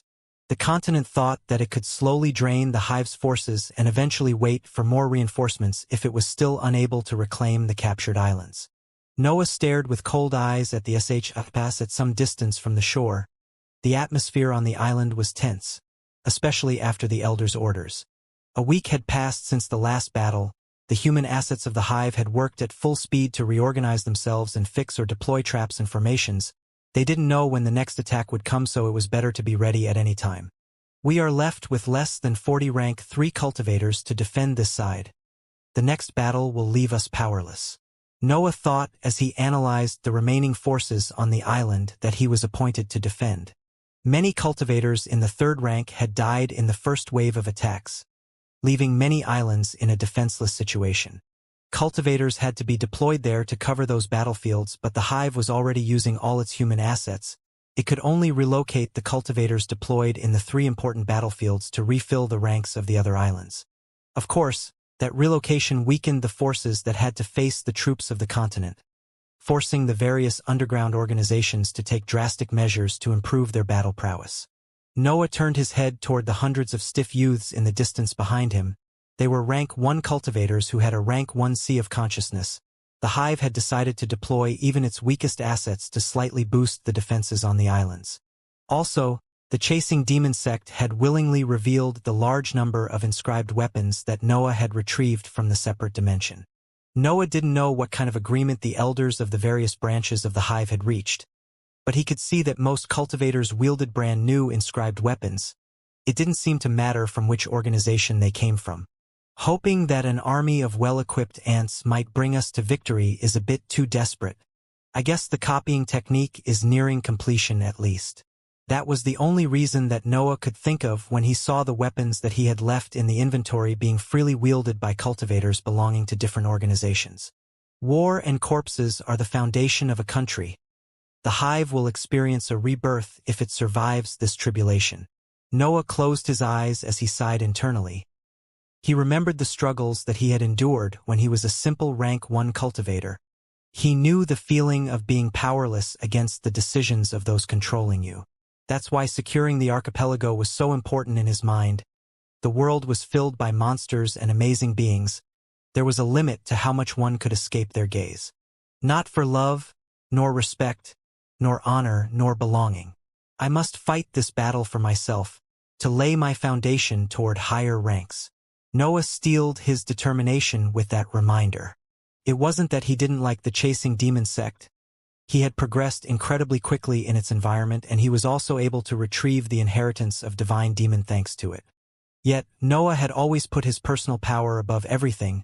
Pursuing strength had been the strongest drive of his second life. He would think about the well-being of his sect only after he had secured his position. Another week passed. An eerie silence filled the peripheral islands of the archipelago as the forces of the hive waited for the next assault of the continent and the legal organizations. Only Noah felt glad of each second that passed without signs of attacks. Then, a buzzing sound reached his mind. A message saying that the SHs near the shore were closing and resounded inside his mental sphere. Noah didn't cultivate in those days. He wanted to be at his peak form before the battle. He had sat still in a cross-legged position with his eyes closed. He used that time to sharpen his thoughts as much as he could and decide which role would he play in the next battle. The SHs reached the purple shore, and Noah opened his eyes before standing up and sending orders through his notebook. Attack the SHs. Noah's order echoed in the minds of the cultivators in the island. A torrent of multicolored lights shot from the ground and landed on the dock deck. The inscriptions on the hulls lit up and shone with a silver color, forming large silver layers around the SHs. The spells of the cultivators of the hive could only land on those protective layers. The silver light radiated by those shields repelled the attacks uncaringly of how numerous they were. Pointless as expected. Noah thought as he ordered to stop the long-distance assault and wait for the frontal clash. The second battle for the control of the archipelago had started. The troops of the Empire jumped off the sh.I.P.S, safely landing on the parts of the shore covered by the silver shields. The Empire didn't send troops to probe the situation at that time. The entirety of the reinforcements jumped off the sh.S at the same time and prepared themselves for the imminent battle. There were still about 50 rank 3 cultivators on the Empire's side. Noah's group had managed to inflict heavy losses during the last battle, bringing the forces of both sides on a similar number. Yet, part of Noah's group had been sent to refill the ranks on the other islands, making the accomplishments obtained in the previous battle almost pointless from their perspective. Sharing the weight of the trials that the world put on their way was one of the reasons why humans gathered together to form organizations. Noah understood the elders' choice. His gaze was fixed on the shore as the troops of the Empire began to advance. Some traps soon detonated. Fuming spikes filled the area, but those aiming for the soldiers were repelled by a series of water domes. The last battle didn't remove the rank 3 mages specialized in defense from the enemy forces. Also, a seemingly soft breeze blew between the soldiers. They did their homework in these 2 weeks. Noah sighed internally when he noticed the breeze. He realized that the soldiers had come up with a way to counter Kate's formation. The breeze prevented the materials of the formation from mulating on the bodies of the soldiers. Kate's weakening formation could be almost neglected without that requirement. It couldn't be helped. Formations were powerful and could turn the tides of a battle if they caught someone by surprise. Yet, they could also be countered even with simple methods most of the time. The stronger the formation, the harsher the requirements for its activation will be. Everything had a weakness after all. The soldiers of the Empire soon reached the area where Kate's formation was laid. Shining lines appeared on the terrain, but they didn't seem to affect the soldiers in any way. Only the weaker rank 2 cultivators paled a bit when the light swept their bodies, but they quickly recovered. The hive's defenses couldn't hinder their advance. At that sight, Noah decided to act. A frontal clash would inevitably cause heavy losses on his side. The Empire could choose to retreat to contain its losses, but the forces of the hive didn't have that choice. They had to hold the control of those islands. Noah warped in the air above the enemy's troops. His spell was noticed only by the strongest cultivators in the 3rd rank, but even they didn't have time to react to what was happening above their heads. Noah came out of the black flames. Heilung's wings were spread behind his back as they kept him in the air. He had a hand stretched toward the troops below him. A black ring could be seen on that hand. Then, many inscribed items began to appear in front of his hand and fall on the troops. Noah injected his breath in every item that appeared. What he was using was his personal stash of instabilities and hidden blasts. He even used those in the 2nd rank that he had kept since his battles in Audionation. Noah would always keep some of his disposable weapons for himself even when they were needed for defending the sect, but, at that time, he was releasing all that mulat firepower on the troops of the Empire. More than 100 spiked spheres and needles fell from the sky. The rank 3 cultivators on the ground didn't let that sight scare them. They quickly deployed the defensive spells used before. Noah flew higher in the sky. He didn't want to be too close to the blast, and he also wanted to hide the sight of him drinking a potion from the battlefield. The contents of the potion quickly entered his body, improving the production of mental energy as he kept his attention focused on the events below him. He felt as if his mind had been split into 100 different pieces, each one moving in a different direction. Those pieces surpassed a dense wall and were weakened, but they managed to find their targets anyway. Attack! Noah ordered when he knew that his plan had succeeded. The truth was that Noah had hidden a ghostly claw inside each of his disposable weapons. He had never created that many ghostly claws at the same time. His mental energy had been depleted in the process, but what had been harder was controlling each different spell. That's why he had escaped in the sky to use his drugs. He needed a safe place where to refill his mental energy while controlling the ethereal claws. His targets were the rank 3 cultivators in the army of the Empire, especially those deploying the defensive spells. The ethereal claws squeezed the hearts of the rank 3 cultivators. They had been unable to notice them between the many explosions that resounded on the other side of their defensive spells. Their concentration wavered slightly. Some spikes and needles managed to pass through the cracks created after that lack of focus. Also, a torrent of spells crashed on the troops of the Empire at that moment, further worsening the stability of the defensive spells deployed by the soldiers. Some of Noah's weapons, as well as some attacks, managed to pass the defenses of the soldiers and land on them. Cries and explosions could be heard from inside the water domes, but the exact effects couldn't be seen yet. Noah didn't wait for the soldiers to reorganize inside the domes. He directly ordered those under him to charge toward the invaders. A tide of cultivators wielding brand new inscribed weapons assaulted the water domes. It took only a few series of attacks before the defensive spells were broken, revealing the disorganized state of the troops behind them. Noah's weapons and the few spells that had managed to breach those defenses had killed many rank 2 cultivators and wounded a few in the 3rd rank, but the forces of the Empire were still stronger than those of the Hive. Noah dove into the battlefield. He couldn't let go of that moment of weakness created by using all his stash of disposable weapons. However, when he was about to reach a defenseless rank 3 cultivator, a thunderbolt and a fireball flew in his direction. Noah's body quickly turned ethereal. The spells passed through him, but were unable to inflict any damage. Yet, he couldn't stop his descending momentum while using the ethereal form spell. His figure returned material only when he was about to land on the ground. Sand rose in the air as Heilung's wings flapped to make Noah land safely, but his focus immediately went on 2 rank 3 soldiers that neared him wielding their weapons.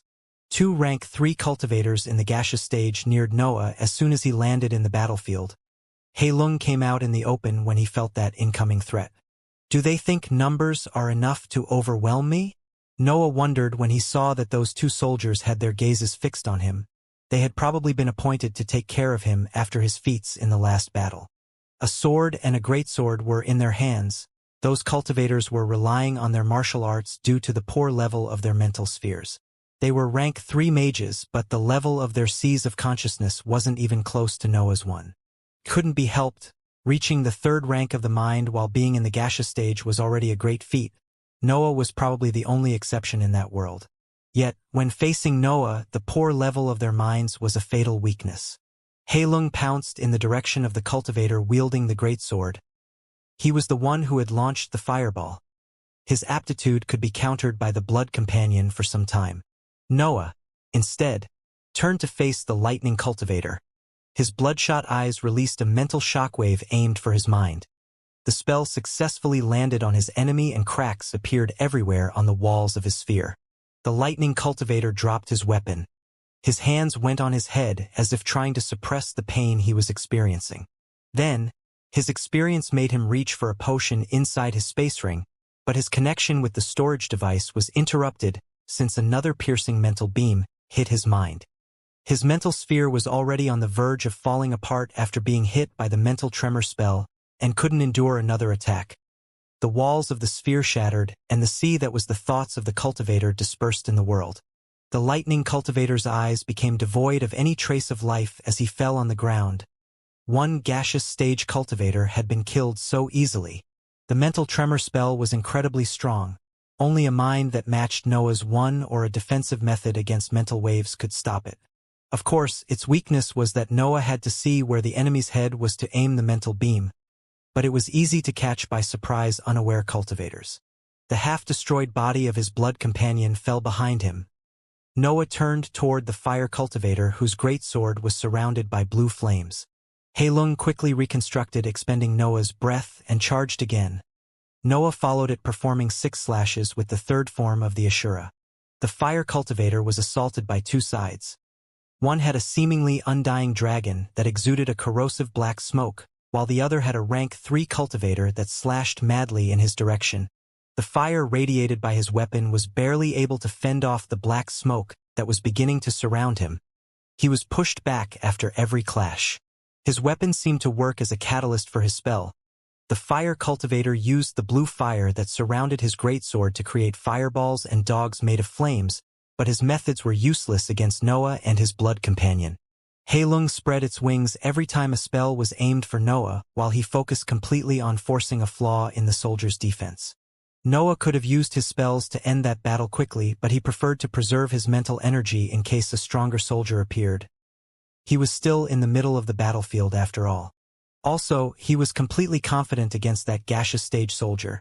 There was no chance that he would lose with Heilung at his side, with the demonic swords, and with the higher level of his mental sphere. Noah's 3rd form cut through everything that managed to cross Heilung's wings. The blue flames that made the soldier's spells were completely unable to touch Noah due to the black smoke released by his attacks. Heilung then stomped its frontal legs on the soldier's lower body, hindering his movements and creating an opening that Noah exploited, cutting the soldier's head off. The death of the other assailant gave Noah time to analyze the battlefield. Many rank 1 cultivators died in each passing second. The Hive had deployed them to buy more time, but they were simply too weak for a battle on that level.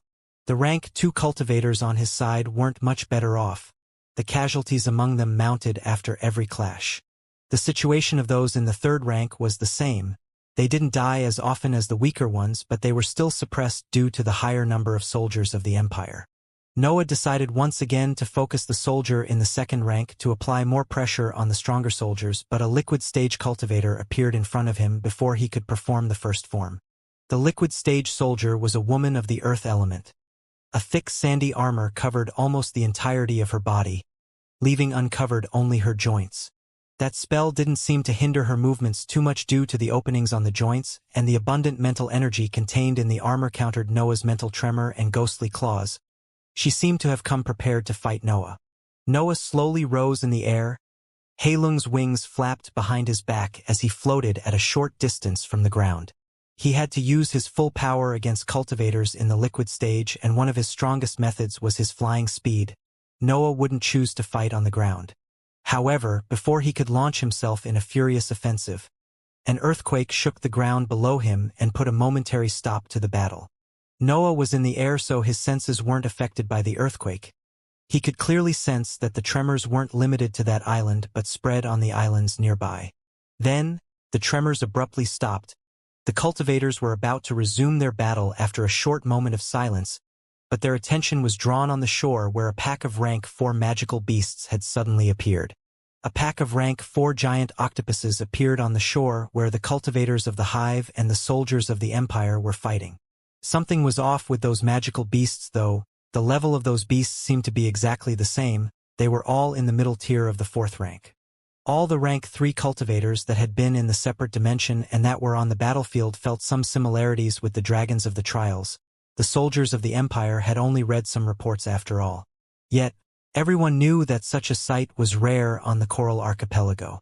The exoskeleton of the purple corals scared away the magical beasts in the sea, keeping the islands safe from the invasion of those creatures. However, their eyes weren't lying to them. Magical beasts were really coming from the sea and crawling on the purple shore. We won. Noah was the first to realize that the copying technique had been completed and that there was no point in fighting further. Retreat to the back of the island. He immediately gave the order and warped away while the other cultivators were still busy staring at the peculiar scene. His order awakened the cultivators of the hive, who retreated without hesitation. Some of them began to understand what was happening and could barely contain the excitement that they felt. The soldiers of the Empire, though, were clueless. They stood still on the battlefield, unsure of what to do next. The pack of giant octopuses had more than 30 rank 4 creatures in the middle tier. Taking care of them would require their full concentration, and the Empire couldn't do that while being on the ground controlled by the hive. Yet, the magical beast stood between them and their threats. Even retreating wouldn't be easy, since they would have to pass between the powerful creatures. As for chasing the escaping cultivators, that option was gone in that moment of hesitation. The cultivators of the hive were already far away. The soldiers could catch up with the slow rank 1 cultivators, but they had no interest in them. They were just cannon fodder after all. Return to the SHFAS. In the end, the soldier in charge gave that order, and the army coming from the Empire decided to retreat through the path occupied by magical beasts. That situation was extremely unusual. They knew that they would suffer some losses along the way, but retreating and reorganizing seemed the best option at that moment. The army of the Empire charged toward their SHFAS. It resembled a tide ready to sweep the octopuses as it moved toward the sea. However, most of the soldiers were in the 2nd rank. Only about 50 of them were rank 3 cultivators. The strength of both sides was more similar than what appeared. The giant octopuses were a kind of magical beasts that lived in the depths of the sea. Generally 10 meters tall, and with long tentacles, they rarely appeared on the surface. The sunlight, though, didn't affect their view. Their natural environment was something that matched some of their other qualities. They had a powerful body that was also particularly soft. That quality was something that allowed them to be virtually unaffected by the heavy pressure in the depths of the sea. Also, they could swim at an unexpectedly fast speed. That quality, though, didn't apply on the ground. The giant octopuses were extremely slow on the ground. The pack had barely crossed 3 meters when the army of the Empire reached them. The soldiers focused their firepower at the center of the pack. They couldn't avoid them since they were still too close to their SHFAS, so they simply chose to force the blockage. The pack of magical beasts was hit by the torrent of attacks launched by the soldiers. The attacks focused the specimens at the center of the pack and directly annihilated them, opening a path where the soldiers could pass. The giant octopuses were slow on the ground, but their tentacles could only benefit from the absence of the pressure of the sea. As soon as the army entered the ranks of the beasts to reach for the Ascension, a series of noises that resembled warehouse puffs cracking filled the area. The tentacles of the octopuses shot at an incredible speed and created shockwaves wherever they landed. The cultivators hit by the tentacles were directly torn in many pieces. Even the defensive spells of those in the third rank couldn't endure such powerful attacks for much time. Yet, the army was in full retreat. No one stopped its escape to care about the soldiers hit by the beasts. The inscribed sh.idp.s appeared in the sight of the soldiers as soon as they crossed the pack of magical beasts. Happy expressions could be seen appearing on their faces. Those sh.pass were their headquarters after all, and the inscriptions on them offered a great defense. They would be safe once they climbed on their main deck. Those expressions suddenly froze though, since a tentacle 6 meters large appeared from the sea and coiled itself around the nearest ship. The inscriptions on the ship lit up. The silver shield was deployed again and opposed the squeeze of the giant tentacle. However, right in front of the incredulous eyes of everyone on the island, the circular protective layer that surrounded the ship cracked under the squeeze of the tentacle. The shield then completely broke, allowing the tentacle to coil again on the ship. It took only a few seconds for the ship to be directly torn in 2 pieces under the attack of that huge magical beast. Even Noah, who was staring at the scene from the distance, was amazed. That's a rank 5 magical beast. Divine Demon said that the limit of the copying technique was the heroic ranks, but I didn't expect Chasing Demon to be able to capture a rank 5 creature. His thoughts led him to believe that his patriarch had captured and bound a rank 5 magical beast alive. He didn't know much about the copying technique, but he was aware that the specimen that had to be copied had to be in a specific environment filled by formations and inscriptions. The patriarch is indeed a rank 6 existence. Noah sighed internally when he realized the amount of power held by such a powerful cultivator. He sat on the ground to enjoy the battle when he accepted that there was nothing else that he needed to do. The soldiers of the Empire saw their hope to escape that dangerous situation vanish in a few instants. What had appeared in front of them was a rank 5 magical beast. Even their powerful sh.idp.s could do nothing against that entity. Meanwhile, the giant octopuses behind them began to catch up. Their tentacles cracked in the air as if they were warehouses as they resumed to attack the soldiers. Cultivators started to die again. The assault of magical beasts in the middle tier of the 4th rank wasn't something that rank 2 cultivators could handle, and those in the 3rd rank were busy defending themselves to mind anyone else. The truth was that there was still a glimmer of hope in their minds, something that they knew would be able to face the mighty creature in the sea. Enough! A voice filled the island. The air seemed to stop. The giant octopuses on the ground shook. Only the huge tentacle wrapped in the remains of the ship was unaffected. A middle-aged man wearing a plain expression appeared in the air and walked toward the pack of magical beasts. He had short black hair, no beard, and a pair of dark eyes. He slowly waved his hand in a horizontal motion and, all of a sudden, the ground shook again. The terrain under the giant octopuses began to tremble. A series of snakes made of sand rose from the ground and tangled themselves around the creatures. The octopuses tried to use the soft capabilities of their bodies to escape the bindings, but more and more snakes rose from the ground as time passed. At least 100 of them were created in less than a minute. Then, the snakes began to retreat in the ground, carrying the bound magical beasts with them. The pack of giant octopuses was slowly buried alive, leaving no traces of the beasts. The soldiers of the Empire began to cheer while unsightly expressions appeared on the faces of the cultivators of the hive. Only Noah remained calm at the sight of a heroic cultivator defeating the pack of rank 4 creatures. He had seen the power of a rank 5 magical beast, and he knew that even a patriarch of a medium-sized noble family hadn't been able to defeat it. He didn't know the specifics about their power, but he was sure that it wouldn't be easy to defeat the mighty creature on the sea. The huge tentacle didn't seem bothered by the appearance of the heroic cultivator and simply went for another ship, coiling itself around it. Know your place, beast. The heroic cultivator appeared in the trajectory of the tentacle and stretched a hand to block it. The tentacle was huge. It didn't seem possible for someone that small to be able to block it. Yet, when his hand touched the limb of the rank 5 creature, the tentacle stopped. A proud expression appeared on the face of the heroic cultivator, and the cheers of the soldiers on the shore further improved his mood. However, his expression suddenly froze when he heard a deep cry coming from the bottom of the sea. Waves rose at a short distance from the shore. It seemed as if the sea had resonated with the cry of the rank 5 creature and was conveying its anger. The soldiers retreated when they saw the tall waves reaching for the shore.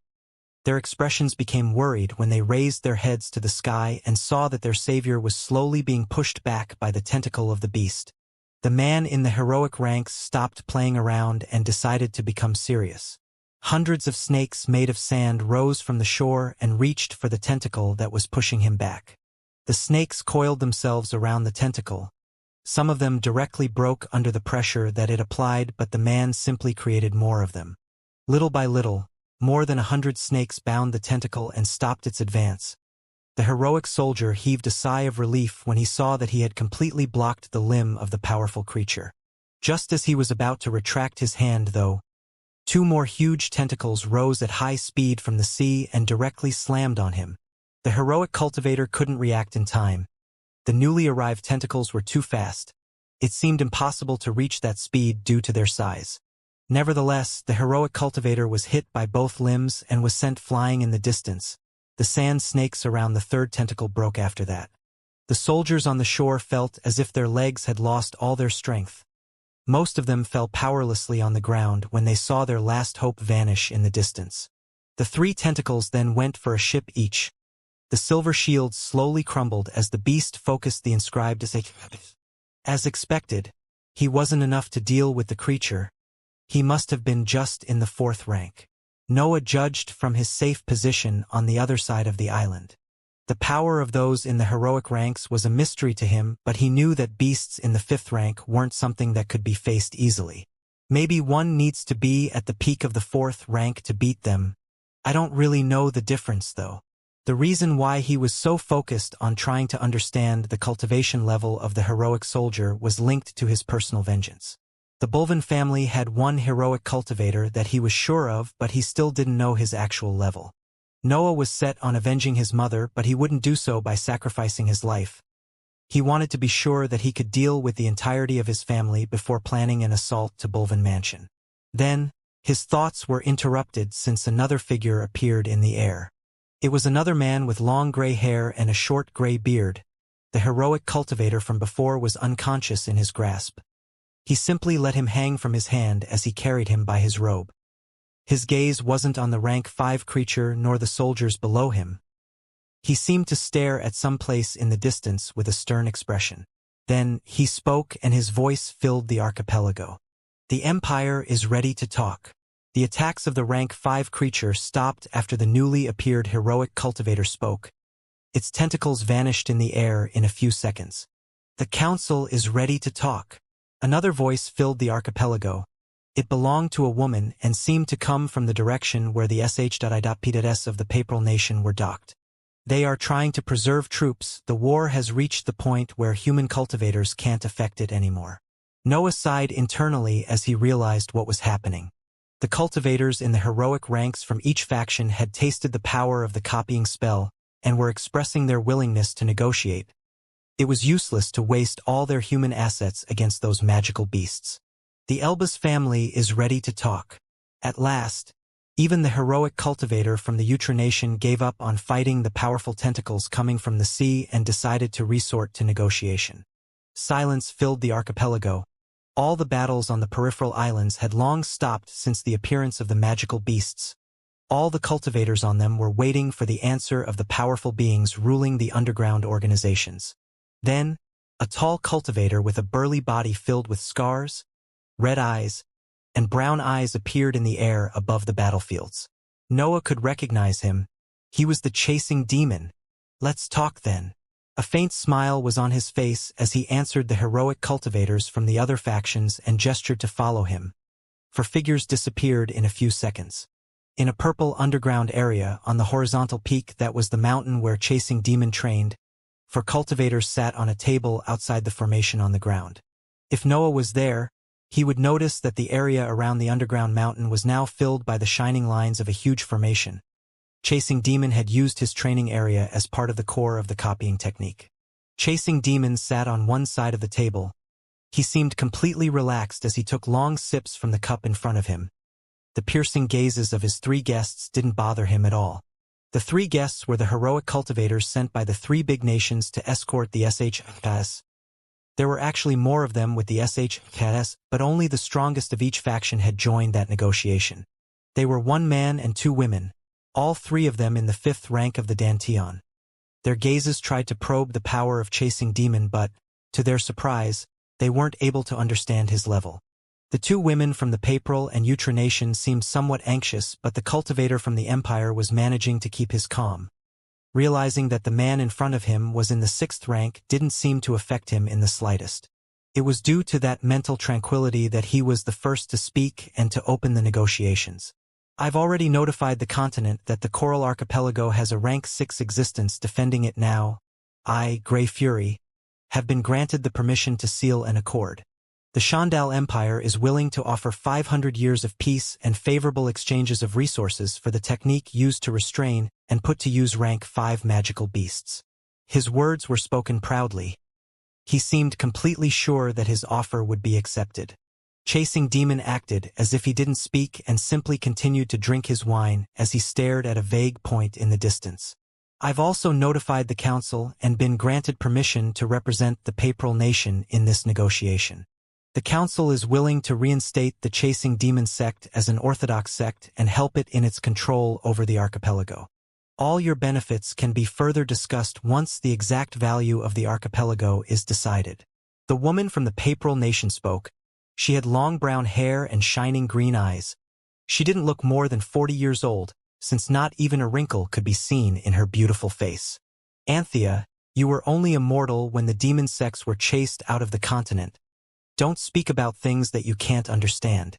Chasing Demon answered the woman from the Papral nation without looking at her.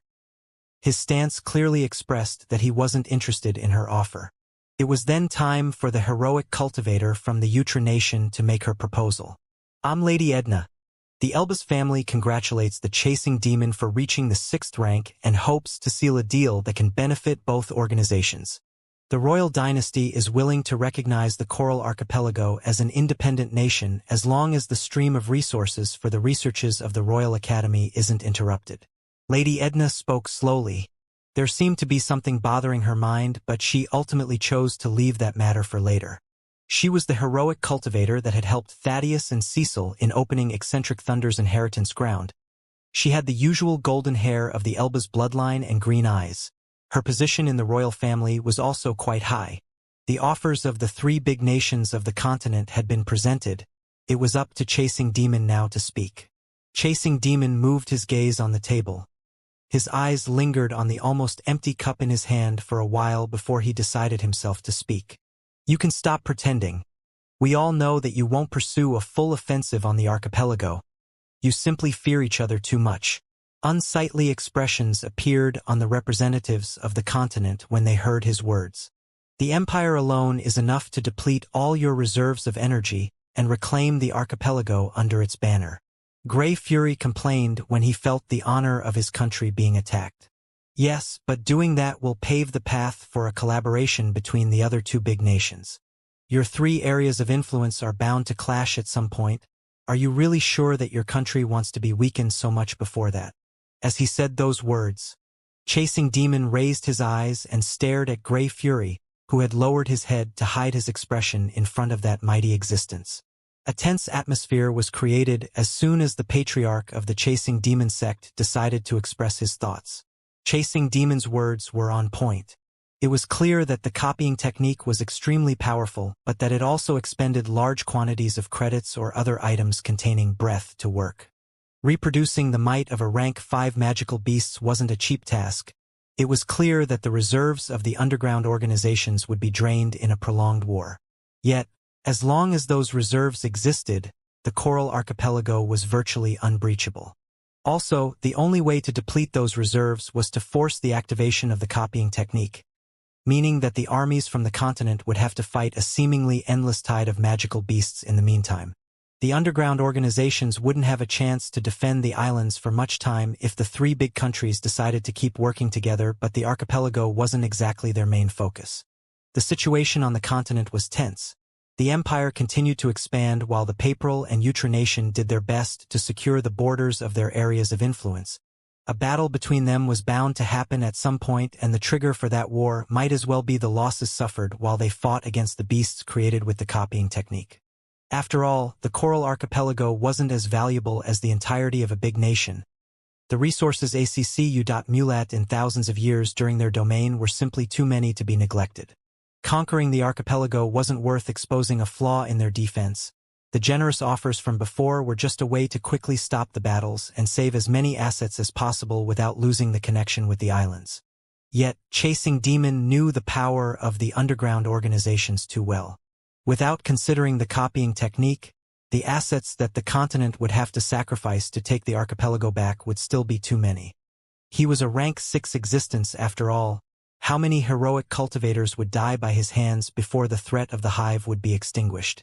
When adding the other heroic assets and the copying technique, the war for the archipelago became simply not worth its cost in the eyes of the three big nations of the continent. What does Chasing Demon propose as a solution then? Grey Fury asked. He was representing the strongest nation in the continent. His status didn't allow him to appear weak in front of the other envoys. Leave. Get out and don't come back. Chasing Demon's words resounded in the silence of the underground area. It took a while for the heroic cultivators from the continent to fully accept the meaning behind his words. Angry and irritated expressions appeared on their faces, but they didn't dare to be disrespectful in front of him. Even their joint power wouldn't be able to stop the offensive of a rank 6 existence. See, could you explain yourself better? It took all of Anthea's concentration to suppress her anger and speak politely. That wasn't the right time to let her emotions take over her. Chasing Demon seemed not to care at all about the situation. It was as if he was playing a game where he had nothing to lose. He took his time. A jug appeared which floated in the air and autonomously filled the cup in his hands. Then he took a few sips before putting the jug away and finally deigned his guests of an answer. You have two choices. He stretched the index and middle finger of his hand to give more importance to his words. You can abandon the archipelago. I can guarantee that all the cultivators belonging to your countries will be able to safely leave the internal islands. I will keep some of the resources in those islands, of course, and even become your trading partner for the exchange of valuable resources. Yet, the Coral Archipelago would become an independent nation ruled by the hive from that moment on. Chasing Demon lowered one of his fingers, leaving only his index stretched in front of the other heroic cultivators. Or we can keep fighting. The war will continue until one of you betrays the others and starts a battle on the continent. You will then put a hold on the campaign on the islands and focus on the continent to stabilize the situation there, leaving the control of the archipelago still in my hands. He lowered his index when he finished explaining those options. Then, he stretched his hand in a welcoming gesture before speaking again. The choice is yours. I know that the hive will keep the archipelago either way. It's just a matter of how many resources will be wasted at this point. His speech ended, leaving the three heroic cultivators from the continent speechless. The choices that Chasing Demon had given them were simply outside of what they could decide. They had to contact the continent before answering. Chasing Demon was aware of that. He waved his hand as a sign that they could go and contact their superiors. He kept drinking his wine as his guests stood up and went in separate areas to use their communication methods. Chasing Demon knew that as soon as one big nation decided to abandon the archipelago, the other two would be forced to follow its example. After all, they couldn't endure the expenses of a war while one of their enemies continued to grow. They couldn't expose such a fatal flaw. It took almost an entire day before the meeting ended.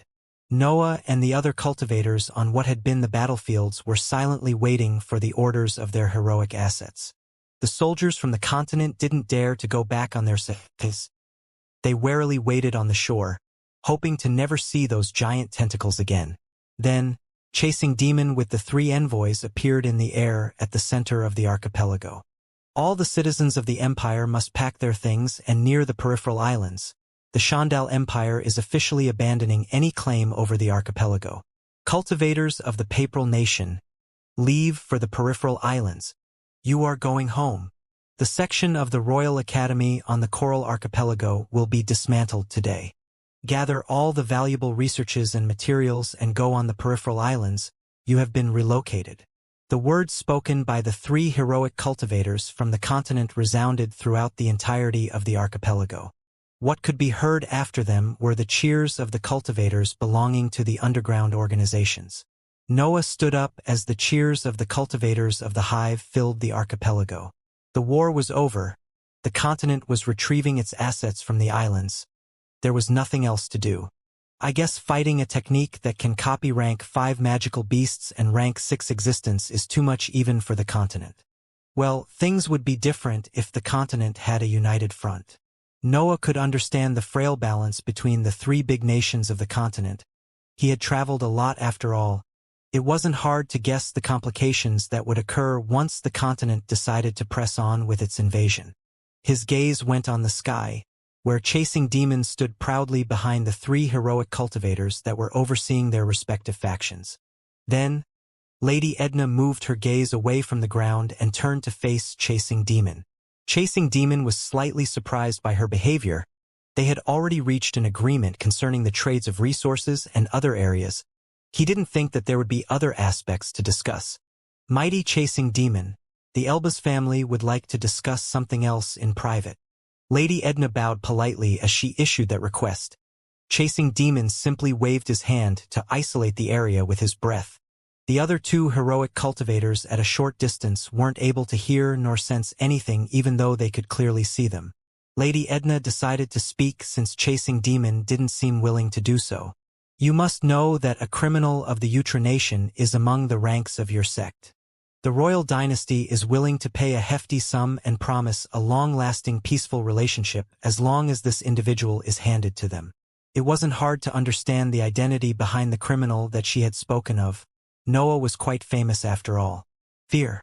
Lady Edna had just finished speaking, but she suddenly felt a wave of fear enveloping her body. She hadn't felt in that way since she reached the 5th rank of the Danteon.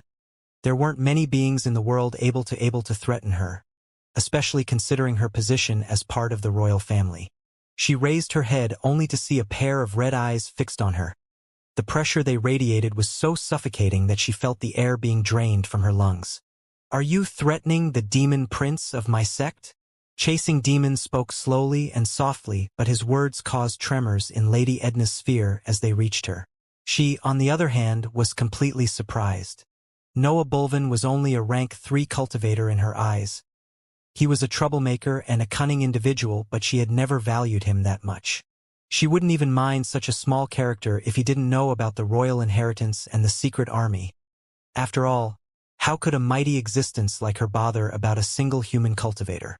Yet, removing Noah was something that had to be done as a form of insurance. He was too reckless and wasn't bound to any rule to be left free to wander carrying valuable secrets.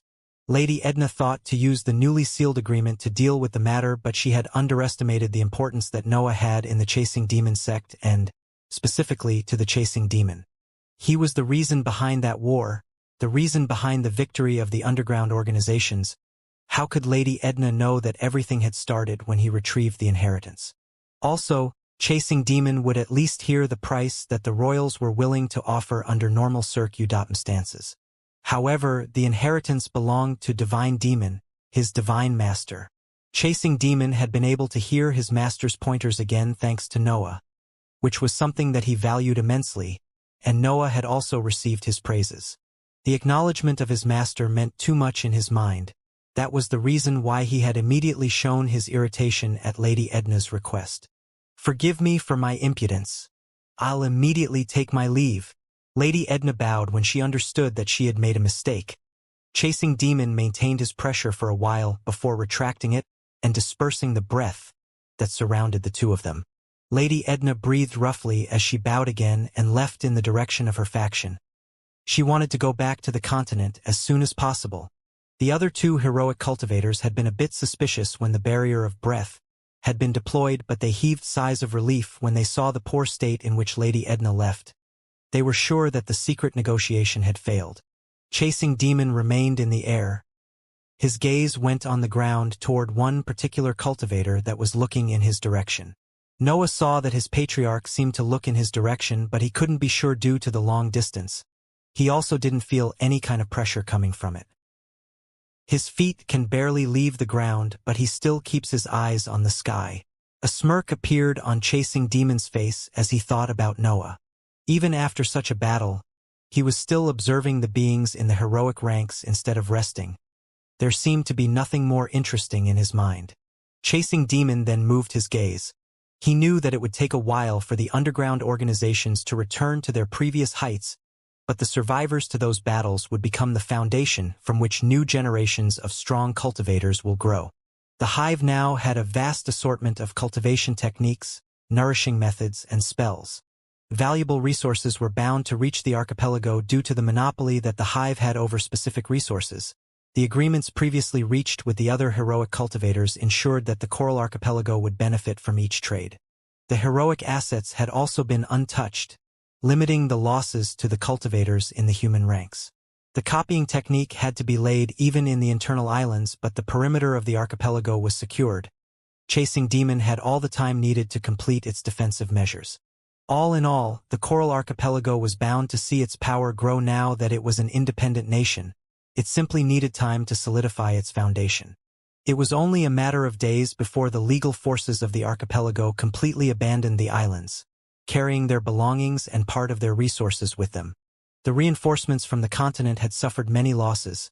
The sh.I.P.s on the peripheral islands that had survived the attacks of the rank 5 creature were enough to carry all the cultivators to their respective nations. As a place mostly filled by cultivators, the archipelago had many rank 1 cultivators who had been born on those islands and didn't join any organization during their lives. They remained in their birthplace since the sh.s from the continent didn't have enough room for them. The underground organizations gladly took them in. What they needed the most other than time was to refill their human assets. They couldn't waste all those citizens now that they could rule out in the open. A long meeting also happened between the heroic cultivators of the various branches of the hive. There was the need to choose a political system that satisfied all the organizations left in the archipelago, or that could at least appease the strongest ones. In the end, it was agreed to set up something that used features of both Papal Nation and Utra Nation. The Chasing Demon sect would be the overall ruler of the Coral Archipelago. The other organization couldn't even begin to argue on that point since the sect had a rank 6 existence at its disposal and the control over the copying technique. Also, the sect had been the one to start the war and to lead the hive to victory. It had even used the contents of the inheritance retrieved by Noah to limit the casualties. The victory was indeed its merit. The other organizations simply couldn't argue on that point and willingly accepted the Chasing Demon sect as their ruler. The remaining branches of the hive were then appointed to certain economic aspects of the archipelago. The stronger organizations obtained the more remunerative jobs, while the weaker were left to take care of the hunts in the sea nearby. The strong would obtain ways to become stronger while the weak could only eat the scraps. That was an iron rule of the world. Agreements were also sealed to ensure a swift collaboration between the many branches. Matters like the defense of the islands and the negotiations with the continent couldn't be handled only by the Chasing Demon sect. A group formed by the strongest heroic cultivators of each organization was created.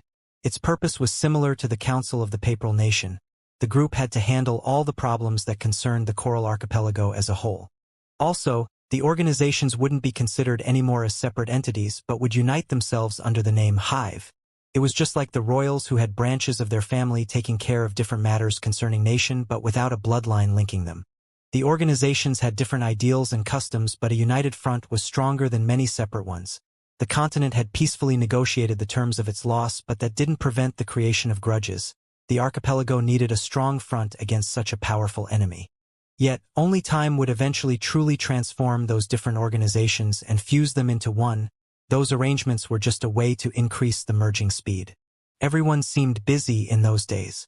Be it the various dispositions of the hive after the meeting of the heroic cultivators ended, the laying of the copying technique in the internal island, the creation of better defenses on the peripheral islands, the recruitment and allocation of new cultivators, the creation of a joint merit system with missions and rewards, and the relocation of some important faculties from the hiding spots previously used during the rule of the legal organizations. Everyone, no matter its rank, had something to do. Everyone except Noah. He had retrieved the inheritance that had given hope to the underground organizations to conquer the archipelago, shared his gains with his sect, and led the human assets in the harshest battlefields, all of that while being only a rank 3 cultivator in the gaseous stage. Everywhere he went, cultivators in the human ranks would perform polite bows and respectful smiles. It must be said that his status as Demon Prince hadn't been removed even though the chasing demon sect didn't officially exist anymore. His habitation had been moved again. His lofty status gave him access to the luxurious internal islands where the central powers of the legal organizations had once ruled. Most of the resources held in those islands had been brought back to the continent when the sh.i.p.s left the archipelago, but the relocation of the resources inside the exoskeleton of the purple corals allowed the construction of a large quarter containing many useful features. And that belonged only to him. Noah had mostly wandered aimlessly in the islands, overseeing the works of the other cultivators as he waited for the construction of his quarters to be over. Then, when the construction was over, he had simply used the teleportation matrices to reach Island 19, where his new habitation was. He intended to finally go in seclusion and focus on his cultivation. The matters of the war had forced him to focus mostly on improving his battle prowess in the shortest period possible. After all, he had just begun the experimentations on the procedures that required more time. The pressure of the teleportation vanished and Noah found himself on a small purple island where a large mansion could be seen at its center. The mansion was about a quarter of Bulvan Mansion, but, knowing that it belonged exclusively to him, Noah felt incredibly amazed. Do you like it? It initially belonged to a noble of some sort, but it has now been renovated and improved to meet your standards, Prince. A familiar voice entered Noah's ears. Those words carried heavy mental waves as they reached for Noah's sea of consciousness. However, they were unable to affect the walls of his sphere. Noah had improved too much since the first meeting with the leader of the Thieves faction. Bruce had waited for him at the exit of the teleportation matrix. A wide smile was on his face as he performed a bow. Noah was aware of many small details concerning the cultivators under him, especially those from the chasing demon sect. He was the Demon Prince after all. Bruce had given up to reaching the heroic ranks when he discovered that Sarah would probably be unable to keep cultivating. He didn't want to see the woman he loved die of old age as he strived for power. Yet, a solution to her condition had appeared when Noah divided the potions retrieved in the inheritance with the sect. Divine Demon had left resources till the 5th rank. Fixing the dantian of a rank 3 cultivator was easy once gained access to one of those powerful drugs. The drugs were, of course, purchasable only through merit points. The underground organizations were at war. The sect had to spur its cultivators to accumulate battle merits to obtain them. Bruce didn't let go of that chance. He wanted to heal Sarah, and he also didn't want to give up to the heroic ranks. He fought like a madman in the first line of defense against the Papal Nation and successfully accumulated enough merit points to purchase a rank for curative drug. In the end, Sarah was healed and they could continue their cultivation journey together. That outcome left Bruce with a deep feeling of gratitude toward Noah. He didn't hesitate to apply for the position of guard of Island 19 when he became aware that Noah was being stationed there. He felt the need to repay him in some way. Noah was aware that Bruce was now part of his personal guards. There were some small buildings all around the mansion where the guards could cultivate and rest, so they wouldn't need to live where Noah was. "Show me around." Noah nodded as he said that he didn't understand the need for guards when the copying formation protected the archipelago, but he guessed that those kinds of traditions were hard to forget. Bruce wasn't exactly polite and well-mannered, but he smiled for the whole tour as he accompanied Noah inside his quarters. The mansion featured a large garden that surrounded the entirety of the central building. Precious fruits and flowers could be seen growing there. Their scent was useful to appease the mind of a cultivator. The central building featured many rooms with different purposes. There was a reinforced room where Noah could continue his experiments, one with a high density of breath, one that radiated a pressure useful to train the mental sphere, and many others. Noah couldn't find anything wrong with the internal layout of the mansion. There seemed to be an area useful for each of his needs. A series of rank 1 cultivators could also be seen in certain areas working as servants. They were the citizens of the archipelago who didn't join any faction before the war, and who had now been enrolled as outer disciples by the hive. Everything seemed so perfect that Noah felt eager to seclude himself as soon as he entered the mansion. He had still too much of the inheritance to assimilate, and he had many doubts about which path he will take after the human ranks. The deductions concerning cultivation techniques and body-nourishing methods took a long time and were unable to give immediate results. Also, his centers of power needed to improve, especially his dantian, which was still in the gaseous stage. A notebook appeared in his hands. Noah sent a series of messages toward Roy and whoever was put in charge of the inventory after the underground organizations were fused. His request was simple. He needed pieces of blessing to experiment with. He hadn't given up to the idea of creating a cultivation technique by forging an item. I need some kind of inspiration before attempting to create a nourishing method. I can't just blindly deduce. I would be just wasting mental energy in that way. My focus right now must be on my centers of power and my cultivation technique. I know that I'm on the right path. Noah had analyzed his capabilities in depth before choosing to experiment with the breath blessings. He was almost certain that he would be able to create a cultivation technique with enough experimentation.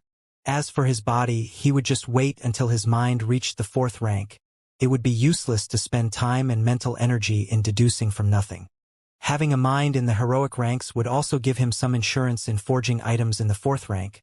Ivor had managed to do it while being a human cultivator, but he wasn't sure that he could do the same. It had to be said that such an item would require even some sort of testing, meaning that there was the possibility that he had to forge more of them. Then, there was the issue with the restraint that the body applied to the growth of the dantian. Noah's body had been stuck at the lower tier of the 4th rank. It was able to contain a dantian in the liquid stage of the 3rd rank and even in the solid stage, but some sort of limitations were bound to appear through the last part of his journey in the human ranks. I'll enter a long period of seclusion. I won't come out for social events or anything similar. Make sure to disturb me only if it's something that you can't handle by yourself. Noah gave those orders before entering in the area with a high density of breath and sealing the door behind him. Bruce simply nodded in approval when he heard that. The matters of the Coral Archipelago spread through the entirety of the continent. It didn't happen often that a nation was able to escape the control of the 3 big nations and claim its independence. Those events clearly showed that the 3 big nations had a fatal weakness: themselves. The continent was too big while they were too weak. They couldn't maintain control over all the nations in their areas of influence with the threat of the other big nations. The period of peace that had filled the continent until that moment was broken. Many conquered or sieged countries decided to rebel themselves and attempt to claim independence just as the Coral Archipelago did. Meanwhile, the newly born nation belonging to the Hive grew far away from the struggles of the mainland, making the best out of the years of peace that followed the conquest of the islands. Years passed in which the Coral Archipelago developed at a high speed. The biggest issue in the cultivation journey was the lack of resources, and the Hive had now the merged inventory of all its branches at its disposal. Spells, nourishing methods, and cultivation techniques were more than abundant. That, coupled with a relatively lax merit system, allowed the newly enrolled cultivators and the previous members of the underground organizations to improve at a high speed. There were enough missions to satisfy the demand of merit points of the small population left on the archipelago. The number of cultivators couldn't grow in such a short period, but their quality increased sharply. Even heroic cultivators saw their power grow thanks to the resources retrieved in the inheritance. Noah had never exited his quarters during that period of development. The position of Demon Prince wasn't linked to any specific task. It became more similar to an honorable status after the underground organizations merged, leaving Noah free from any duty but able to ask for every kind of resource from the inventory. His mansion featured training areas specific for each center of power, and he didn't lack resources. It was impossible for his power to remain the same in that prolonged period of seclusion. For years had to pass before he felt forced to come out of his mansion. There was an issue that couldn't be solved by Roy or anyone else handling the human matters. The issue didn't concern his cultivation. The training of his centers of power had never been so smooth. In those 4 years, his sea of consciousness had neared the peak of the 3rd rank. Noah guessed that it wouldn't take much before he underwent the Earth Tribulation. After all, Noah had become a rank 3 mage when he was only 23. It wasn't a surprise that he managed to near the 4th rank now that he was 32. Noah had never slacked off. His relentless training allowed him to shorten the amount of time needed to reach the breakthroughs, and the backing of the Hive further benefited him. That training speed was definitely expected. His dantian had also improved. Noah was using a rank 4 cultivation technique to cultivate in an area that would be envied even by the wealthiest rank 3 cultivators. His Dantian easily entered the liquid stage during his seclusion. Yet, it was at that point that the issue appeared. Noah didn't want to use the rank 4 cultivation technique to cultivate until the peak of the 3rd rank. He wanted to avoid using it even in the solid stage.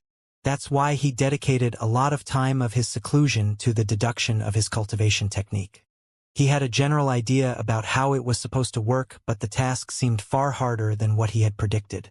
It wasn't that he didn't achieve some initial success. He had managed to modify pieces of breath blessing to make them attract only breath of the darkness element, and he had even been able to add a suction force through his will. However, the quantity of breath blessing lost in the process was enormous. The mineral obtained from the royal family was long gone, and he had relied on his sect to have a constant stream of that resource for his experiments.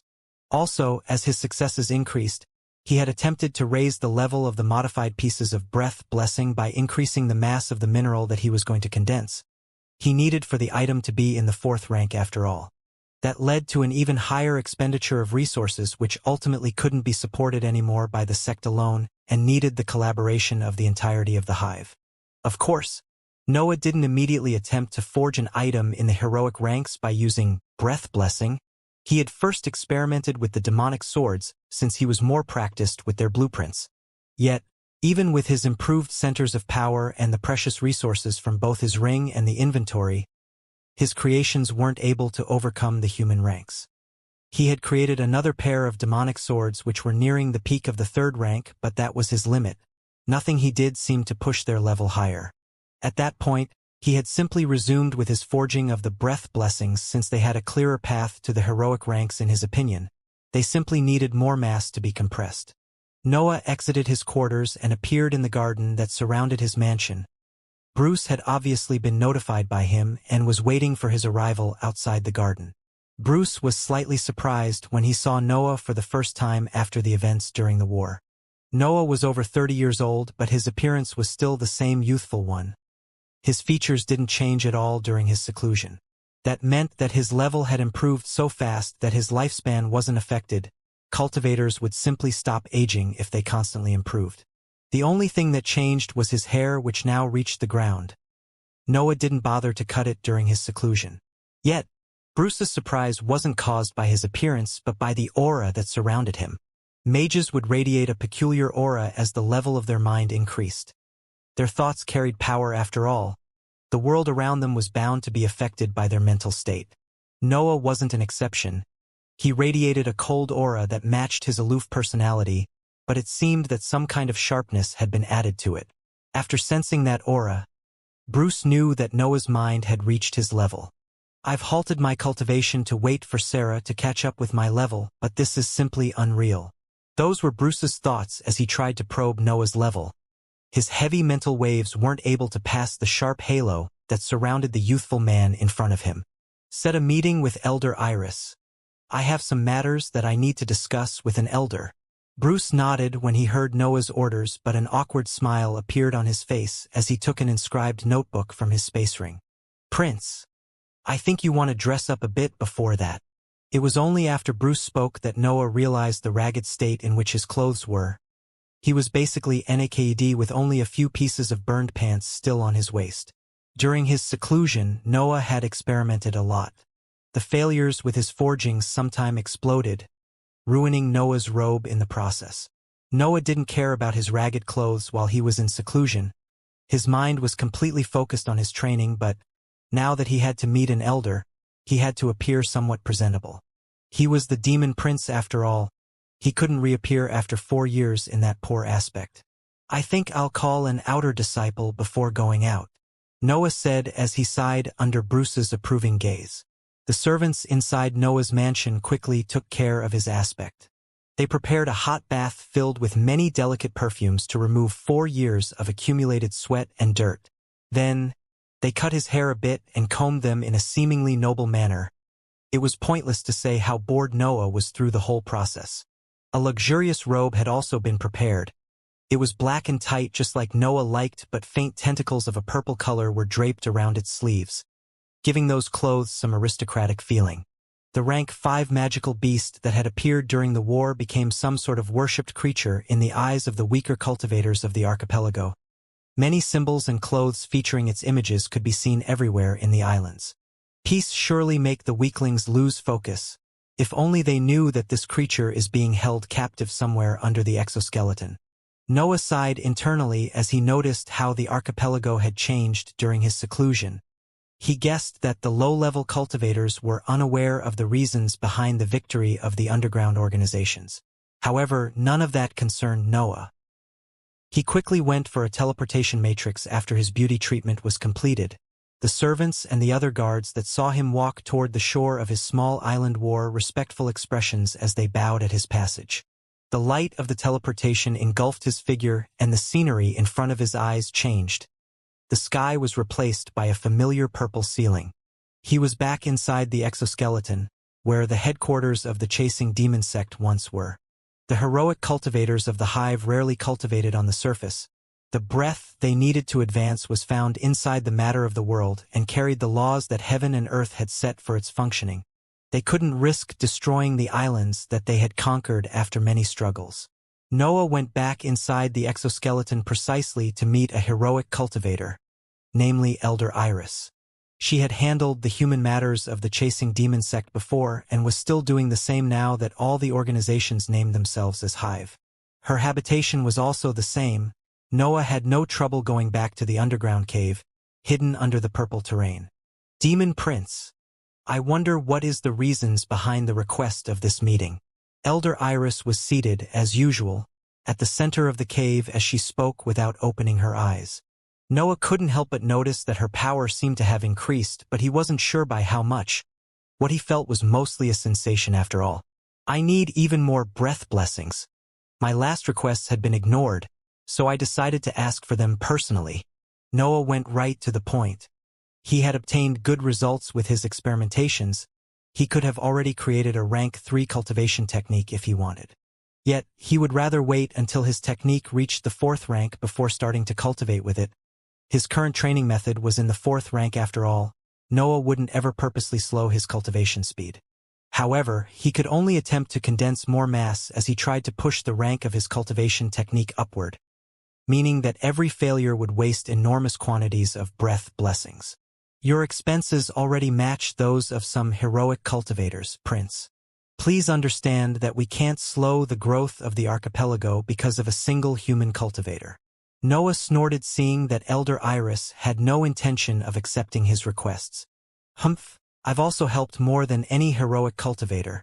The archipelago wouldn't be in this state if it wasn't for me.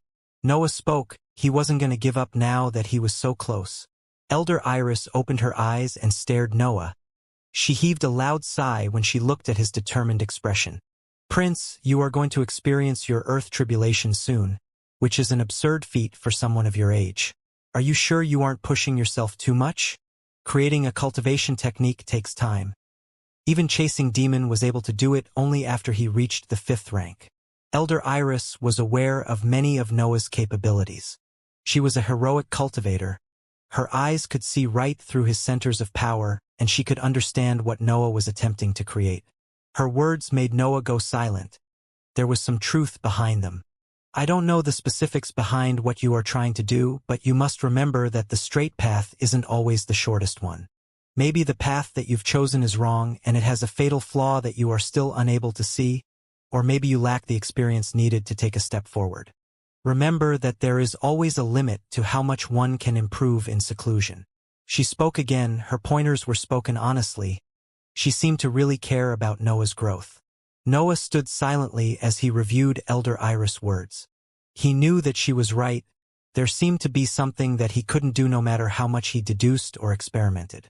That was the forging of an item in the heroic ranks. Ivor managed to forge it while being a human cultivator. His love was so strong that he even forgot about cultivation to focus on the elemental forging method. He lowered his head as he continued to think about the matter. I'm different.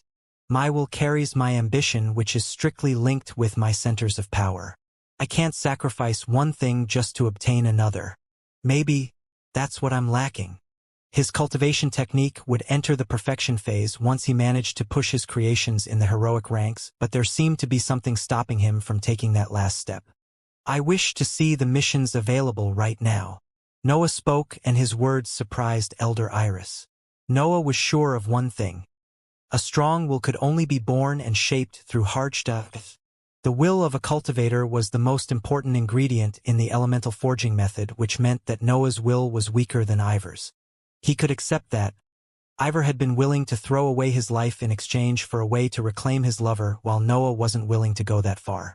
He would do anything for power, but he wasn't willing to sacrifice his life for it. Power was useless if he wasn't alive after all. I can either wait for my mind to reach the 4th rank or actively seek more experience. Well, I can do both of them at the same time. Those were his thoughts when he asked Elder Iris for the available missions. Gathering experience and merit point would benefit both him and the Hive. That seemed the best options since he didn't seem to be able to improve his training speed more than that. It didn't take much for Elder Iris to complete her task. She quickly gathered information through her methods and handed a small shining orb to Noah. Noah took it and inspected its contents with his mental energy. A series of information appeared in his mind, which listed all the available missions that the Hive had issued. The less important ones concerned the hunts on the peripheral islands, while the most important ones mostly implied the continent in some way. Escorting valuable shipments back and forth from the continent, becoming envoys to set favorable trade connections, infiltrating specific nations to set escape paths for their rebels. The most rewarding missions were also the most dangerous ones, of course. It was at that point that Noah noticed a familiar name that he had stopped thinking of for a long time. Creating a tribe in Nation to use as a foothold on the continent. Is this a coincidence? Nation had been Noah's target after he escaped from the Nation. Then, the matter with Nation forced him to travel to the Coral Archipelago, where he joined the Chasing Demons sect and ultimately fought with it for the independence of the islands. He was just a lone rank 2 cultivator back then, and he only wanted a safe place where to cultivate. He felt somewhat strange when he realized that he wanted to abandon what he had searched for such a long time. To think that peace might be the very reason why I'm unable to take this last step. I guess I won't have anyone else to blame for my troubles this time. Noah sighed internally when he thought about those matters. The truth was that he wasn't willing to sacrifice his life to obtain a stronger will, but he was more than willing to risk it for that. If peace weakened him, he would simply run away from it. If harch.I.P.S were the method to become stronger, he would simply jump toward them. I wish to join the mission in Nation. I believe there is no one more fit than me to lead the creation of a tribe. Noah spoke as he handed the shining orb back to Elder Iris. She, on the other hand, seemed quite conflicted about his request. We can't protect you on the continent, not as well as here at least. She gave voice to her complaints as she stored the orb back in her ring. The nobles of the Nation would be the strongest cultivators of the continent if power could be born in a prison. Instead, a nation constantly at war takes 2 big nations to be contained. Protection might be what is slowing me down. Noah answered her. He uncaringly spoke about putting himself in danger on purpose. Noah knew that he would become strong even if he decided to stay in the archipelago. However, he was attempting to create his own path, something that even heroic cultivators found difficult. He couldn't take the safe path when attempting to do something that difficult. He needed to further forge his will under the harsh that the world put on his way. It was when she realized how determined Noah was on pursuing that path that Elder Iris gave up on making him change idea. I'll arrange everything then. Remember, the main focus of the mission is to create a stable foothold and not to join the battles on that front. This is a long-term plan that would eventually lead us back to the Papal Nation, but we can't hurry these kinds of things too much. We must look quite harmless, or the agreements reached when we won the war won't offer much protection. One elder will oversee your group. It will be your connection with the archipelago, so you won't lack your usual stream of resources. What about my mansion? Noah asked after listening to Elder Iris' arrangements. We can handle its transport, or you can do the same if you have enough space in your storage device. It was built for you after all. You can do whatever you like with it. Noah nodded. He wasn't willing to abandon such a good training area because of his reckless intentions. He then left Elder Iris to her matters. She had to organize the group and to choose an elder for the mission. Noah thought that it was better to leave her alone at that point. A few days had to pass before he was contacted. The group had been formed and the elder appointed to oversee the mission was a heroic cultivator that belonged to the branch of the hive once called Resistance. Apparently, the elder had volunteered when he heard that a heroic cultivator had to be sent to the continent. The members of the Resistance had ties with the Shandal Empire. This elder wanted to use the mission to recruit more rebels and send them to the archipelago. Of course, Noah knew about that only because his status was quite peculiar and it could be said that he agreed with that behavior. The Coral Archipelago had become the perfect land where lone cultivators, criminals, and rebels could escape. The only problem was that it was hard to reach, especially in secret. Setting specific transport areas for those kinds of cultivators would be beneficial for the human assets of the hive. The idea of the elder was quickly accepted and authorized by the central power of the archipelago. Like that, a group of less than 100 cultivators sailed from the peripheral islands of the archipelago. Their destination was the continent. A ship silently moved on the sea between the archipelago and the continent. The ship was an inscribed item. The formations on its surface offered protection, and even some kind of hiding since an eerie fog surrounded its shape. Noah and his group sat silently on the main deck. They weren't exactly hiding, but it was better to reach the continent unnoticed.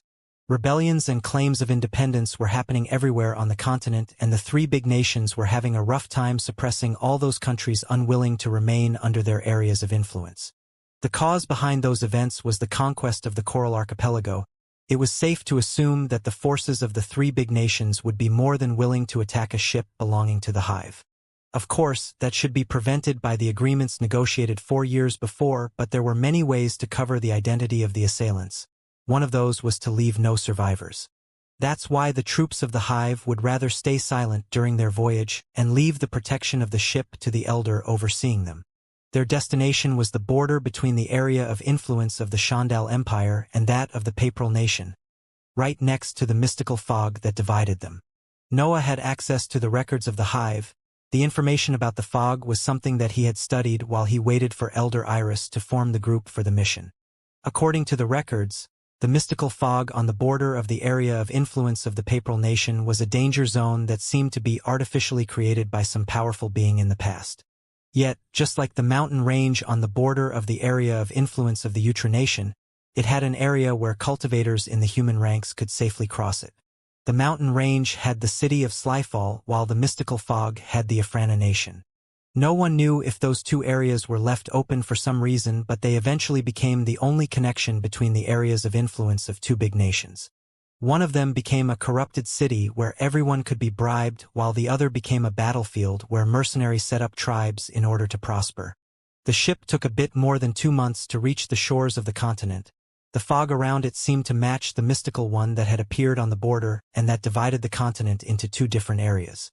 The small gray cloud around the ship fused with the danger zone when it reached the sandy coast, allowing for Noah and his group to jump on the ground completely unnoticed. The ship then disappeared behind them. The elder hiding in the air had stored it inside his space ring. Noah gestured to the group to move. They were going to reach Afrana Nation on foot. The gray fog on their left seemed to affect their senses. It was able to make anyone in the human ranks lost their orientation. However, the elder in the air would promptly send indications to Noah to make him adjust the direction in which he was marching. It was impossible to take the wrong path with a heroic cultivator guiding his steps. The group moved quite fast. There were at least 70 rank 2 cultivators and about 20 in the 3rd rank, but each one of them had a rank 4 body, eliminating the need to rest at short intervals. Their march was virtually uneventful. They were on the borders of a danger zone after all. Magical beasts and humans would avoid that area. It took a few months and a relatively tiring journey, but the group successfully managed to reach the center of the continent without encountering any danger. It must be said that Noah was so used to that kind of travel that he could observe the Xianxia rune as he walked. It was enough to use Heilung senses to keep track of where he was going. That behavior earned even more the respect of the members of his group. Some of them had only heard stories about the demon prince of the chasing demon sect, but almost everyone had heard the rumor that he was the one to retrieve divine demons' inheritance. No official news had been released about the matter, but everyone was quite sure about that fact. it wouldn't be possible to explain all the privileges that Noah had otherwise. Noah, on the other hand, didn't care about the respect of those around him. His mind was only focused on the hindrances that stood in front of his path to power. His earth tribulation drew closer with each passing day. His sea of consciousness continuously enlarged due to the liquid breath inside his mind. Adding the Xianxia rune to his training was just a way to further hasten the breakthrough at that point. Proceed east for about an hour and you will enter its borders. Noah listened to the mental message through his inscribed notebook and gestured to the group to follow him in the pointed direction. The group followed Noah's orders and, in a bit more than an hour, the gray fog around them dispersed, allowing them to see the environment of their destination. It seemed a wasteland. Grass grew sparsely on the red ground which had dark shades. No matter how much Noah looked at it, he couldn't help but find similarities with the color of the terrain and that of the human blood. This should be a phenomenon similar to that of a Roliac forest. The blood of powerful beings has tainted the terrain, forever changing its color. It should be different though. A Roliac forest became red due to the death of a powerful magical beast, but here the color changed due to the death of many human cultivators. This truly is a war zone, Noah thought as he moved his gaze in the distance. A series of small mountains could be seen on the horizon, but, apart from some small tree, he couldn't see any trace of life. The Nation appeared almost completely barren at first sight. The environment changed a bit as Noah's group entered its borders, leaving the mystical fog behind them. More trees began to appear. They had barren shapes with sharp branches, and they also radiated some kind of threatening aura. Noah had gathered information about the Nation before joining the mission. He knew that those plants were called blood trees since their nutrient was the blood inside the terrain. Every living being in this world fed on breath. They simply absorbed it from different sources. Humans absorbed it from the environment while magical beasts could also absorb it from what they ate. Plants were in the middle, they mostly absorbed it from the terrain or the air, but some rare species could also actively seek prey to hunt. The blood trees belonged to the first kind. Their nourishment came from the terrain and, since the blood absorbed mostly came from cultivators, they developed a strong and sturdy form. The wood obtained by the blood trees was a good material for the creation of inscribed weapons, but it wasn't that precious. The entirety of the Nation would be pillaged otherwise. The group from the archipelago could also notice some poor-looking encampments in the distance. They didn't seem to contain powerful cultivators. Let's take a look. The strongest tribes should be at the center of the nation, so we should be able to easily annex these. Noah ordered. The general layout of the Nation was clear in his mind. Creating a foothold in a nation constantly at war wasn't a problem. The issue was in creating a lasting one. The battles between the Shandal Empire and the Papal Nation had a great impact on the tribes living in Afrana. It could be said that only a few of them could manage to remain in a position of power for many years. That was because both big nations preferred to hire them before going into battle. The mercenaries of the tribes were used as cannon fodder, leading to a high number of casualties. Also, those few tribes that managed to grow stronger even in such a disadvantageous environment were ultimately annexed by one of the two big nations. Simple mercenaries would never refuse that chance, and both big nations wouldn't let go of experienced troops. That behavior led to a constant exchange of the tribes in power. One battle was enough to make those tribes disappear. The group quickly moved toward the nearest encampment. The situation of the cultivators there wasn't good. There were many wounded with blood tainting their bandages. It seemed as if a battle had recently happened. You are late. The Crowhead tribe has already taken all our food and women. Only our lives are left, but they aren't worth much either. An elderly man spoke as he saw Noah's group near the encampment. He was missing an eye and his right arm had been recently cut off from his shoulders. There was still blood flowing out of the small patch that he had used to cover it. Noah looked around him. There wasn't any woman, just as the old man said, and most of the cultivators there were wounded. The strongest cultivators were in the second rank, but there were even mortals wearing poor-looking armors in some areas. Why did you choose this place to set an encampment? The mystical fog is still quite close. It might reach this place and affect you all. Noah asked. He couldn't care less about their situation. He was only interested in the safety of that area. Only then did the old man realize that Noah's group wasn't a mercenary tribe. Their robes were intact and their power was incredible. Only the tribes at the center of the nation could have that appearance, but they had no reason to be in that place. We had no choice. Most tribes wouldn't venture here. We thought we would be safe. The old man answered and Noah nodded. That place seemed the area where they would attract less attention.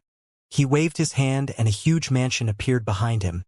The cultivators of the encampment released surprised cries when they saw the big structure appearing right in front of them. Treat their injuries and gather information about the nearby tribes. I'll speak with the elder to set up our defenses. Noah ordered to the cultivators behind him. They quickly entered the encampment and used their drugs to heal the cultivators in the poorest state. Kate, you will start to work on the teleportation matrices as soon as the defenses are set. Many mercenaries will be willing to join the hive as soon as the rumor about our presence here spreads. We can't risk being discovered before the defenses are ready. Kate nodded when Noah spoke to her. She had joined the mission since she was the most experienced human cultivator in the formation field. Her role was to create a connection between the Nation and the Coral Archipelago. The cultivators in the encampment were surprised, but they accepted the help of the group from the archipelago without opposing any resistance. Their condition was so bad that they would cling to any hope. The hive needed more cultivator. The war from more than 4 years ago had reduced the population of the archipelago by a lot. A new wave of human assets was needed as soon as possible. The hive couldn't just wait for the citizens to naturally procreate. That's why many missions aimed to set up teleportation matrices in specific points of the continent. There were many neutral nations like Ifrana scattered throughout the continent. The hive intended to create small footholds in each one of them. The hive was protected by the agreement reached by Chasing Demon. The 3 big nations wouldn't decide to destroy those footholds unless some of them were inside their area of influence. Yet, some form of defense was still needed to scare away cultivators that were secretly under their command. The elder accompanying Noah had such a role. It will take a while for Kate to create a link with the archipelago, but I can leave the recruitment part to the other captains. There is no reason for me to appear in public. The elder was going to take care of the defenses, Kate of the teleportation matrices, and the captains of the recruitment of more manpower. Only time would tell if that foothold would give the expected advantages. I guess I can seclude myself for now. It was after he was sure that nothing was left uncovered that Noah entered his mansion. Something was telling him that his Earth tribulation would arrive soon. Time passed slowly in the encampment near the borders of the Nation. The elder overseeing the situation had used the inscriptions on the ship to create a gray cloud that covered Noah's mansion and some of the tents set up around it. It seemed as if that area was still part of the mystical fog from the distance. Kate and some of the cultivators that studied formations worked to set up the teleportation matrices in a room inside Noah's mansion. His quarters already had some sort of defensive measures which made them the safest place where to set a connection with the archipelago. The other cultivators from the hive were busy patrolling the area or investigating its surroundings. They had to come in contact with the other tribes and probe their power. The mission of the group was to recruit more manpower after all. Meanwhile, Noah was in seclusion, focusing on his centers of power. Leaving the safety of the Coral Archipelago had already affected his mental state. Noah knew that he could be targeted for many reasons even with the defenses around him. The news that an armed envoy had been set on Nation would eventually reach the 3 big nations which could either decide to act or not. The independence of the Coral Archipelago had ignited many revolts across the continent. The big nations could very well think to attack the cause of the issue rather than its repercussions. The Nation could decide to attack them because of Noah, the Shandal Empire because it was the closest to them, and the Papal Nation because of its ties with the Chasing Demon sect. Many reasons could justify an assault. That outcome was unlikely to happen due to the agreements sealed between the big nations and the hive, but that situation was still able to bring Noah back to the mental state that he had when he was just a lone cultivator. Noah had always been driven by his pure ambition, but there was another feeling that forced him to improve. The need to become stronger in order to survive. The world was dangerous and only strong cultivators could claim to have their fate in their hands. Luck couldn't affect those that held inhumane power. Noah was still at some distance from that goal, and the peaceful environment of the archipelago made him train only due to his ambition and not because he needed to. As soon as he entered his quarters inside Nation, that need returned and his training speed improved. He had decided to put a hold to the creation of his cultivation technique until he obtained some sort of inspiration concerning the item that he was going to forge. The breath blessings continued to be sent to him through the Elder though. Teleporting inanimate items was easy. Noah knew that the hive wouldn't stop providing him with the resources needed for his experiments, so he just needed to find the proper place where to store them. The solution was quickly found. Noah had just to ask the spirit automaton of his space ring, which confirmed that he could store the breath blessings inside the formation that was once filled by inscribed weapons. The formation wouldn't slow their aging since they were a different kind of items, but the minerals didn't need that feature. Noah wasn't going to keep them there for centuries after all. What he really needed was to isolate their ability to attract breath, since it could affect the other items inside the ring. That problem had never occurred with his previous piece of mineral since it was too small, but the quantity that he had now had started to worry him. However, all 4 formations inside the rank 6 ring had that feature, so Noah could safely store the blue minerals in the almost empty one. The matters inside his ring were taken care of, and all the cultivators in his group had a specific role to follow. Noah could focus on his centers of power and, in particular, on his mind while everyone was busy with something.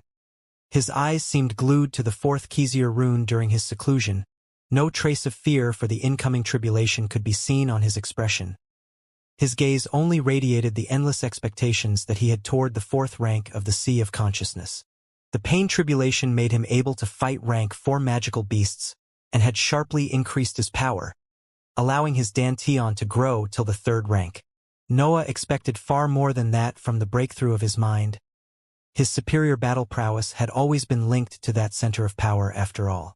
It was during a seemingly normal night that the 4th rune inside his mental sphere neared completion. Noah abruptly stopped looking at the sheet inside his hands and folded it. There were a few things that he needed to prepare before taking the last step toward the Earth tribulation. First of all, Noah drank one of his potions. The walls of his mental sphere were enveloped in a series of dark layers from its insides due to the effects of the drugs. A battle inside his mind was bound to happen. Noah wanted to take all the precautions needed before approaching it. Then, he filled his mind with as much refined breath as possible. A black lake with the form of a saber floated over the sea that was his thoughts. Noah had already fought with a copy of himself. He knew that everything that expressed his individuality was the key to win in the incoming trial. At last, he waited for his mental energy to be refilled before unfolding the sheet containing the 4th Xianxia rune and looking at it again. Not even 10 minutes had to pass before the walls of his sphere began to tremble, releasing a humming sound in the process. Noah had already closed his eyes. He suppressed the pain caused by the tremors of his mind and focused on his half-transparent figure that floated at the center of his sphere. The sea below it churned. A whirlpool formed right below Noah's ethereal figure.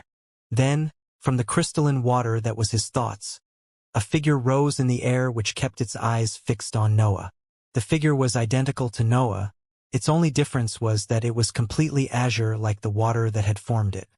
Noah stood up and floated in the space above his sea as he prepared himself to fight, but the following events put a stop to his battle intent. The figure opened its mouth after Noah stood up, and an androgynous voice resounded inside his sphere. "Hello, my child, son of another world." The androgynous voice resounded inside the mental sphere. At once Noah knew that heaven and earth were aware of his transmigration. "Don't be surprised, my child. We are the world itself.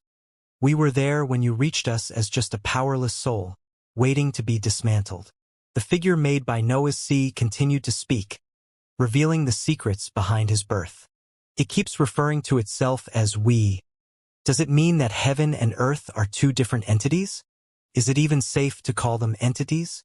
Also, why does it speaks? I've never read about an earth tribulation where the copy speaks. Noah reviewed the information he knew about the tribulations when that unusual situation happened. It must be said that he had studied a lot of records concerning such crucial points of the cultivation journey. The academy and the records of the hive made him completely prepared for them. The pain tribulation tested the will of a cultivator. The reconstruction of the body was some sort of reward that heaven and earth gave to those able to pass it, but it was generally considered the easiest one. The earth tribulation tested the mind and its individuality. A cultivator had to be able to surpass its copy to claim the right to continue walking in the cultivation journey. The heaven tribulation tested the entirety of the cultivator, be it strength or defense. All 3 of them were an expression of heaven and earth's will, They were referred by past cultivators as the limits that the world set for the humans, and that only truly exceptional existences could cross those thresholds to fully enter the heroic ranks. Yet, what interested Noah more than the reason why heaven and earth were speaking to him during his tribulation was another thing. "Why did I keep my memories?" Noah asked through his half-transparent figure.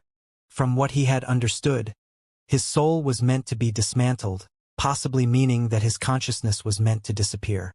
However, that didn't happen, leading Noah to keep his memories and his personality, which ultimately made him become a cultivation addict since he was still a kid. "Because you were empty," the figure answered before explaining further. "You had no valuable skills, no valuable knowledge, not even the will to live. There was no reason to dismantle you to create a different soul. You lacked the qualities that a cultivator must have, so we simply placed you next to a loving mother in a wealthy family. We didn't expect you to abandon a peaceful life and sacrifice everything for the vain search for power. That was our miscalculation." After those words, Noah seemed to freeze. The memories of his childhood surged as if they were an unstoppable tide. He had always been aware that he had sacrificed Lily to pursue power, or rather, he didn't want to escape with her before he reached a certain level, but he simply hadn't been fast enough.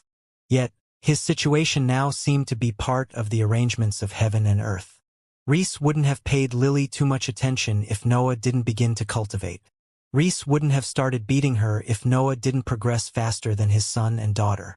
Reese wouldn't have killed her if Noah wasn't of the darkness element. All those events were linked to Noah's cultivation, but he had always thought that it was just bad luck to have a father like Reese. He had no reason to suspect anything else after all.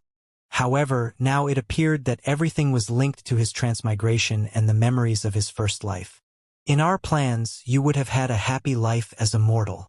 You were going to become a counselor, your mother would have accompanied you for half of your life, and she would have been able to see your descendants become accepted as true heirs of the Bulvin family. Instead, you became an abomination that actively opposes our will and that brings death wherever it passes." Small spheres made of Noah's mental energy rose from the sea as the figure spoke. They depicted the events that it was describing. Noah was able to see the life imagined by heaven and earth through those images. He saw his mother's face showing a proud expression as he held a scroll in his hands. Lena Regnes, his old teacher, stood next to him as he patted his shoulder. Then he saw his mother again. She seemed older as she held the hand of a pregnant woman that was going through labor. Noah was in a corner of the room in the image showed by the azure sphere. Then there was a funeral. In the image, Noah cried as he looked at a tomb while a beautiful woman held his hand and 2 children clung to his robe. The sphere seemed to depict Lily's funeral. The last one depicted an old Noah wearing a proud smile as he looked toward 2 women that strongly resembled Lily in their features. Thomas Bulvin was giving them some sort of reward and, according to their expressions, it didn't seem worthless. More spheres rose from the sea. They depicted Noah's second life and his struggles during his journey. They floated next to the spheres with the images of the life that heaven and earth had planned for him. The contrast between those 2 lives could make anyone think twice about choosing which path to take. The mental energy expended to create those spheres escaped Noah's control and go on the figure's side. It was clear that those events were part of the Earth tribulation. Noah appeared stunned, but, in reality, he looked at those images with deep interest. He wanted to memorize what he had sacrificed to forge his determination before his anger exploded. When he had enough of that imaginary life, he raised a hand toward the Xianxia runes at the center of his sphere. The runes released a humming sound at his command, but the snort from the figure, followed by its loud words, stopped that noise from echoing further. "I am Earth. I have given birth to the Xianxia species before you were even born. Did you really think that they would affect me?" It was at that point that Noah decided to reclaim control of his mental energy. The anger that he had suppressed to fully listen to Earth's words burst out, making the spheres depicting Noah's lives explode. Noah didn't care about many things. It could be said that there were only a few things that mattered in his mind. Cultivation was in the first place. There was nothing that he valued more than his personal power. Yet, through his life in search of methods to cultivate, he started to care about a few people. The most important one was his mother, Lily, the woman that had given up on everything just to give him more time to grow. sacrificing herself to free him from the bindings of the Bulvan family. Now, after his conversation with Earth, it seemed as if Lily's suffering and Noah's hardships had been part of heaven and Earth's arrangements. Noah's anger exploded, the feelings that he kept sealed as he waited to become strong enough to take his revenge on his father came out at that moment. Earth had been slowly taking control of Noah's mental energy before, but now the entirety of the mental sphere resonated with him. He Lung's ethereal figure shot toward Earth. Its maws opened as it roared toward the azure figure. Pointless.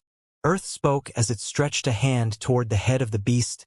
He Lung's charge was stopped by that simple gesture. I gave birth to every living being of this world. Did you think that modifying it a bit would make it escape my control? The mental energy that had sccu.mulat on the spheres, and that had dispersed back on the sea rose once again and circled the azure figure after it spoke. Then, it enveloped He Lung. The mental energy under Earth's control began to enter the dragon's body, as if trying to seize control over the ethereal form of the beast. It was at that moment that Noah's will inside He Lung began to fight back. Waves of pain reached Noah due to the shared senses with his blood companion, as heaven and Earth's will, and his fought inside the dragon. Second of silence passed inside the sphere as both wills fought without being able to overcome the other. The figure's brows knitted when it saw that it couldn't take control of the creature. The hand that was holding the dragon arched, stabbing its fingers inside its head and pouring more mental energy inside its form. What followed that gesture was an explosion. He Lung's ethereal figure exploded only to reform back at the center of the mental sphere. Countless cracks could be seen on its body. Noah knew from the pain that he was experiencing that his blood companion's injuries were severe. It would take a while to heal them. Yet, its sacrifice wasn't in vain. He had now confirmed that his will could be used to fight Earth. Such a determination in defying our will. Everything you touch seems to become our enemy. Earth spoke again as it watched the hand that it had used to fend off He Lung. The azure color radiated from that limb had become softer after part of the mental energy that made the figure was used. It was clear that there was a set limit to its power. Noah stretched a hand, the refined liquid breath, inside his mind shot toward him and took the shape of two black sabers. An intense sharpness was radiated by those ethereal weapons. Noah's meaning was completely exuded by their auras. Earth did the same. Part of the remaining mental energy under its control gathered in its hands and took the form of two azure sabers. It was time for a frontal clash. Noah and heaven and Earth's wills fought to take control of the sea under their feet, but there wasn't a clear winner. Heaven and Earth's will was stronger, but Noah decisively detonated the mental energy that started to escape his control every time, leaving no fuel for Earth to use. Then, Noah flew at high speed in the direction of the azure figure. Many slashes were launched in less than a second. Noah expressed the complete mastery of the three forms of the Ashura as he attacked Earth. The other, though, didn't show any flaw as it attacked Noah's back using his same martial art. Black and azure sabers clashed against each other as the series of attacks continued. Shockwaves were created after each clash which propagated toward the walls of the mental sphere. Yet, they were unable to do any damage since the dark protective layers negated any form of attack from reaching the walls. Noah had prepared himself and was even quite experienced in fights inside the mental sphere. He knew that his mind could suffer severe injuries if he didn't take any precautions. The light radiated by the azure figure became less intense as more mental energy was expended to match Noah's attacks. On the other hand, Noah's sabers managed to maintain their glow even after more than 50 exchanges had happened. It wasn't a difference in the power of their wills. Noah's sabers were formed by breath under his control. They were more durable than Earth's ones, since they weren't made only by mental energy. Noah pressed in his offensive without a break. Earth was slowly put into a passive position as more of the mental energy under its control was expended. Then, one of Noah's weapons managed to pierce the azure saber that had appeared to block it and landed on the azure figure, directly stabbing the center of its forehead. The sharpness contained in the black saber spread, creating cracks in the now pale figure that simply stopped its attacks and watched Noah with a gaze full of arrogance and contempt. We will meet again if you manage to survive heaven and the heroic ranks. We will see then if your soul can reach godhood. Earth spoke one last time before its body shattered in many pieces, and those shards of mental energy returned to the sea, which was now devoid of heaven and Earth's will. A rumble filled the insides of the mental sphere after Earth was defeated. The dark layers protecting the walls were torn apart as Noah's sea of consciousness enlarged by many sizes. The mental sphere seemed to cross some sort of barrier as it expanded, only to stop a few seconds after that invisible layer pierced. It was at that moment that Noah opened his material eyes and the room around him trembled. The pressure applied on his mind by the room seemed to retract as Noah's consciousness expanded. He was soon able to sense the entirety of the mansion and even the areas inside the mystical fog behind him. Also, faint traces of the breath inside the matter could be sensed by his mind. Noah saw how that breath contained some sort of purer will than what he normally found in the breath.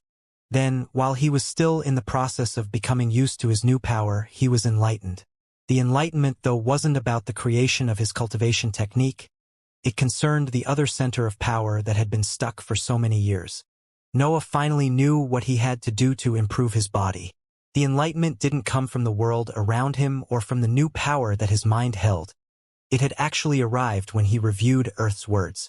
A smile appeared on his face as the idea took form. His mental energy was quickly expended to fuel the divine deduction technique, but more brilliant water was created from the bottom of his sphere after that expenditure. Noah was now a rank 4 mage. His sea of consciousness would produce a better and stronger mental energy. Noah controlled the new mental energy and made it enter the inscriptions on the walls of his sphere. His thoughts ran at an unimaginable speed as he analyzed the specifics of his idea. "You called me an abomination. You will have no words for me after my body-nourishing method is complete." His consciousness reached for a place above the mansion as he thought that. There, he found another strong consciousness that seemed to pay attention to the area. Noah felt its surprise when his thoughts connected with it. "Who? Wait, is that you, Prince? How is this possible?" The thoughts of the consciousness were clearly heard by Noah while he was still inside the mansion. "Elder, you were once a citizen of the central part of the continent, right?" Noah spoke through his mind. He knew that the elder sent to accompany his group was somewhere above his mansion, so it was easy for him to find him. "Yes, but that was a long time ago. Most importantly, how did you manage to find me?" The elder's thoughts resounded inside Noah's sphere, but Noah completely ignored his question as he spoke again. "Elder, I have a request." It took some time before Noah became used to his new power. The walls of his room trembled every time Noah's gaze swept them. The pressure radiated by his new mental energy was able to affect the material world. Noah feared that he would inadvertently kill some of the cultivators of his group if he came out of the mansion before learning to control himself. Meanwhile, he was amazed by the new world that he was able to see. Every material that made his mansion exuded breath, but their internal composition contained a different kind of energy. The breath inside the matter wasn't only purer and denser, it also carried a thick will that gave it specific roles. Noah wasn't able to understand the meaning behind that will. He could only pick some random details, but he was sure of one thing. That will carried the laws that heaven and earth had set. Noah knew that to affect such a breath, he had to use a stronger will, meaning that his hope to create a rank 4 cultivation technique, while he was only a human mage, was simply a vain dream or a project that would have taken him decades to complete. Now he was a rank 4 mage. He could decide to resume his experimentations for his cultivation technique, but the enlightenment birthed after his earth tribulation was a matter too pressing to postpone. That was because it concerned a body-nourishing method. The body of a cultivator was its foundation. The growth of both mind and dantian would be hindered if the body wasn't able to contain them. The sea of consciousness pressed less on the body than the dantian, but Noah was already in the liquid stage of the 3rd rank. Some sort of limitation was bound to appear before his heaven tribulation. That's why he decided to work on his nourishing method first. Also, the idea that he had was simply so amazing that couldn't contain himself. In a seemingly desolate area near the mystical fog but far away from the hive's encampment, a hooded Noah calmly waited in front of a huge caravan. Runes could be seen on the sides of the many carriages that made the caravan. He knew that they were meant to restrain whoever was inside them. A fat man exited from the first carriage and neared Noah with a wide smile on his face. "My lord, This is the first time that I've traveled so far to complete a sale. Our common friend said that you were willing to purchase slaves in large numbers. I hope he was speaking the truth. The fat man immediately went to the core of the matter when he spoke. The man was a cultivator in the 3rd rank and also a slave trader that Noah had contacted through the elder of his group. I need cultivators with a rank 3 body, at least 100 of them. Noah gave voice to his needs without caring for the merchant's words. The man's eyes lit up when he heard the number of slaves requested by Noah. He joined his hands on his waist as he bent toward him to whisper something. You have come to the right person. I have the best women in the continent, all trained to serve their masters without complaints and with a body strong enough to serve even the most powerful cultivators without breaking. The merchant spoke wearing a lecherous expression. Noah moved his eyes back on the caravan as he expressed his requirements more clearly. Gender doesn't matter. All I ask is for cultivators with a rank 3 body that have a high tolerance to pain. Near the hive's encampment, a few kilometers deeper in the mystical fog, Noah oversaw the cultivators of his group as they dug an underground structure. 100 cultivators stood behind him. They had inscribed chains around their neck and wrists, and all of them had a rank 3 body. They were the slaves that Noah had purchased from the merchant. I've gathered the magical beasts that you have requested, Prince. They are all in the 3rd rank, but their elements aren't that various since the mystical fog doesn't offer that variety of creatures. The elder spoke through his consciousness to Noah. The latter had tasked him to capture as many rank 3 creatures as he could while he was busy purchasing the slaves. Thank you, elder. You can cage them inside my underground quarters when the work is completed. Also, I have to ask you to make this entire area soundproof. I don't want my experiments to attract unwanted attention. Noah's answered through his mind. His eyes radiated a chilling coldness as he prepared himself to forge an abomination. The construction of Noah's underground facility didn't take much. The workers were cultivators in the 2nd and 3rd rank after all. Digging and soundproofing the structure was easy for beings of such power. The structure had 4 separate areas, one for the slaves, one for the magical beasts, a reinforced one for the experiments, and one where Noah could rest or cultivate. Noah entered the structure followed by the slaves that he had recently purchased and ordered to everyone else to leave. There had to be no witnesses to his experiments.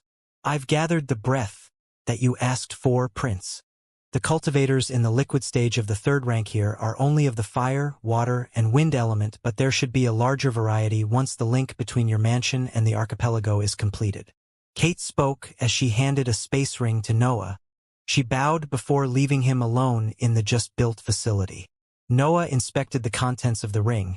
He could see that its insides were filled shining crystals similar to the obsidian credits, but that had 3 different colors. I have all the ingredients now. I can finally start. Noah thought as he wore the ring and led the slaves toward the deepest part of the underground structure. The cries of the magical beasts chained in another area filled the structure, but Noah completely ignored them. His mind reviewed the idea behind his body-nourishing method one last time before he started to work on its creation. The humans of that world had a mortal enemy, or, to say it better, a constant threat, namely the magical beasts. Those creatures were powerful beings that seemed able to form packs in no time and that were always driven by their endless hunger. Cultivators had to constantly clear the areas around their cities and domains to prevent the commoners and the weaker cultivators from being attacked. What was worse was that magical beasts had a clear path toward power. They didn't have any requirement for element or source to increase their level. They could just absorb breath from anything containing it and make it theirs. The reason for that was unknown. Cultivators had studied magical beasts since they first came in contact with them. They tried to learn how they could grow stronger without any limitation for their element. They researched how they could just eat anything that contained breath to raise their level. Yet, no one could ever recreate that quality. Many techniques, methods, and drugs were inspired by the training method of the magical beasts, but they were only imitations that couldn't match the original. No one till this day had ever been successful in that feat. Noah wasn't an exception. He could be considered an expert when it came to magical beasts. His interest in those creatures had been born when the dragon attacked his mansion when he was just a child, and it had never faded. However, even with the teaching of the academy and after absorbing the bloodline inheritance, He was clueless about the peculiar training process of those creatures. He knew what magical beasts felt. The bloodline inheritance made him experience the lives of the excavating worms, and even left him part of their instincts, but he was still unable to find the answer to the question that had afflicted cultivators through all their history. Yet, he didn't need to understand how magical beasts worked to create his nourishing method. Whoever survives will be set free and provided with cultivation resources. Just do your best. Noah lied as he spoke to the slaves chained on the area that was reserved for them. He wanted to be sure that they would do anything in their power to keep themselves alive, but he had yet to decide on the fate of the survivors. His experiments would be affected if the slaves decided to give up on life due to the pain that they were going to suffer. Noah gave them hope to make sure that they would try their best to endure the procedure before starting. A sheet appeared in his hands. It described the aptitude of the slaves as well as the level of their centers of power and training. Everything had been listed in an orderly way by the slave trader. I should start with someone of the fire aptitude. I have more breath and magical beasts of that element after all. Noah decided and randomly picked a slave of the fire element from the ones that he had purchased. He was a man wearing ragged clothes and with a body filled with scars. It was clear that he had suffered a lot before becoming a slave and being sold to Noah. Noah led him to the central room of the underground structure where he tied him to the wall. Then, he picked one of the red crystals from the ring that Kate gave him. The liquid breath, contained inside it was of the fire element and came from one of the rank 3 cultivators of his group. Noah neared the crystal to his head. His half-transparent figure inside his sea of consciousness reached for the walls of the sphere and stretched its ethereal hands to the outside world to create a connection where the liquid breath could pass. Little by little, the breath of the fire element entered Noah's mental sphere through his half-transparent figure and was attacked by his mental sphere. Noah was a rank 4 mage. Removing the will of heaven and earth from that breath was an easy task. He was simply too strong for it. In a matter of minutes, Noah successfully stored breath of a different element inside his mental sphere. In that way, he could potentially forge items for cultivators of another element, but his intentions were different at that moment. Refining it was even easier. Noah casually filled the breath with a will that carried his ambition.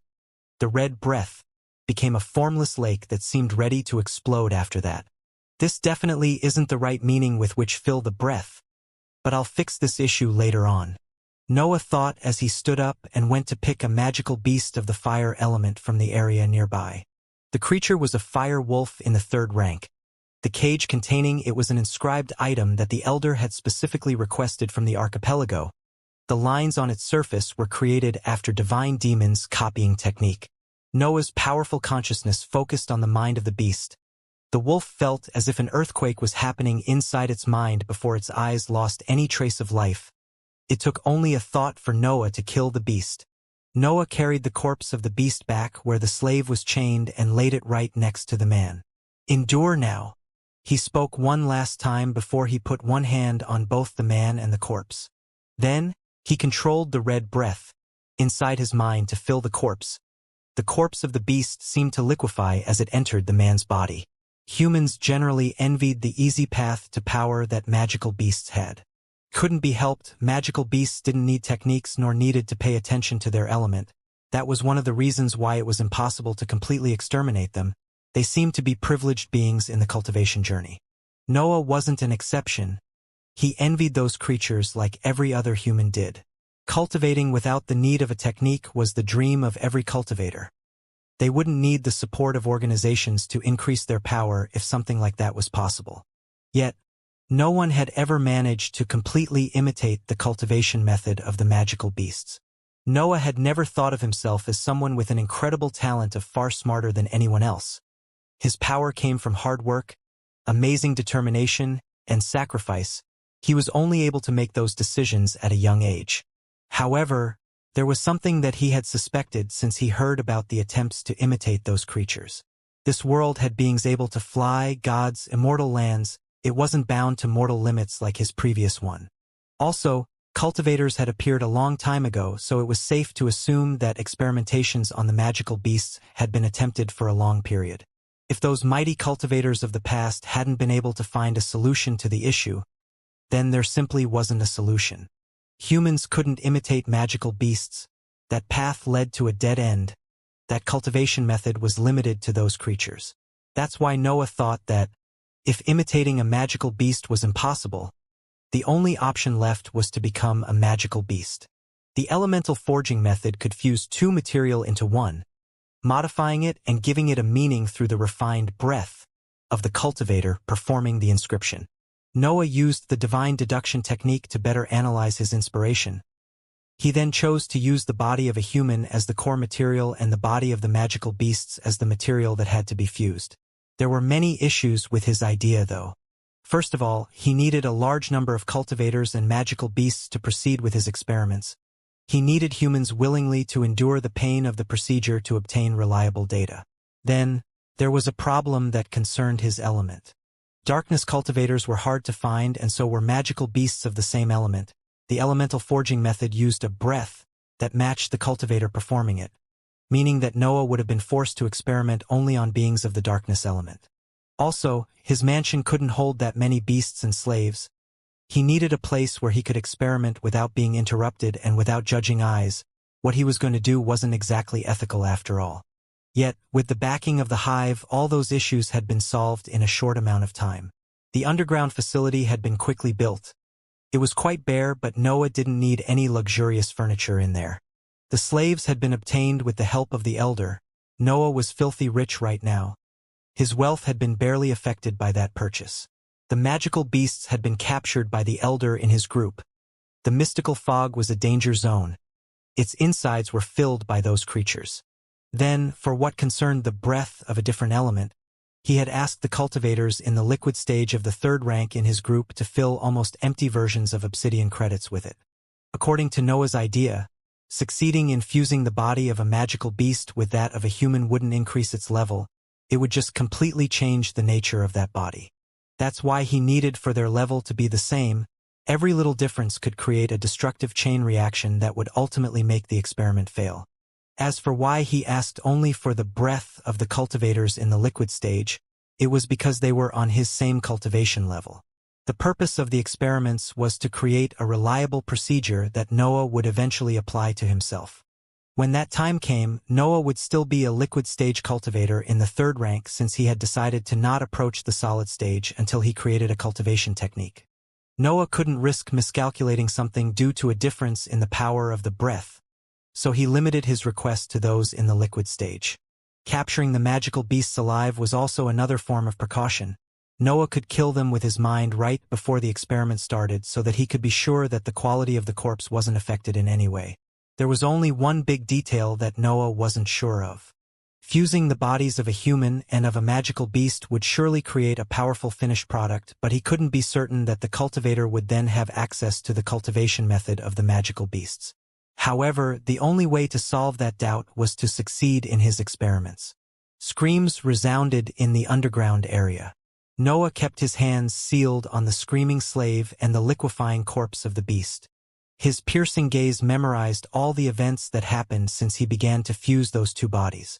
Skin with skin, muscles with muscles, organs with organs. I'll focus on the containment later. Noah decided as the skin of the beast slowly entered the man's body. The man screamed to no end as that external material fused with his skin, forever changing its capabilities. Gray fur started to grow on the slave. The first signs of mutation had appeared, but Noah didn't seem to mind them. He was focused on seeing if the procedure was doable. He had time to perfect it later on. After the skin, it was time for the muscles. The man shook when the muscles of the fire wolf liquefied and entered his muscles. His temperature also rose due to the peculiar body of the magical beast. Its abilities are being passed down, Noah exclaimed in his mind when he saw that the man's muscles were gaining some of the abilities of the fire wolf. Yet, before all the muscular system of the man was filled with that of the magical beast, a gray smoke started to come out of the slave.